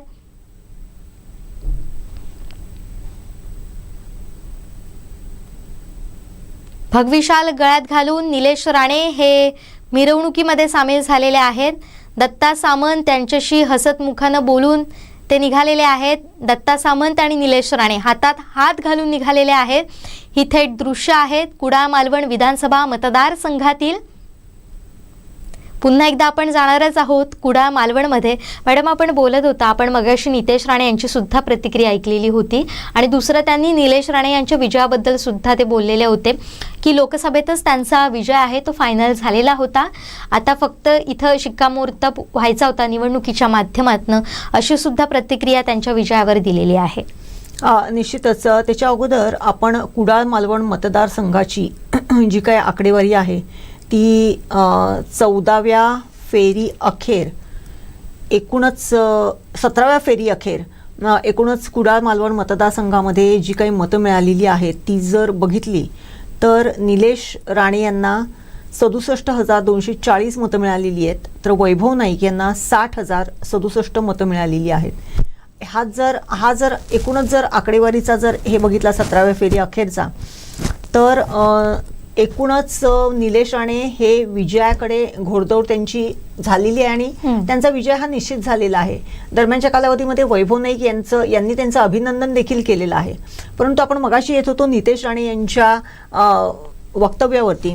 नितेश राणे यांनी ज्या हिंदुत्वाच्या मुद्द्यावरती इथे कणकवली मतदारसंघामध्ये त्यांनी त्याची रोपण केलेली होती, तो हिंदुत्वाचा मुद्दा त्यांनी अत्यंत ठामपणे धरून ठेवलेला आहे. घासून नाही तर ठासून येणार हे त्यांचं ब्रीद होतं आणि त्याप्रमाणे ते ठासून या मतदारसंघामध्ये जिंकून आलेले आहेत. विक्रमी मताधिक्याने त्यांनी ह्या मतदारसंघातून आपला विजय मिळवलेला आहे. एकूणच जर बघितलं तर भाजपच्या चिन्हावरती लढून भाजपची ताकद काय पद्धतीने आणि कशा पद्धतीने मिळू शकते ह्याचं एक अत्यंत चांगलं उदाहरण म्हणजे नितेश राणे यांचा विजय आहे. नितेश राणे यांच्या विजयाबरोबर नितेश राणे यांनी गेल्या 2 टर्ममध्ये जी काही इथे कामं केलेली होती, त्यांनी जी काही इथे मोर्चेबांधणी केलेली होती त्याचं एक चांगलं प्रत्यंतर त्यांना ह्या निवडणुकीमध्ये मिळालेलं आहे आणि त्यांनी विजयाची ही हॅट्रिक या मतदारसंघामधून साधलेली आहे. एकूणच जर हिंदुत्वाच्या मुद्द्याच्या दृष्टिकोनातून जर बघितलं तर इथल्या कुठल्याच अशा बाबींना किंवा अशा वृत्तींना याच्यापूर्वी थारा नव्हता आणि याच्या पुढेही थारा नसणार आहे अशा पद्धतीचं देखील वक्तव्य त्यांनी केलेलं आहे. आणि आपल्या भावाच्या विजयासंदर्भामध्ये देखील त्यांनी अत्यंत चांगल्या पद्धतीने विधान केलेलं आहे की आमचा जो काही विजय होता तो लोकसभेमध्येच निश्चित झालेला होता, त्यामुळे हा जो काही विजय आहे त्याचं मला स्वतःला खूप आनंद आहे आणि आपल्या स्वतःच्या भावाचा जो विजय झालेला आहे त्याबद्दल देखील त्यांनी अत्यंत आनंद व्यतीत केलेला आहे. याच्यापूर्वी मला एक सांगावंसं वाटते की ज्या दिवशी मतदान होतं जुईली त्या दिवशी सकाळी संपूर्ण राणे कुटुंबीय हे मतदानासाठी गेलेलं होतं आणि त्यावेळेस नारायण राणे यांना पत्रकारांनी प्रश्न विचारलेला होता की कशा पद्धतीचं एकूण वातावरण असेल. त्यावेळेस त्यांनी दोन्ही आपल्या पुत्रांचा विजय होईल असा आशावाद त्यावेळेस त्यांनी मांडलेला होता आणि त्यावेळेस त्यांना आणखीन एक प्रश्न विचारलेला होता की त्यांना मंत्रिमंडळामध्ये स्थान मिळेल का. त्यावेळेसही त्यांनी असं म्हटलेलं होतं की जर माझ्या दोन्ही मुलांना मंत्रिमंडळामध्ये जर स्थान मिळालं तर माझ्यासारखा भाग्यवान वडील हा मीच असेन. त्यामुळे आता याच्या पुढे ज्यावेळेस आता हा सत्तेचा सारीपाट झालेला आहे, आता मुख्यमंत्रीपद आणि सत्ता स्थापना ह्याची जेव्हा जमवाजमव होईल त्यावेळेस या मतदारसंघामध्ये कोणाला इथल्या पालकमंत्रीपदाची माळ घातली जाते हे बघणं निश्चितच औत्सुक्याचं ठरणार आहे. कारण या मतदारसंघावरती गेल्या काही वर्षांमध्ये पालकमंत्रीपद म्हणून भूषवलेले रवींद्र चव्हाण की ज्यांनी यावेळेस इलेक्शनच्या वेळेस अत्यंत चांगल्या पद्धतीने मोर्चे बांधणी केली आणि विजय इथे खेचून आणला. त्याचप्रमाणे सावंतवाडी मतदारसंघातून चौथ्यांदा विजयाचा चौकार लगावणारे दीपक केसरकर यांनी देखील या सिंधुदुर्ग जिल्ह्याचं पालकमंत्रीपद भूषवलेलं आहे. त्यामुळे आता याच्या पुढे हे पालकमंत्रीपदाची माळ दीपक केसरकरांच्या गळ्यात घातली जाते की नितेश राणेंच्या गळ्यात घातली जाते हे बघणं हे निश्चितच औत्सुक्याचं ठरणार आहे. आणि एकूणच राज्यात जो काही भाजपच्या उमेदवारांना मिळालेलं यश जर बघितलं तर निश्चितच कुठेतरी एक महत्त्वाची अपडेट मॅडम, निलेश राणे यांच्या विजयावर शिक्कामोर्तब झालेला आहे. 20ही फेऱ्या पूर्ण झालेल्या आहेत. 20व्या फेरीत निलेश राणे यांना 4762 मतं मिळालेली आहेत. वैभव नाईक यांना 3656 मतं मिळालेली आहेत. आणि 20व्या फेरी अखेर एकूण मतं निलेश राणेंना जी आहेत ती आहेत 80,997. वैभव नाईक यांना 72,653. आणि 20व्या फेरी अखेर 8,344 मतांनी निलेश राणे यांचा विजय झालेला आहे. मोठी ब्रेकिंग, मोठी अपडेट आपण पाहतोय. अनेक फेऱ्या सकाळपासून सुरू होत्या. कुडाळ मालवणमध्ये विशेषतः सगळ्यांचं लक्ष होतं. काटेकी टक्कर होती, चुरस होती आणि तशाच पद्धतीनं निकाल सुद्धा आपल्या समोर आलेले आहेत. जसं म्हटलं जात होतं, एक कोणतरी पराभव, एकाचा कोणाचा तरी विजय, पण कोण हे सांगता येत नव्हतं आणि अशाच पद्धतीचा हा निकाल आपल्या समोर आलेला आहे. आता जर आपण पाहिलं तर 8,344 मतांनी निलेश राणेंचा विजय झालेला आहे. ज्या पद्धतीनं गेल्या 2 टर्ममध्ये वैभव नाईक यांना मताधिक्य मिळालेलं होतं ते मताधिक्य मोठ्या प्रमाणात कमी झालेलं होतं. आता वैभव नाईकांचा तर पराभव झाला, मात्र या दोन्ही नेत्यांमध्ये, या मातब्बर नेत्यांमध्ये काटेकी टक्कर रंगलेली होती, काटेकी चुरस होती आणि त्याचाच प्रत्यय आपल्याला इथे पाहायला मिळतोय. फक्त 8,344 मतांनी निलेश राणेंचा विजय झालेला आहे. मात्र यानंतर वैभव नाईक यांनी प्रतिक्रिया सुद्धा दिलेली होती की मला जनतेचा कौल मान्य आहे, तुम्ही मला जे भरभरून मतदान दिलंय त्याबद्दलही आभार, 2 टर्ममध्ये तुम्ही माझ्या सोबत राहिलात त्याबद्दलही आभार. आणि त्याचबरोबर निलेश राणेंना देखील त्यांनी विजयाच्या शुभेच्छा दिलेल्या होत्या. पुन्हा एकदा मॅडम आपण याबद्दल बोलूया. एकीकडे निलेश राणे जे असं सांगत होते की वडिलांच्या मतदारसंघातच मला उभं राहण्याची संधी मिळाली आहे आणि ज्या पक्षातून माझ्या वडिलांचा प्रवास सुरू झालेला होता त्याच पक्षामध्ये येऊन मला आता निवडणूक लढवता आली, हे माझं भाग्य आहे. आणि विजयाचा विश्वाससुद्धा त्यांना होता. आणि त्याच पद्धतीनं दुसऱ्या बाजूला होते वैभव नाईक, ज्यांनी 2014मध्ये म्हणजे अवघ्या 10 वर्षांच्या अगोदरच नारायण राणेंचा पराभव केला होता. जायंट किलर म्हणून त्यांना ओळखलं जात होतं आणि संपूर्ण मीडियाचं लक्ष सुद्धा वैभव नाईक यांच्यावर होत्या. अगदी वैभव नाईक काय बोलतात इथपासून सगळेजण आतुरतेनं वाट पाहायचंय. मात्र आता ही समीकरणं पूर्णपणे बदललेली आहेत. निलेश राणे विजयी झालेले आहेत. कुडाळ मालवण हा आपलाच गड आहे, हा राणेंचाच गड आहे, हे पुन्हा एकदा त्यांनी सिद्ध केलेलं आहे. मात्र आता जी त्यांची मताधिक्य जर पाहिलं तर ते 8,344, म्हणजे किती यामध्ये चुरस रंगलेली आहे हे आपण पाहू शकतो. काय वाटतं याबद्दल आणि या निकालाचं विश्लेषण करायचं झालं तर ते कशा पद्धतीनं होऊ शकतं? नक्कीच जुईली, जे काय आहे निलेश राणेंचा 8,344 मतांनी विजय झालेला आहे. पहिल्यापासूनच या मतदारसंघामध्ये, कुडाळ मालवण मतदारसंघामध्ये चुरस होती. ज्यावेळेस वैभव नाईक, जसं आपण नितेश राणेंचं म्हणतो तसं वैभव नाईकांची नाव हे शिवसेनेच्या पहिल्या यादीमध्ये जाहीर झालेलं होतं की त्यांना उमेदवारी ह्या मतदारसंघातून मिळणार आहे. त्यानंतर निलेश राणे हे भाजपमध्ये होते. निलेश राणेंना उमेदवारी देण्यात येणार आहे ह्याचे अंदाज तर 100% होतेच. मात्र मग ते भाजपकडून त्यांना उमेदवारी मिळणार की कसं याबद्दल चर्चा होती. मात्र अखेर निलेश राणे यांचा शिंदे सेनेमध्ये प्रवेश झाला. कुडाळमध्ये त्यांच्या एकनाथ शिंदे यांच्या उपस्थितीमध्ये शिवसेनेमध्ये त्यांचा प्रवेश झाला आणि त्यावेळेस हे शिवधनुष्य आपण पेलत आहोत अशा पद्धतीचं विधानही त्यांनी केलेलं होतं.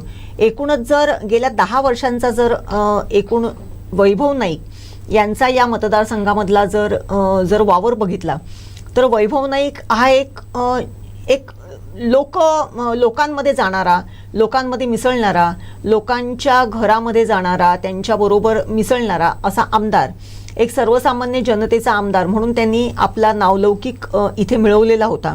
आणि त्याच पद्धतीने त्यांनी या मतदारसंघामध्ये या निवडणुकीच्या दृष्टिकोनातून सुद्धा आपली मोर्चे बांधणी केलेली होती. त्यांनी या मतदारसंघातून आपला प्रचाराचा जो काही प्रचार होता तो चांगल्या पद्धतीने तिथे राबवलेला होता. आणि मालवण ते पार अगदी कुडाळ म्हणजे अगदी माणगाव खोऱ्यापर्यंत त्यांनी प्रचार त्यांचा सुरू केलेला होता. त्यांच्या प्रचारासाठी माजी मुख्यमंत्री उद्धव ठाकरे देखील आलेले होते, आदित्य ठाकरे आलेले होते, त्याच्यानंतर शिवसेनेच्या उपनेत्या सुषमा अंधारे या देखील त्यांच्या प्रचारासाठी इथे आलेल्या होत्या. आणि त्यांच्या कार्यकर्त्यांकडून, त्यांच्या नेत्यांकडून त्यांच्या प्रचाराची धुरा ही चांगल्या पद्धतीने तिथे सांभाळली होती. इथे निलेश राणेंचा मात्र त्यांच्या अगेन्स्ट जो काही प्रचाराचा एकूणच जो काही टेम्पो होता तो कुठेतरी आपल्याला सकृत दर्शनी वर जो दिसत होता तो अत्यंत थोडासा धीमा आहे असं वाटत होतं. मात्र दत्ता सामंत हा अत्यंत हुकमी एक्का निलेश राणेंच्या बरोबर होता आणि निलेश राणेंच्या बरोबर असलेले ह्या हुकमी एक्क्याने निश्चितपणे आपली जी कामगिरी आहे ती अत्यंत यथायोग्य बजावलेली आहे. त्यांनी मालवण जो त्यांच्या अत्यंत हाताखालचा असा भाग आहे दत्ता सामंतांनी तो पिंजून काढला. मालवण विभागातल्या किंबहुना किनारपट्टी भागातले जे कोणी सरपंच होते, तिथले जे गाव होते, तिथले जे नागरिक होते, मच्छीमार समाज होता, त्यांना निश्चितपणे त्यांनी एक विश्वास दिला. आणि निलेश राणे त्यांचा तो विश्वास निलेश राणे यांना झालेल्या मतदानातून आपण बघू शकतोय. त्याचप्रमाणे आपण बघत होतो की कुडाळ तालुक्यात निलेश राणेंना किती मतदान होईल किंवा कुडाळ तालुका हा निलेश राणेंना कशा पद्धतीने हात देतो. मात्र कुडाळ तालुक्यात देखील शिंदे सेनेच्या कार्यकर्त्यांनी आणि भाजपच्या कार्यकर्त्यांनी अत्यंत चांगल्या पद्धतीने प्रचाराची यंत्रणा राबवून त्यांचा जो काही विजय आहे तो निश्चित केलेला आहे. जसं आपण मगाशी प्रभाकरजी सावंत आलेले होते, भाजपचे जिल्हाध्यक्ष आलेले होते, त्यांनी सांगितलेले होते की ही जी प्रचार यंत्रणा आहे यावेळेस उमेदवार कोण आहे तो नाही तर आपल्याला महायुतीचा उमेदवार निवडून आणायचा आहे, महायुतीची सत्ता आणायची आहे, ह्या उद्देशाने सगळे कार्यकर्ते कामाला लागलेले होते. दुसरी गोष्ट अशी होती की त्या अनुषंगाने जर बघितलं तर इथे कोकणामध्ये तो जो काही त्यांनी दिलेली साथ आहे ती अत्यंत चांगल्या पद्धतीने जी साथ घातलेली त्यांना उत्तर मिळालेलं आहे. आणि कोकणातल्या ह्या संपूर्ण ह्याच्यामध्ये शिवसेनेला म्हणजे शिंदे सेनेला अत्यंत चांगल्या पद्धतीचं मतदान झालेलं आणि शिंदे सेनेचे उमेदवार चांगल्या पद्धतीने निवडून आलेले आहेत हे आपण आता बघतोय. एकूणच शिवसेना आणि कोकणचा संबंध, शिवसेना आणि इथले चाकरमानी, शिवसेना आणि मुंबई महानगरपालिका हे जे काही समीकरण होतं त्या समीकरणाची ही जी निवडणूक आहे ती त्याची पायरी समजली जात होती. आणि ती पायरी ही पहिलीच पायरी जी आहे ती इथल्या मतदारांनी महायुतीसाठी अत्यंत घट्ट करून दिलेली आहे. त्यामुळे ह्या पायरीवरती चढून निश्चितच पुढच्या आगामी काळातल्या ज्या निवडणुका आहेत त्याच्यामध्ये महायुतीच्या उमेदवारांना निश्चितच यश मिळेल याची गॅरंटी या एकूणच चित्रातून आपण बघू शकतोय. निलेश राणे हे जरी शिंदे सेनेमध्ये गेलेले असले, ते जरी धनुष्यबाणाच्या चिन्हावरती लढून आलेले असले तरी त्यांच्या पाठी भाजपने अत्यंत मोठी ताकद त्यांच्या पाठी लावलेली होती. पन्ना प्रमुख इथपर्यंत ही जी त्यांची जी काही यंत्रणा असते ती पन्ना प्रमुख म्हणजे मतदार यादीचं एक पान त्याच्यावरती जेवढे मतदार आहेत तेवढ्यापर्यंतची यंत्रणा भाजपने राबवलेली होती. आणि तीच यंत्रणा त्यांनी कुडाळ मालवण मतदारसंघामध्ये देखील राबवली आणि त्याचा परिपाक आपण बघतोय निलेश राणे यांच्या विजयामध्ये झालेला आपण आपल्याला दिसतोय. निश्चितच त्याच्यामध्ये निलेश राणे यांचं स्वतःचं गुडविल एक आहे. त्यांनी ज्या पद्धतीने गेल्या काही वर्षामध्ये या मतदारसंघामध्ये फिरून आपलं जे काही म्हणणं आहे ते लोकांसमोर सादर केलेलं आहे, परंतु त्याचबरोबर इथल्या भाजपच्या कार्यकर्त्यांसह त्यांच्या कार्यकर्त्यांचे यश देखील त्यांच्या विजयामध्ये आहे. निलेश राणे यांची आपण प्रतिक्रिया पाहणार आहोत. कुडाळ मालवण विधानसभा मतदारसंघातून ही थेट दृश्य आहेत. निलेश राणे हे आता काय बोलणार आहेत हे देखील पाहायचं आहे.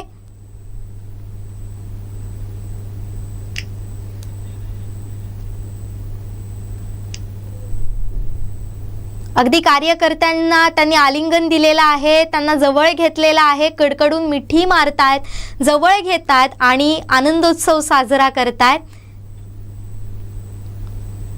अनेक कार्यकर्ते पदाधिकारी इथं आलेले आपल्याला पाहायला मिळतात.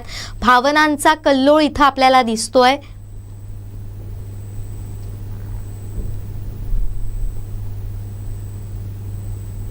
ही थेट दृश्य, एक्सक्लुझिव्ह दृश्य आहेत कुडाळ मालवण विधानसभा मतदारसंघातून. कार्यकर्त्यांच्या मधून वाट काढत ते बाहेर आलेले होते. सोबत त्यांचे अशोक सावंत देखील आहेत, अनेक पदाधिकारी आहेत, कार्यकर्ते आहेत. आता निलेश राणे नेमकं काय बोलणार आहेत विजयानंतर ते सुद्धा आपल्याला पाहायचं आहे. आणखीन महत्त्वाच्या घडामोडी आहेत. ॲम्ब्युलन्स इथून जात होती, याला सुद्धा त्यांनी पदाधिकाऱ्यांनी कार्यकर्त्यांनी वाट काढून दिलेली आहे.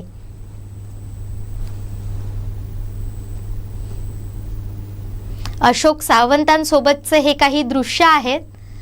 मॅडम, हे दृश्य फार महत्त्वाच्या होत्या, कारण अनेक वर्षांपासून आपण पाहतोय की निलेश राणे जिथे येतात, कुडाळात असतील किंवा मालवणमध्ये असतील, हा चेहरा कायम त्यांच्यासोबत होता. जेव्हा निलेश राणेंचा वाढदिवस होता तेव्हा सुद्धा मालवणमध्ये आल्यावर निलेश राणेंनी अशोक सावंतांच्या पाया पडून त्यांचे आशीर्वाद घेतले आणि त्यांनी आपला वाढदिवस सुद्धा साजरा केलेला होता. ही थोडीशी भावूक करणारी दृश्य असतील कदाचित राणे समर्थकांसाठी, त्यांच्या जवळच्यांसाठी. काय वाटतं एकंदरीतच ही सगळी दृश्य पाहायला आहेत ना जुईली, अशोक सावंत जे आहेत हे पहिल्यापासून नारायण राणेंच्या सोबत असलेले व्यक्तिमत्व आहे. एक महत्त्वाची अपडेट येते ती म्हणजे माहीम मतदारसंघातून महेश सावंत यांचा विजय झालेला आहे. महेश सावंत जे ठाकरे गटाचे उमेदवार होते माहीम मतदारसंघातील ही अपडेट आपण पाहतोय. कुडाळ मालवणवर तर आपलं लक्ष असेलच, कुडाळ मालवणमध्ये हे विजयी उमेदवार आणि त्यांची सगळी दृश्य आपण पाहतोय. पण मोठा धक्का बसलेला आहे तो राज ठाकरेंना. राज ठाकरेंचे पुत्र अमित ठाकरे यांना पराभवाचा सामना करावा लागलेला आहे. अमित ठाकरे यांचा माहीममधून पराभव झालेला आहे. जी लढत होती ती महेश सावंत आणि दुसरीकडे शिवसेनेचे म्हणजे शिंदे गटाचे उमेदवार होते सदा सरवणकर यांच्यामध्ये होती आणि त्यामध्ये बाजी मारलेली आहे ती महेश सावंतांनी. तिरंगी लढत झालेली होती माहीममध्ये. माहीमच्या मतदारसंघामध्ये मनसे इथं उतरली होती आणि खुद्द राज ठाकरेंचे सुपुत्र अमित ठाकरे देखील निवडणुकीच्या रंगणात पहिल्यांदाच उतरलेले होते. मात्र इथं त्यांना पराभवाचा सामना करावा लागतोय. महत्त्वाची अपडेट आहे राज्यभरातली, ही तर आपण पाहणारच आहोत. पण पुन्हा एकदा जाऊया कुडाळ मालवण विधानसभा मतदारसंघात. तिथं काय घडतंय, कशा पद्धतीनं निलेश राणे विजयाचा उत्सव साजरा करतायत पाहूयात. मॅडम, आपण बोलत होतो या सगळ्या घडामोडींवर. अशोक सावंत असतील, त्याचबरोबर दत्ता सामंत असतील, हे त्यांचे शिलेदार आणि ज्या पद्धतीनं त्यांच्यामध्ये आता उत्साह आहे किंवा जेव्हापासून ते आपण ही सगळी जेव्हा दृश्य पाहत होतो तेव्हा त्यांच्या चेहऱ्यावर एक उत्साह आपल्याला पाहायला मिळतोय. निश्चितच आपण बघतोय हे जे आहेत निलेश राणे यांच्याबरोबर जे कार्यकर्ते दिसतात म्हणजे दत्ता सामंत म्हणा, अशोक सावंत म्हणा किंवा हे जे जुने कार्यकर्ते आहेत ते पुन्हा एकदा एकत्रितरित्या इथे आपण बघतोय आणि त्यांच्या सगळ्यांच्या चेहऱ्यावरती अत्यंत आनंद आहे. संजय आगरे आहे त्यांच्याबरोबर, शिवसेनेचे जिल्हा प्रमुख आहेत ते. आणि सगळ्यात महत्त्वाचं म्हणजे दत्ता सामंत यांनी जी काही निलेश राणे यांच्या प्रचाराची धुरा आपल्या खांद्यावरती घेतलेली होती ती त्यांनी अत्यंत समर्थपणे पेलवली आणि ती सार्थ देखील करून दाखवलेली आहे. आपण बोलत होतो अशोक सावंत यांच्या संदर्भामध्ये.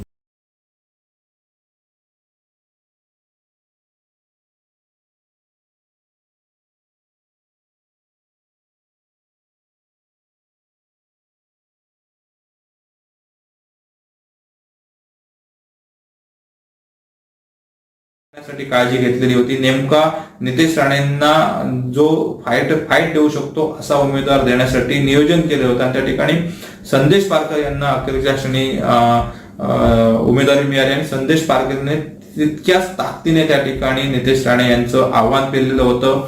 निवडणुकीला सामोरे गेलेले आहेत. त्यामुळे ज्या पद्धतीने नितेश राणे हे 90-95 आणि त्याचं जे श्रेय आहे ते निश्चितपणे काही प्रमाणात ह्या दोन्ही शिलेदारांना जाते जुईली. अगदीच. आणि ही सगळी थेट दृश्य पाहतोय आपण कुडाळ मालवण विधानसभा मतदारसंघातून. आता निलेश राणे हे तहसील कार्यालयात पोहोचलेले आहेत. सांगावंसं वाटते तुला की ज्या अमित ठाकरेंचा पराभव करून जे म्हणजे महेश सावंत हे जिंकून आलेले आहेत उद्धव बाळासाहेब ठाकरे गटाचे माहीममधून जे उमेदवार आलेले आहेत, त्यांचंही वैशिष्ट्य असं आहे की ते देखील सिंधुदुर्ग पुत्र आहेत. सिंधुदुर्गातल्या वेंगुर्ले तालुक्यातल्या मातोंड गावचे ते आहेत. मातोंड गावचे महेश सावंत हे मातोंड गावचे सुपुत्र आहेत.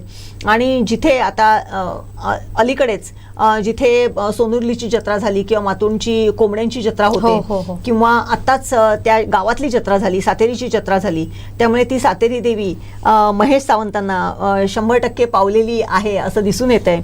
आणि अमित ठाकरे की जे एक दिग्गज उमेदवार म्हणून संबोधलं जात होतं, राज ठाकरेंचे सुपुत्र की जे पहिल्यांदाच निवडणुकीच्या रिंगणामध्ये उभे राहिलेले होते, त्यांच्या विरोधात महेश सावंत हे उभे राहिलेले होते. आणि महेश सावंत हे सिंधुदुर्गचे आहेत.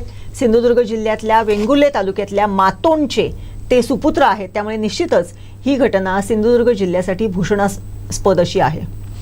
अगदीच. आणि एक महत्त्वाची अपडेट येते राज्यातून, ती म्हणजे नांदेडच्या लोहा इथं दगडफेक करण्यात आलेली होती. मतमोजणी केंद्राच्या बाहेर तणावपूर्ण आता शांतता आहे. पोलिसांचा बंदोबस्त यामुळे वाढलेला आहे. नांदेडच्या लोहा इथं 2 गटात तुफान दगडफेक झालेली होती. मतमोजणी केंद्राबाहेर ही सगळी घडामोडी घडताना पाहायला मिळाल्या. तहसील कार्यालयाच्या बाहेर या सगळ्या गोष्टी घडताना आपल्याला पाहायला मिळाल्या. त्यामुळे कुठेतरी शांततेत सुरू असलेली ही मतमोजणी याला काहीसा गालबोट लागल्याचं आपल्याला पाहायला मिळतंय. थोडंसं कणकवलीमध्ये येऊया. कणकवलीतली आकडेवारी आलेली आहे, ती म्हणजे नितेश राणे हे जवळपास 50,000च्या मताधिक्यानं निवडून आलेले आहेत. तर कणकवली 24व्या फेरीत काय घडलं, जी महत्त्वपूर्ण होती, शेवटची फेरी होती, तिथं नेमकं काय घडलंय ते जाणून घेऊयात. 24व्या फेरीत नितेश राणे यांना 2,948 मतं पडलेली आहेत. संदेश पारकर यांना 1,558 मतं पडलेली आहेत. दुसरीकडे चंद्रकांत जाधव यांना 35 मतं पडलेली आहेत. गणेश अरविंद माने यांना 25 मतं पडलेली आहे. आणि बंदे नवाज खानी यांना 12 मतं पडलेली आहे. बंदे नवाज खानी हे विशेष चर्चेत आले होते, ते म्हणजे नितेश राणे आणि संदेश पारकर यांच्यावर केलेल्या आरोपांमुळे. त्यामुळे त्यांच्याकडेही लक्ष होतं, मात्र फार काही चांगली कामगिरी त्यांना या निवडणुकीत करता आलेली नाही. तर दुसरीकडे नामसाधर्म्य असलेले संदेश पारकर यांना 23 मतं ही पडलेली आहेत. अपक्ष उमेदवार होते ते. तर नोटाला इथं 25 मतं पडलेली आहे. आणि या 24व्या फेरीत 1,390चं मताधिक्य मिळालेलं आहे. आणि 24व्या फेरी अखेर नितेश राणेंना 57,601चं मताधिक्य मिळालेलं आहे. तर दुसरीकडे टप्पाल मतदानाची सुद्धा आकडेवारी आलेली आहे. इथं चंद्रकांत जाधव यांना 9, नितेश राणे यांना 1,195 मतं मिळाली. संदेश पारकर यांना 789 मतं मिळालीत. अरविंद माने यांना 6 मतं मिळालीत. बंदे नवाज खान यांना 7 मतं मिळाली. तर संदेश पारकर यांना केवळ 1 मत मिळालेलं आहे. टपाल मतदानची आकडेवारी मी तुम्हाला सांगते, तर नोटाला 16 मतं मिळालेली आहेत. अशा प्रकारे नितेश राणेंना 406चं मताधिक्य कणकवलीच्या टपाल मतदानात पाहायला मिळालेलं आहे. ही फायनल आकडेवारी आपण पाहतोय. त्यामुळे जर आपण आढावा घेतला तर नितेश राणे यांना 1,08,369 मतं ही पडलेली आहेत. तर संदेश पारकर यांना 50,362 मतं पडलेली आहेत. आणि अशा प्रकारे नितेश राणे हे मोठ्या मताधिक्यानं निवडून आलेले आहेत. तर एकूण मतदान जे झालं आणि जे वैध ठरलं ते 1,63,371चं आपल्याला पाहायला मिळतंय. आणि संपूर्ण आपण ही फायनल आकडेवारीचा जर विचार केला तर तो असा आहे: चंद्रकांत जाधव यांना 887 मतं, नितेश राणे यांना कणकवलीमधून 1,08,369 मतं. दुसरीकडे संदेश पारकर यांना 50,362 मतं ही पडलेली आहेत. त्या खालोखाल गणेश माने यांना 1,144 मतं आहेत. बंदे नवाज खान यांना 455 मतं आहेत. तर संदेश पारकर यांना 901 मतं मिळाली आहेत. आणि एकूण नोटाला पडलेली जी मत आहेत ती 1011 आहेत. एक मोठा धक्कादायक निकाल येतोय दक्षिण कराडमधून, तो म्हणजे पृथ्वीराज चव्हाण यांचा पराभव झालेला आहे. काँग्रेसचे दिग्गज नेते, माजी CM, माजी मुख्यमंत्री राहिलेले पृथ्वीराज चव्हाण यांचा पराभव झालेला आहे.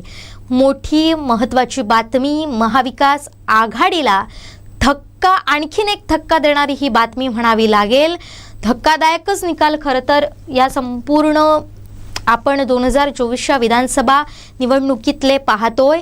महायुतीला मोठं दान मतदारांनी दिलेलं आहे, तर दुसरीकडे महाविकास आघाडीकडे पाठ फिरवलेली आहे. अनेक दिग्गजांना पराभवाचा सामना करावा लागलेला आहे. आपण पाहतोय पृथ्वीराज चव्हाण यांचा पराभव झालेला आहे. तर दुसरीकडे बवियाचे उमेदवार हितेंद्र ठाकूर यांना देखील पराभवाचा सामना करावा लागलाय. वसईतून बहुजन विकास आघाडीचे हितेंद्र ठाकूर हे पराभूत झालेले आहेत. तुम्हाला जर आठवत असेल तर विनोद तावडे आणि हितेंद्र ठाकूर यांच्यातील वाद सर्वश्रुत होता. तिथं आपण पाहिलं तर विनोद तावडेंना पैसे वाटप केल्याचा त्यांच्यावर आरोप झालेला होता आणि धक्कादायक दावे सुद्धा हितेंद्र ठाकूर यांनी केलेले होते. भाजपमधल्याच लोकांनी विनोद तावडे यांची टीप दिल्याचं सुद्धा ते बोललेले होते. तर दुसरीकडे वरळीमधून आदित्य ठाकरेंचा विजय झालेला आहे. अत्यंत महत्त्वाची मोठी बातमी महाविकास आघाडीसाठी. तर दुसरीकडे आणखीन एक अपडेट येते, महाविकास आघाडीला विरोधी पक्षचा मान मिळणार नाही आहे. महत्त्वाची बातमी आपण पाहतो, विरोधी पक्षनेते पदही मिळणार नाही आहे. महाविकास आघाडीला फार मोठा पराभव महाविकास आघाडीला 2024च्या निवडणुकीत सामना करावा लागलेला आहे. आताची मोठी बातमी आपण पाहतोय, मवियातील कोणत्याही एका पक्षाकडे 29 आमदारांचं संख्याबळ नाही. त्या कारणामुळे विरोधी पक्षनेते पदही महाविकास आघाडीला मिळणार नाहीये. मॅडम, आपण सिंधुदुर्गातील अपडेट तर पाहतच आहोत, पण ह्या धक्कादायक घडामोडी घडत आहेत संपूर्ण राज्यभरातच. माजी मुख्यमंत्री राहिलेले पृथ्वीराज चव्हाण, त्यांना पराभवाचा इथं सामना करावा लागलेला आहे. दुसरीकडे आणखीन महत्त्वाच्या अपडेट येत आहे, तर तिथं जयंत पाटील देखील पिछाडीवर होते, की जे राष्ट्रवादीचे एक मोठे नेते आहेत, ते देखील पिछाडीवर होते. एकूणच सगळ्या ह्याच्यामध्ये बघितलं, बारामतीमधून अजित पवार यांचा विजय झाला, आघाडीवर होते आणि त्यांचा विजय झालेला आहे. म्हणजे ज्या पद्धतीने आपण लोकसभेच्या वेळेस जे काही वातावरण बघत होतो जुईली, ते वातावरण इथे कुठेच या विधानसभेच्या निवडणुकांमध्ये दिसून येत नाहीये. आणि त्याची खरंच अत्यंत गांभीर्याने कारण मीमांसा आघाडीने करण्याची आवश्यकता आहे.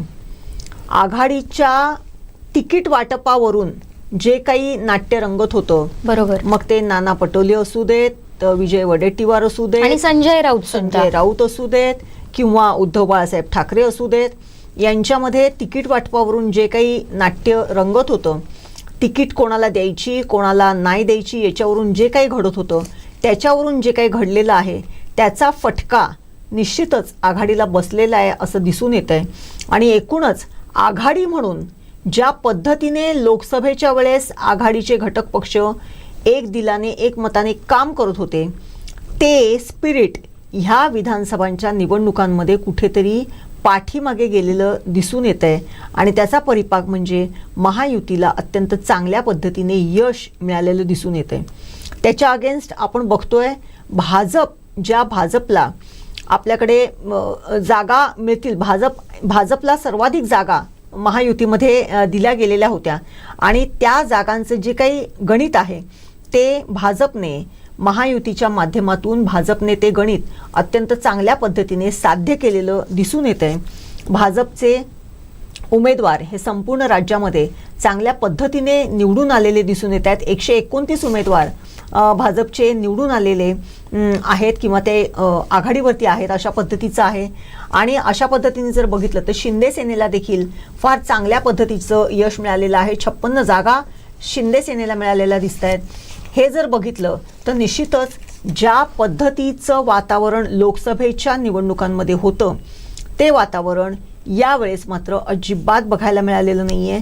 भाजपने आपला जो काही करिश्मा आहे तो पुन्हा एकदा दाखवलेला आहे आणि त्या करिश्म्यावरती त्यांनी महायुतीला निर्विवाद सत्ता मिळवून दिलेली आहे.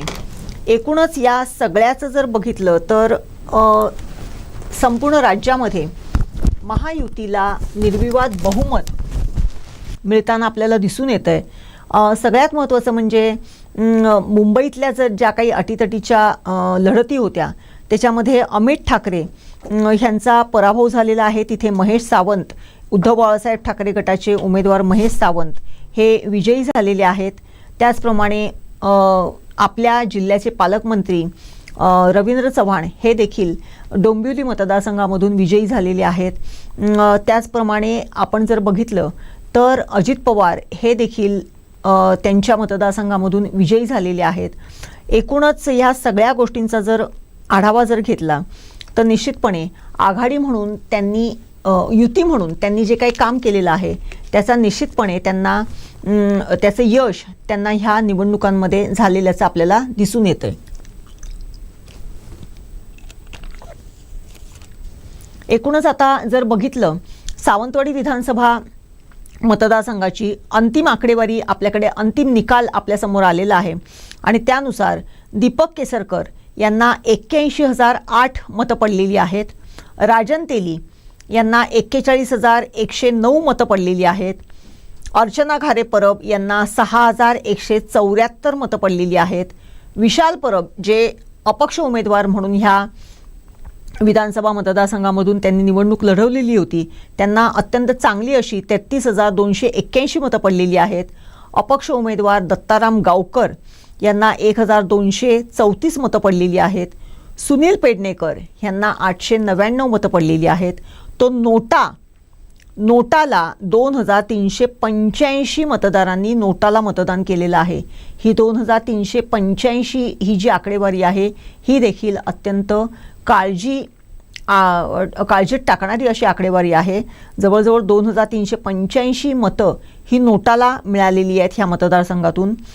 पूर्ण हे जे काही मतदान होतं ते होतं 1,66,090 आणि त्यापैकी दीपक केसरकर हे 39,899 मतांनी विजयी झालेले आहेत. सावंतवाडी विधानसभा मतदारसंघातून दीपक केसरकर यांना निर्विवाद असं बहुमत मिळालेलं आहे आणि त्यामुळे त्यांनी या मतदारसंघातून विजयाचा चौकार मारलेला आहे आणि हा जो विजयाचा कप आहे तो निश्चितपणे त्यांनी आपल्याकडे खेचून घेतलेला आहे. सावंतवाडी मतदारसंघामध्ये जी काही पोस्टल मतं होती त्या पोस्टल मतं ही 1,600 होती. त्याच्यापैकी 92 मतं ही बाद झालेली होती. त्यापैकी दीपक केसरकर यांना 619 मतं पडलेली होती. राजन तेली यांना 447 मतं पडलेली होती. अर्चना घारे परब यांना 155 मतं पडलेली होती. विशाल परब यांना 230 मतं पडलेली होती. दत्ताराम गावकर यांना 21 मतं पडलेली होती. सुनील पेडणेकर यांना 8 मतं पडलेली होती आणि नोटाला या पोस्टल मतांमधून सुद्धा नोटाला 28 मतदारांनी नोटाला मतदान केलेलं होतं. त्यामुळे एकूणच जर बघितलं तर सावंतवाडी विधानसभा मतदारसंघामध्ये दीपक केसरकर यांना 39,899 मतांनी दीपक केसरकर यांचा या मतदारसंघामध्ये विजय झालेला आहे. त्याचप्रमाणे कणकवली मतदारसंघाची जर फायनल जर आकडेवारी जर बघितली तर निश्चितच नितेश नारायण राणे यांना 1,08,369 इतकी मतं मिळालेली आहेत. तर त्यांचे प्रतिस्पर्धी असलेले संदेश पारकर यांना 50,362 मतांवरती समाधान मानून घ्यावं लागलेलं आहे. त्याचबरोबर त्या मतदारसंघामध्ये जे अपक्ष उमेदवार उभे होते त्यांच्यापैकी चंद्रकांत जाधव यांना 887, गणेश अरविंद माने यांना 1,144, बंदे नवाज खानी यांना 455, संदेश सुदाम परकर हे जे नामसाधर्म्य असलेले एक उमेदवार होते त्यांना 901 आणि नोटाला तब्बल 1,011 मतदारांनी नोटाला मतदान केलेलं आहे. एकूण वैध मतदान 1,63,371 झालेलं आहे आणि त्यापैकी नितेश राणे यांना 1,08,369 मतं मिळालेली आहेत. याचबरोबर आपण बघत होतो की नितेश राणे ह्यांचा जो काही विजय आहे तो 58,006 मतांनी नितेश राणे यांचा विजय झालेला आहे. एकूण जर बघितलं तर नितेश राणे यांनी या मतदारसंघामधून विक्रमी मताने निवडून येण्याचा जे काही बहुमान आहे तो निश्चितपणे मिळवलेला आहे. अत्यंत व्यवस्थित मतदारसंघाची मोर्चे बांधणी, अत्यंत नीट आणि पद्धतशीर प्रचाराचा जे काही प्रचाराचं जे काही टाईम टेबल होतं ते स्वतः प्रत्येक बारीक सारीक गोष्टीवरती लक्ष ठेवून असलेले नितेश राणे यांनी या मतदारसंघामधून विजयाची हॅट्रिक साधलेली आहे आणि या मतदारसंघामधून त्यांनी आपला जो विजय आहे तो आपल्याकडे अत्यंत चांगल्या मताधिक्याने पुन्हा एकदा खेचून आणण्यामध्ये नितेश राणे हे यशस्वी झालेले आहेत. एकूणच नितेश राणे संपूर्ण ह्या कोकण बेल्टमध्ये भाजपच्या कमळ चिन्हावरती लढवणारा उमेदवार म्हणून नितेश राणे यांच्याकडे बघितलं जात होतं. गेल्या 2 टर्ममध्ये या मतदारसंघामध्ये नितेश राणे यांनी आपलं एक चांगली मोर्चे बांधणी केलेली होती. देवगड तालुका की जो नेहमीच भाजपचा बालेकिल्ला म्हणून राहिलेला आहे त्या देवगड तालुक्यातून देखील नितेश राणे यांना भरभरून मतदान झालेलं होतं आणि अशा पद्धतीने संपूर्ण कणकवली आणि वैभववाडी या दोन्ही तालुक्यांमधून मतांचं निर्विवाद बहुमत घेऊन नितेश राणे हे या मतदारसंघातून विजयी झालेले आहेत. तिथे जर बघितलं चिपळूण विधानसभा मतदारसंघामध्ये देखील 24 फेऱ्या झालेल्या होत्या या मतमोजणीच्या आणि त्याच्यामध्ये या चिपळूण मतदारसंघामध्ये महायुतीचे शेखर निकम हे तिथे राष्ट्रवादी पक्ष अजित पवार गटाकडून उभे होते. राष्ट्रवादी विरुद्ध राष्ट्रवादी अशी लढत या मतदारसंघामध्ये होती आणि त्याच्यामध्ये महायुतीचे शेखर निकम हे 6,722 मतांनी या मतदारसंघामधून निवडून आलेले आहेत. शेखर निकम यांना 95,548 मतं पडलेली आहेत तर मवियाचे महाविकास आघाडीचे प्रशांत यादव यांना 88,826 मतं पडलेली होती. त्याच मतदारसंघातून अनघा कांगणे ज्या अपक्ष उमेदवार होत्या त्यांना 920, प्रशांत यादव अपक्ष त्यांना 1,033, महेंद्र पवार यांना 358 आणि शेखर निकम ह्या नामसाधर्म्य असलेल्या अपक्ष उमेदवाराला 1,602 मतं पडलेली होती. या मतदारसंघात देखील नोटाला मतदान केलेल्या मतदारांची संख्या ही 2,305 इतकी आहे. त्यामुळे निश्चितच नोटाला मतदान केलेल्या या संख्येचं जर एकूणच जर आकडा जर बघितला तर तो आकडा हा निश्चितच काळजी करणारा आहे. मात्र एकूणच बघता शेखर निकम यांनी चिपळूण विधानसभा मतदारसंघामध्ये पुन्हा एकदा बाजी मारलेली आहे आणि 6,722 मतांनी महायुतीचे शेखर निकम हे चिपळूण मतदारसंघामधून विजयी झालेले आहेत. एकूणच या संपूर्ण लढतीकडे संपूर्ण महाराष्ट्र राज्याचं लक्ष लागून राहिलेलं होतं. नितेश राणेंची लढत असो, निलेश राणेंची लढत असो किंवा इथे दीपक केसरकरांची लढत असो, या तीनही मतदारसंघांमध्ये चुरशीची अशी लढत झाली. तिथे नितेश राणे यांच्या विरोधात उमेदवार कोण असणार असं असताना संदेश पारकर यांनी त्यांना चांगली लढत दिली.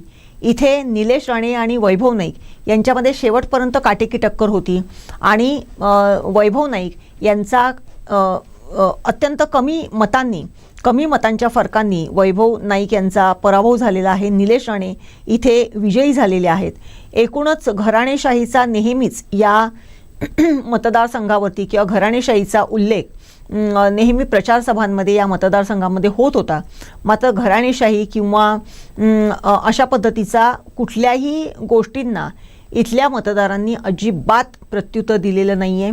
त्यांनी इथे जसं राणे बंधूंना भरभरून मतदान केलं तसंच रत्नागिरी जिल्ह्यामध्ये सामंत बंधूंना देखील तशाच पद्धतीने मतदारांनी मतदान केलेलं आहे आणि तिथे देखील सामंत बंधू दोघंही जण विजयाकडे त्यांची वाटचाल झालेली आहे. ते निवडून आलेले आहेत.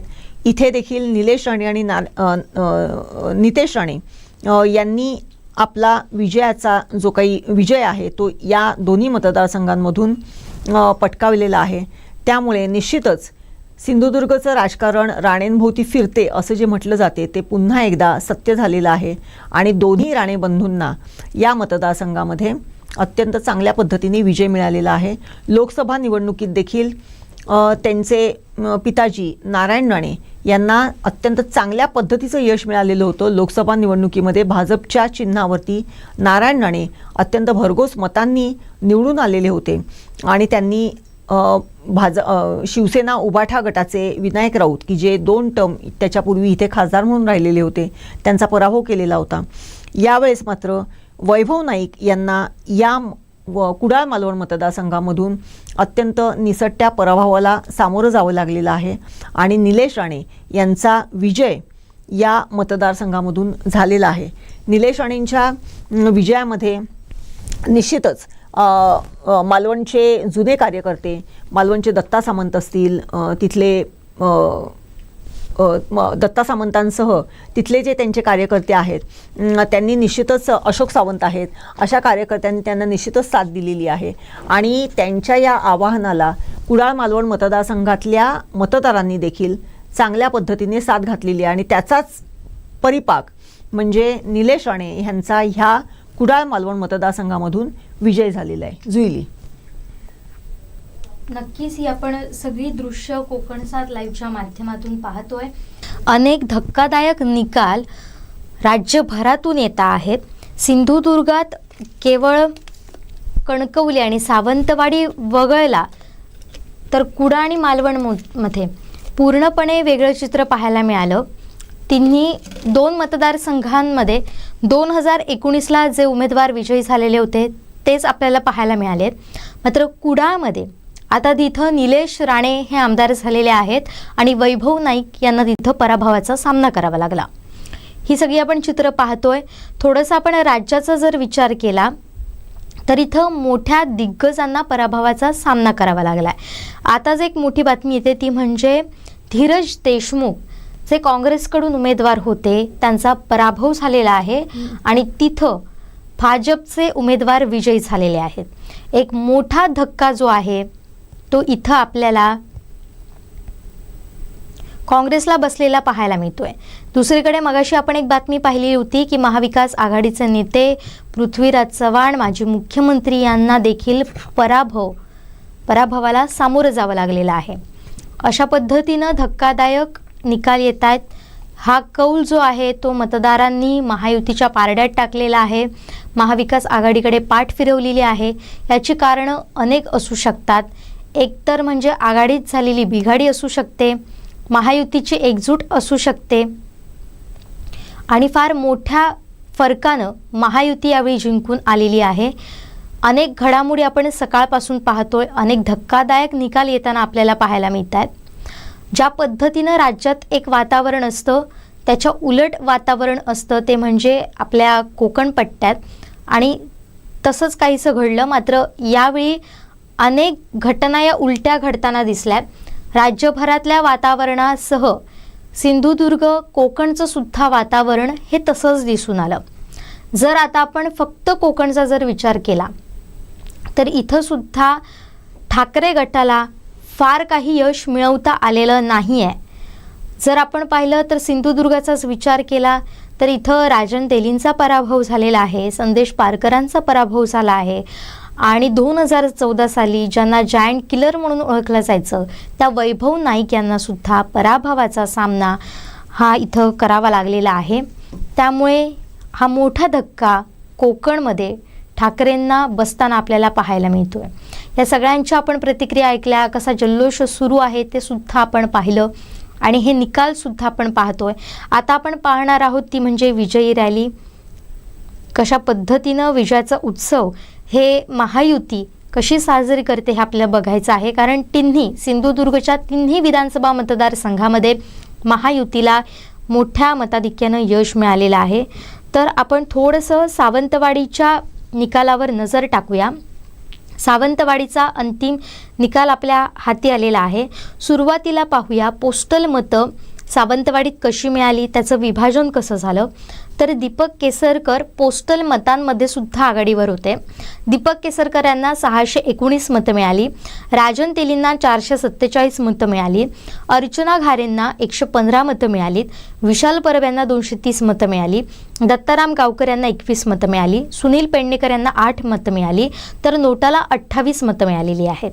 तर सावंतवाडीचा संपूर्ण निकाल असा आहे, दीपक केसरकर यांना 81,008 मतं मिळालेली आहेत, राजन तेली यांना सगळी एकूण मतं जी आहेत ते 41,109 मिळालेली आहेत, अर्चना घारे यांना 6,174 मतं मिळालेली आहेत, तर दुसरीकडे विशाल परब यांना 33,281 मतं मिळाली आहेत, दत्ताराम गावकर 1,234 मतं, सुनील पेडणेकर यांना 899 मतं, नोटाला 2,385 मतं आहेत. जर संपूर्णाचा विचार केला तर सावंतवाडी मतदारसंघामध्ये हे विसरून चालणार नाही आपल्याला की नोटाला सुद्धा तब्बल 2,385 मतं पडलेली आहेत आणि एकूण जी ही मतं आहेत ती 1,66,090 आहेत. तर दीपक केसरकर यांना इथं मिळालेलं मताधिक्य जे आहे ते 39,899चं आहे. एक महत्त्वाची बातमी येते, जळगावमधून शिंदे गटाचे गुलाबराव पाटील विजयी झालेले आहेत. तर गुलाबराव पाटलांनी गुलाबराव देवरकरांचा पराभव केलेला आहे. आणखीन एक मोठा धक्का आहे महाविकास आघाडीला आणि महायुतीच्या पदरात आणखीन एक जागा पडलेली आहे, ती म्हणजे जळगावमध्ये गुलाबराव पाटील यांचा विजय झालेला आहे. गुलाबराव पाटील हे कायमच आपल्या वक्तव्यानं चर्चेत असतात. कधीकधी ती विधानं आक्षेपार्ह असतात, कधीकधी त्यावर फारच टोकाची असतात, तर कधी महायुतीतल्या मित्रपक्षांवरच तोफ डागणारी असतात. असे हे गुलाबराव पाटील कायमच चर्चेत राहिलेलं व्यक्तिमत्व. पुन्हा एकदा ते निवडून आलेले आहेत. जेव्हा 2019मध्ये आपण घडामोडी पाहिल्या, त्यानंतर सत्ता बदल पाहिला, शिंदेंचं सरकार आलं, तेव्हासुद्धा गुलाबराव पाटील हे आघाडीवर होते आणि ते ठाकरेंवर तोफ टाकत होते. त्यांचा विजय झालेला आहे.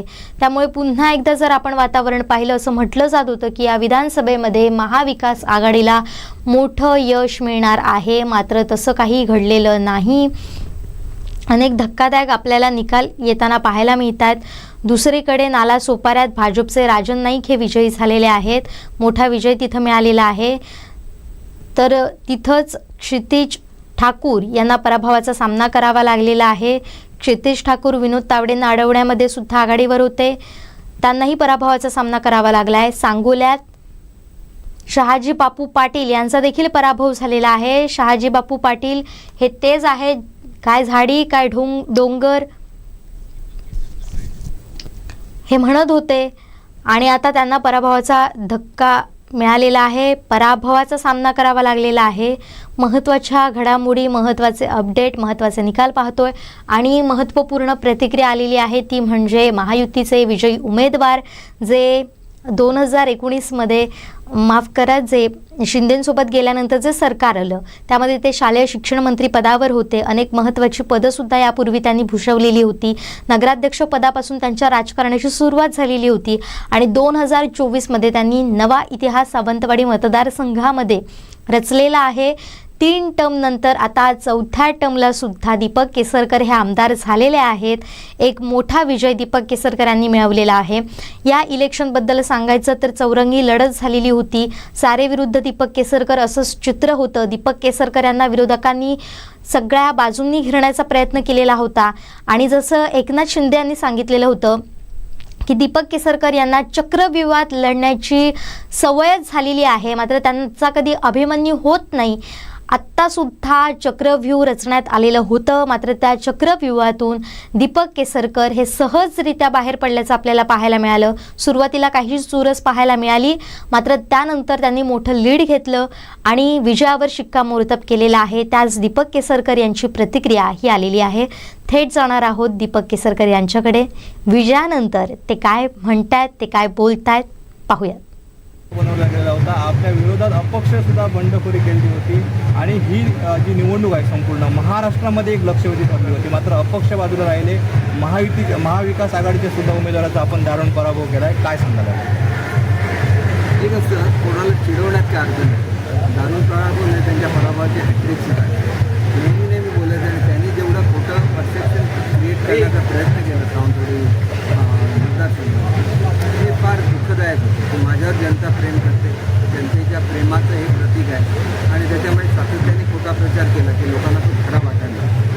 आणि एक ठीक आहे, मुख्यमंत्री साहेब स्वतः आले, त्यांनी सांगितलं की ते माझ्या किती जबाबदाऱ्या सोबत आणि त्याच्यामुळे मी इथे येऊ शकत नाही. परंतु मतदारसंघात न येत असं निवडून येणार महाराष्ट्रामधले जे मोजके उमेदवार आहेत त्याच्यापैकी मी याचं मला आणि ते पूर्णपणे सावंतवाडीच्या सुजाण नागरिकांना आहे. कारण गृहराज्यमंत्री असताना महाराष्ट्राच्या वेगवेगळ्या भागात फिरायला लागायचं. माझ्या मतदारसंघातल्या लोकांना मी वेळ देऊ शकत नव्हतो, परंतु त्यांना अभिमान होता की आमचा एक प्रतिनिधी हा महाराष्ट्राची काळजी घेतो. आता तसंच होतं, शिक्षण खातं खूप मोठं होतं, त्याच्यावर मुंबईचं पालकमंत्रीपद होतं आणि त्याच्यामुळे लोक त्याच्यामध्ये आनंद घेतात की आमचा प्रतिनिधी हा एक चांगला प्रतिनिधी आहे आणि ते माझ्या मागे उभं राहतात. म्हणून हे एकमेव असं उदाहरण आहे सावंतवाडी मतदारसंघाने सावंतवाडी संस्था आहे की जिथं आपला प्रतिनिधी आपण पाठवतो त्यावेळेला तो संपूर्ण राज्याचा होतो आणि त्यांनी राज्याची काळजी घ्यावी अशी भावना जोपासणारे लोक मोजकीच आहेत आणि ती माझ्या मतदारसंघातली लोक आहेत याचा मला सारखा अभिमान आहे. हा सावंतवाडीच्या जनतेचा विजय आहे. आदरणीय शिंदेसाहेब, आदरणीय फडणवीस साहेब, दादा यांनी घेतलेल्या मेहनतीचं हे फलित आहे आणि मोदी साहेबांच्या विचाराचा हा विजय आहे. अमित शहाजींनी जो कष्ट घेतले त्याचा विजय आहे आणि बाळासाहेबांच्या विचाराचा हा विजय आहे. कारण आम्ही बाळासाहेबांच्या विचारासाठी महाराष्ट्रामध्ये उभे राहिलो आणि शेवटी जनतेने दाखवून दिलं की बाळासाहेबांचे विचार हे बाळासाहेबांचे विचार आहे आणि ते सोडून कोणी जर सोनिया गांधीला शरण जात असेल तर ते महाराष्ट्राच्या जनतेला मान्य नाही हे त्यांनी स्पष्टपणे दाखवलं. केसरकर यांची त्यांनी विश्वास जो त्यांनी अगोदरच व्यक्त केलेला होता की मी निवडून येईल आणि त्याच पद्धतीनं निकाल आलेले आहेत. ते असं सुद्धा म्हटलेले आहेत की हा विजय जो आहे तो जनतेचा आहे. जनतेनं माझ्यावर विश्वास टाकला. मला मतदारसंघामध्ये येता येत नव्हतं. जे त्यांनी प्रचारात सांगितलं होतं की मला इथं का येता येत नव्हतं तर मला राज्याचं महत्त्वाची जबाबदारी होती. शालेय खातं माझ्याकडे होतं आणि ती मोठी जबाबदारी असते ती पार पाडत होती. मात्र माझ्या मतदारांना याविषयीचं काही वाटलं नाही. ते माझ्यासोबतच राहिले कारण माझ्या या भूमिकेचा त्यांना अभिमान होता अशी सुद्धा प्रतिक्रिया दीपक केसरकर यांनी दिलेली आहे. त्याचबरोबर अनेक घडामोडी आपण पाहणार आहोत. वर्षा कुडाळकर यांची सुद्धा प्रतिक्रिया आपण ऐकणार आहोत. त्या आहेत महिला जिल्हा प्रमुख. त्यांची सुद्धा या संदर्भात काय प्रतिक्रिया आहे जाणून घेऊया. त्यांनी भरघोस मताने साहेबांना विजयी केलेला आहे. त्याशिवाय युतीचे सगळे कार्यकर्ते, सगळे मतदार जे जोमाने कामाला लागले त्याचे हे फलित आहे आणि विजय आमचा नक्कीच होता आणि हे आम्हाला माहिती पण होतं. त्याच्यामुळे विजयाचं अप्रूपसन आहे कारण विजय हा आम्ही ज्या दिवशी आमचा उमेदवार घोषित केला त्याच दिवशी आमचा विजय पक्का होता. आमच्या भावाच्या पाठी उभं राहणार हे आम्ही पहिल्यांदाच ठरवलं होतं. म्हणून आमच्या सगळ्या लाडक्या बहिणींनी त्यांना ही मोठी भावभीज दिलेली आहे. त्यांचा मान सन्मान आम्ही केलेला आहे. यानंतर आम्ही असेच त्यांच्या सोबत राहणार आहोत. निलेश राणे साहेब आगे बढो, हम तुम्हारे साथ हैं. आम्ही राणे साहेबांना वचनच दिलं होतं आम्ही निलेश राणेंना निवडून आणणार. आम्ही 10 वर्षाचा बसपा आम्हाला काढायचाच होता आणि हा जनतेने खरोखरच आम्ही सगळ्या जनतेचे सिंधुदुर्गातल्या पुढा मालवणच्या जनतेचे आभार मानते की त्यांनी निलेश राणेंना भरघोस मताने निवडून दिलं. खरोखर या सगळ्या लाडक्या बहिणींचे आभार मानते आणि राणे साहेबांनी निलेश राणेंनी जी 10 वर्ष आम्हाला दिली कुठलंही मत नसताना त्यासाठी सर्वांनी त्यांचा सन्मान केला. म्हणून मी या सगळ्या जनतेचा आणि खरोखरच निलेश राणेंचे सुद्धा आभार मानते की त्यांनी 10 वर्ष आमच्यासाठी अशी दिली. कुठलंही मत नसताना सगळा संघर्ष निलेश राणेंनी सहन केला आणि आमच्या सगळ्या जनतेचा सांभाळ केला. म्हणून ती सगळी जनता, सगळा आमचा हा महिला वर्ग त्यांच्या पाठीशी ठामपणे उभा राहिला आणि असाच नेहमी राहणार. तर ही होती प्रतिक्रिया शिवसेनेच्या महिला पदाधिकाऱ्यांची, कार्यकर्त्यांची. वर्षा कुडाळकर ज्या महिला जिल्हा प्रमुख आहेत त्यांची सुद्धा प्रतिक्रिया होती. आम्हाला खात्रीच होती विजय आमचाच होणार, फक्त औपचारिकता राहिलेली होती अशी प्रतिक्रिया त्यांनी दिलेली आहे. अनेक घडामोडी घडत आहेत राज्यात सुद्धा. आता 3 वाजता पत्रकार परिषद होणार आहे, ती म्हणजे शिंदे त्याचबरोबर फडणवीस आणि अजित पवार यांची. यावेळी ते काय बोलतायत हे सुद्धा आपल्याला जाणून घ्यायचं आहे. कदाचित यावेळी ते मुख्यमंत्री पदाचा चेहरा सुद्धा जाहीर करू शकतात, कारण त्या पद्धतीनं घडामोडी या सुरू झालेल्या आहेत. मगाशीच आमच्या स्टुडिओमध्ये भाजपचे जिल्हाध्यक्ष प्रभाकर सावंत देखील आले होते. त्यांनी सुद्धा म्हटलंय की ज्या पद्धतीनं घडामोडी घडताय त्या पद्धतीनं लवकरच आम्ही मुख्यमंत्री पदाचा चेहरा देखील घोषित करू आणि जर ते फडणवीस असले तर त्याचा आमच्यासारख्या कार्यकर्त्यांना आनंदच आहे. त्यामुळे आता फडणवीसच पुन्हा मुख्यमंत्री पदावर येत आहेत का हे सुद्धा आपल्याला पाहायचं आहे. सत्ता स्थापनेची मुदत जी आहे ती 26 नोव्हेंबरपर्यंत असेल, कारण मागच्या टर्मची 2019ची जी टर्म आहे तो सरकार स्थापन करण्याचा जी मुदत आहे ती 26 नोव्हेंबरपर्यंत असेल. त्यामुळे आता महायुती असेल त्यांची घालमेल सुरू झालेली आहे. सत्ता स्थापन करण्यासाठी त्यांच्या हालचाली देखील सुरू झालेल्या आहेत. त्यामुळे या सगळ्या घडामोडींवर देखील आपलं असंच लक्ष राहणार आहे. संभाजीनगरमध्ये सुद्धा एक घडामोड घडलेली आहे. तिथं जे जलील आहेत संभाजीनगरमधले, तर त्यांचं लीड काहीसं कमी झालं, त्यामुळे त्यांच्या कार्यकर्त्यांनी तिथं गोंधळ घातल्याची सुद्धा माहिती मिळते. ह्या सुद्धा अपडेट आपण घेणारच आहोत. दुसरीकडे डोंबिवलीमध्ये रवींद्र चव्हाणांनी 1,30,000 मताधिक्यानं विजय मिळवलेला आहे. मोठी बातमी, मोठी ब्रेकिंग आपण पाहतोय. रवींद्र चव्हाण हे कोकणचे सुपुत्र आहेत. विशेष लक्ष त्यांनी डोंबिवली भागातच त्यांचं आहेच, पण त्याचबरोबर त्यांनी गेल्या काही वर्षांमध्ये कोकणात सुद्धा आपलं लक्ष वळवलेलं आहे. सार्वजनिक बांधकाम खात्याचं सुद्धा जबाबदारी त्यांच्याकडे होती, ते व्यवस्थितपणे पार पाडतच होते. आपण आंगणेवाडीची जर जत्रा पाहिली तर अगदी कमी वेळामध्ये रस्ते देण्याचं कामसुद्धा, रस्ते व्यवस्थित करण्याचं कामसुद्धा त्यांनी आपल्या अनेक कार्यकारी अभियंत्यांकडून करून घेतलेलं आहे. स्वतः जातीनिशी हजर राहून त्या सगळ्या घडामोडींवर लक्ष ठेवून राहत होते. आणि एक मोठं प्रस्थ, भाजपमधलं एक मोठं नाव जे कायमच चर्चेत असतं, ते रवींद्र चव्हाण हे मोठ्या मताधिक्यानं विजयी झालेले आहेत. 1,30,000 ते विजयी झालेले आहेत. मोठी ब्रेकिंग आपण पाहतोय. आणि त्याचबरोबर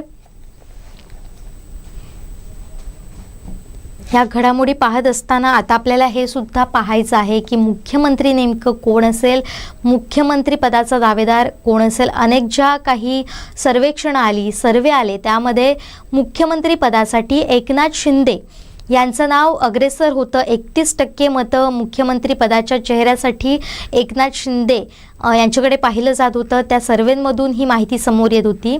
तर त्या खालोखाल देवेंद्र फडणवीस होते, उद्धव ठाकरे होते, अशा पद्धतीची सगळे सर्वे येत होते. मात्र आता भाजपकडे मोठं मताधिक्य आलेलं आहे. 130पेक्षा जास्त जागा ह्या एकट्या भाजपनं जिंकलेल्या आहेत. त्यामुळे आता मुख्यमंत्री पदाच्या पदावर कोण दावा करतंय हे सुद्धा आपल्याला पाहायचं आहे. देवेंद्र फडणवीसांचं नाव सध्या मुख्यमंत्री पदासाठी चर्चेत आहे. त्यामुळे मुख्यमंत्री पदावर देवेंद्र फडणवीसच विराजमान होत आहेत का हे सुद्धा आपल्याला पाहायचं आहे. तर आणखीन महत्त्वाची विशेष बाब म्हणजे या इलेक्शनमध्ये जर आपण पाहिलं तर विरोधकांना विरोधी पक्षनेतेपदसुद्धा मिळणार नाही आहे.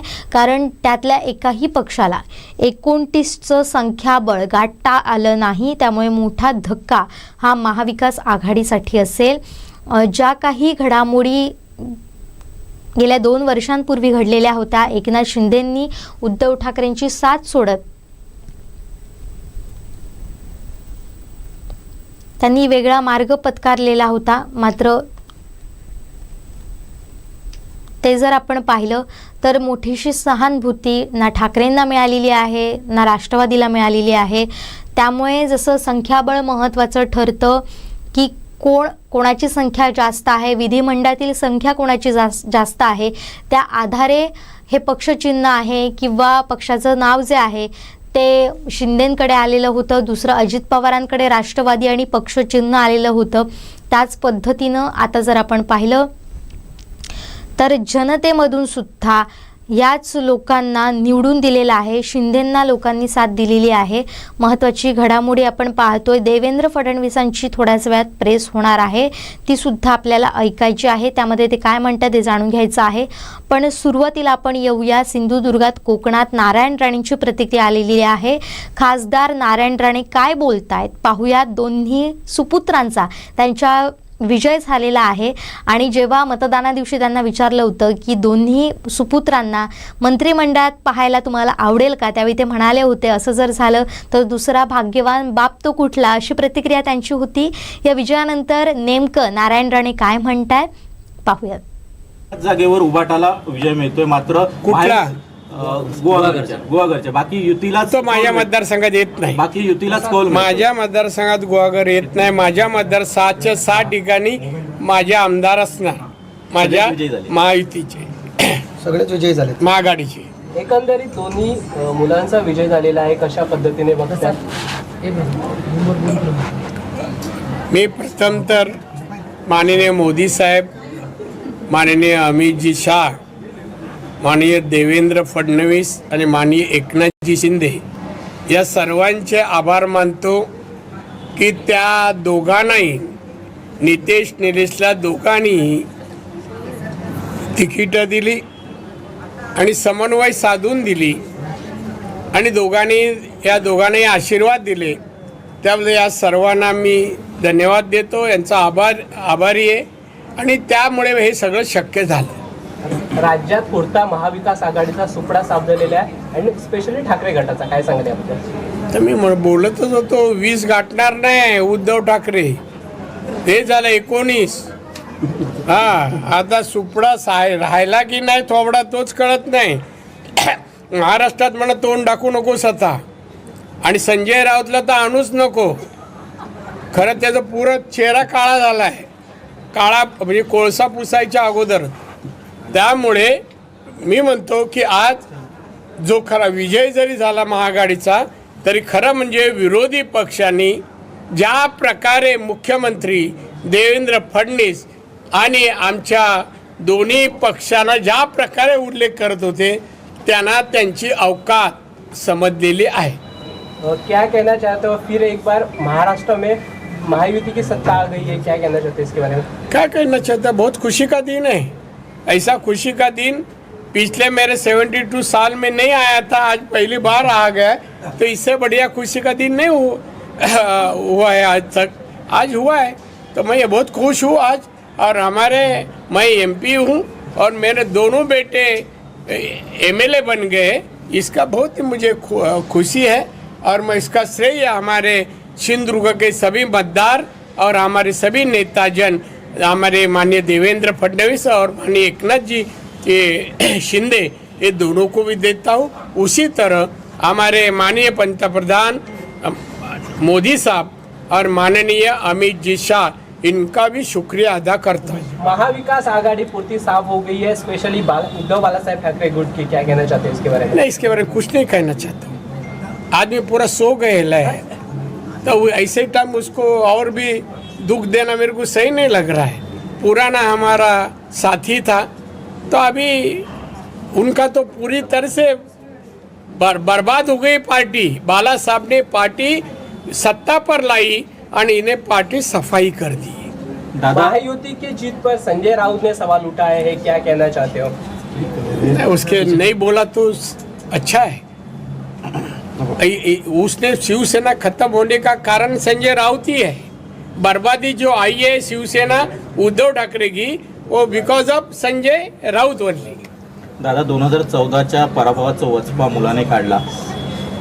ओ बाप सवाई बेटा, बाप सवाई बेटा. दादा, घराणेशाहीचा आरोप होत होता, तुमच्यावर देखील होत होता, त्याचप्रमाणे सामंत बंधूंवर होता, मात्र जनतेने स्वीकारलाय, कसं बघ? अरे जनता माझ्या बाजूने मला माहीत होतं. घराणेशाही दोन्ही तर राजकारणात होते. एक तर पहिला निलेश तर पहिला खासदारही होता, नितेश गेली 10 वर्ष आमदार आहे आणि कसं महाराष्ट्रभर काम करतोय, मतदारसंघ नाही आहे. आणि आम्ही दोघं मुलांना नाही, मी केसरकरला पण जिंकून आणलाय 3चे 3. इथे कोण काही नाही राहिलंय. 3000 4000 मताला देऊन काय उपयोग झाला नाही. फक्त एवढेच आता चौकशी बाकी राहिली आहे की हे पैसे आणले कुठून. ते आता माझं काम पुढे चालू आहे.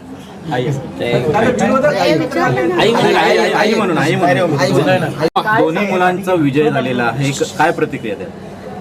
खूप छान आहे वाटतंय आता ह्या घडीला तरी, कारण आज आम्ही 1 महिनाभर मी निलेशचा जास्त प्रचार केला म्हणेन.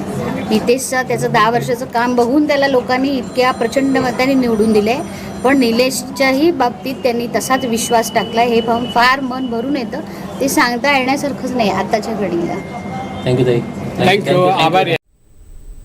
तर ही प्रतिक्रिया होती खासदार नारायण राणे, त्यांच्या पत्नी नीलमताई राणे यांची.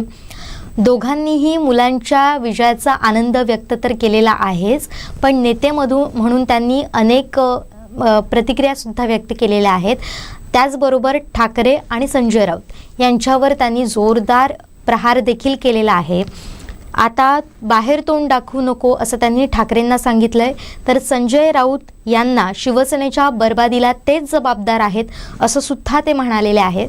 तर निलेश राणे नितेश राणे यांच्या विजयाबद्दल ते असं म्हणताना बोललेत की बाप से बेटा सवाई, आणि मला माहिती होतं जनता ही आमच्याच बाजूने आहे. नितेश राणे यांचं काम, निलेश राणे यांचं काम याच्यावरच जनतेनं निवडून दिलेलं आहे.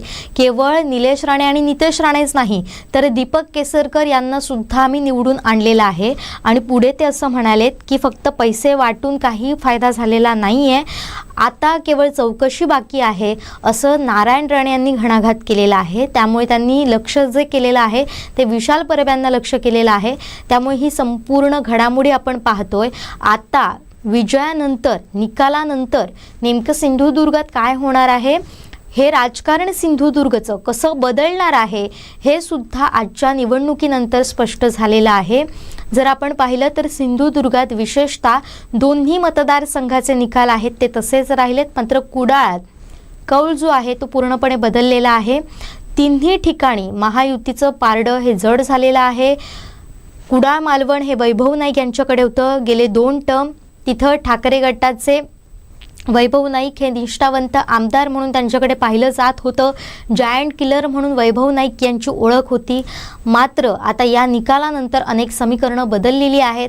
याचा परिणाम सिंधुदुर्गच्या राजकारणावर कसा होतोय हे सुद्धा आपल्याला पाहायचं आहे. तर तिथे दुसरीकडे देवेंद्र फडणवीस यांची प्रतिक्रिया आहे. पत्रकार परिषद सुरू होती. त्याच्या अगोदर मला एक जुईली इथे सांगावंसं वाटते की ज्या पद्धतीने म्हणजे सिंधुदुर्ग जिल्ह्यातल्या राजकारणाच्या संदर्भात जे तू बोलत होतीस ते सिंधुदुर्ग जिल्ह्यातलं राजकारण हे नेहमीच राणेंच्या भोवती फिरत राहिलेलं आहे. असं जे प्रत्येक वेळेस बोललं जात होतं ते पुन्हा एकदा अधोरेखित झालेलं आहे. सिंधुदुर्ग जिल्ह्यातलं राजकारण हे राणेंच्या भोवती फिरते आणि राणेंच्या शब्दावरती किंवा राणेंच्या त्या अस्तित्वाला ज्या पद्धतीने साथ मतदारांनी दिलेली आहे ती आपण इथे बघितलेली आहे. आणि राणेंच्या या अस्तित्वाला भाजपने अत्यंत खंबीर अशी साथ त्यांना दिलेली आहे. आणि त्याचा परिपाक म्हणजे या सिंधुदुर्ग जिल्ह्यातल्या 3 सीटवरती महायुतीचे उमेदवार निवडून आलेले आहेत. त्यांनी ज्याप्रमाणे सांगितले की निलेश राणे हा यापूर्वी खासदार होते, ते इथे निवडून आलेले आहेत. नितेश राणेने गेल्या 2 टर्ममध्ये इथे आपली आमदारकी केलेली होती आणि दीपक केसरकर यांना देखील मी निवडून आणलेलं आहे. हे जे त्यांनी सांगितलेलं आहे हे निश्चितच महत्त्वपूर्ण आहे. म्हणजेच काय की जिथे राणे आहेत तिथे विजय आहे, हे जे त्यांचं बोलण्यातून त्यांना जे सांगायचं होतं ते निश्चितच आहे. आणि ते जो विश्वास आहे तो जो एक राणे आणि सिंधुदुर्ग हे जे समीकरण आहे ते पुन्हा एकदा या सिंधुदुर्ग जिल्ह्यामध्ये दिसून आलेलं आहे. आणि त्याचाच एक भाग म्हणून 3ही ठिकाणी महायुतीचे उमेदवार जिंकून आलेले आहेत. आणि सगळ्यात महत्त्वाचं म्हणजे वैशिष्ट्यपूर्ण असं की त्याच्यातले 2 उमेदवार हे नारायण राणे यांचे सुपुत्र आहेत. नक्कीच. तर या सगळ्यांवर आपण सविस्तरानं बोलणारच आहोत. मात्र आता जाऊया देवेंद्र फडणवीस यांच्या पत्रकार परिषदेकडे. देवेंद्र फडणवीस विजयानंतर काय म्हणतात, महायुतीच्या दणदणीत विजयानंतर काय म्हणतात पाहूयात.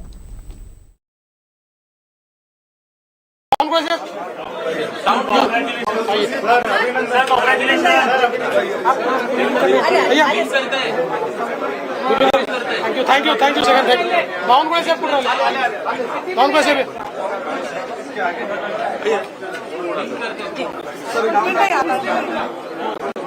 निकाल सगळ्यांच्या समोर आहे, काय पहिली प्रतिक्रिया आहे?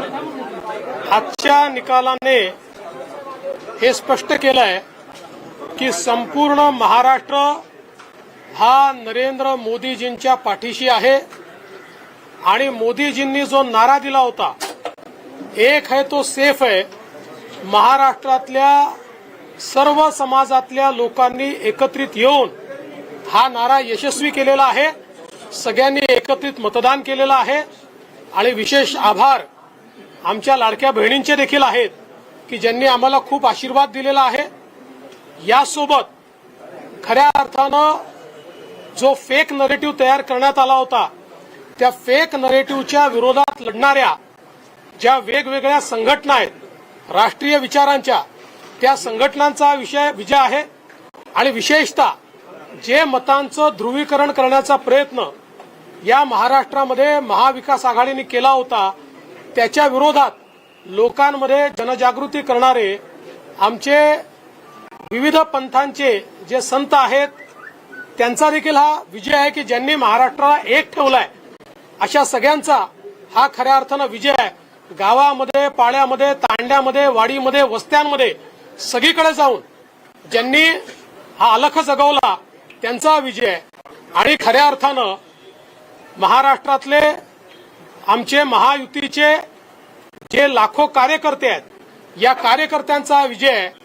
माननीय मुख्यमंत्री एकनाथराव शिंदेजी, मी, अजितदादा, आमचे रामदास आठवलेजी, आमचे सगळे मित्रपक्ष, आमच्या एकजुटीचा हा विजय आहे.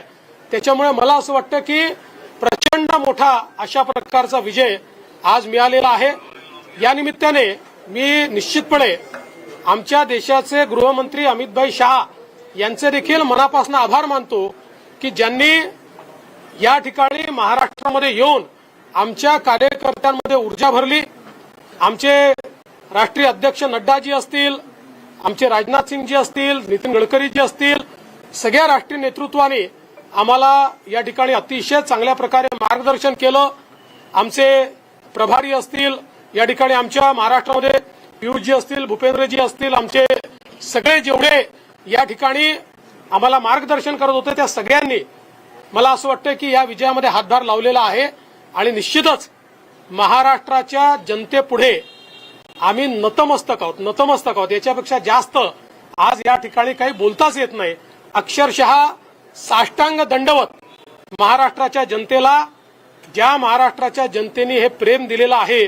आणि मला असं वाटतं की जो काही एक विषारी प्रचार सातत्याने झाला त्या प्रचाराला महाराष्ट्राच्या जनतेने आपल्या कृतीतून उत्तर दिलेलं आहे. आणि म्हणून अशा जनतेचा मी आभार मानतो ज्यांनी ही एकी दाखवली आहे त्यांचा मी आभार मानतो. आणि मी सांगितलं होतं की आम्ही आधुनिक अभिमन्यू आहोत, आम्ही चक्रव्यूह तोडून दाखवू.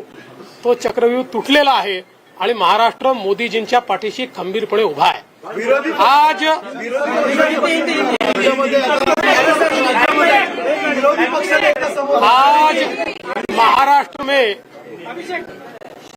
महाराष्ट्र की जनता ने जो अप्रत्याशित इस प्रकार की जीत हमको दी है, इससे ये बात पूरी तरीके से स्थापित होती है कि महाराष्ट्र ये प्रधानमंत्री मोदी जी के पीछे है.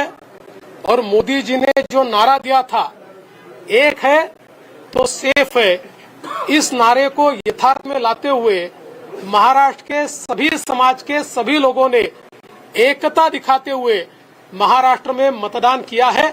और इसके कारण ये इतनी अच्छी जीत हमको मिली है. मैं विशेष रूप से हमारी लाडली बहनों का, लाडले भाइयों का, लाडले किसानों का, सभी का बहुत आभार व्यक्त करना चाहता हूं. लाडली बहनों ने तो बहुत आशीर्वाद हमको दिया है जिसके कारण हम लोग निश्चित रूप से एक अच्छा विजय यहां पर संपन्न कर पाए. इसके साथ साथ लोकसभा में जिस फेक नैरेटिव को तैयार किया गया था और यहां पर जिन ताकतों ने अराजकता के माध्यम से फेक नैरेटिव को परकोलेट किया था, उनके खिलाफ लड़ने वाली सारी जो राष्ट्रीय ताकतें थी, जो राष्ट्रवादी विचारों की जितनी हमारी ताकतें थी, वो सारी ताकतों ने मैदान में उतरकर उस फेक नैरेटिव को समाप्त कर दिया.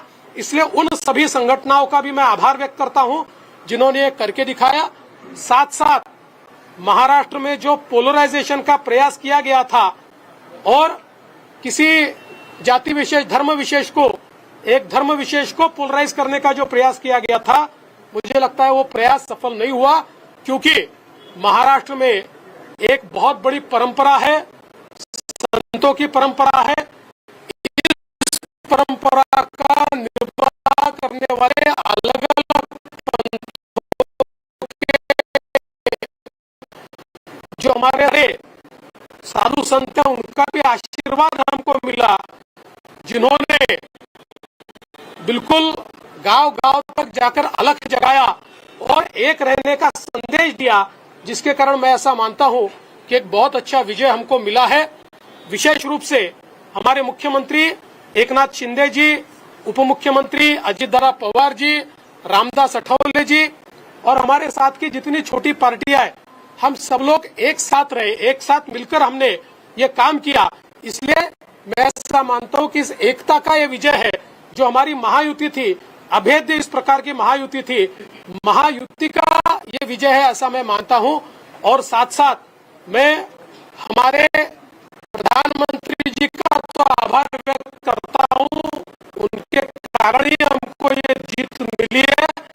लेकिन हमारे देश के गृह मंत्री श्री अमित शाह जी, जिन्होंने महाराष्ट्र में आकर कार्यकर्ताओं में एक ऊर्जा का संचार किया, मैं उनका भी आभार व्यक्त करता हूं।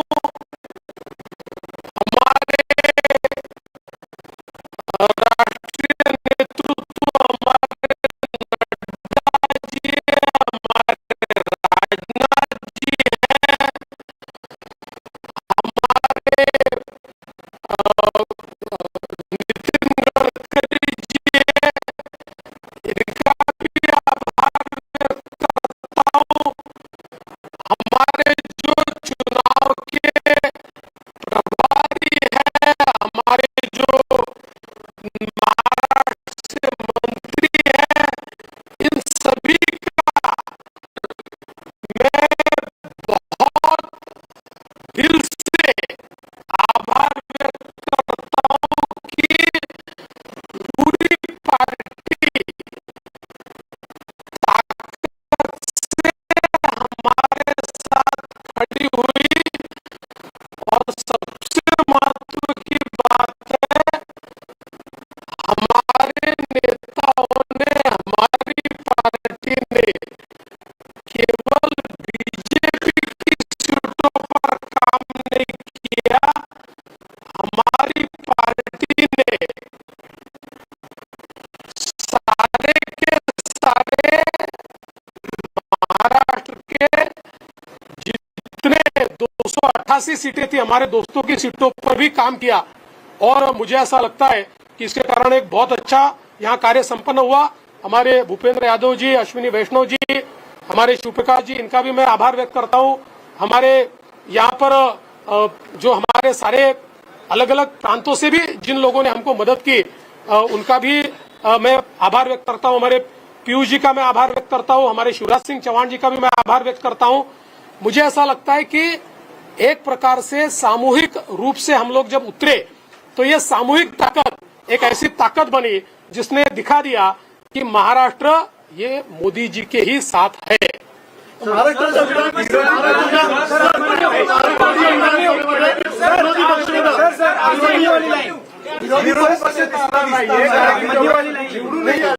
अभिमन्यू वाली लाईन आणि सर 1.1 आमदार लागतात, मात्र काय सल्ला द्याल? अभिमन्यू की तरफ दिया सर।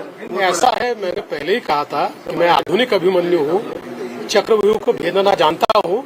हमने चक्रव्यूह को भेदा है और ये कोई मैं पहले भी कह रहा हूँ, वापस कह रहा हूँ, इस विजय में मेरा बहुत छोटा उसमें मैं समझता हूँ कि सहभाग है। एक ये हमारी जो पूरी टीम है, इस टीम ने इस विजय को लाया है। मला असं वाटतं की कुठल्याही लोकशाहीमध्ये एक चांगला विरोधी पक्ष असणं हे गरजेचं आहे। त्यामुळे जे काही विरोधी पक्षाचे लोक निवडून आलेले आहेत त्यांचा आम्ही सन्मान करू। त्यांचा आवाज छोटा असो की मोठा असो, ते ज्या योग्य गोष्टी सांगतील त्या योग्य गोष्टींवर आम्ही त्यांना प्रतिसाद देऊ।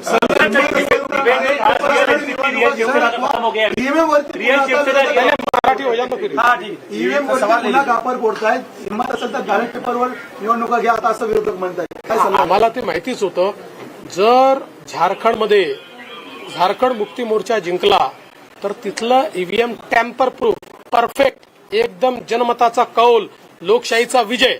आणि महाराष्ट्रामध्ये हे धाराशाही झाल्याबरोबर लोकशाही खतऱ्यात आलेली आहे. ईव्हीएम प्रॉब्लेम मध्ये आहे, ईव्हीएम टॅम्पर झालेला आहे. मला असं वाटतं की कुठेतरी अशा परिस्थितीमध्ये आत्मचिंतन केलं पाहिजे आणि खरी कारण काय आहे. मला काय त्यांना सल्ला द्यायचा नाहीये. मी पदाची स्वप्न पाहिली असे राष्ट्रवादी आणि काँग्रेसमधल्या बड्या नेत्यांचा या विधानसभा निवडणुकीमध्ये पराभव झालेला आहे.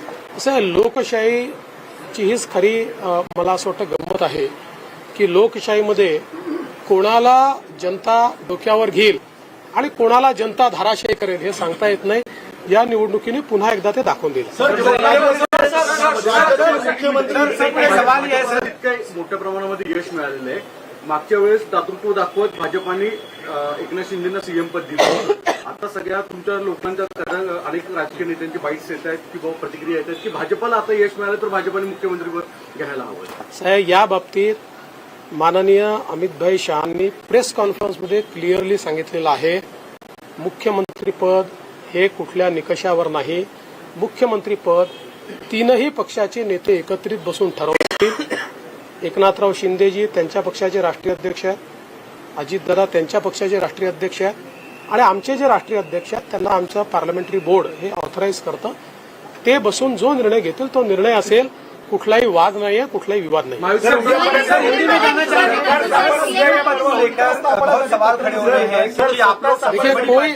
सीएम पद क्या बीजेपी ने खा देना? सीएम पद के ऊपर कोई भी विवाद यहाँ नहीं होने वाला, क्योंकि पहले दिन से ये तय है कि चुनाव जब संपन्न होगा तो चुनाव के बाद तीनों पार्टियां मिलकर इसको तय करेगी. हमारे नेता आदरणीय होम मिनिस्टर साहब ने प्रेस कॉन्फ्रेंस में ये बहुत स्पष्ट शब्दों में बताया है कि चुनाव के बाद तीनों पार्टियां बैठेगी और इसका निर्णय करेगी. अभी मैं ऐसा मानता हूं कि हमारे एकनाथ शिंदे जी उनके पार्टी के अध्यक्ष है, अजित पवार जी उनके पार्टी के अध्यक्ष है और साथ में हमारे पार्टी के जो राष्ट्रीय अध्यक्ष है उनको हमारा पार्लियामेंट्री बोर्ड ऑथराइज करता है. तो ये लोग बैठकर एक उचित निर्णय करेंगे. हमारे वरिष्ठ नेताओं से बातचीत करेंगे, हमारे पार्लियामेंट्री बोर्ड से बातचीत करेंगे. जो निर्णय होगा वो सबको मान्य होगा, इसमें कोई विवाद नहीं.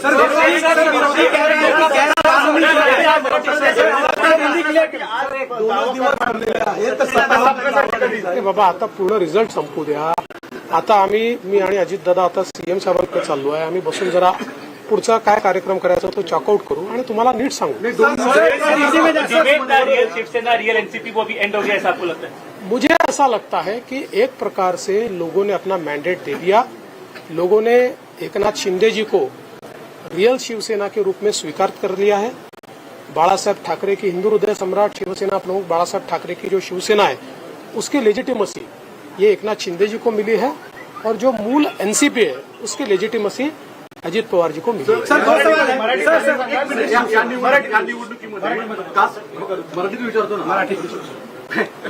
या निवडणुकीमध्ये कास्ट पोलरायझेशन करण्याचा प्रयत्न महाविकास आघाडीकडनं आवर्जून केला गेला, विशेषतः मराठवाड्यामध्ये आणि विदर्भामध्ये पण वेगवेगळ्या ठिकाणी.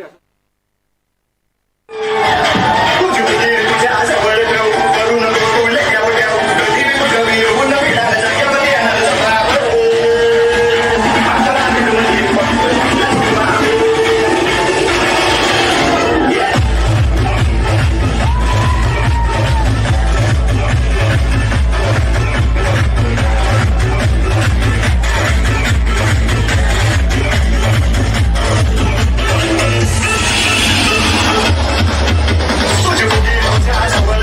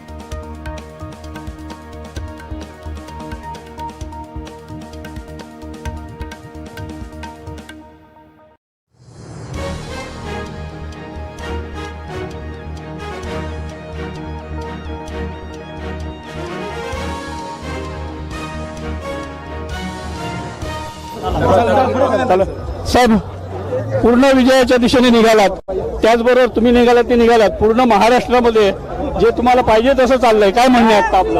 आम्ही आमच्या देवेंद्र फडणवीसजीने स्पष्ट केलेलं की हे धर्मयुद्ध आहे, हे फतवा विरुद्ध भगवाची लढाई आहे आणि राज्यात असो कोकणात असो सगळीकडे भगवा जिंकलेला आहे आणि भगवादारांचं राज्य परत एकदा घासून नाही ठासून आपल्या महाराष्ट्रामध्ये येत आहे. यापुढे माझ्या हिंदू समाजाला कोणीही वाकडे नजरेने आमच्या राज्यात बघितलं तर त्याचे अधिकृत पद्धतीने डोळ्यात जागेवर ठेवणार नाही, अशा पद्धतीचं राज्य आता महाराष्ट्रात आलेलं आहे. साहेब तुम्ही दोघेही भाऊ आता विधानसभेत जाणार आहात, त्याची पायरी जवळजवळ आलेली आहे, काय म्हणाल? माझ्या मोठे बंधू ज्या पद्धतीने आज त्यांनी विजयाची घोडदौड सुरू केली आहे, मला विश्वास आहे की कुडाळ मालवणमध्ये शिवसेनेचा झेंडा आमचे निलेश साहेब निश्चित पद्धतीने फडकवतील. 2014चा जो बदला ज्या पद्धतीने लोकसभामध्ये राणे साहेबांनी घेतला तसाच आमचे निलेश साहेब निश्चित पद्धतीने घेतील असा माझा ठाम विश्वास आहे. या तिन्ही मतदारसंघामध्ये महायुतीचाच विजय असणार. महायुतीचे आमचे सगळे कार्यकर्ते, परिवारातले कार्यकर्ते या सगळ्यांनी एकत्र मिळून आज आमचा हा विजय शक्य केलेला आहे. साहेब तुमची सीट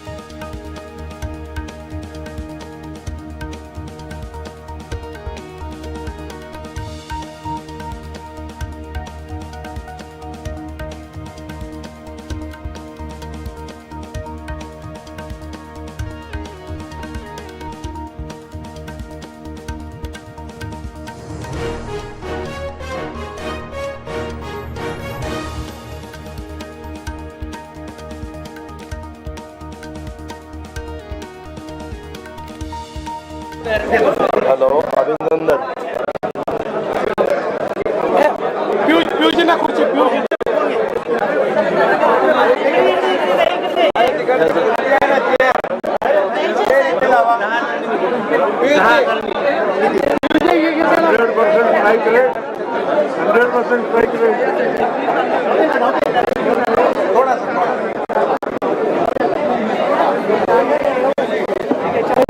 आणखी पंकजात येईल ना.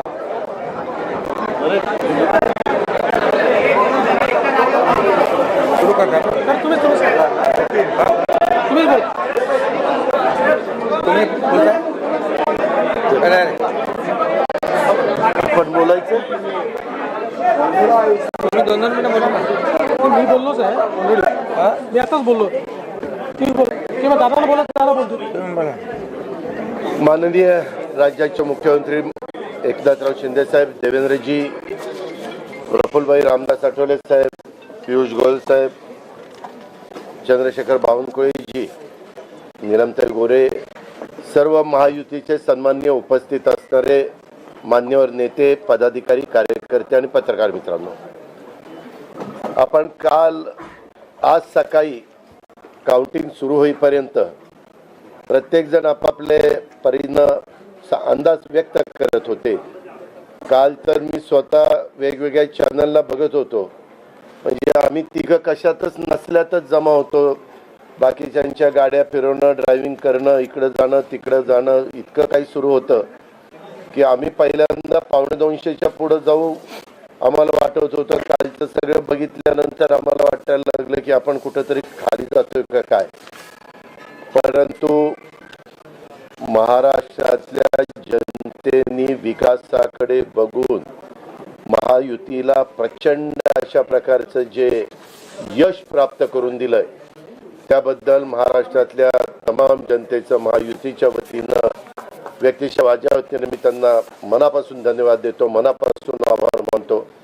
सगळेच कार्यकर्ते राबले, उमेदवार राबले, सगळे सहकारी घटक पक्षाचे, मित्र पक्षांचे सगळे आमचे सहकारी त्याच्यामध्ये स्वतःला झोकून दिलं आणि सगळ्यांनी ही निवडणूक आपली स्वतःची निवडणूक आहे असं समजून त्या ठिकाणी कामाला लागले.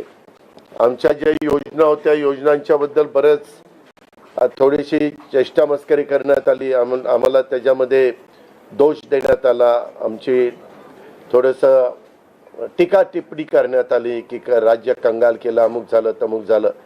परंतु नंतर त्यांचे जाहीरनामे बाहेर आल्यानंतर आम्हाला ते दिसलं की हे काय चाललेलं आहे, कसं चाललेलं आहे, कुठलाही हिशोब न ठेवता अशा प्रकारचे जाहीरनामे बाहेर आले आणि आपण सगळ्यांनी त्या ठिकाणी पाहिलं. आम्ही मुळात काय केलं, लोकसभेच्या निवडणुकीच्या निमित्तानं आम्हाला मोठं अपयश आलं. म्हणजे महाराष्ट्रामध्ये आम्हाला तिघांनाही वाटलं नव्हतं की बाबा अशा प्रकारचं आपल्याला अपयश मिळेल, परंतु ते मिळालं. आम्ही ते मान्य केलं, त्याच्यातून आम्ही पुन्हा सावरण्याचा प्रयत्न केला. अर्थसंकल्प सादर करत असताना आम्ही सरकारमध्ये तिघांनी मिळून काही योजना जाहीर केल्या. त्या योजना इतक्या पॉप्युलर झाल्या, त्याच्यामध्ये लाडकी बहिणा म्हणजे गेम चेंजरच ती योजना झाली. अंडर करंट असा का बहिणींनी दाखवला की मी सगळे उताने पडले, सगळे आडवे झाले. एक माझं स्वतःचं स्पष्ट मत आहे, प्रत्येकाची वेगवेगळी मतं असू शकतात आणि उलट आमच्यावर आता जबाबदारी वाढलेली, कारण एवढ्या प्रचंड बहुमताने, म्हणजे मी तर जसा राजकारणात आलोय तसं 222 आणि 225 महायुतीला किंवा कुठल्याही आघाडीला महाराष्ट्रामध्ये तरी कधी असं यश मिळालेलं माझ्या तरी पाहण्यात नाही, माझ्या तरी ऐकवत नाही. कदाचित पूर्वीचा काळ वेगळा काँग्रेसचा असेल, त्यावेळेस कधी झालं असलं तर माहिती नाही, परंतु बाकीचे विरोधक नगण्य होते त्यावेळेसची गोष्ट. परंतु अलीकडच्या काळामध्ये जसं आम्हाला समजतंय तसं तर एवढं प्रचंड यश हे पहिल्यांदाच मिळालेलं यशाने आम्ही हुरळून पण जाणार नाही आणि आम्ही अतिशय जमिनीवर पाय ठेवून आता म्हणजे जसे जसे ते आकडे आम्हाला दिसत होते तसे तसे तसे फायनान्सच्या गोष्टी माझ्या डोळ्यासमोर येत होत्या. मी देवेंद्रजींना पण फोन केला तेव्हा म्हटलं देवेंद्रजी खूप काही काम करावं लागेल. एकनाथरावजींना पण तसं सांगितलं की फार आर्थिक शिस्त आपल्याला त्याच्यामध्ये आणावी लागेल आणि आम्ही आणू. त्याच्यात आम्हाला हे नवीन नाहीये, आम्ही सगळे अनुभवी माणसं आम्हाला त्याच्यामध्ये कुठली काही अडचण नाही आणि शिवाय आमच्या पाठीशी केंद्र सरकार आहे, तो आम्हाला खूप मोठा एक आधार आहे, एक आमच्या पाठीशी एक मोठा भक्कम अशा प्रकारचा भरोसा आहे आणि त्याच्यामुळं ह्या सगळ्या ज्या काही गोष्टी झालेल्या आहेत, आता विरोधक टीका करतात की बाबा बॅलेट पेपरनी घ्यायला पाहिजे होतं, मग बॅलेट पेपरने लोकसभेला पण घ्यायला पाहिजे होतं, लोकसभेचा निकाल लागला की तो बरोबर आणि इथला निकाल लागला की मग बॅलेट पेपर यायला पाहिजे, मग मशीन काय EVM बरोबर नाही, असं नाही चालत. आता झारखंड पण आमच्या हातनं गेलंच ना, आम्ही कुठं काय म्हणतो, ठीक आहे त्या जनतेने कौल दिलेला आहे तशा पद्धतीनं महाराष्ट्रातल्या आणि विशेषतः महाराष्ट्रामध्ये बऱ्याचदा आपले जे 6 रिजन आहेत ना, मराठवाडा, विदर्भ, पश्चिम महाराष्ट्र, कोकण, मुंबई अशा सगळ्या वेगवेगळ्या रिजनमध्ये, नाशिक, सगळीकडेच तुम्ही बघितलं तर सगळीकडे महायुती जोरात चालली. असं कुठं नाही की मागच्या वेळेस कसं झालं, आम्हाला झटका दिला तो मराठवाड्याने दिला, आमची एकच जागा त्यावेळेस भुमरे साहेबांची आली संभाजीनगर सिटीतली, बाकीकडे सगळीकडे आम्हाला दारुण पराभवाला सामोरं जावं लागलं आणि तसं ह्यावेळेस झालं नाही. तुम्ही जर अंदाज घेतला तर सगळीकडेच चांगल्या प्रकारे महायुतीला यश मिळालं. काही जागा गेल्या त्या फार थोड्या मतांनी त्या बाबतीमध्ये गेलेले आहेत असंही चित्र. आणि मीडियावाल्यांनो मला एक, तुम्हाला इलेक्ट्रॉनिक पण आहे, प्रिंट पण मीडिया आहे, मला एक कळत नाही, तुम्ही खऱ्या बातम्या देत चला ना, जे खऱ्या देत नाही त्यांना मला म्हणायचं तुम्ही बाकी सगळे खऱ्या बातम्या देतात, त्याच्याबद्दल दुमत नाही. पण मी TV चालू केलं आणि अजित पवार पोस्टल बॅलेटमध्येच मागं, मी विचारतोय तिथं फोन करून, ते म्हणले नाही दादा आपण पुढं आहे. आता माझं लीड 1,02,000 मताधिक्य मी मिळवलंय आणि खुशाल तुम्ही दाखवताय अजित पवार मागं, अजित पवार मागं.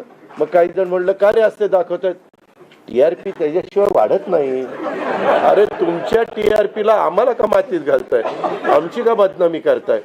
त्याच्यामध्ये मी नंतर पुन्हा अधिकाऱ्यांच्याकडनं माहिती घेतली की नक्की पोस्टल बॅलेट किती झाले. पोस्टल बॅलेटमध्ये पण आम्ही पुढं होतो आणि रेग्युलर मतदानामध्ये पण पुढं होतो. सांगायचं तात्पर्य की बाबा तुमच्यावर सगळ्या चॅनलवर जनतेचा एवढा विश्वास आहे, म्हणजे विश्वास नाही ते सकाळच्या 9 वाजताच्या भोंग्यावर विश्वास नाही, पण बाकीच्यांवर फार विश्वास आहे. माझं एवढंच म्हणणं आहे की खऱ्या बातम्या दिल्या तर काही वाईट होणार नाही.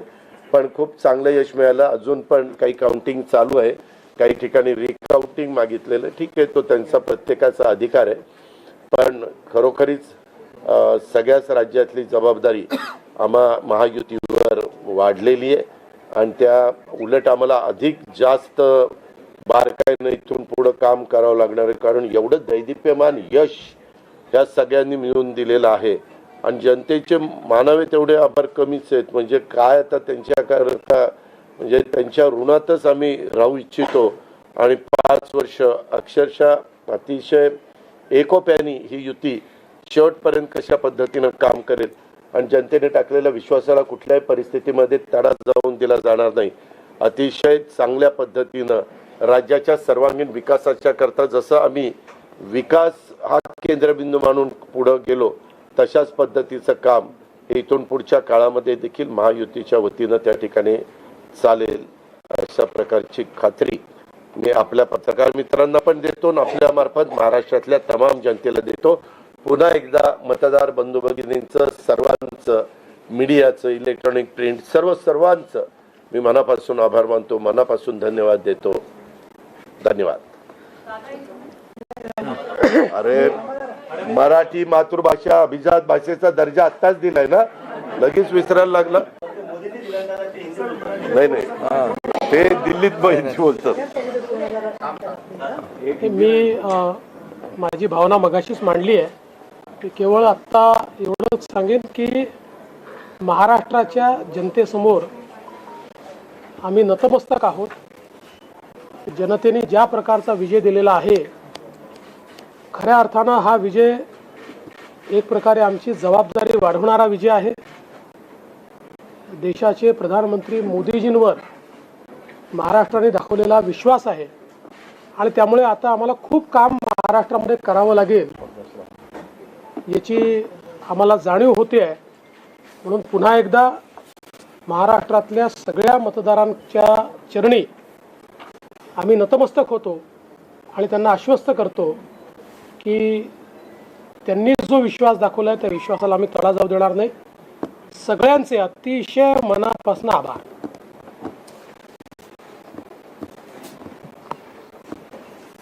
खरं म्हणजे आजचा हा महाराष्ट्रातला ऐतिहासिक दिवस आहे आणि ऐतिहासिक विजय देखील आहे. आतापर्यंतच्या अनेक वर्षांच्या निवडणुका आपण पाहिल्या, परंतु ही निवडणूक लोकांच्या हातात घेतली अशा प्रकारची निवडणूक होती. म्हणजे लँडस्लायडिंग जो काही विक्ट्री आपण म्हणतो ऐतिहासिक, याला काय शब्द वापरायचे मला कळत नाही, परंतु लोकांनी मतांचा प्रेमाचा वर्षाव महायुतीवर केला. कारण लाडकी बहीण असेल, लाडका भाऊ असेल, लाडका शेतकरी असेल, एकंदरीत सगळ्याच घटकातल्या लोकांनी यावेळेस महायुतीवर प्रेम दाखवलं आणि त्यामुळे मी सगळ्या मतदारांना मनापासून धन्यवाद देतो आणि त्यांना एवढ्या मोठ्या ऐतिहासिक विजयासाठी साष्टांग दंडवत घातला पाहिजे अशा प्रकारचं काम मतदारांनी केलेलं आहे. खरं म्हणजे गेल्या 2-2.25 वर्षामध्ये मी देवेंद्रजी, अजितदादा, आम्ही जे काम केलं या राज्यामध्ये की शिवसेना, भाजपा, राष्ट्रवादी, RP, आमचे आठवले साहेब इकडे आहेत आणि आमचे इतर घटक मित्रपक्ष, आणि जे निर्णय आम्ही घेतले ते निर्णय आतापर्यंतच्या इतिहासामध्ये न भूतो न भविष्यते असे होते. म्हणजे एकीकडे विकास केला आम्ही, डेव्हलपमेंट, म्हणजे जे 2.5 वर्षात महाविकास आघाडी सरकारने जी काही कामं बंद पाडली होती, स्पीड ब्रेकर टाकले होते, सगळी कामं थांबवली होती.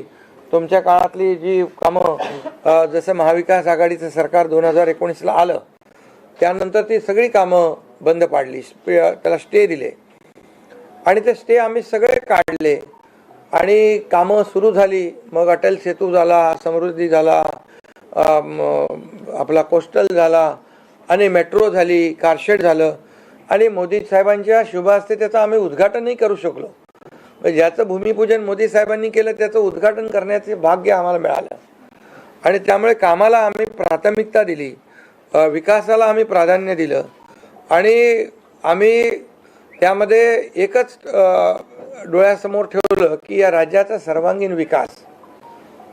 आणि राज्याचा सर्वांगीण विकास करत असताना सर्व घटकांना आम्ही समोर ठेवलं आणि पाहिलं की जे 2.5 वर्षामध्ये जी कामं त्यांनी थांबवलेली आणि 2.5 वर्ष त्यांनी जे सगळं बंद पाडलं होतं ते किती वेगाने आम्ही सुरू करू शकलो याचं समाधान आणि आनंद आम्हाला आहे.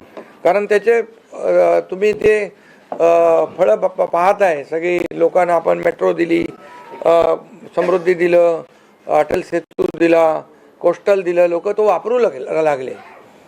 आणि त्याचबरोबर दुसरीकडे कल्याणकारी योजना आम्ही केल्या.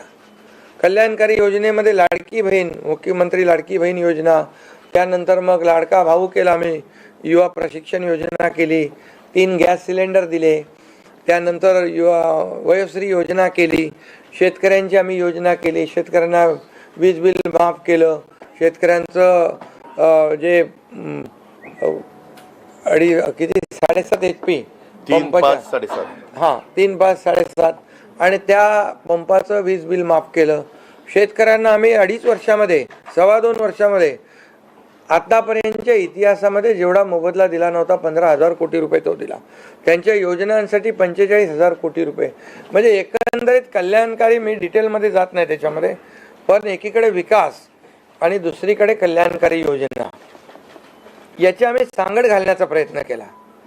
आणि नेमकं यामध्ये आमचा उद्देश एवढाच होता की या राज्याला पुढे न्यायचं, या राज्याचा सर्वांगीण विकास करायचा, या राज्यातल्या प्रत्येक घटकाला काही ना काही राज्य सरकारच्या माध्यमातून आधार मिळाला पाहिजे.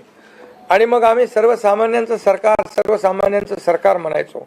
मग सर्वसामान्यांचं सरकार म्हणताना सर्वसामान्याला काय मिळालं याचा विचार आम्ही केला. आणि मला अभिमानाने या ठिकाणी सांगायचं आहे की मोदी साहेबांनी, केंद्र सरकारने देखील आमच्या पाठीमागे उभे राहिले ताकदीने, की जे आमचे प्रस्ताव जे आहेत ते त्यांनी मान्य केले.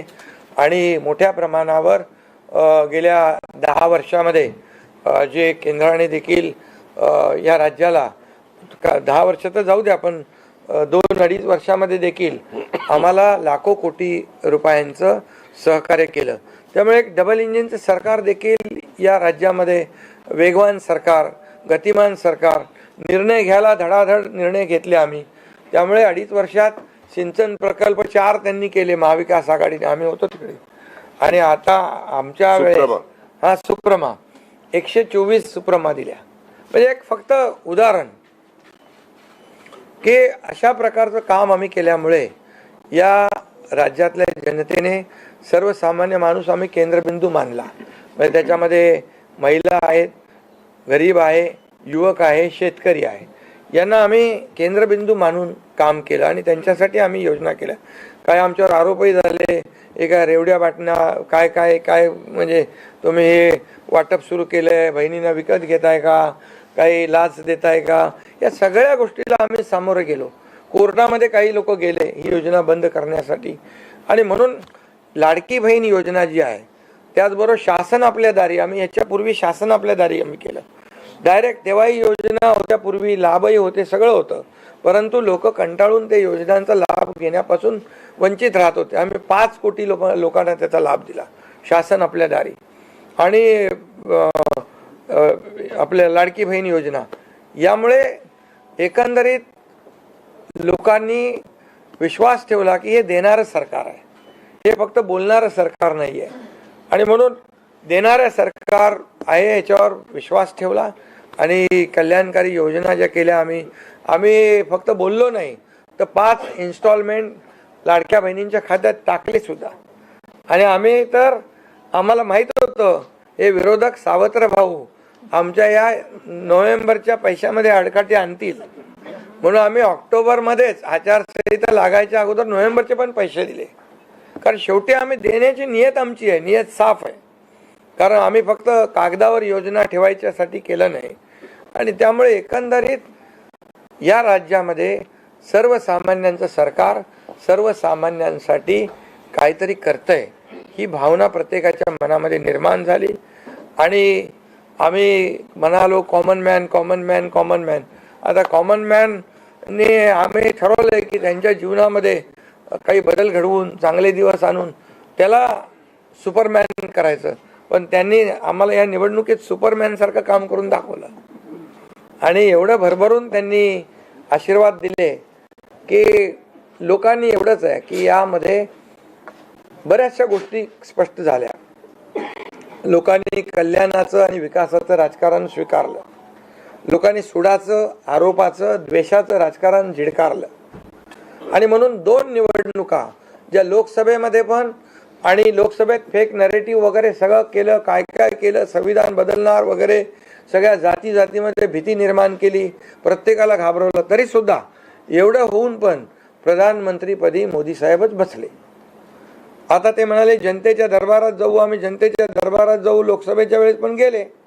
पण शेवटी एवढं करून, एवढं सगळं खोटं नाटक सांगून, लोकांना घाबरवून पण प्रधानमंत्रीपदी शेवटी मोदी साहेब बसले. आणि आताही म्हणाले आम्ही जनतेच्या दरबारात जाऊ. आता जनतेने त्यांना जो काय मॅन्डेट द्यायचा तो दिलेला आहे. आणि त्यामुळे जनतेने पूर्णपणे विकासाला आणि कल्याणकारी योजनांना स्वीकारलेला आहे. यामध्ये लोक रोज आमचं सरकार स्थापन झाल्यापासून रोज सरकार पडणार रोज आम्हाला 3-4 शब्द ठेवले होते त्यांनी. ते शब्द तुम्हाला माहित आहे, मी ते परत त्याचा उच्चार करू इच्छित नाही. पण 4था शब्द होता का? नाही. पण आम्ही त्याला आरोपाने उत्तर नाही दिलं. आम्ही कामातून उत्तर दिलं त्याला. आणि कामातून उत्तर दिलं आणि ते काम लोकांना भावलं.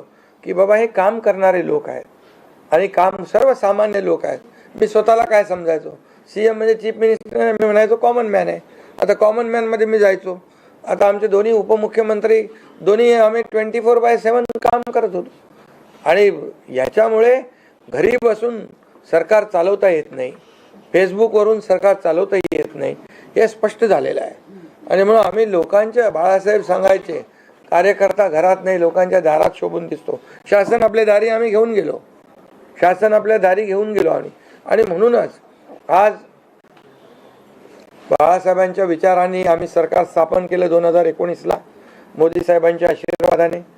आणि 2019ला जे सरकार स्थापन व्हायला पाहिजे होतं ते सरकार स्थापन झालं नाही, ते लोकांनी बरोबर लक्षात ठेवलेलं आहे.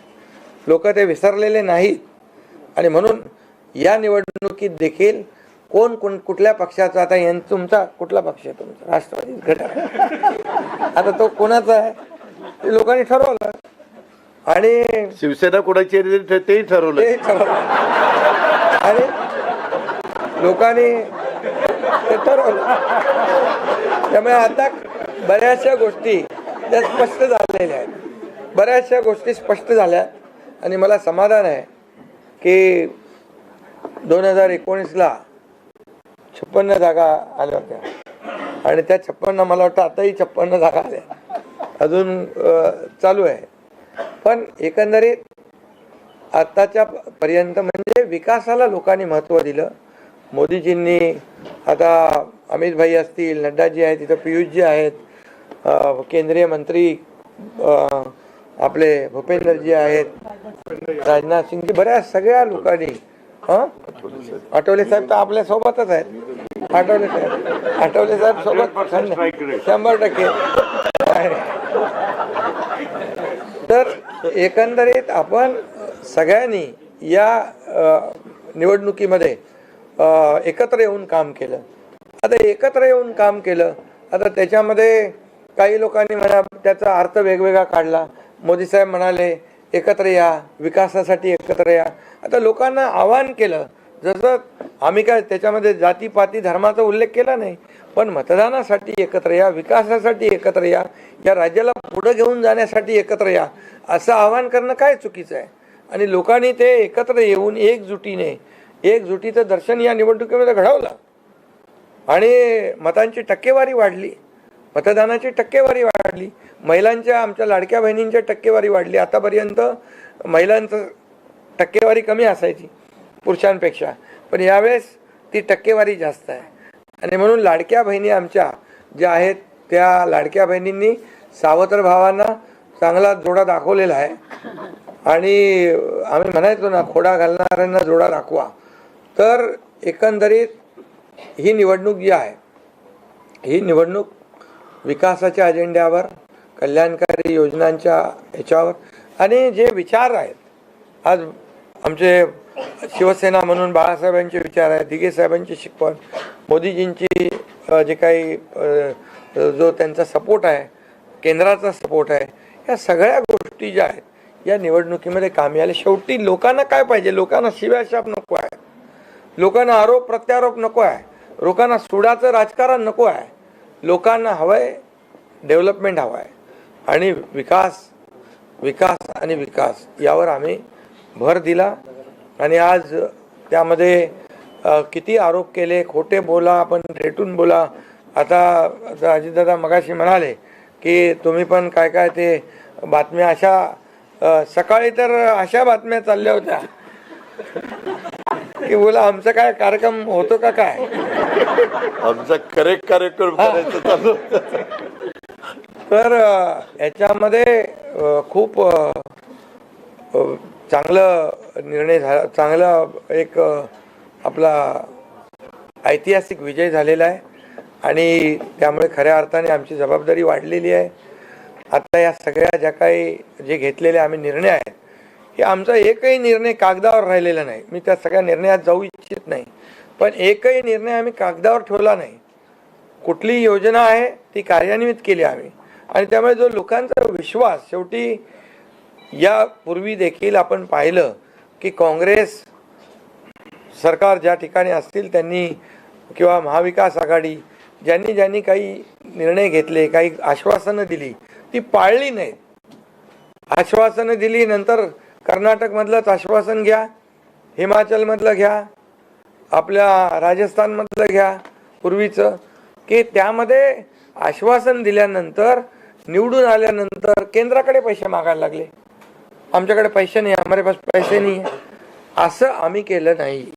आम्ही जे बोललो, आमची हातपाय काय म्हणतो त्याला, पांघरून पाहून आम्ही ते आम्ही अंतरून पाहून पाय पसरले आणि ज्या योजना आम्ही केल्या, या योजनांचं पूर्णपणे त्याच्यामध्ये कुठलीही योजना बंद होणार नाही याची आम्ही काळजी घेतली.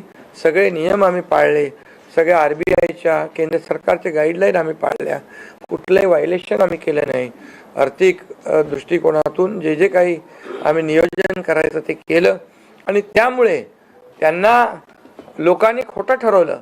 ते आम्हाला म्हणाले तुम्ही लाडकी बहीण योजना देताय, पैसे कुठून आणणार, पैसे कुठून हे फसवं आहे. आणि त्यांनीच आमची योजना चोरून नंतर त्यांच्या वचननाम्यामध्ये टाकली. मग तुम्ही कुठून आणणार. म्हणजे लोकांना कळलं की हे फक्त बोलतायत, करणार नाहीत आणि विश्वासाचा भाग आहे. आम्ही 2-2.5 वर्षामध्ये जे करून केलं ते लोकांसमोर आहे. आम्ही कुठलंही काही याच्यामध्ये लपवाछपवी केली नाही. जे आहे ते स्पष्टपणे आम्ही मांडलं लोकांच्या समोर. लोकांच्या दरबारामध्ये आम्ही गेलो आणि लोकांना काम आवडतं, लोकांना विकास पाहिजे, लोकांना कल्याणकारी योजना पाहिजेत, ते आम्ही देण्याचा प्रयत्न केला आणि विकासाकडे या राज्याला नेण्याचा आम्ही प्रयत्न केला. यामध्ये केंद्राचा आम्हाला खूप मोठ्या प्रमाणावर सपोर्ट मिळाला. 10 वर्षामध्ये मी तो आकडा अगोदर पण मी सांगितला होता. मनमोहन सिंग प्रधानमंत्री होते, 10 वर्षात राज्याला त्यांनी 2 लाख कोटी दिले. पण यावेळेस 10 वर्षामध्ये मोदीजींनी 10 लाख कोटी दिले. हे आत्ताचं नवीन उदाहरण तर 76,000 कोटी वाढवण बंदर आहे, दिघी बंदर आहे. अशी म्हणजे डेव्हलपमेंटसाठी जे आहे, मग ते एअर कनेक्टिव्हिटी असेल, water connectivity, rail connectivity, road connectivity असेल, अनेक प्रकल्पांना जे काही पाण्याची योजना असतील आमच्या, त्या सगळ्याला खूप मोठ्या प्रमाणावर सपोर्ट केला आणि त्यामुळे आम्ही या राज्याला विकासाकडे घेऊन जाऊ शकलो आणि लोकांना कल्याणकारी योजना आम्ही देऊ शकलो. आणि लोकांना आम्ही याच्यामध्ये मतं नाही, आम्ही लोकांची मनं जिंकलेली आहेत. आज लोकांना शेवटी काय, विश्वास महत्त्वाचा आहे. विश्वासावर सगळ्या गोष्टी चालतात. तुम्ही काही सांगा आणि नंतर त्या हात वरती करा, अशा प्रकारचं काम आमच्याकडून झालं नाही. आणि त्यामुळे आम्ही काम करणारे लोक आहोत, कार्यकर्ते आहोत आणि म्हणून आम्ही 24/7 काम केलं. जेव्हा जेव्हा शेतकरी अडचणीत आला तेव्हा तेव्हा त्याच्या मागे आम्ही उभं राहिलो, त्याला वाऱ्यावर आम्ही सोडलं नाही. आणि त्यामुळे जो जो सर्वसामान्य घटक जेव्हा जेव्हा अडचणीत आला त्याच्या मागे आम्ही उभं राहण्याचं काम केलं. त्यामुळे एक प्रकारचं हे सरकार जे आहे, एक पाठीराखा सरकार, एक सरकार जे आहे हे सर्वसामान्याला न्याय देणारं सरकार आहे. जनतेच्या पाठीमागे ताकदीने उभं राहणार सरकार आहे. जसं आमच्या मागे केंद्र सरकार ताकदीने उभं राहिलं तसं आम्ही जनतेच्या मागे उभे राहिलो. आणि म्हणूनच आम्हाला हा असा प्रचंड दैदिप्यमान हा विजय मिळालेला आहे. आणि आम्ही या विजयाचं श्रेय जे आहे आमच्या मतदारांना देतो, जनतेला देतो. जे आमचे महायुतीचे सर्व कार्यकर्ते आहेत त्यांनी मेहनत घेतली आहे त्या सगळ्यांना देतो. आणि म्हणूनच यापुढे जे काही काम आहे या जनतेच्या हितासाठी करणं एवढंच आमची जबाबदारी आहे. त्यामुळे पुन्हा एकदा मी आपल्या सगळ्या पत्रकारांना मनापासून धन्यवाद देतो, आपलेही आभार मानतो. आणि आता इथून पुढे तुम्ही खऱ्या चांगल्या बातम्या दिल्या तर तुमचा TRP वाढत जाईल. आमचे प्रकल्प जे आम्ही सुरू केलेत त्याच्या बातम्या द्या, लोकांच्या फायद्याचे जे प्रकल्प आहेत त्याच्या बातम्या द्या. वाचाळवीरांच्या बातम्या देऊ नका. देवेंद्र जी, सवाल ये है कि महाराष्ट्र में पिछले कुछ समय से जाति में लगातार एक दंगा फैलाने की कोशिश हो रही थी. क्या स्थिर सरकार को लेकर की मैंडेट है क्या? दूसरा, वोट जिहाद शब्द आपने इस्तेमाल किया था, इस बार भी ऐसी कोशिश कई जगहों पर हुई थी, उसको कैसा जवाब? मुझे ऐसा लगता है कि प्रधानमंत्री जी ने एक जो नारा दिया था, एक है तो सेफ है, सब समाज को साथ में लाने वाली जो बात प्रधानमंत्री जी ने कही थी, महाराष्ट्र के लोगों ने उसको रिस्पॉन्ड किया है और महाराष्ट्र के सभी समाजों ने एक साथ मिलकर एक बड़ा मैंडेट हमको दिया है। मुझे लगता है कि आज निश्चित रूप से जो लोग तुष्टीकरण की राजनीति करना चाहते थे, जो डिविजिव पॉलिटिक्स करना चाहते थे, उनको करारा जवाब जनता ने ही दिया है और प्रधानमंत्री जी की बात को लोगों ने यहाँ पर एक्सेप्ट किया। आप दोनों से ये सवाल है, एनसीपी और शिवसेना, आप दोनों को लेकर ये आरोप लग रहे थे बार बार, आप दोनों की साथ की लड़ाई थी शिवांगी ठाकुर न्यूज, एकता जी और अजित पवार जी की नकली है। क्या आपको लगता है आज के बाद ये आरोप अब जनता ने जवाब दे दिया है, आपकी ओर से क्या जवाब दिया जाएगा? क्योंकि असली और नकली का फैसला जनता ने दिखाया ना। अभी आपने पहले ही बोल दिया ना। नहीं, आपकी ओर से जानना चाहते हैं क्योंकि देखिए बार नहीं, देखिए जनता ने आज बता दिया है, असली नकली में मैं जाऊंगा नहीं, लेकिन बाला साहब ठाकरे जी की विचारधारा वाली जो शिवसेना है, शिवसेना भाजपा की गठबंधन वाली जो शिवसेना है, एक विचारधारा वाली शिवसेना, आज लोगों ने तय कर लिया है। कौन है? मैंडेट दिया है लोगों ने आज। अभी तो मुझे लगता है वो तो अभी उनको तो हम कैसे रोकेंगे, वो तो और कुछ ना कुछ बोलते रहेंगे, लेकिन जनता की अदालत में जाने के बाद उनको भी दिखाया है और हमें भी दिखाया है।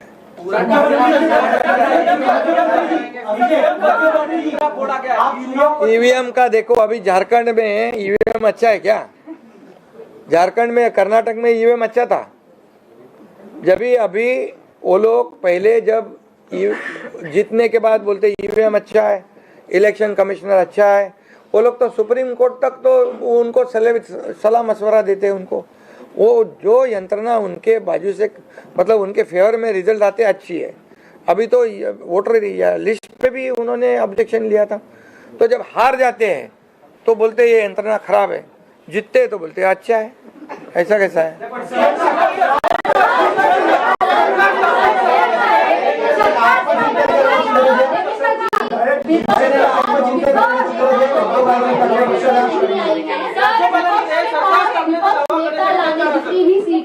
तो यही तो देखिए, यही तो मैं बता रहा हूँ कि जनता ने पूरी तरह, मैंने पहले भी कहा था कि पूरी तरह थम्पिंग मेजोरिटी मिलेगी।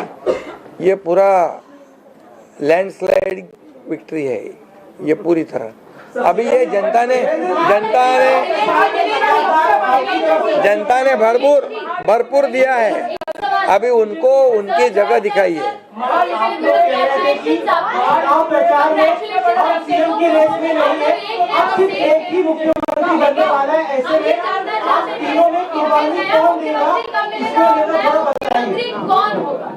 अरे भैया, अभी हम लोग, अभी तो आंकड़े भी आने के अभी चालू है ना, काउंटिंग चालू है। अभी होने के बाद हमारी तीनों पार्टियां बैठेगी। हम जैसे आपको बताते हैं, जैसे हमने सीटों का बंटवारा हुआ, हमें कोई मतभेद हमारे में नहीं थे, आज भी कोई मतभेद नहीं है। हम हमारे वरिष्ठ और हम लोग बैठकर उसके ऊपर निर्णय लेंगे। बच्चे हैं नई सरकार को लेकर के, तो क्या कब तक दावा पेश करेंगे गवर्नर के पास? अरे हमें करो ना, कब तक दावा पेश करेंगे गवर्नर के पास? क्योंकि अब 26 तारीख जो है वो डेट पिछली बार हुआ था, 5 साल पूरा हो गया।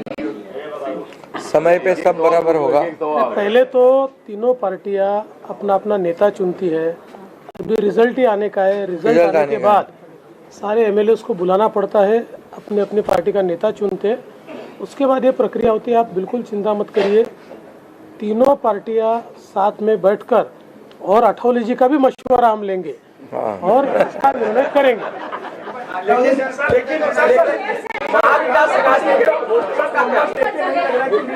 महाविकास अघाड़ी के तो ये जनता ने तय किया है ना, जनता ने इतना भरोसा दिखाया है, अभी हमारी जिम्मेदारी बढ़ गई है।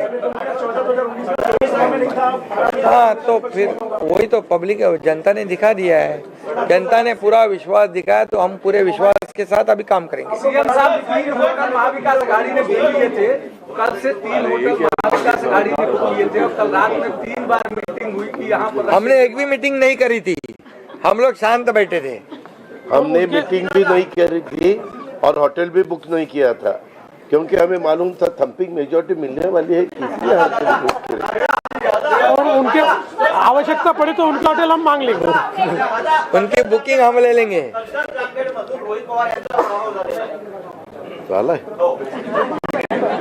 नाही बरेचसे झालेत ना, काँग्रेसचे मोठे बाळासाहेब थोरात आणि काय काय पृथ्वीराज चव्हाण, बहुत से लोगों का हुआ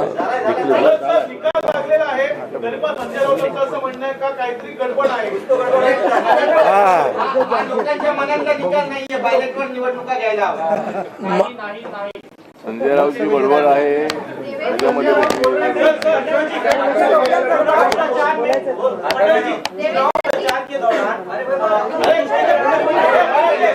अरे भाई चला आता 2 प्रश्न मराठीत घेऊ आपण, महाराष्ट्रात बसलोय मग संपू.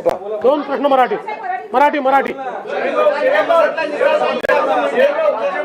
अरे जाने दो ना संजय, एक ही सवाल है क्या? आपका सवाल खत्म हुआ?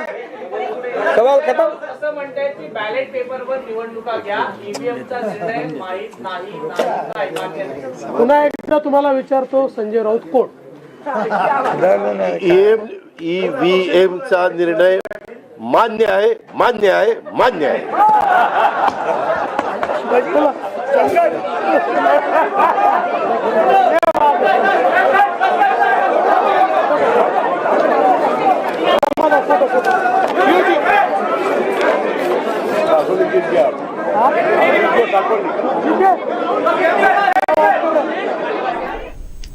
तर ही होती पत्रकार परिषद. फडणवीस, शिंदे आणि पवार यांची एकत्रितपणे त्यांनी ही पत्रकार परिषद घेतली. अनेक मुद्द्यांवर त्यांनी भाष्य केलंय आणि त्याचबरोबर विरोधकांच्या अनेक आरोपांना उत्तरही दिलेलं आहे. त्याचबरोबर अजित पवार या प्रेसमध्ये काय म्हणाले, तर अजित पवार असं म्हणालेत, या निकालामुळे आमच्यावरची जबाबदारी वाढलेली आहे. दुसरीकडे फडणवीस असं म्हणतात की मोदींवर जनतेनं महाराष्ट्राचा विश्वास ठेवलाय आणि आम्हाला निवडून दिलेला आहे, त्यामुळे आता आमच्यावरची ही जबाबदारी वाढलेली आहे आणि जबाबदारीनंच आम्ही काम करू आणि खूप काम महाराष्ट्रात करायचं आहे, ते त्याच पद्धतीनं रणनीती आखून करू. दुसरीकडे एकनाथ शिंदेंनी मात्र आपल्या नेहमीच्या हटके स्टाईलनं विरोधकांना उत्तरं दिलेली आहेत. अनेक गोष्टींना त्यांनी स्पर्श केलेला आहे. तिथं ते प्रचारामध्ये जसं म्हणत होते की CM म्हणजे कॉमन मॅन, तसंच CM म्हणजे सुपरमॅन सारखं आता मी काम करणार आहे. कॉमन मॅन तर मी आहेच, पण सुपरमॅन सारखं मी काम करून दाखवणार आहे. त्याचबरोबर जनतेनं विकासाला स्वीकारलेला आहे, घराणेशाही किंवा इतर मुद्द्यांना त्यांनी स्वीकारलेलं नाही आहे. त्याचबरोबर त्यांनी उद्धव ठाकरेंना टोला देखील लगावलाय. फेसबुकवरून सरकार चालवता येत नाही असं देखील ते म्हणालेत आणि याच माध्यमातून त्यांनी उद्धव ठाकरेंना टोला लगावला. दुसरीकडे ते असंही म्हणालेत की या निकालातून जनतेनं दाखवून दिलंय की खरी शिवसेना, खरी राष्ट्रवादी कुणाची याचं उत्तरही मिळालं आणि याच्याचवरून अजित पवार, एकनाथ शिंदे यांच्यामध्ये सुद्धा टोलेबाजी रंगलेली आपल्याला पाहायला मिळाली. दुसरीकडे त्यांनी शेवट असा केलाय की आम्ही मतं नाही तर मनं जिंकलेली आहेत आणि महाराष्ट्राच्या जनतेनं आम्हाला स्वीकारलेलं आहे. अशा पद्धतीनं तिघांनीही वेगवेगळ्या मुद्द्यांवर आपली मतं मांडलेली आहेत. पण आता महाराष्ट्रात सत्ता स्थापनेच्या हालचालींना मात्र कमालीचा वेग आलेला आहे. एकीकडे देवेंद्र फडणवीस हे मुख्यमंत्री पदावर दावा करणार असल्याचं देखील समजतंय. अनेकांच्या तशा प्रतिक्रिया देखील येत आहेत. मात्र त्या प्रतिक्रियेनंतर या तिघांनी घेतलेल्या पत्रकार परिषदा सुद्धा महत्त्वाच्या ठरत आहेत. त्यांचं बॉन्डिंग या माध्यमातून त्यांनी दाखवण्याचा प्रयत्न केलेला आहे. मात्र आता मुख्यमंत्री पदावर दावा नेमका कोण करणार आहे हे सुद्धा काही काळानंतर स्पष्ट होणार आहे. मगाशा ज्या काही बातम्या येत होत्या त्यानुसार असं कळतंय की सोमवार किंवा मंगळवार सत्ता स्थापनेचा दावा दाखल केला जाऊ शकतो. अशा पद्धतीनं ही पत्रकार परिषद आणि सत्ता स्थापनेच्या हालचालींना वेग आलेला आहे. पण त्याचबरोबर प्रुडंट मीडियाचे संपादक सुयश गावणेकर सर आपल्याशी जोडले गेलेले आहेत. या संपूर्ण निकालावर त्यांचं मत काय आहे, त्याचं विश्लेषण नेमकं कसं करता येईल हे त्यांच्याकडून जाणून घेणार आहोत. सर, आपलं मनपूर्वक स्वागत कोकण 7 लाईव्हच्या या खास कार्यक्रमात. आपण आता हा संपूर्ण निकाल पाहिलेला आहे. महायुतीला जनतेनं साथ दिलेली आहे. महाविकास आघाडीकडे एक सहानुभूती होती. शिवसेना राष्ट्रवादी फुटीनंतर या निवडणुका लागलेल्या होत्या, तरी असताना देखील महायुतीच्या परड्यात मोठ्या जागा आलेल्या आहेत, बहुमत मिळालेलं आहे महायुतीला. एकंदरीत या निकालाचं कसं आपण विश्लेषण करू शकतो? सर, महाराष्ट्राच्या एकंदर या निकालाकडे आता समजा आपण बघत असो तर आजपासून जी लँडस्लाइड विक्ट्री म्हणून जे काही विश्लेषण त्याचं केलं जातं, हे बहुधा एक्झिट पोल्स जे होते निवडणुकीनंतरचे त्या पार्श्वभूमीवर त्याला लँडस्लाइड विक्ट्री म्हटलं जातं कम्पेअर्ड टू एक्झिट पोल्स. पण प्रत्यक्ष आपण समजा बघितली परिस्थिती, समजा बघितली काय होती महाराष्ट्रात निवडणुकीपूर्वी, तर प्रत्यक्षात जे सत्तेत मेजर पक्ष होते एनसीपी किंवा शिवसेना यांच्यामध्ये उभी फूट पडली होती. आणि ह्या उभ्या फुटीमुळे हे मेजर 2 पक्ष उभ्या फुटीमुळे अर्धे जर्जर झाले होते. तर आज समजा त्यांना बहुमत मिळवायचं या निवडणुकीमध्ये, तर त्यांना ही स्प्लिट कापून पुढे बहुमत घेणं हे क्रमप्राप्त होत. तर या परिस्थितीकडे समजा आपण जर बघितलं, ह्या दोन्ही पक्षांची परिस्थिती उभ्या फुटीमुळे जी झाली ती पाहता आजचा निकाल हा त्या सिच्युएशनला एकदम पूरक आणि बरोबर, म्हणजे त्याच्यात वेगळं असं अनपेक्षित असं काहीच तसं नाहीये, कारण ते दोन्ही मेजर पक्ष फुटलेले होते. आता याच्यात भाजपाचा काय वाटा दिसतो नेमका? भाजपाने कोर्स करेक्शन्स जे केलेत लोकसभेनंतर, म्हणजे कॉएलिशन मॅनेजमेंट आणि पक्षामध्ये जी रेबेल मॅनेजमेंट असते, या दोन्ही मॅनेजमेंट मध्ये पक्षाची जी स्किल आहे भाजपाची किंवा संघटनाची जी स्किल आहे ती यामध्ये दिसते. लोकसभेनंतर त्यांनी कोर्स करेक्शन्स केले रेबेल आणि संघटनाच्या पातळीवर, त्यामुळे हा निकाल झाला. पण हा निकाल महाविकास आघाडीच्या दृष्टीने तसा खूप अनपेक्षित असा नाहीये, कारण ते पक्ष मुळात फुटलेले आहेत. आणि एखादा मूळ उभी फूट पडलेला पक्ष समजा पुन्हा मेजॉरिटी घेऊन सत्तेत यायचा आहे, तर तिथे त्याला एक म्हणजे असाधारण नेतृत्व लागतं, असाधारण संघटन कौशल्य लागतं आणि असाधारण कार्यक्रम लागतो लोकांसमोर डेलिव्हरीसाठी. हे तिन्ही महाविकास आघाडी जवळ होते का ही उभी फूट कम्पेन्सेट कापण्यासाठी? सो हा जर विचार केला तर आजचा हा निकाल तसा त्याप्रमाणे अनपेक्षित अथवा एक्स्ट्राऑर्डिनरी असा नसून मागच्या 2-2.5 वर्षांच्या घटना जर पाहिल्या तर अपेक्षेप्रमाणेच आहे. पण त्याच्यात भाजपाचं रेबेल मॅनेजमेंट आणि संघटन मॅनेजमेंट, कॉएलिशन मॅनेजमेंट म्हणजे 3 पक्षांना बरोबर घेऊन जा, हा मॅनेजमेंट बऱ्यापैकी त्यामध्ये दिसतो. नक्की सुयेशजी, आपण जे आता म्हणालात ते अत्यंत योग्य आहे की भाजपने या पद्धतीने जे काही मॅनेजमेंट केलेलं आहे त्याचा परिपाक म्हणजे आजच्या ह्या पूर्ण महाराष्ट्रातल्या त्यांच्या ज्या काही सीट्स आलेल्या आहेत त्याच्यामध्ये दिसतंय. एकूणच सगळे जे एक्झिट पोलचे आकडे होते त्यालाही फाटा देऊन भाजपने अत्यंत निर्विवाद बहुमत साध्य केलेलं आहे. आणि त्याचबरोबरीने शिंदे सेनेने सुद्धा मागच्या वेळेस त्यांना 56 सीट मिळालेल्या होत्या, यावेळेस देखील ते 56च्याच आकड्यावरती तिथे येऊन थांबलेले आहेत. मात्र त्याच्याबरोबरीने अजित पवारांची जी राष्ट्रवादी संघटना आहे किंवा राष्ट्रवादी पक्ष आहे त्याने मात्र अभूतपूर्व असे यश मिळवलेलं आपण बघतोय यावेळेसच्या ह्या विधानसभेच्या निवडणुकांमध्ये. मागच्या लोकसभेच्या निवडणुकांमध्ये ज्या अजित पवार गटाने आपल्या मतदारसंघामध्ये आपल्या मिसेसची सीट सुद्धा ते राखू शकलेले नव्हते, त्या ठिकाणी त्यांनी अत्यंत चांगल्या पद्धतीने हे यश संपादन केलेलं आहे. हे सगळं करत असताना जेव्हा महायुती म्हणून आपण जेव्हा बघतो त्यावेळेस शिंदेसेना ही एका बाजूला आहेच, मात्र त्याचबरोबर अजित पवार राष्ट्रवादी पक्ष हा एका बाजूला आहे.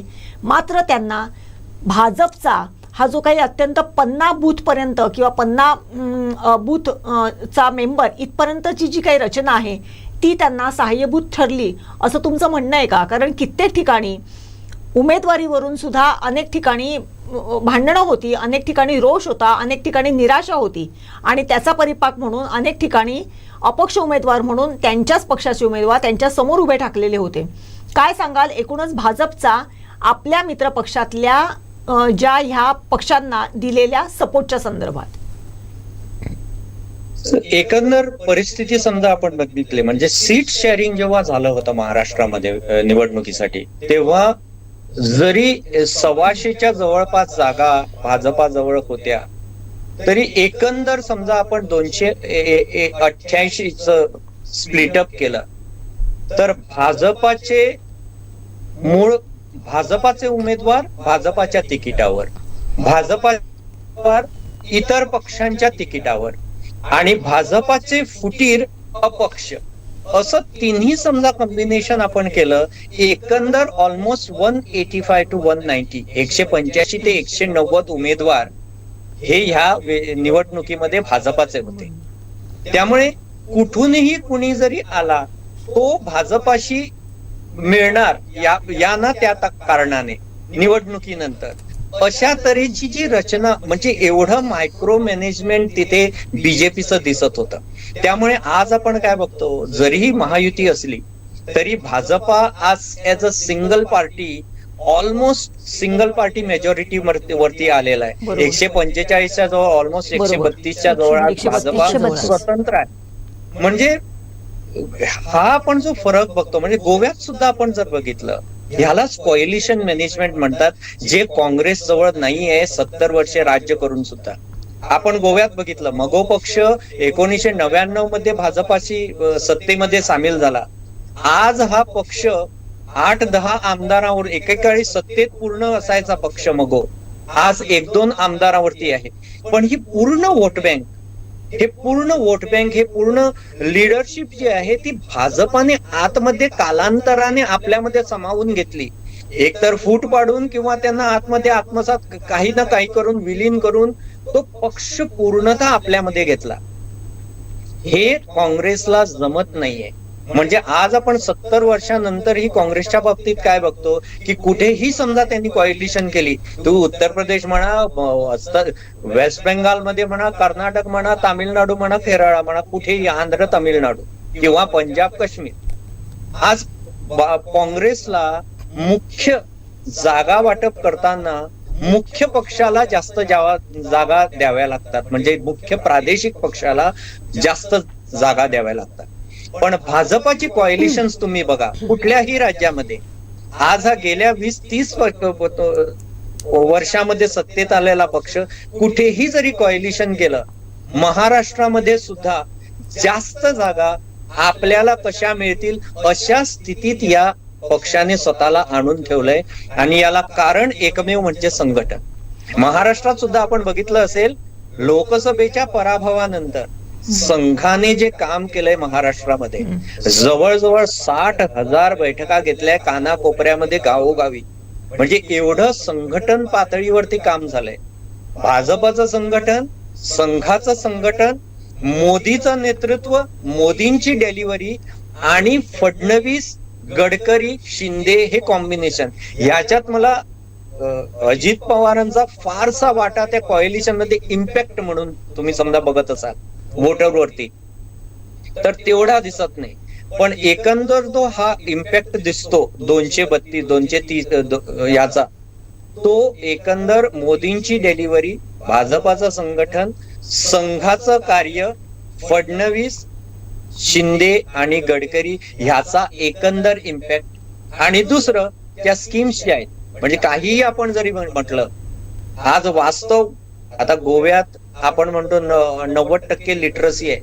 गोवा म्हणा किंवा युपी म्हणा, महाराष्ट्र म्हणा, आज कुठेही जात, कात, धर्म आणि डोल्स हे निवडणुकीचं वास्तव आहे.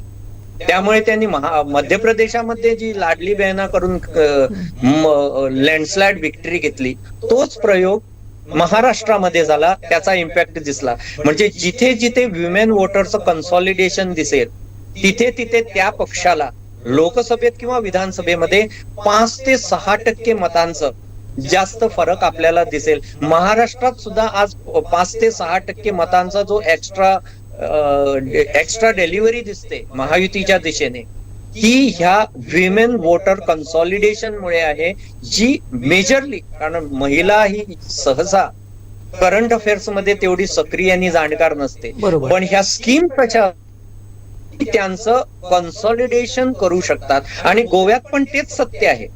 पर्रीकरांनी 2002 नंतर भाजपाला जे सत्तेत आणलं आणि टिकवून ठेवलं ते या BSS सारख्या लाडली लक्ष्मी योजना होती पर्रीकरांनी आणलेली गोव्यामध्ये. गृह आधार ही गृहिणीसाठी योजना आहे. अशा योजना गोव्यात, म्हणजे जिथे पुढारलेलं राज्य आपण म्हणतो, हायेस्ट पर कॅपिटा राज्य आपण म्हणतो, तिथे सुद्धा हे जातकात आणि हे डोल्स हे वास्तव आहे आणि त्याचा एकंदर इम्पॅक्ट हा या निवडणुकीमध्ये दिसतो. सर, आता तुम्ही जसं सांगितलं की योजना फार महत्त्वाच्या ठरल्यात या सगळ्यामध्ये, त्याच पद्धतीनं महाविकास आघाडीनं सुद्धा तसाच प्रयत्न केला, पण महाविकास आघाडी या संपूर्ण प्रक्रियेत कुठेतरी विस्कळीत जात होती. अगदी जाहीरनामा त्यांनी जाहीर केला होता आपला, त्यामध्ये त्यांनी तीच लाडकी बहीण योजनेवरूनच ते एकीकडे असं म्हणत होते की लाडकी बहीण ही काही चालणारी नाही आहे, दुसरीकडे ही बंद सुद्धा होणार आहे, राज्यावर कर्ज सुद्धा येणार आहे या योजनेमुळे, आणि दुसरीचकडे ते आपल्या जाहीरनाम्यात पहिल्यांदा लाडकी बहीणला स्थान देतात आणि तिथं आम्ही 3000 देऊ असं सुद्धा सांगतात. कुठेतरी हाच विस्कळीतपणा महाविकास आघाडीला मोठा धक्का देण्यासाठी कारणीभूत ठरला का? नाही, बरोबर आहे. कारण ह्या महाराष्ट्राच्या निवडणुकीपूर्वी आपण पाहिलं की कर्नाटकामध्ये भाजपाने पद्धतशीरपणे कर्नाटकच्या डेलिव्हरीचा इश्यू केला. म्हणजे महिलांसाठी बसमधून फुकट प्रवास ही जी योजना आहे, कशा पद्धतीने काँग्रेसचा कर्नाटकातील जाहीरनामा आज इम्प्लिमेंटेशनच्या पातळीवर कोलमडतोय आणि त्याचा बजेटवरती कसा परिणाम झालाय, सरकार कसं, ट्रेजरी कशी डोलड्रम्स मध्ये जाते, हे पद्धतशीरपणे मुद्दे उपस्थित केले कर्नाटकामध्ये आणि त्याचा वापर महाराष्ट्रामध्ये कॅम्पेनिंगसाठी केला. म्हणजे कोणतीही स्कीम करताना इव्हन चिदंबरम पूर्वीचे अर्थमंत्री केंद्र सरकारचे काँग्रेसचे, त्यांनी सुद्धा काही कॉशन सरकारला दिले, काँग्रेसला दिले होते जाहीरनामा करताना, की बजेटिंग जाहीरनामा हा नुसता जाहीरनामा असून चालत नाही, त्यासाठी सुद्धा बजेटिंगसाठी जसे बारकावे विचारात घ्यावे लागतात बजेटिंग करताना, तसे जाहीरनाम्यासाठी सुद्धा तो करण्यापूर्वी याला फायनान्सिंग कुठून होणार, सीड फंडिंग कुठून होणार, कुठून पैसा येणार या स्कीमसाठी, याचा थोडा तरी ताळेबंद असा आखावा लागतो. बरोबर. तर तो त्या बाबतीत काँग्रेस अजूनही बरीच पिछाडीवर आहे. बरोबर. आणि दुसरं जे कारण आहे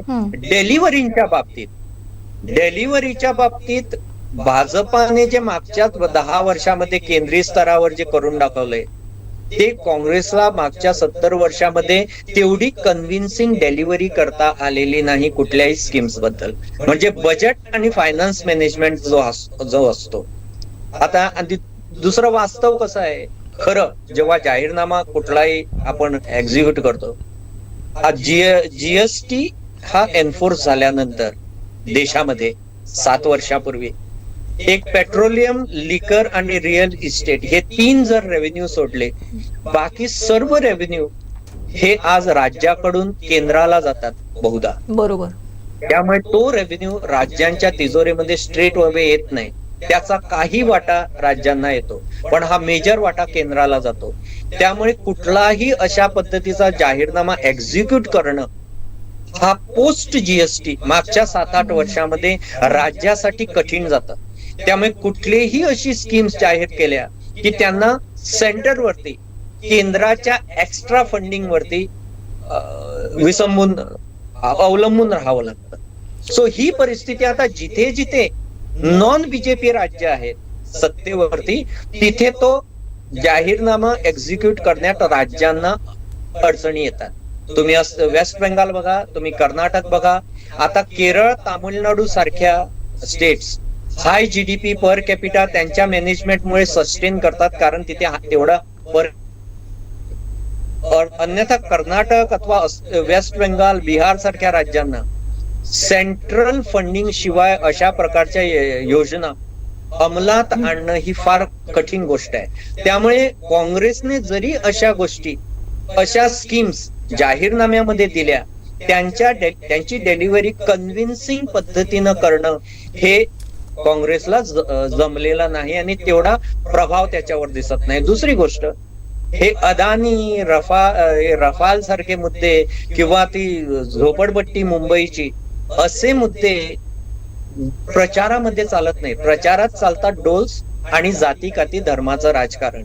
त्यामुळे राहुल गांधींची जी ती हाय एंड मानसिकता आहे, अदानी अथवा राफाल असे मुद्दे हे संसदेमध्ये चालतात.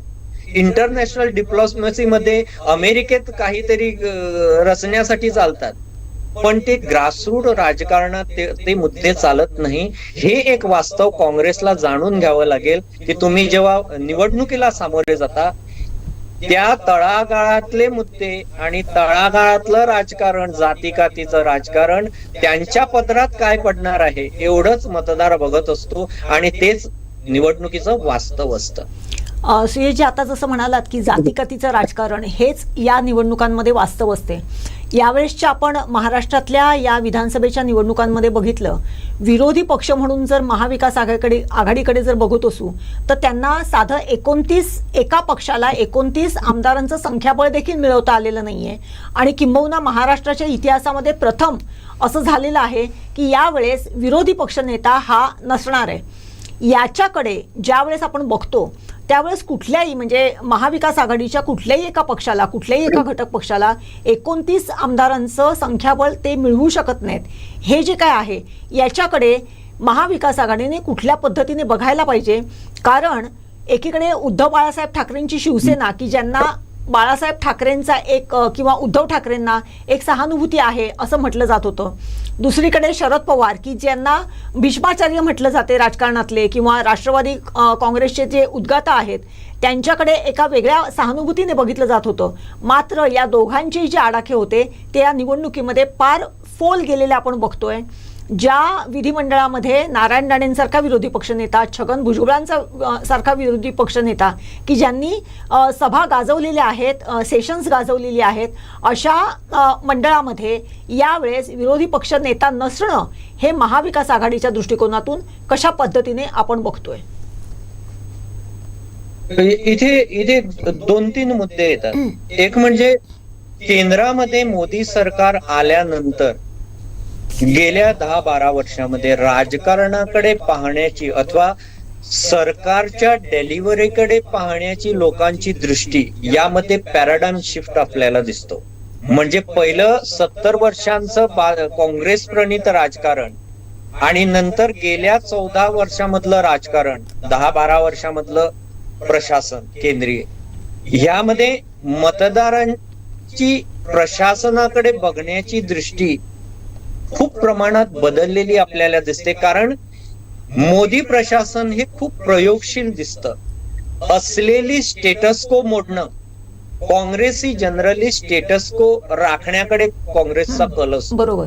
तर मोदी प्रशासनाचा कल हा स्टेटस-को मोडण्याकडे असतो. जे आहे ते मोडून वेगळं काही करणं. काँग्रेसी आहे तो इश्यू, चला वाद होत असेल तसाच ठेवा, वाद होत असेल तसाच ठेवा, हात घालू नका त्याला. हा स्टेटस को मेंटेन करण्याचा कल जो आहे आताचा जो युवा वर्ग आहे, त्यामुळे आपण आता बघतो कसं की जनरली पोस्ट 70 इयर्सची जी पिढी आहे ज्यांनी काँग्रेस प्रशासन बघितलंय ते बहुधा पारंपरिक काँग्रेसला मतं देत आलेत, ते काँग्रेसला मतं देतात. पण तदनंतरची गेल्या 20-22 वर्षावरची जी पिढी आहे, मागच्या इलेक्शन मध्ये लोकसभेच्या वेळी हा सर्वे झाला होता, हा नवीन पिढी जिने गेल्या 14 वर्षामध्ये मोदी प्रशासनाचं गव्हर्नन्स बघितलंय, ती पिढी जनरली भाजपाला मतदान करते. हा कौल म्हणजे हा सर्वे आहे आतमधला जनरेशन गॅपचा. आता तुम्ही म्हणताय महाराष्ट्रामध्ये लिगसीचा मुद्दा होता बाळासाहेब ठाकरेंचा. आता बाळासाहेब ठाकरेंनी जेव्हा पक्ष सुरू केला तेव्हा तो मराठी माणूस म्हणून केला आणि हिंदुत्व म्हणून केला. हिंदुत्व म्हटल्यावरती हिंदुत्वामध्ये ज्या सगळ्या जाती काती सगळ्या पोटजाती आहेत तो एकसंघ होता आणि मराठी माणूस म्हणून महाराष्ट्राचा माणूस पण एकसंघ होता. म्हणजे वेगवेगळ्या जाती कातीसाठी वेगवेगळे अजेंडा असा प्रकारच नव्हता. बरोबर. आता पोस्ट बाळासाहेब आज आपण काय बघतो, ती लिगसी, आता बाळासाहेबांची लिगसी असा जेव्हा आपण विचार करतो, म्हणजे इथे मुद्दा झाला होता की शिंदे हे गद्दार आहेत लिगसीच्या तुलनेत, लिगसी विचारात घेतली तर असा मुद्दा एक महाविकास आघाडीने केला होता.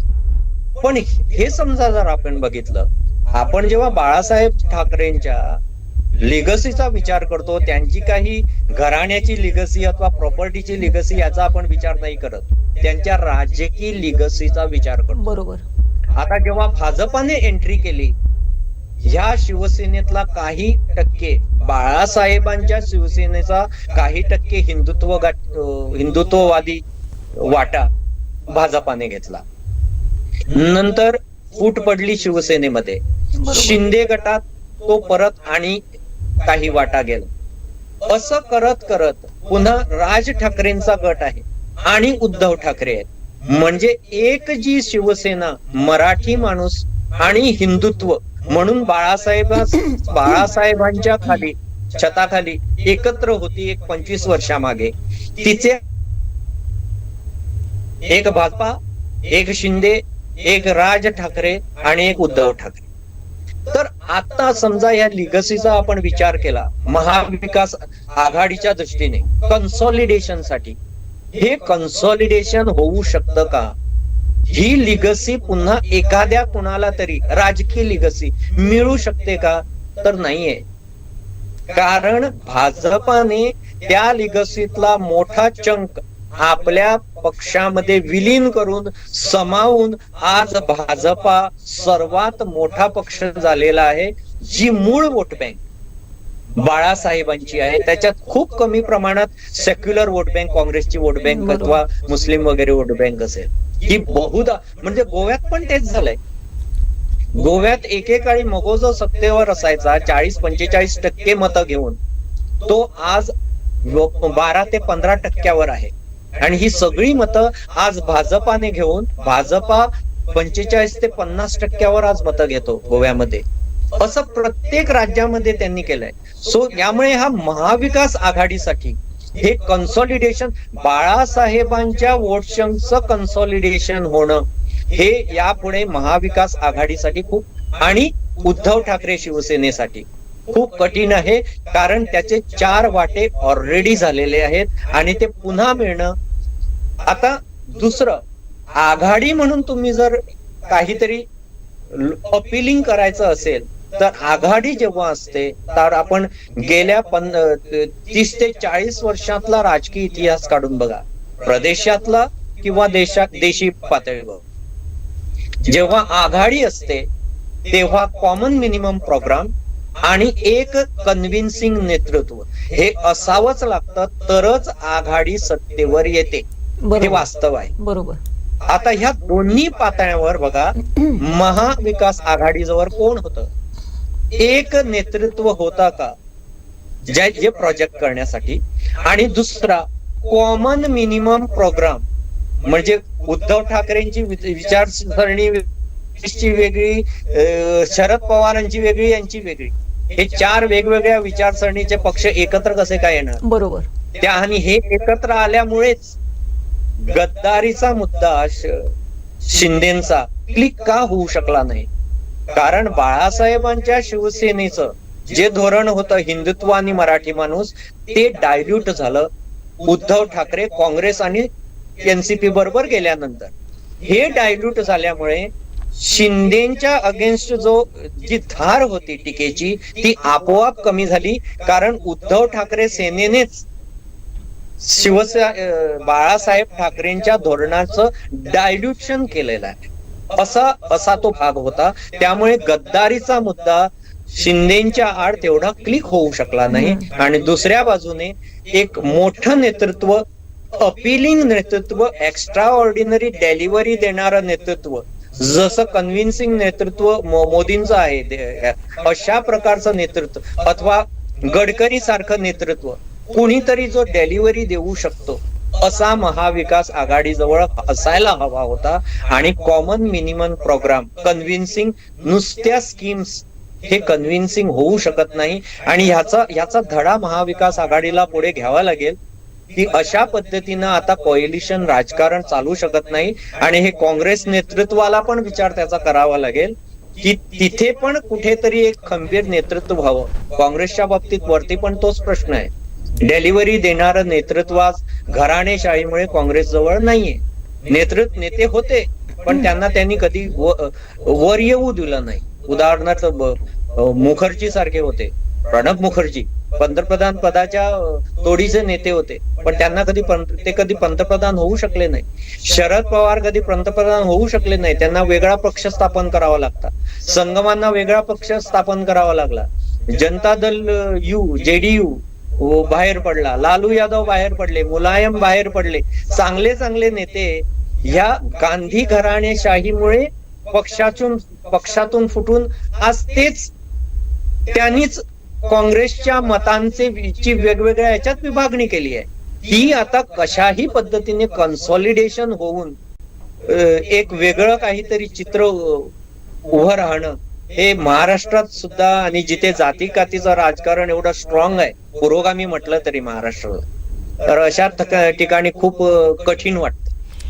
सुयोजी, हे सगळं आपण हे करत असताना म्हणजे जेव्हा अशा पद्धतीने म्हणजे काँग्रेस किंवा आघाडीमध्ये काय चुकलेलं आहे याचा जेव्हा आपण विचार करतो त्यावेळेस यावेळेस आमच्या महाराष्ट्रामध्ये किंबहुना जिथे जिथे भाजपच्या सीट होत्या, आमच्या सिंधुदुर्ग जिल्ह्यामध्येच जिथे एकच म्हणजे संपूर्ण ह्या कोकण पट्ट्यामध्ये 17 जागांपैकी फक्त 1 जागा ही भाजपला मिळालेली होती आणि ती नितेश राणेंना मिळालेली होती.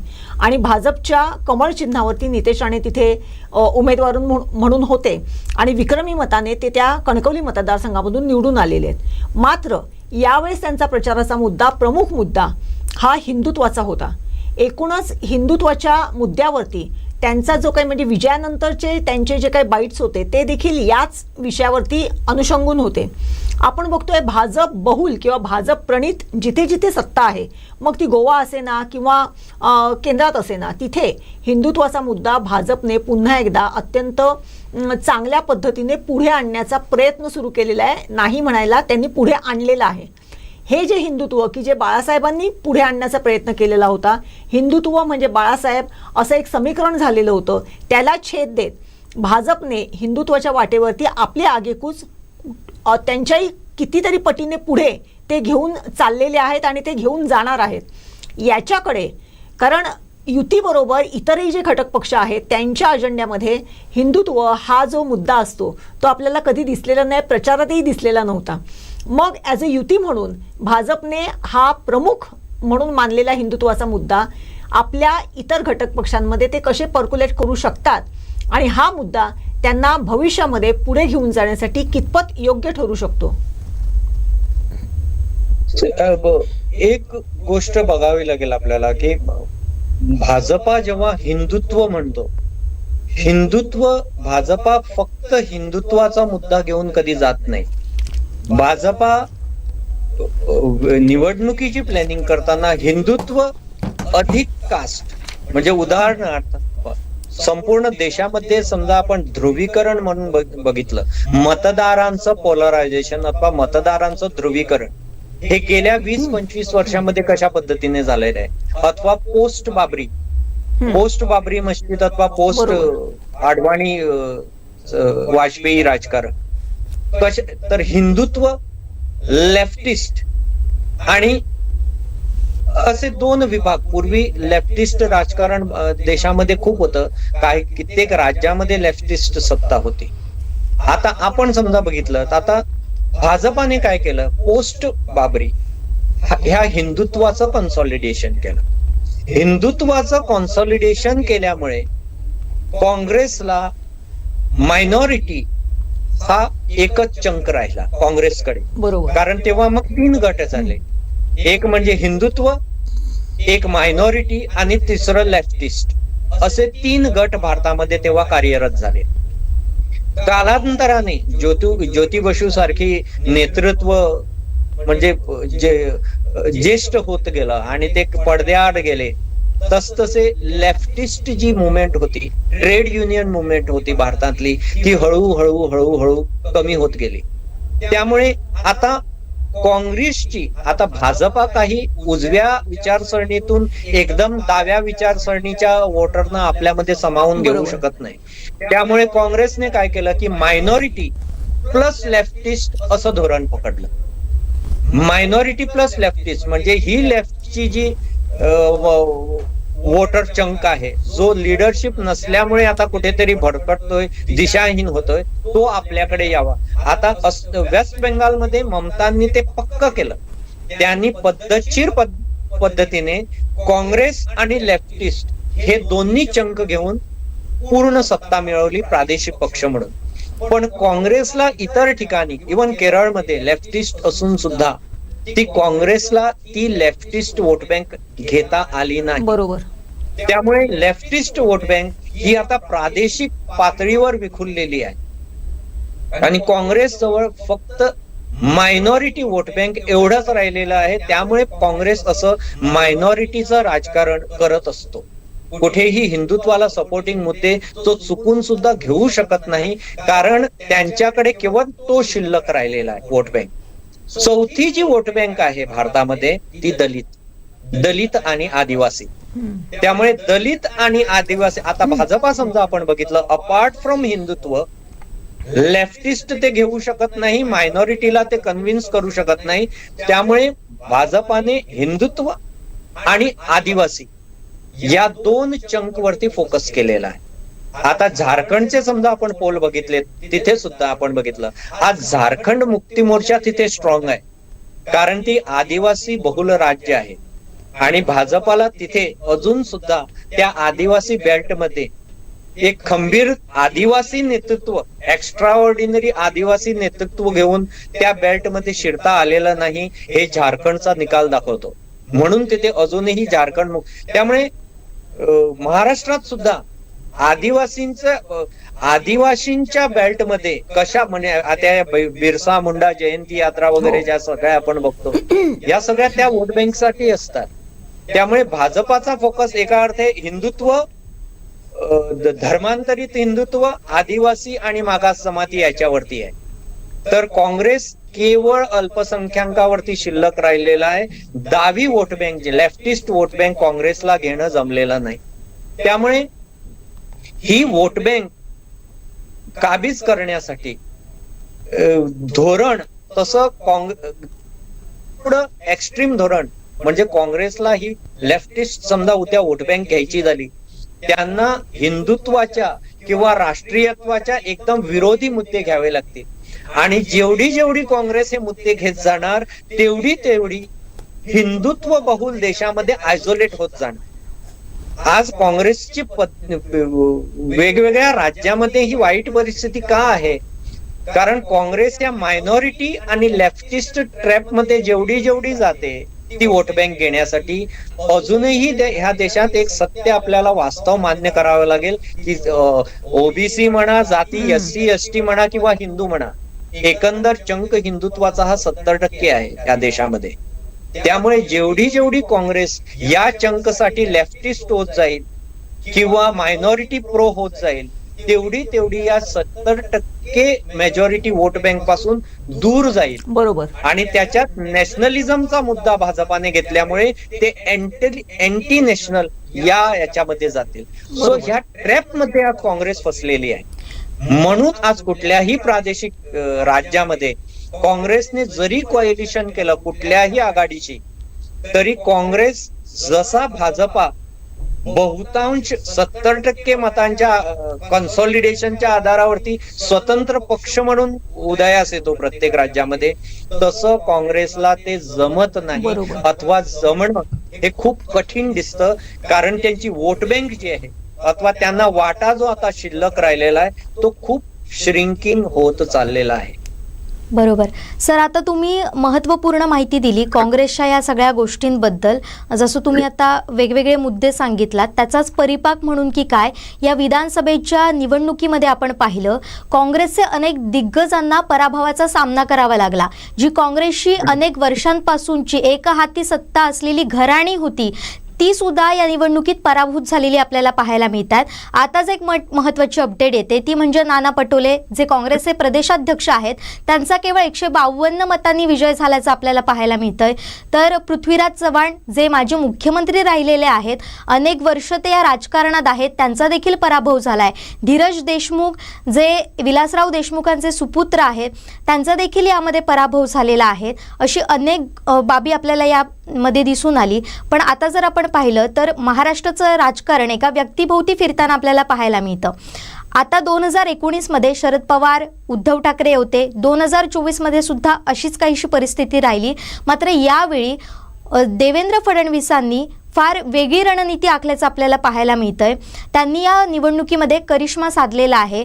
जी काही नाचक्की 2019 नंतर त्यांना सहन करावी लागली त्याचाच काहीसा वचपा त्यांनी इथं काढला.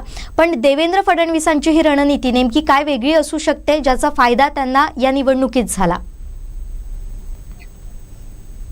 देवेंद्र फडणवीस महाराष्ट्राचं राजकारण म्हणा किंवा युपीचं एकाच पद्धतीने झालंय. तुम्ही लोकसभेचे तेव्हा निकाल बघता, महाराष्ट्रात किंवा गोव्याच्या बाबतीत दक्षिण गोव्याचा निकाल किंवा महाराष्ट्राच्या बाबतीत लोकसभेचा निकाल, उत्तर प्रदेशाच्या बाबतीत लोकसभेचा निकाल, याच्यात एक समान धागा होता. तो म्हणजे प्रादेशिक तळागाळातलं नेतृत्व जे होतं त्याला बाजूला ठेवून कुठेतरी वेगळे कॅन्डिडेट थोपले गेले त्यांच्यावरती. हे सूत्र, ही तळागाळातली पल्स ओळखणं, तेव्हा कॅज्युअल जो अप्रोच ठेवला भाजपाच्या केंद्रीय नेतृत्वाने आणि वेगळी माणसं, वेगळे कॅन्डिडेट थोपायचा प्रयत्न केला त्यांच्यावरती. त्यामुळे दक्षिण गोव्याचा निकाल किंवा महाराष्ट्राचा निकाल किंवा उत्तर प्रदेशाचा निकाल हे त्या कॅज्युअल अप्रोच मध्ये मुळे झाले होते. म्हणजे तेव्हा महाराष्ट्रामध्ये पक्षांची फाटाफूट झाली होती, लोकांमध्ये वेगळी भावना होती शिवसेनेत फूट पडल्यामुळे. पवारांना आतमध्ये घेतलं होतं ज्याच्यावरती भाजपा टीका करत होता. ही पल्स ओळखण्यात तेव्हा भाजपा कमी पडला. इथे काय केलंय भाजपाने, तो मायक्रो मॅनेजमेंट या धड्यातून केंद्रीय नेतृत्वाने सुद्धा धडा घेतला लोकसभेच्या निकालातून, की यापुढे जेव्हा आपण महाराष्ट्र किंवा युपी मध्ये, आता युपी सुद्धा बघितलं तुम्ही, आज बायपोल्सचे निकाल आले, 9 मधील 7 सीट भाजपाने घेतले. बरोबर. लोकसभेच्या विरुद्ध निकाल आला, लोकसभेत त्यांनी गमावले होते. आज सपाला फक्त 2 सीट, भाजपाने 7 घेतले. तोच धडा म्हणजे कॅन्डिडेट्स देण्याची जी पद्धत आहे, जी फीडबॅक घेतला जातो ग्रासरूट वरून, त्याला कारण एक म्हणजे त्याला फक्त फडणवीस नव्हे तर संघाने मोठ्या प्रमाणात कार्य तळागाळात केलेलं आहे.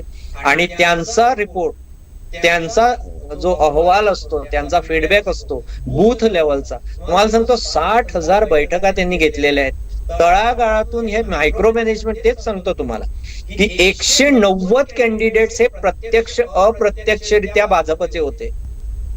एकतर भाजपाच्या तिकिटावर किंवा भाजपाचे दुसऱ्या सहयोगी पक्षांच्या तिकिटावर अथवा अपक्ष म्हणून. एवढ्या पातळीवर मायक्रो मॅनेजमेंट करण्याचे स्वातंत्र्य हे फडणवीसांना दिलं केंद्रीय नेतृत्वाने आणि त्यामुळे ते शक्य झालं. कदाचित लोकसभेच्या वेळेला एक म्हणजे गडकरी आणि फडणवीस हे आपल्याला मान्य करावं लागेल, महाराष्ट्राचे 2 मोठे नेते आहेत. गडकरींच्या बाबतीतही लोकसभेच्या वेळेला केंद्रीय नेतृत्वाची विचारसरणी अथवा मानसिकता वेगळी होती हे आपल्याला मान्य करावं लागेल. बऱ्या अंशी गडकरींना साईडलाईन केलं गेलं लोकसभेच्या वेळेला. आणि त्यामुळे हे 2 नेते जे आहेत महाराष्ट्राचे, ज्यांना महाराष्ट्राची तळागाळातील पल्स माहीत आहे. गडकरी हे संघाशी जोडलेले आहेत, नागपूरचा काना कोपऱ्याशी त्यांची नाळ जोडलेली आहे. आणि फडणवीस तसेच महाराष्ट्रात गडकरी हे दोन्ही नेते महाराष्ट्राची तळागाळाशी जोडलेले आहेत. त्यांना साईडलाईन करण्याचा फटका जो होता तो लोकसभेमध्ये बसला होता. आता केंद्राने त्यातून धडा शिकून एकच गोष्ट केली की पूर्णतः ते स्वातंत्र्य पुन्हा या दोन्ही नेत्यांना दिलं. आता तुम्ही म्हणता नेतृत्व कुणाकडे जाईल, एक गोष्ट आपल्याला आता लक्षात घ्यावी लागेल की भाजपा हा स्वतंत्र पक्ष म्हणून ऑलमोस्ट 145च्या नियर बाय आलेला आहे. 132 हा पूर्ण मेजॉरिटीच्या स्वतंत्र बळावर 145. त्यामुळे शिंदे म्हणा अथवा पवार अजित पवार गट दोन्ही गटांचं जी बार्गेनिंग पॉवर आहे ही यामुळे कमी झालेली आहे. बरोबर. त्यामुळे बार्गेनिंग पॉवर आता मोदींचं आता एक म्हणजे जो जाहीरनामा आहे तो जर एन्फोर्स करायचा असेल, केंद्राचं सहकार्य, केंद्राचा आर्थिक सहयोग हा लागेलच, अन्यथा अशा प्रकारचा डोल्सचा जाहीरनामा एन्फोर्स करणं कुठल्याही राज्याला स्वबळावर शक्य नाही. त्यामुळे केंद्रीय नेतृत्वाची कृपा, आशीर्वाद असलेला नेता असणं हे अत्यंत महत्वाचं आहे. बरोबर. त्यामुळे आता शिंदेला समजा ते भाजपाला आता त्याची मोजमाप करावी लागेल की आपण पक्ष म्हणून समजा उद्या अजित पवार अथवा शिंदे कुठल्याही निर्णयामुळे समजा दुखावले गेले आणि ती वोट बँक समजा बाजूला झाली तर स्वतंत्र पक्ष म्हणून आपण अजूनही सिंगल हँडेड बहुमतावरती येण्याची आपली तळागाळात तेवढी ताकद आहे का? म्हणजे मायक्रो मॅनेजमेंट बाजूला केला. आता मायक्रो मॅनेजमेंटमुळे 4 पक्ष एकत्र होते, मायक्रो मॅनेजमेंटमुळे एवढे सीट आले. उद्या हेच पक्ष समजा एकमेकांच्या विरोधात उभे राहिले तरी सुद्धा भाजपा हे सिंगल मेजॉरिटी गाठू शकते का? एवढी तळागाळात त्याची रीच पोचली आहे का? हा अंदाज घेतल्यानंतरच ही रिस्क अथवा हे गॅम करता येईल की फडणवीसांना मुख्यमंत्री करणं. अन्यथा फडणवीसांना मुख्यमंत्री करण्याचं गॅम्बल एक 2029 पर्यंत तरी भाजपा करू शकत नाही. कारण 2029 पर्यंत स्टेबिलिटी राज्यामध्ये असणं हे भाजपाला, कारण एक म्हणजे UCC इम्प्लिमेंटेशन आहे, नंतर अनेक 1 नेशन 1 पोल आहे. इथे अशा स्थितीत भाजपाला 2/3 मेजॉरिटी ही 2/3 राज्यामध्ये लागते. म्हणजे हे कायदे पास होण्यासाठी 2/3 राज्यामध्ये सत्ता हवी आणि मेजॉरिटी हवी. सो ही राज्य टिकवून ठेवणं, या राज्यामध्ये कुठलीही नेतृत्वाची धुसफूस होऊन उद्या समजा सरकार पाडलं तर भाजपाला ते परवडत नाही. कारण भाजपाला 30 ते 32 राज्यामधील किमान 22 ते 23 राज्य आपल्याकडे हवी आहेत या UCC आणि 1 नेशन 1 पोल साठी. त्यामुळे एवढी रिस्क व्हल्नरेबल सरकार ठेवणं केंद्राला परवडेल का 2029 पर्यंत? हा मुद्द्याचा समजा विचार केला तर भाजपाच्या दृष्टीने फडणवीसांना मुख्यमंत्री करणं हे थोडं गॅम्बल राहील. पण शिंदेची बार्गेनिंग पॉवर आणि अजित पवारांची बार्गेनिंग पॉवर ही मोठ्या पद्धतीने अंशी कमी झालेली आहे. हे सिद्ध आहे. आता याच्यात पुन्हा तुम्ही भाजपा, शिंदे आणि अजित पवार हे तिन्ही गट समजा बघितले, एकदम 3ऱ्या नंबरवरती अजित पवार आहेत. त्यामुळे या आघाडीमध्ये कालांतराने अजित पवार हे ह्या आघाडीचे कॅज्युअलिटी होऊ शकतात. कारण भाजपा आता याच्या पुढे आपला मोर्चा जो आहे तो शिंदे सेनेच्या ऐवजी अजित पवार गटावरती नेऊन त्यांचं प्राबल्य, त्यांचं प्रभुत्व, त्यांचा प्रभाव कसा कमी करता येईल. कारण ते 3 नंबरवरती फेकले गेलेले आहे. त्यामुळे NCP शरद पवार ही कमकुवत झालेली आहे आता, आणि NCP अजित पवार या 2 गटांवरती आता भाजपाचं केंद्रीकरण असेल. आणि कदाचित भाजपाने ही NCP हा घटक निष्प्रभ केल्यानंतर कदाचित भाजपा शिंदे सेनेशी अशा प्रकारचं गॅम्बल नंतर करू शकतं. कदाचित त्यासाठी अजून एक 3-4 वर्षांचा कालावधी लागेल. पण तेवढं स्पष्ट सांगता येत नाही की आता फडणवीस मुख्यमंत्री होतीलच असं सध्या तरी अंदाज वाटतो. पण सर आता आपण पाहिलं की शिंदेंना बऱ्यापैकी यश यावेळी सुद्धा मिळालं, तसंच लोकसभेत सुद्धा मिळालेलं होतं, ज्यामध्ये भाजपची बऱ्यापैकी पिछेहाट झाली. मात्र शिंदेंनी बऱ्यापैकी आपले उमेदवार निवडून आणलेले होते. मात्र दुसरीकडे आपण पाहिलं 2019 नंतर ठाकरेंच्या विरोधात शिंदेंचा चेहरा उभा केला तो भाजपनंच, हे आपल्याला नंतर सगळ्या गोष्टी घडामोडी स्पष्ट झालेल्याच होत्या. मात्र असं असून सुद्धा आता सुद्धा शिंदेंनी मोठ्यापैकी जागा मिळून सुद्धा शिंदेंना बाजूला केलं जाऊ शकतं का? तेच म्हणतो मी, सध्या बाजूला करणं कठीण आहे. जोपर्यंत एनसीपी हा घटक पूर्णतः निष्प्रभ होत नाही, शरद पवार आणि अजित पवार हा गट बऱ्याच निष्प्रभ होत नाही, तोपर्यंत भाजपा ही रिस्क घेईल असं वाटत नाही. पण कालांतराने भाजपा तेही करणारच. कारण गोव्यात आपण बघितलंय, मगो सारखा पक्ष जो पूर्ण सत्तेवर होता, ज्याने मुक्तीनंतरच्या गोव्यात 15-20 वर्षे स्वतः एका हाती सत्ता चालवली, तो पक्ष पूर्णतः आज भाजपाने काबीज केलेला आहे. तो पक्ष पूर्णतः विलीन केल्यात जमा आहे. त्यामुळे आणि दुसरं, गोव्याच्या मगोची वोट बँक ही बीजेपीचीच भाजपाचीच वोट बँक आहे. तसंच महाराष्ट्रामध्ये शिंदे म्हणा, ठाकरे सेना म्हणा, ही वोट बँक बीजेपीचीच आहे. त्यामुळे आतून भाजपा ती आपलीच वोट बँक मानतो. फरक आहे फक्त नेतृत्वाचा. कालांतराने भाजपात म्हणजे बार्गेनिंग पॉवर कमी झाल्यामुळे त्यांना कालांतराने भाजपामध्ये सामावून घेऊन हा शिवसेना हा गट जो भाग जो आहे तो विलीन करण्याचा प्रयत्न कालांतराने होईल. पण या परिस्थितीत, या स्थितीत शिंदेना बाजूला करणं अथवा त्यांना दुखावणं हे भाजपाला पुढील 3-4 वर्ष तरी हे शक्य होईल असं वाटत नाही. कारण ही अजूनही ती शिवसेनेची मराठी माणसाची जी वोट बँक आहे ती अजूनही पूर्ण हिंदुत्वाची झालेली असेल, पण मराठी माणसाची वोट बँक पूर्णतः तसं भाजपामध्ये विलीन होण्याची स्थिती अजून नाही आहे. ती वोट बँक अजूनही शिंदे, उद्धव ठाकरे आणि राज ठाकरे यांच्यामध्ये विभागली गेलेली आहे. सो ती वोट बँक कालांतराने त्यासाठी प्रयत्न होतील. पण आज शिंदेना बाजूला करणं हे प्रयत्न होतील त्यासाठी, कारण त्यांची बार्गेनिंग पॉवर कमी झालेली आहे. पण ते बाजूला करणं सध्या शक्य होईल असं वाटत नाही. पण सर आता शरद पवार पक्ष असेल, उद्धव ठाकरे पक्ष असेल आणि दुसरीकडे मनसे, या पक्षांचं भवितव्य काय होणार आहे?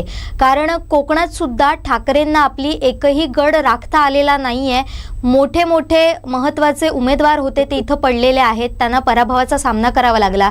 दुसरीकडे मनसेची जर आपण कामगिरी पाहिली तर एकही जागा त्यांना जिंकता आलेल्या नाही आहेत. खुद्द राज ठाकरेंचे सुपुत्र अमित ठाकरे देखील यांचा देखील पराभव झालेला आहे. काय वाटतं, भवितव्य काय आहे या तिन्ही पक्षांचं? नाही, इमिडिएट फॉलआउट या निवडणुकीचा शरद पवार गट आणि राज ठाकरे गटावरती होणारच आहे. कारण शरद पवारांचा जो इमिडिएट पुढचं नेतृत्व होतं अजित पवार, हे नेतृत्व फुटून या बाजूने आलेलं आहे. त्यामुळे शरद पवारांच्या एनसीपीचा जो मतांचा गठ्ठा आहे, मतगठ्ठा, तो अजित पवार आणि काही अंशी काँग्रेस, सेक्युलर तो मतगठ्ठा मूळ हिंदुत्ववादी नव्हता. त्यामुळे तो मतगठ्ठा शरद पवारांचा आता 3 मध्ये विभागला जाणार आहे. 3 याच्यामध्ये, एक मध्ये अजित पवार, दुसरं एनसीपी जोपर्यंत अस्तित्वात असेल पवार तोपर्यंत एनसीपी कडे, आणि तिसरा गट काँग्रेस आपल्यामध्ये घेण्याचा प्रयत्न करणार आहे. त्यामुळे या निवडणुकीच्या निकालांची फर्स्ट कॅज्युअलिटी जर कोण असेल तर शरद पवार एनसीपी ही असेल. दुसरी, राज ठाकरे यांचं तसं तुम्ही प्रभाव पक्ष म्हणून जर बघितला तर तेवढं त्यांचं ती मतं जी आहेत ती मतं मूळ शिवसेनेची आहेत, मराठी माणसाची आहे. त्यामुळे आता भाजपाच्या प्रभावाखाली हा गट जो आहे, शिंदे सेनेला आतमध्ये घेण्याच्या पूर्वी भाजपा राज ठाकरे गटाची वोट बँक पूर्णतः विलीन करण्याचा प्रयत्न करेल.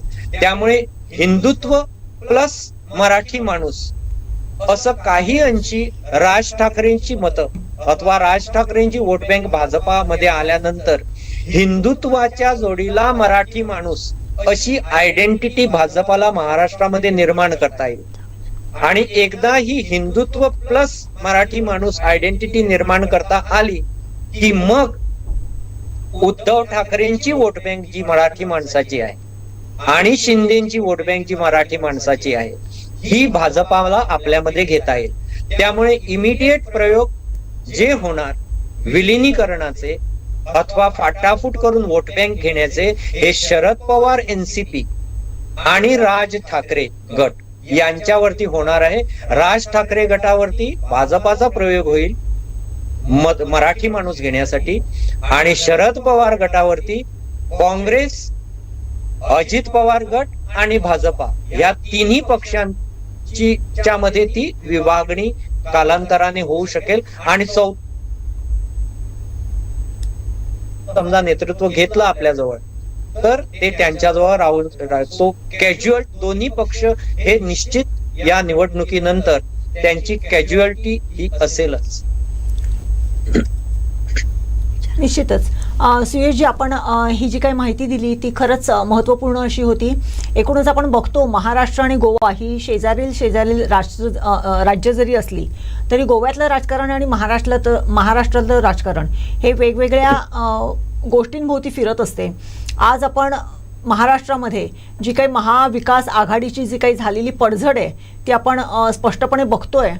ज्या पद्धतीने महाविकास आघाडीने महाराष्ट्रामध्ये आपली मोर्चे बांधणी करण्यासाठी सुरुवात केलेली होती ती सपशेल फेल गेलेली महाराष्ट्रातल्या राजकारणामध्ये दिसते. आणि पुन्हा एकदा भाजप हा सिंगल एक अत्यंत प्रभावशाली पक्ष म्हणून पुढे आलेला आहे आणि त्यांनी आपल्याबरोबर ज्या दोन पक्षांची मोट बांधलेली आहे त्यांचं देखील भवितव्य त्यांनी अशा पद्धतीने आपल्या बरोबर घेऊन जाण्यासाठी ते सरसावलेले आहेत. मात्र आता तुम्ही जसे म्हणालात की कॅज्युअलिटीमध्ये हे दोन्ही पक्ष भविष्यामध्ये कधीतरी येऊ शकतील, त्याला थोडासा कालावधी जाईल. मात्र हे सगळं असताना आत्ता जी महाराष्ट्रातली जनता आहे की लाडकी बहीण योजना की ज्याच्यावरती प्रचार केला गेला की जर भाजपला किंवा युतीला वोट आपण दिलं नाही ती ही योजना कदाचित बंद होईल. दुसरीकडे ज्या पद्धतीने आपल्याकडे महागाई किंवा ह्या गोष्टी वाढत चाललेल्या आहेत त्याचा जो काही निपटारा आहे ते केवळ महायुती करू शकते, अशा पद्धतीचे मुद्दे यावेळेसच्या प्रचारामध्ये प्रकर्षाने आणलेले होते. आणि सगळ्यात महत्त्वाचा मुद्दा होता तो शेतकऱ्यांचा होता. शेतकऱ्यांच्या मुद्द्यावरती खरं तर महायुतीच्या मार्फत ज्या पद्धतीने प्रभावीपणे प्रचार व्हायला पाहिजे होता तो झालेला नाहीये. त्यामुळे शेतकरी कुठेतरी आपल्या महाराष्ट्र राज्यामध्ये कुठेतरी दुखावलेला आहे. शेतकऱ्यांच्या मालाच्या निर्यातीचं धोरण जे अत्यंत क्लिष्ट करून ठेवलेलं आहे, ज्यामुळे शेतमालाला भाव मिळत नाहीये आणि अत्यंत कमी दरामध्ये शेतमाल विकावा लागतोय. ह्या सगळ्या गोष्टींचा जर आढावा जर घेतला तर शेतकरी की ज्याच्यावरती संपूर्ण महाराष्ट्रातली जनता जगत असते त्या शेतकऱ्याच्या अनुषंगाने या महायुतीच्या आता पुढच्या ह्या राजकारणामध्ये त्यांना कुठल्या प्रकारचं स्थान दिलं जाईल का, किंवा की फक्त औद्योगिकरण आणि तरुणांना रोजगार याच्यासाठी काढणाऱ्या ज्या काही आहेत त्या कारखाने याच्याच वरती त्याचा भर दिला जाईल. आणि मग असं असताना शेतकरी की ज्याने आज विसंबून मतदार म्हणून महायुतीला मतदान केलेलं आहे त्यांची जागा भविष्यामध्ये कशा पद्धतीची राहील. शेतकरी हा समजा घटक आपण बघितला संपूर्ण भारतामध्ये ग्रामीण अर्थव्यवस्था जी आहे तर कुठलंही सरकार घ्या आपण ग्रामीण डिलिव्हरी ज्याला म्हणतो प्रशासनाची तळागाळामध्ये अंत्योदयापर्यंत डिलिव्हरी हा जो भाग आहे हा कुठल्याही सरकारला अजूनपर्यंत तेवढा प्रभावी पद्धतीने करता आलेला नाही. आणि हे मोदी सरकारच्या बाबतीत सुद्धा तेवढंच शक्य आहे, सत्य आहे. मोदी सरकारचा समजा परफॉर्मन्स आपण गेल्या 13-14 वर्षात बघितलं तर मेजर डिलिव्हरी ही इन्फ्रास्ट्रक्चर प्रोजेक्ट्स आहेत. ते पोर्ट्स म्हणा, हायवे म्हणा, डिफेन्स मध्ये म्हणा किंवा इंटरनॅशनल डिप्लोमसी या फ्रंट वरती किंवा डिफेन्स किंवा राष्ट्रीयत्व अशा लेवलवरती मोदी सरकारचा आपल्याला परफॉर्मन्स दिसेल. पण ते परफॉर्मन्स जेव्हा ग्रासरूट डेलिव्हरी ह्या भागाकडे येतं तेव्हा त्याचा प्रभाव कमी होतो. कारण ह्याला प्रशासन जबाबदार असतं. तेवढं सक्षम प्रशासन तळागाळामध्ये असावं लागतं, तरच ही ग्रासरूट डेलिव्हरी शक्य होते. व्हर्च्युअल बैठका घेणं, व्हर्च्युअल प्रधानमंत्र्यांनी ऍड्रेस करणं, सगळ्या सचिवांना मुख्यमंत्र्यांच्या व्हर्च्युअल बैठका घेऊन वेगवेगळ्या व्हर्च्युअल मीटिंग्स ह्याने डेलिव्हरी होत नसते. त्यामुळे ग्रासरूट डेलिव्हरी आणि ग्रासरूट डेलिव्हरी म्हटली की ग्रासचा पहिला घटक हा शेतकरी. याच्यापर्यंत जी डेलिव्हरी असते ही डेलिव्हरी करणं प्रत्येक राज्य सरकारला आणि मोठ्या राज्यामध्ये तर असंच झालंय की या शेतकऱ्यापर्यंत डेलिव्हरी करणं हे शक्य झालेलं नाही सरकारात. म्हणून त्यामुळे आपण बघतो की कुठलंही सरकार जरी आलं तरी शेतकऱ्यांच्या आत्महत्या हे वास्तव असतंच. आता हा जाहीरनामा जो आपण बघतो म्हणजे आता महायुती ही जरी सत्तेवर आली, या अशा पद्धतीने सत्तेत येण्याचा एक मोठा धोका असतो. कारण अशा लाडली बहीण, लाडला भाऊ किंवा लाडला शेतकरी अशा योजनांच्या आधारावर मतं घेऊन जर ही युती सत्तेवर आलेली असेल तर ही डेलिव्हरी करणं त्याचा त्या अर्थसंकल्पावरती त्या राज्याचा प्रचंड बोजा पडणार आहे. आणि याला समजा केंद्र सरकारचा पाठिंबा नसेल, केंद्र सरकारची समजा मदत तेवढ्या प्रमाणात मिळाली नाही तर, कारण केंद्र सरकारच्या बाबतीत सुद्धा आज आपण कसं बघतो की जागतिक पातळीवरची जी परिस्थिती आहे, पेट्रोलियम मध्ये जरा सुद्धा चढ उतार झाले तर केंद्र सरकारचं कॅपिटल एक्सपेंडिचर, आपलं करंट अकाउंट आणि बिलिंग आणि बजेट इथल्या तिथं होत जातं. बरोबर. त्यामुळे अशा पद्धतीमध्ये केंद्र सरकार राज्यांना किती काळ मदत देऊ शकेल. त्यामुळे आता केंद्रीय पातळीवरती सुद्धा आपण बघतो पेट्रोलियम हे जे राज्यांच्या याचा रेव्हेन्यू जो अजून राज्यांच्या अखत्यारीत आहे, पेट्रोलियम, लिकर आणि रिअल इस्टेट, याच्यातला पेट्रोलियम सेक्टरचा वाटा जीएसटी मध्ये समावेश करण्याविषयी केंद्र सरकार विचार करत आहे. म्हणजे कालांतराने हा पेट्रोलियम हा रेव्हेन्यू सुद्धा जशी जशी भाजपाकडे जास्त जास्त राज्य येत जातील तसे तशा पद्धतीने केंद्र सरकार ही रिअल इस्टेट आणि पेट्रोलियम हा वाटा आपल्या जीएसटी मध्ये समाविष्ट करेल आणि राज्यांचं आर्थिक जी क्षमता आहे राज्यांची ती कमी कमी होत जाईल. कारण रेव्हेन्यू हा सेंट्रिक होत जाईल. त्यामुळे शेतकऱ्याला शेवटी डेलिव्हरी देणं, शेतकऱ्याच्या ज्या स्कीम्स असतात त्या प्रादेशिक असतात. बरोबर. त्या प्रादेशिक स्कीम्सना पाठबळ देणं अथवा अर्थपुरवण आर्थिक सहाय्य करणं हे सरकारला स्वतःच्या पाठिंब्यावर करावं लागेल. आणि तो जर फिस्कल मॅनेजमेंट तेवढ्या पद्धतीने होत झाला नाही तर कर्नाटकात जी आज परिस्थिती झाली, कारण कर्नाटकात जे सत्तेत आलं सरकार ते पूर्णतः अशाच जाहीरनाम्यावरती आलेलं आहे. लाडली बहीण, फ्री बस तिकीट आणि काय सगळं अशा प्रकारचे जाहीरनामे एक्झिक्यूट करणं सोपं नसतं. त्यामुळे आज जरी कोणी जल्लोष करत असला की महायुती सत्तेवर आलेली आहे, डबल इंजिनचा त्याला पाठिंबा असेल, डबल इंजिनच्या पाठिंब्यावर अशा पद्धतीने योजना पूर्णतः राबवणं हे वास्तव तसं शक्य नसतं. त्यामुळे या जाहीरनाम्यातलं शेतकऱ्यांच्या पदरी नेमकं काय पडणार आणि किती पडणार आणि कशा पद्धतीने पडणार हा प्रश्नचिन्ह कायम राहील. कारण एवढं सपोर्टिंग बजेट कुठल्याही राज्याजवळ नसतं. आणि जशी ग्लोबल जिओपॉलिटिकल परिस्थिती अस्थिर होत जाईल तेवढी राज्यांना सपोर्ट करण्याची केंद्राची क्षमता कमी होत जाईल. इंटरनॅशनल टर्ब्युलन्सीसमुळे करंट अकाउंट मध्ये जरा सुद्धा जर चढ उतार व्हायला लागले तर केंद्राची राज्यांना सपोर्ट करण्याची क्षमता जी असते ती कमी होत जाते. त्यामुळे महाराष्ट्राला हा जाहीरनामा स्वतःच्या बळावर एक्झिक्यूट करण्याची क्षमता, तेवढं फिस्कल प्रुडन्स, तेवढी फिस्कल शिस्त दाखवावं लागेल, तरच त्या शेतकऱ्याच्या पदरी काहीतरी पडणार. अन्यथा आपण गोव्यात सुद्धा बघतो, केवळ 16 लाखांच्या राज्यामध्ये 16 लाख लोकसंख्या आहे, इथे सुद्धा लाडली लक्ष्मी, गृह आधार सारख्या स्कीम्स पूर्णतः इम्प्लिमेंट करणं एवढी वर्ष होऊन सुद्धा सरकारला शक्य होत नाही. 6-6, 8-8 महिने त्यांचे पैसे मिळत नसतात. कुठेतरी मग चतुर्थीला, दिवाळीला, क्रिसमसला सरकार 6-6 महिन्यांची पेंडन्सी, 6 महिन्यातली 3 महिन्याची, वर्षातली 3 महिन्याची अशी पेंडन्सी त्यांना मग लाभार्थींना देत असतो.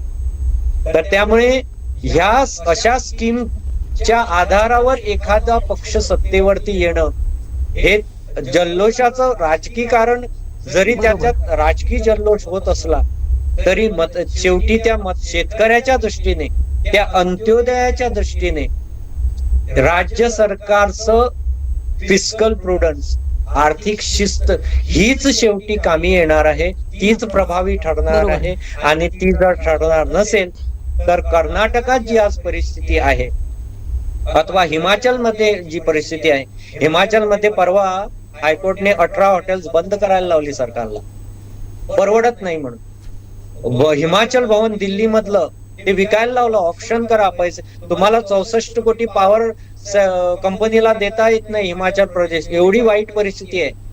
हिमाचल भवन दिल्लीतलं विकायला लावलं हायकोर्टने. म्हणजे लिलाव, राज्य सरकारांची मालमत्ता लिलावात काढायची, ऑप्शनला काढायची अशी परिस्थिती आता राज्यावरती येऊ लागलेली आहे. आणि कर्नाटकात सुद्धा हाच ट्रेंड आपल्याला दिसतोय. आणि ही परिस्थिती जर येऊ द्यायची नसेल तर महाराष्ट्राला या जाहीरनाम्याच्या बाबतीत महायुतीला खूप काटेकोर पद्धतीने, बारकाईने, फिस्कल प्रुडन्सने विचार करावा लागेल. अन्यथा त्या शेतकऱ्याच्या पदरी काहीही पडणार नाही. बरोबर. आता महायुती सरकार शेतकरी आणि लाडकी बहीण या योजना कशा राबवते हे बघणं फार महत्त्वाचं ठरणार आहे. सर, आता शेवटचा प्रश्न, फडणवीसांचं झालेलं जबरदस्त कमबॅक, महायुतीचं येणारं आताचं सरकार, शिंदेंना मिळालेली जनतेची साथ, ठाकरे पवार यांची झालेली पिछेहाट आणि एकंदरीत ही सगळी परिस्थिती पाहता काँग्रेसच्या दिग्गजांचा झालेला पराभव, महाराष्ट्राच्या राजकारणाचं भवितव्य काय असेल? महाराष्ट्र आता कुठल्याही राज्याचं आपण सेंट्रल जेव्हा बघतो, कुठलंही राज्य तुम्ही 29 राज्य किंवा 32 केंद्रशासित प्रदेश आज बघा, आज फिस्कल ऑटोनॉमी ज्याला आपण म्हणतो, आर्थिक स्वयंपूर्णता अथवा स्वायत्तता ज्याला आपण म्हणतो, आर्थिक स्वायत्तता ही प्रत्येक राज्याची कमी झालेली आहे. त्यामुळे महाराष्ट्राचं भवितव्य जे आपण महायुतीच्या डबल इंजिन जोपर्यंत आहे, म्हणजे गोव्यात जी परिस्थिती आहे तीच महाराष्ट्रात असेल, तीच उत्तर प्रदेशमध्ये, तीच सगळ्या राज्यांना लागू आहे की प्रत्येक राज्य हे डबल इंजिन वरतीच चालू शकतं. स्वतंत्र चालण्याची त्याची क्षमता, त्याची फिस्कल ऑटोनॉमी ही प्रत्येक राज्याची पोस्ट जीएसटी, बाकी म्हणजे पेट्रोलियम, लिकर आणि रिअल इस्टेट रेव्हेन्यू गेल्यानंतर फिस्कल ऑटोनॉमी ही कमी झालेली आहे. त्यामुळे महाराष्ट्राला हे कायम अथवा महाराष्ट्रात हे केंद्रात जे सरकार आहे तेच महाराष्ट्रात यावं लागेल. आणि ते तसं कॉम्बिनेशन असेल तरच महाराष्ट्र हा सस्टेन होऊ शकतो. त्यामुळे नेतृत्व कुठलं जरी असलं, नेतृत्व हे पक्षाला सत्तेवरती आणू शकतं, नेतृत्वाचा प्रभाव हा सत्तेवरती आणू शकतो. पण जाहीरनामा एक्झिक्यूट करणं अथवा वार्षिक अर्थसंकल्प एक्झिक्यूट करणं हा पूर्णतः वेगळा भाग आहे. आणि शेवटी मतदाराच्या पदरी जे काय पडतं अथवा महाराष्ट्राचा एकंदर विकास आपण म्हणू, तो काही असतो. कारण एरवी जरी आपण बघितलं महाराष्ट्राचा औद्योगिक विकास तुम्ही म्हणा, आज काही प्रोजेक्टच्या बाबतीत महाराष्ट्र वर्सेस कित्येक राज्यामध्ये महाराष्ट्र वर्सेस गुजरात होतं. कित्येक प्रकल्प महाराष्ट्रात जे यायचे असतात ते गुजरातमध्ये जातात. म्हणजे सेंट्रल लॉबी आज प्रत्येक राज्यामध्ये स्पष्टच बोलायचं झालं तर सेंट्रल लॉबी आणि गुजराती लॉबी, हरियाणाची लॉबी, गुजरातची लॉबी, औद्योगिक लॉबी जी आहे ही प्रत्येक राज्यामध्ये एवढी कार्यरत आहे आणि इफेक्टिव्ह आहे की प्रत्येक राज्याची इंडस्ट्रीयल ऑटोनॉमी सुद्धा, म्हणजे एखादा मोठा प्रोजेक्ट जरी आणायचा झाला तो महाराष्ट्रात येईल की गुजरातमध्ये येईल, एवढ्या लेवलवरती होत असतं. Hyderabad versus Gujarat, Telangana versus Gujarat, Maharashtra versus Gujarat, कर्नाटकात बेंगलोर वर्सेस गुजरात, कित्येक राज्यामध्ये आज आपल्याला इंडस्ट्रीयल लॉबिंग साठी वर्सेस गुजरात दिसतं. त्यामुळे एकावरती केंद्र आर्थिक सहाय्य स्कीम साठी करणार महाराष्ट्राला, पण त्याची किंमत औद्योगिकीकरणाच्या बाबतीत पण महाराष्ट्राला मोजावी लागू शकते. कारण हे डबल इंजिन जेवढं चांगलं असतं तेवढंच त्याचे दुसरे परिणाम पण राज्याला भोगावे लागतात. जसे गोव्यामध्ये आपण बघतो, हरियाणाच्या, गुजरातच्या, दिल्लीच्या रिअल इस्टेट लॉबीमुळे आज गोव्यात जे तळागाळात प्रश्न निर्माण झालेले आहेत रिअल इस्टेटच्या बाबतीत, अशा अप्रत्यक्ष इन्फ्लुएन्शियल लॉबी जेवढा महाराष्ट्र आर्थिकदृष्ट्या कमकुवत होत जाईल, निष्प्रभ होत जाईल प्रादेशिक राजकारणाच्या बाबतीत, तेवढ्या या सेंट्रल लॉबी महाराष्ट्रावरती जास्त प्रभावी होत जाते. ह्या जेवढ्या चांगल्या असतात तेवढ्या त्याचा वेगळा परिणाम पण असतो. सो महाराष्ट्र जर तसा सक्षम व्हायचा असेल, महाराष्ट्र जर विकसित व्हायचा असेल, तर महाराष्ट्राच्या प्रादेशिक नेतृत्वाने राजकीय सक्षमीकरणाबरोबर महाराष्ट्राचं औद्योगिक आणि आर्थिक सक्षमीकरण पण स्वतःच्या बळावर करावं लागेल. जो केंद्रावरती विसंबला त्याचा कार्यभाग कालांतराने बुडाला. त्यामुळे महाराष्ट्राला याच्यातून संदेश घ्यावा लागेल या महायुतीतून, की जरी तुम्ही डबल इंजिन म्हणत असाल त्यातून काही चांगल्या गोष्टी असतात, पण त्याचे विपरीत जे परिणाम असतील ते कॉम्पेन्सेट करण्यासाठी प्रादेशिक नेतृत्वाला, प्रादेशिक तळागाळातील नेतृत्व घेऊन, आर्थिक शिस्त घेऊन पुढे यावं लागेल. तरच महाराष्ट्राच्या बळावरती पुढे येऊ शकेल. नक्कीच. जर सर तुम्ही जसं सांगितलात, आता महाराष्ट्राला आर्थिक स्वबळावर सक्षम होण्याची गरज आहे आणि तरच आपण तग धरू शकतो, विविध योजना राबवू शकतो. केवळ केंद्रावर विसंबून आता चालणारं नाही आहे. सर धन्यवाद आपण केलेल्या सगळ्या महत्त्वपूर्ण विश्लेषणासाठी आणि आम्हाला दिलेल्या वेळासाठी. मनपूर्वक आभार. नमस्कार. तर अशा पद्धतीनं आता आपलं विश्लेषण सुद्धा झालेलं आहे. मॅडम, मी आता तुमच्याकडे येते. एक महत्त्वाची अपडेट येते, ती म्हणजे नव्या सरकारचा शपथविधी जो असेल तो सोमवारी होणार आहे. सुरुवातीला आपण काही काळापूर्वी ही बातमी आपल्या दर्शकांपर्यंत पोहोचवलेली होती आणि वानखेडे स्टेडियमवर या नव्या सरकारचा शपथविधी होईल. मात्र यात कोणाकोणाचा समावेश असेल, मुख्यमंत्री पदावर नेमकं कोण आपला दावा टाकणार आहे आणि कशा पद्धतीनं लोक तो ॲक्सेप्ट करणार आहेत हे सुद्धा पाहणं महत्त्वाचंच ठरणार आहे. पण काय वाटतं, एकंदरीत महाराष्ट्राच्या चेहरा नेमका कोण होऊ शकतं? देवेंद्र फडणवीस पुन्हा एकदा मुख्यमंत्री पदावर विराजमान होऊ शकतात का, शिंदेंना बाजूला सारून? नक्कीच. आता ज्या पद्धतीने आज सकाळपासून आपण ज्या BJPच्या नेत्यांच्या, जिल्हाध्यक्षांच्या, पुढाऱ्यांच्या बाईट बघत होतो, त्यांच्या मुलाखती बघत होतो, अगदी आपल्या जिल्ह्यातल्याच नाही तर राज्यातल्या संपूर्ण जे काही पदाते त्यांचे नेते आहेत, त्यांचे जे पुढारी आहेत, त्यांच्या ज्या बाईट बघत होतो त्याचा जर विचार केला तर निश्चितच त्यांच्या मनातला मुख्यमंत्री हा देवेंद्र फडणवीसच आहे. अगदी अमित शहांनी देखील देवेंद्र फडणवीसांचं अभिनंदन केलेलं आहे. नरेंद्र मोदींनी देवेंद्र फडणवीसांचं अभिनंदन केलेलं आहे. या सगळ्या जर बाबी बघितल्या आणि एकूणच भाजपचा हा जो कार्यकर्ता जो काही पूर्णपणे तन मन वेचून कामाला लागलेला होता, त्याचा जर एकूणच जर विचार केला तर निश्चितच भाजपच्या मनातला जर मुख्यमंत्री कोण असेल तर तो देवेंद्र फडणवीसच आहे. आणि भाजपने त्याच्यापूर्वी म्हणजे याच्यापूर्वी मुख्यमंत्री कोण, महायुतीचा मुख्यमंत्री कोण असेल, महाविकास आघाडीचा मुख्यमंत्री कोण असेल, ह्याच्या अनेक चर्चा रंगलेल्या होत्या. परंतु ह्या चर्चांमध्ये, महायुतीच्या चर्चेमध्ये भाजपने अत्यंत सावध अशी भूमिका घेतलेली होती आणि त्यांनी तेव्हा असं नेहमी ठासून सांगितलेलं होतं की ज्या पक्षाचा टक्का जास्ती त्या पक्षाचा मुख्यमंत्री होईल. बरोबर. त्यामुळे जर भाजपने हे जर सांगितलेलं आहे आणि आज भाजपला निर्विवाद असं बहुमत या 3 पक्षांमध्ये मिळालेलं आहे, युतीच्या त्यांच्या मित्रपक्षांमध्ये भाजपला निर्विवाद असं बहुमत मिळालेलं आहे, त्यामुळे निश्चितच देवेंद्र फडणवीस यांच्या नावाची जी चर्चा आहे ती निश्चितच फलद्रूप होईल. आज मगाशी आपण भाजपचे जिल्हाध्यक्ष प्रभाकर सावंत यांचं देखील मत जाणून घेतलेलं होतं. त्यांनी देखील असं सांगितलेलं होतं की वरिष्ठ पातळीवरती नक्की काय होतंय किंवा ह्या सगळ्या गोष्टी आहेत त्या वरिष्ठ पातळीवरती ठरल्या जात असतात.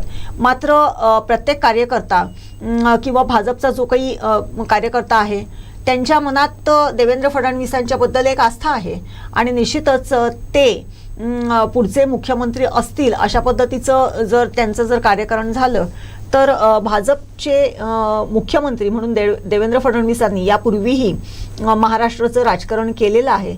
याच्या पुढे देखील देवेंद्र फडणवीसांच्या ऐवजी दुसरा पर्याय जर भाजपला शोधायचा असेल तर निश्चितच त्याचबरोबर देवेंद्र फडणवीसांचं जे राजकारण आहे की ज्या राजकारणावरती आज त्यांनी हे निर्विवाद यश महाराष्ट्रामध्ये आपल्याकडे खेचून आणलेलं आहे त्याला सुद्धा ते डोळेझाक करू शकणार नाहीयेत जुईली. बरोबर. आणखीन एक अपडेट येते ती म्हणजे पंतप्रधान नरेंद्र मोदी यांनी महाराष्ट्र सरकारचं अभिनंदन केलेलं आहे, महायुतीचं अभिनंदन केलेलं आहे. त्यांच्यासाठी त्यांनी एक ट्विट केलेलं आहे. ते नेमकं काय म्हणतायत ते पाहू. विकासाचा विजय, सुशासनाचा विजय, ही एकी आम्ही आणखीन उंच जाऊ. NDAला ऐतिहासिक जनादेश दिल्याबद्दल माझ्या महाराष्ट्रातील भगिनी आणि बांधवांचे, विशेषतः राज्यातील तरुण आणि महिलांचे मनपूर्वक आभार. ही आपुलकी आणि जिव्हाळा अतुलनीय आहे. महाराष्ट्राच्या प्रगतीसाठी आमची आघाडी कार्यरत राहील याची मी जनतेला ग्वाही देतो. जय महाराष्ट्र असं ट्विट महायुतीसाठी पंतप्रधान नरेंद्र मोदी यांनी केलेला आहे. आता आपण पुन्हा एकदा तिन्ही मतदारसंघाकडे येऊया, विशेषतः सिंधुदुर्गच्या. सुरुवातीला येऊया आपण सावंतवाडी मतदारसंघामध्ये. तिथं दीपक केसरकर यांना जनतेनं पुन्हा एकदा संधी दिलेली आहे. 4थ्या टर्मसाठी त्यांना निवडून दिलेलं आहे. एक कुठेतरी नाराजी होती असं बोललं जात होतं. असं असून देखील 39,000 मताधिक्य हे दीपक केसरकर यांना मिळालेलं आहे. थोडंसं आपण 2019चा आढावा घेऊया. यामध्ये दीपक केसरकर यांना 69,784 मतांनी ते विजयी झालेले आहेत आणि आता त्यांचं जे मताधिक्य आहे ते आपण पाहतोय ते म्हणजे 39,000 हे मताधिक्य पाहतोय. काय वाटतं एकंदरीत इथं घटलेली जी काही मताधिक्य असेल, त्यांना मिळालेलं यश, त्याचं लीड कमी झालेलं असेल आणि दुसरीकडे विशाल परब यांनी अपक्ष राहून सुद्धा मोठी मुसंडी या मतदारसंघामध्ये मारलेली आहे. अर्चना घारे यांनी खूप चांगल्या पद्धतीनं टफ फाईट दिली. एवढे दिग्गज असून देखील त्यांच्या विरोधात त्या ठामपणे उभ्या राहिल्यात. लडकी हू लढ सकती हू हे त्यांनी दाखवून दिलेलं आहे. पण राजन तेलींना म्हणावा तेवढा करिश्मा या निमित्तानं करता आले नाही. जर ही अपक्षनी जी काही मतं खाल्लेली आहेत किंवा विशाल परब यांनी जी काही मतं घेतलेली आहेत त्याचा मोठा फटका हा राजन तेलींना होताना आपल्याला पाहायला मिळतोय. नक्कीच एकूणच सावंतवाडी मतदारसंघामध्ये पहिल्यापासूनच ट्विस्टवरती ट्विस्ट होत होते. इथे सावंतवाडी मतदारसंघातून चौरंगी निवडणूक किंवा चौरंगी ही निवडणूक होणार हे ज्यावेळेस स्पष्ट झालेलं होतं आणि त्याच्यातले 2 अपक्ष उमेदवार म्हणजे एक भाजपमधूनच युवा जे त्यांचे होते युवा प्रमुख होते ते विशाल परब आणि दुसरे राष्ट्रवादीमधून ज्यांना उमेदवारी मिळण्याची आशंका होती त्या अर्चनाताई घारे, या दोन्ही अपक्ष उमेदवारांनी बऱ्यापैकी मतं, मी तर म्हणेन असं की सिंधुदुर्गातल्या इतिहासामध्ये विशाल परब यांना यावेळेस अपक्ष म्हणून जी मतं मिळालेली आहेत ती खरंच लक्षणीय अशी आहेत. जर ही मतं, ह्या मतांची बेरीज जर केली असती आणि जर कुठेतरी या मतांची जर फारकत झाली नसती तर निश्चितच याचा फायदा दीपक केसरकरांनाही झाला असता आणि जर आघाडी म्हणून अर्चनाताई घारेंना जर सपोर्ट मिळाला असता आणि त्या पद्धतीने जर त्यांना जर त्यांची समजूत काढून जर त्यांचं जर मनधरणी करण्यात आली असती तरी निश्चित त्याचा फरक पडला असता. खरं तर सगळ्यात महत्त्वाचं गोष्ट म्हणजे सकाळी जशा साक्षी वंजारी काँग्रेस महिला जिल्हाध्यक्ष आलेल्या होत्या त्यांनी ज्या पद्धतीने सांगितलेलं होतं की उमेदवारी राजन तेलींना मिळाल्यानंतर आघाडीच्या मार्फत या मतदारसंघामध्ये जी दिलजमाई व्हायला पाहिजे होती ती झालेली नाही. त्यामुळे काँग्रेस, राष्ट्रवादी काँग्रेस, शिवसेना, उबाठा गट आणि त्यांचे घटक पक्ष यांचं जर एकूणच जर सगळं बघितलं, म्हणजे एकूण त्यांचं यावेळेसच्या प्रचारामध्ये घेतलेली प्रचारामध्ये असलेला त्यांचा सहभाग, त्यांच्या झालेल्या नेत्यांच्या सभा, त्यांचे झालेले घरोघरी झालेली त्यांच्या घरभेटी, हे जर सगळं बघितलं तर ते कुठेतरी कमी पडताना आपल्याला दिसत होतं.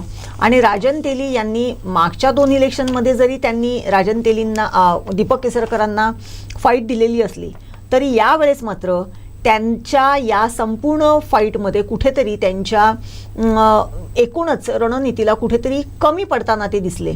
आणि सगळ्यात महत्त्वाचं म्हणजे जेवढी मतं राजन तेलींना मिळालेली आहेत त्याच्यापेक्षा किंबहुना काही थोडीशी मतं ही विशाल परब यांना मिळालेली आहेत. त्यामुळे हा मुद्दासुद्धा डोळेझाक करून चालणार नाही जुईली. कधी कधी रणनीती कशा पद्धतीने फिरते किंवा रणनीती करण्यासाठी कशा पद्धतीने काय केलं जाते ह्याचा एक भाग देखील हा असू शकतो. आणि त्याचा परिपाक म्हणजे विशाल परब ह्यांना मिळालेली मतं आणि याच्यामध्ये राजन तेली ह्यांना दुसऱ्या नंबरवरती मानावं लागलेलं समाधान. राजन तेलींनी अत्यंत भावनिक अशी साधही घातलेली होती की ही माझी शेवटची निवडणूक आहे आणि माझ्या जीवाला भीती पण आहे. मात्र या सगळ्याला डोळेझाक करून इथल्या मतदारांनी दीपक केसरकरांना पुन्हा एकदा भरपूर मतांनी विजयी करून दिलेला आहे. आणि निश्चितच त्यांनी जो काही चौकार साधलेला आहे त्याच्यातून त्यांनी पुन्हा एकदा या मतदारसंघावरती आपली पकड कशी घट्ट आहे हे पुन्हा एकदा दाखवून दिलेलं आहे. बरोबर. आता आपण थोडंसं कणकवलीकडे येऊया. पहिल्याचपासून म्हटलं जात होतं की नितेश राणेंना ही निवडणूक अतिशय सोपी आहे आणि तेच घडताना आपल्याला इथं दिसून आलं. जर 2019चा विचार केला तर नितेश राणे यांना तेव्हा 84,504 मतं मिळालेली होती, तर त्यांच्या विरोधात जे उमेदवार होते सतीश सावंत त्यांना 56,388 मतं पडलेली आहे. मात्र यावेळीचा जर निकालाची आकडेवारी आपण पाहिली तर नितेश राणे यांना 1,83,069 मतं पडलेली आहेत.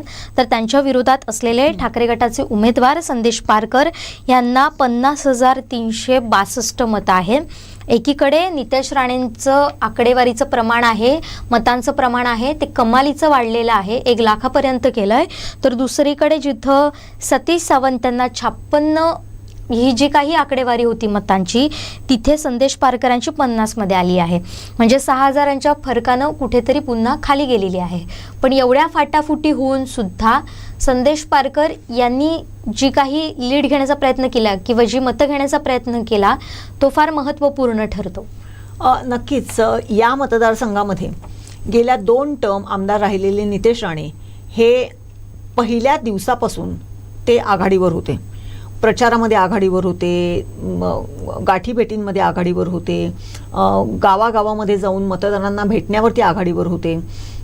त्यांच्यासाठी कुठल्याही सभा झाल्या नाहीत. ते स्वतः देवगड, कणकवली आणि वैभववाडी ह्या 3ही तालुक्यांमध्ये ते स्वतः फिरून त्यांच्या कार्यकर्त्यांसह ते आघाडीवरती होते.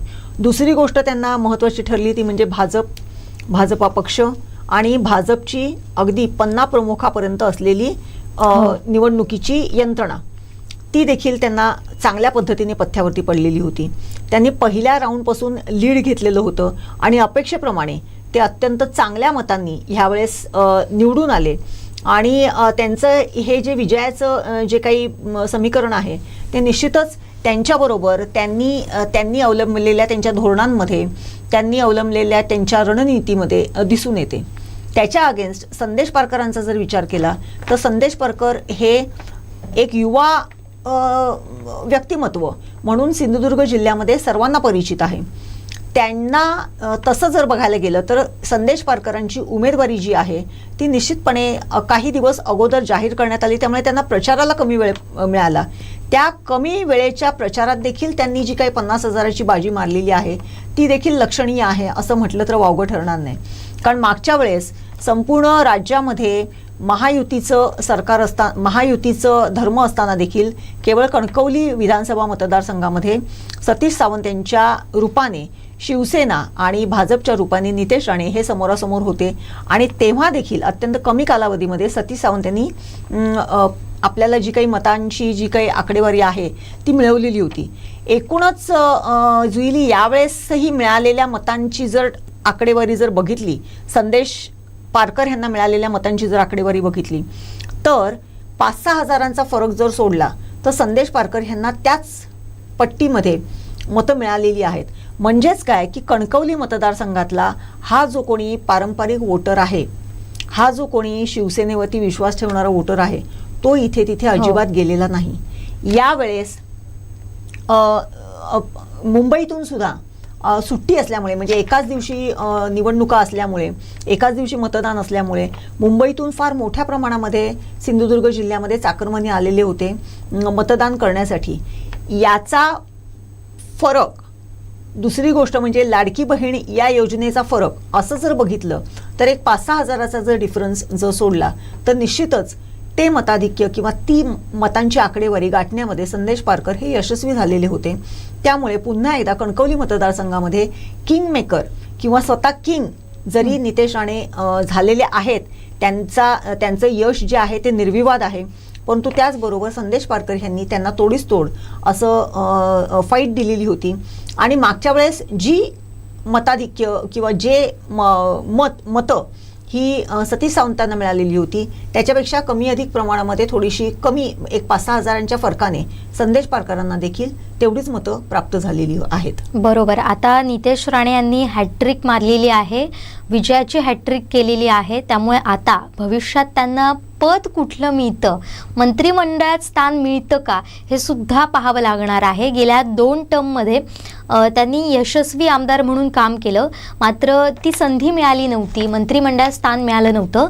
मात्र या विजयानंतर आणि 1 लाखांचा लीड म्हणता येणार नाही, मतं घेतल्यानंतर त्यांना मंत्रिमंडळात संधी दिली जाते का हे पाहणं सुद्धा महत्त्वाचं ठरणार आहे. दुसऱ्या बाजूला आपण कुडाळ मालवणचा विचार केला तर अपेक्षेप्रमाणेच तिथं घडल्याचं आपल्याला पाहायला मिळतं. काटेकी टक्कर होणार असं वारंवार सांगितलं जात होतं. शेवटपर्यंत कुणाला मताधिक्य मिळणार हे सांगू शकलं जात नाही असं देखील म्हटलं जात होतं आणि त्याच पद्धतीनं निकाल हाती आलेले आपल्याला पाहायला मिळाले. तर 2019चा जर विचार केला तर वैभव नाईक हे 69,168 मतांनी विजयी झालेले होते.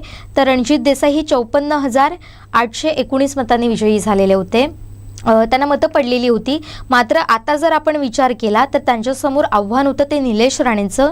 आणि इथे जर आपण पाहिलं तर निलेश राणेंना मतं पडलेली आहेत 80,997 आणि वैभव नाईक यांना मतं पडलेली आहेत 72,653.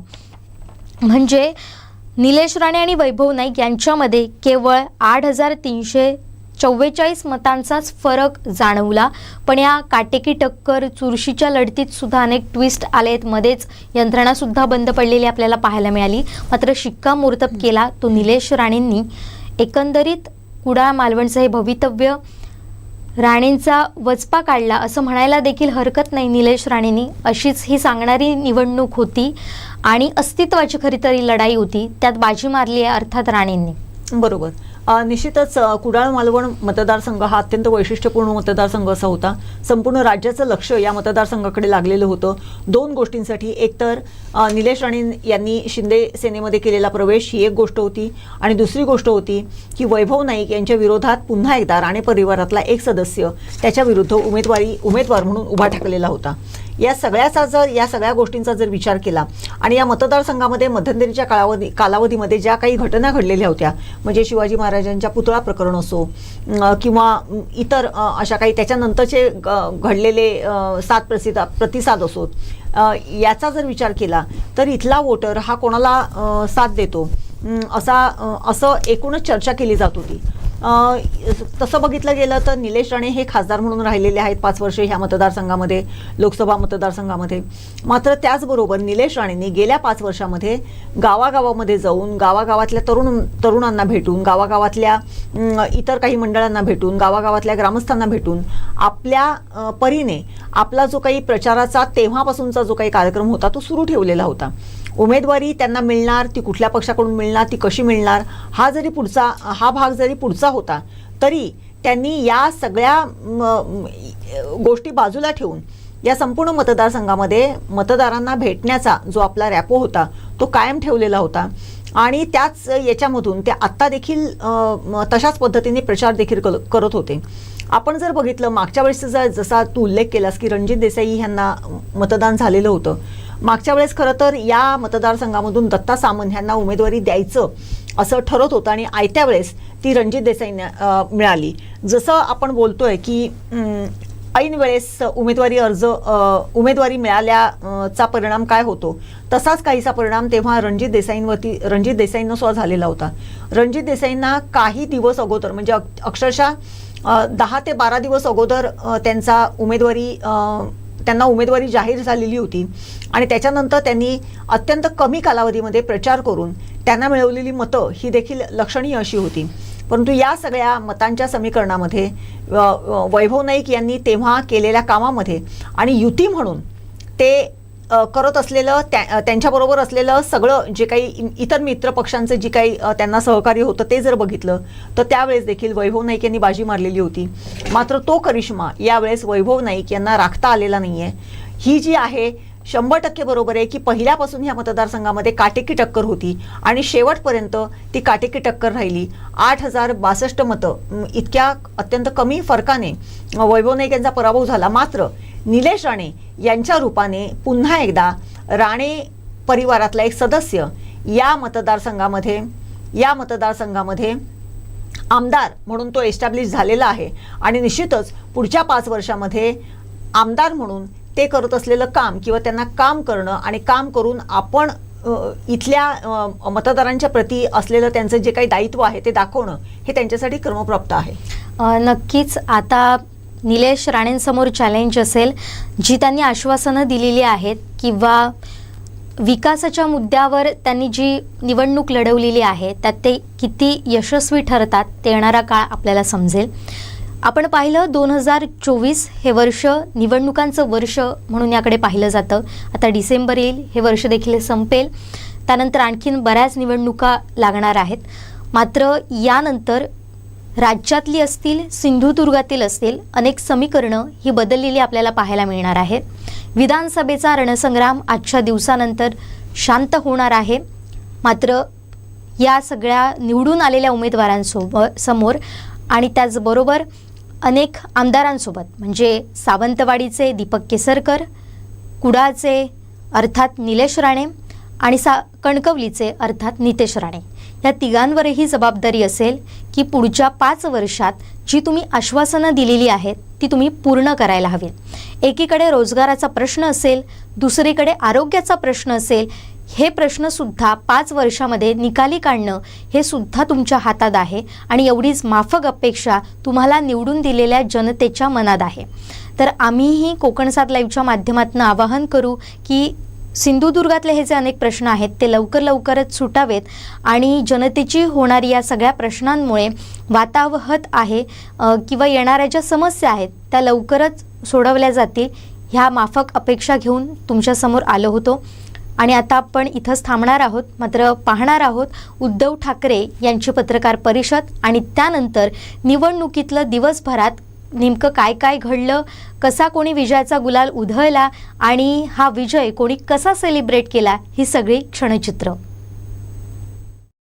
आज महाराष्ट्राच्या सर्वांनाच पडलेला विधानसभा निवडणुकांचा निकाल लागला. तरी देखील जे जिंकले त्यांचं मी अभिनंदन करतो आणि ज्यांनी प्रामाणिकपणाने महाविकास आघाडीच्या त्यांना मी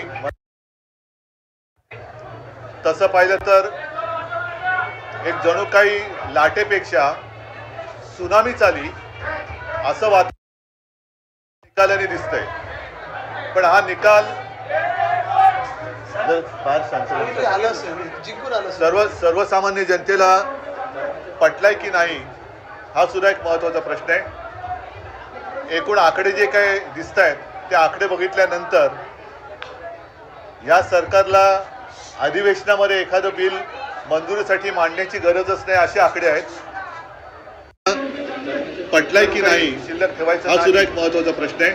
आणि 1-1.5 वर्षापूर्वी भारतीय जनता पक्षाचे तुर्तास असलेले अध्यक्ष जे पी नड्डा जे बोलले होते की एकच पक्ष राहील, party, one nation one election आणि वन पार्टी या दिशेने आपली आगेकूच चालली की काय असं भीतीदायक चित्र आहे. एकूणच हा निकाल जर का बारकाईने पाहिला तर आम्ही ज्या काही प्रचार सभा घेतल्या संपूर्ण राज्यभर आम्ही सगळेच फिरलो. सुषमाताई आहेत, अनिल आहेत, आदित्य आहेत, संजय आहे, मी स्वतः आहेत. हा निकाल म्हणजे लोकांनी महायुतीला मतं का दिली? सोयाबीनला भाव मिळत नाही म्हणून दिली का? कापसाची खरेदी होत नाही म्हणून दिली का? महाराष्ट्रातले उद्योग गुजरातला नेले जात आहेत म्हणून दिले का? महिलांची सुरक्षितता वाऱ्यावरती सोडली गेले म्हणून दिली का? म्हणजे नेमकं कळत नाही की कोणत्या प्रेमापोटी तर हा शब्द चुकीचा आहे, रागापोटी अशी ही लाट जणू काय उसळले हे कळत नाही आहे. हा निकाल अनाकलनीय आहे आणि याच्या मागचं गुपित हे काही दिवसामध्ये तर शोधावं लागेल. तूर्त मी महाराष्ट्राच्या जनतेला सांगतोय की आपण निराश होऊ नका, खचून जाऊ नका. काही जण म्हणतात की हा EVMचा विजय आहे, असूही शकतो, पण महाराष्ट्राच्या जनतेला हा निकाल मान्य असेल तर मग कोणीच काही बोलण्याची गरज नाही आहे. पण जर मान्य नसेल तर त्यांना सांगतो की आम्ही प्राणपणाने महाराष्ट्रासाठी लढत राहू, महाराष्ट्राच्या हितासाठी आम्ही लढत राहू. कोणी काही म्हटलं तरी महाराष्ट्राच्या जनतेला मी वचन देतो की आम्ही तुमच्यासोबत आहोत. उद्धवजी, हा जो विजय आहे महायुतीचा, लाडकी बहीणचा इम्पॅक्ट असल्याचं म्हटलं जाते. लाडकी बहीणचा इम्पॅक्ट जर का असेल तर मग बाकीच्या ज्या काही गोष्टी या उघड दिसत होता, आपण सुद्धा रिपोर्टिंग केलेलं आहे. मी तेच म्हटलं ना की सोयाबीनला भाव नाही आहे, कापूस खरेदी होत नाही, शेतकऱ्याच्या डोक्यावरती कर्ज चढलेलं आहे, बेरोजगारी वाढते आहे, महिला असुरक्षित आहेत, ह्या अशा अनेक गोष्टी, बेकारी वाढते आहे. तर लाडकी बहीणपेक्षा ज्या महिला आमच्या सभेला प्रचंड संख्येने येत होत्या त्यांच्यासमोर प्रश्न होता की घर कसं चालवायचं. कारण महागाई वाढते म्हणजे वाढती महागाईची शाबासकी म्हणून या सरकारला मत दिलं का? आणि आता मला एक असं वाटतं प्रामाणिकपणे, हा टोमणा नाही, की यावेळेला तरी अस्सल भाजपचा कोणतरी मुख्यमंत्री होईल अशी अपेक्षा आहे किंवा आशा आहे. महाविकास आघाडीचं कुठं चुकलेलं आहे असं वाटतं का? महाराष्ट्र विकास आघाडीचं आम्ही फार प्रामाणिकपणाने वागलो हे चुकलं की काय असं आम्हाला वाटतंय.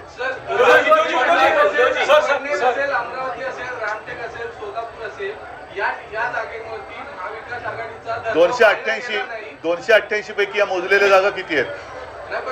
288 पैकी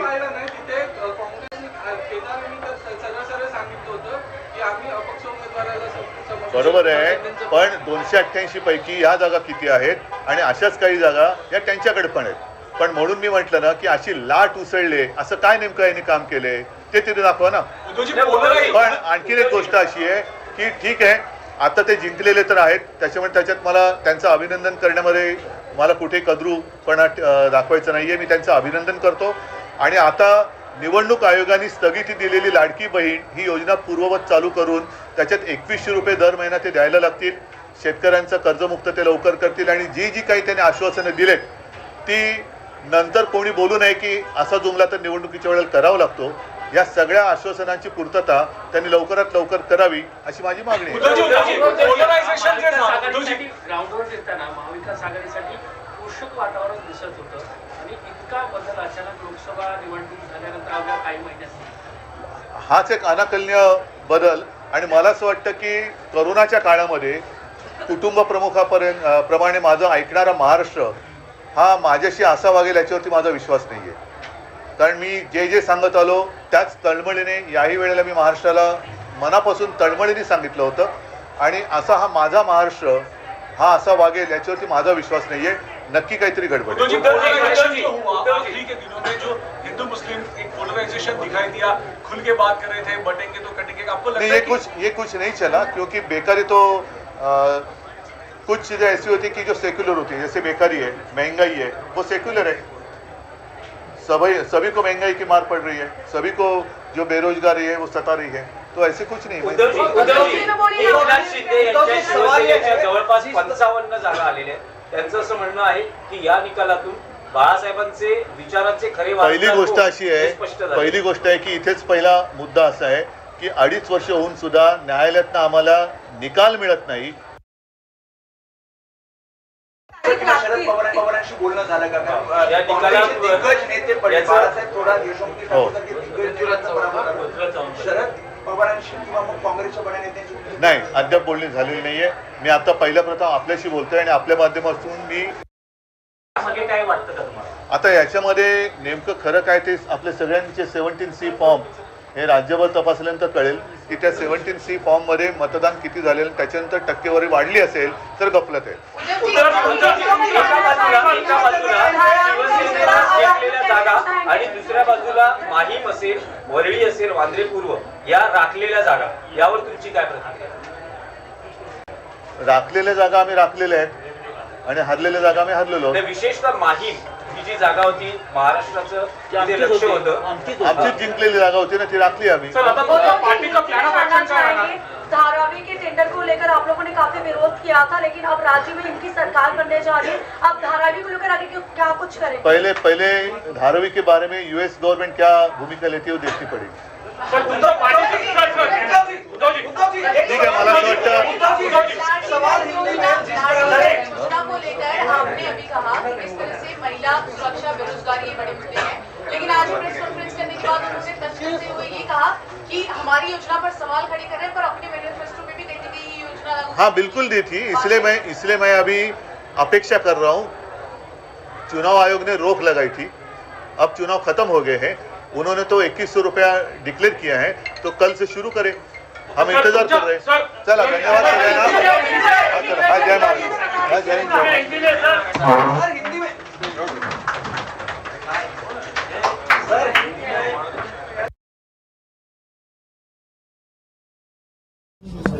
मी खरं तर माझ्या कुडाळ मालवणच्या जनतेचे आभार मानतो.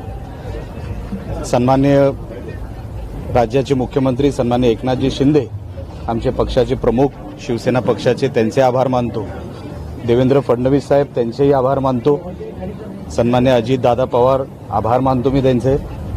सन्मान्य रवींद्रजी चव्हाण साहेबांचे आभार मानतो. राणे साहेबांचेही आभार मानतो.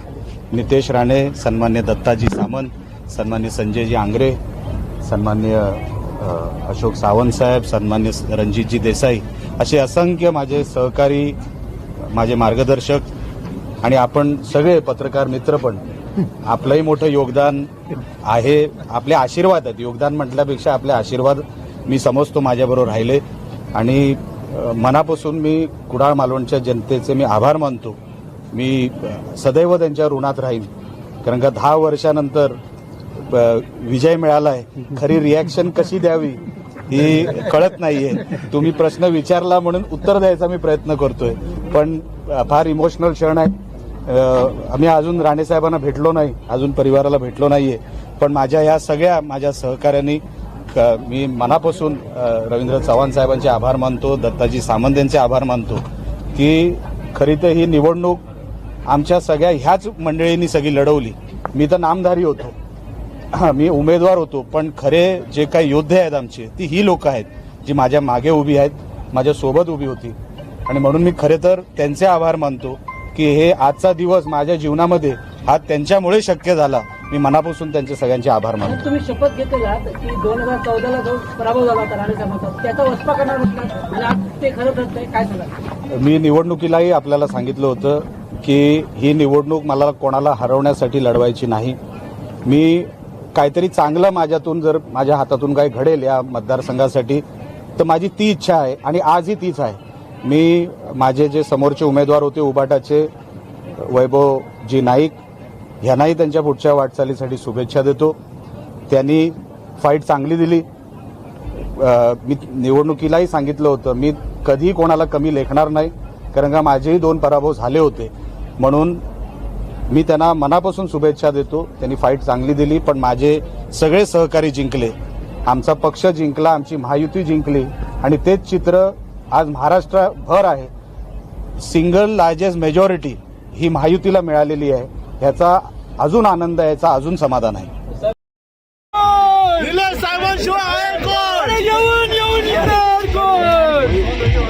साहेब आगे बढ़ो, हम तुम्हारे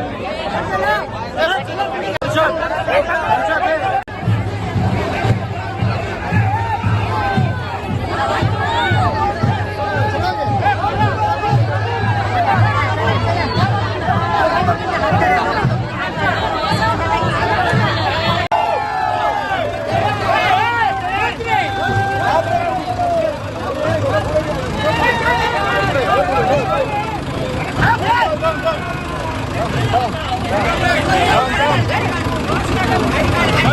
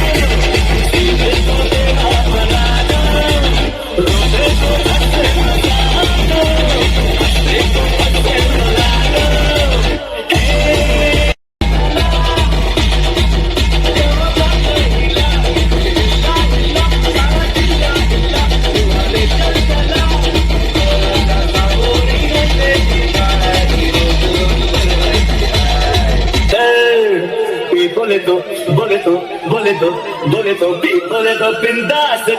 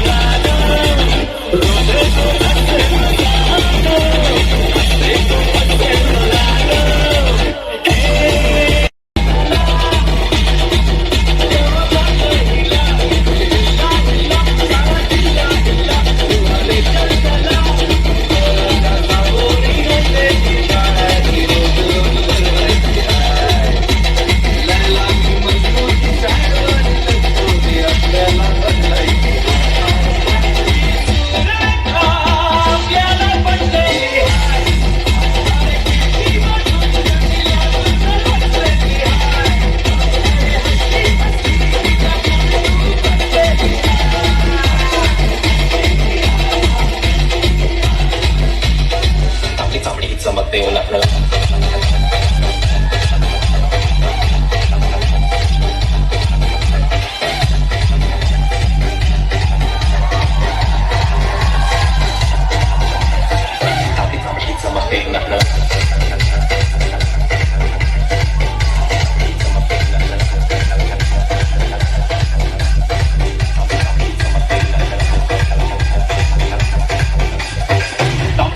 चमकते हो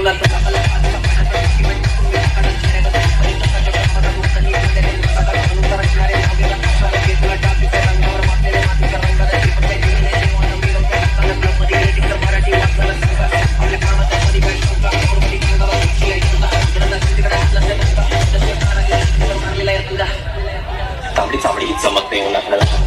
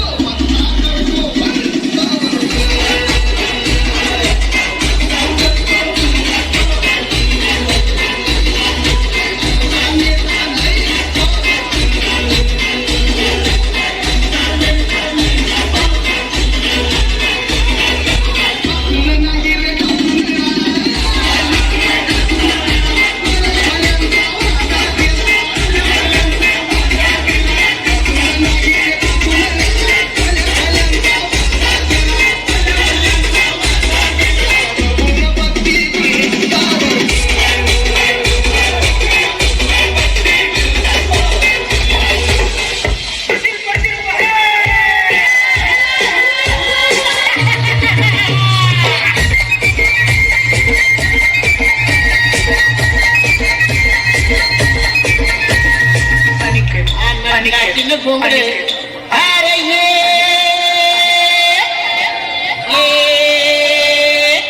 अरे बाबा ये अरे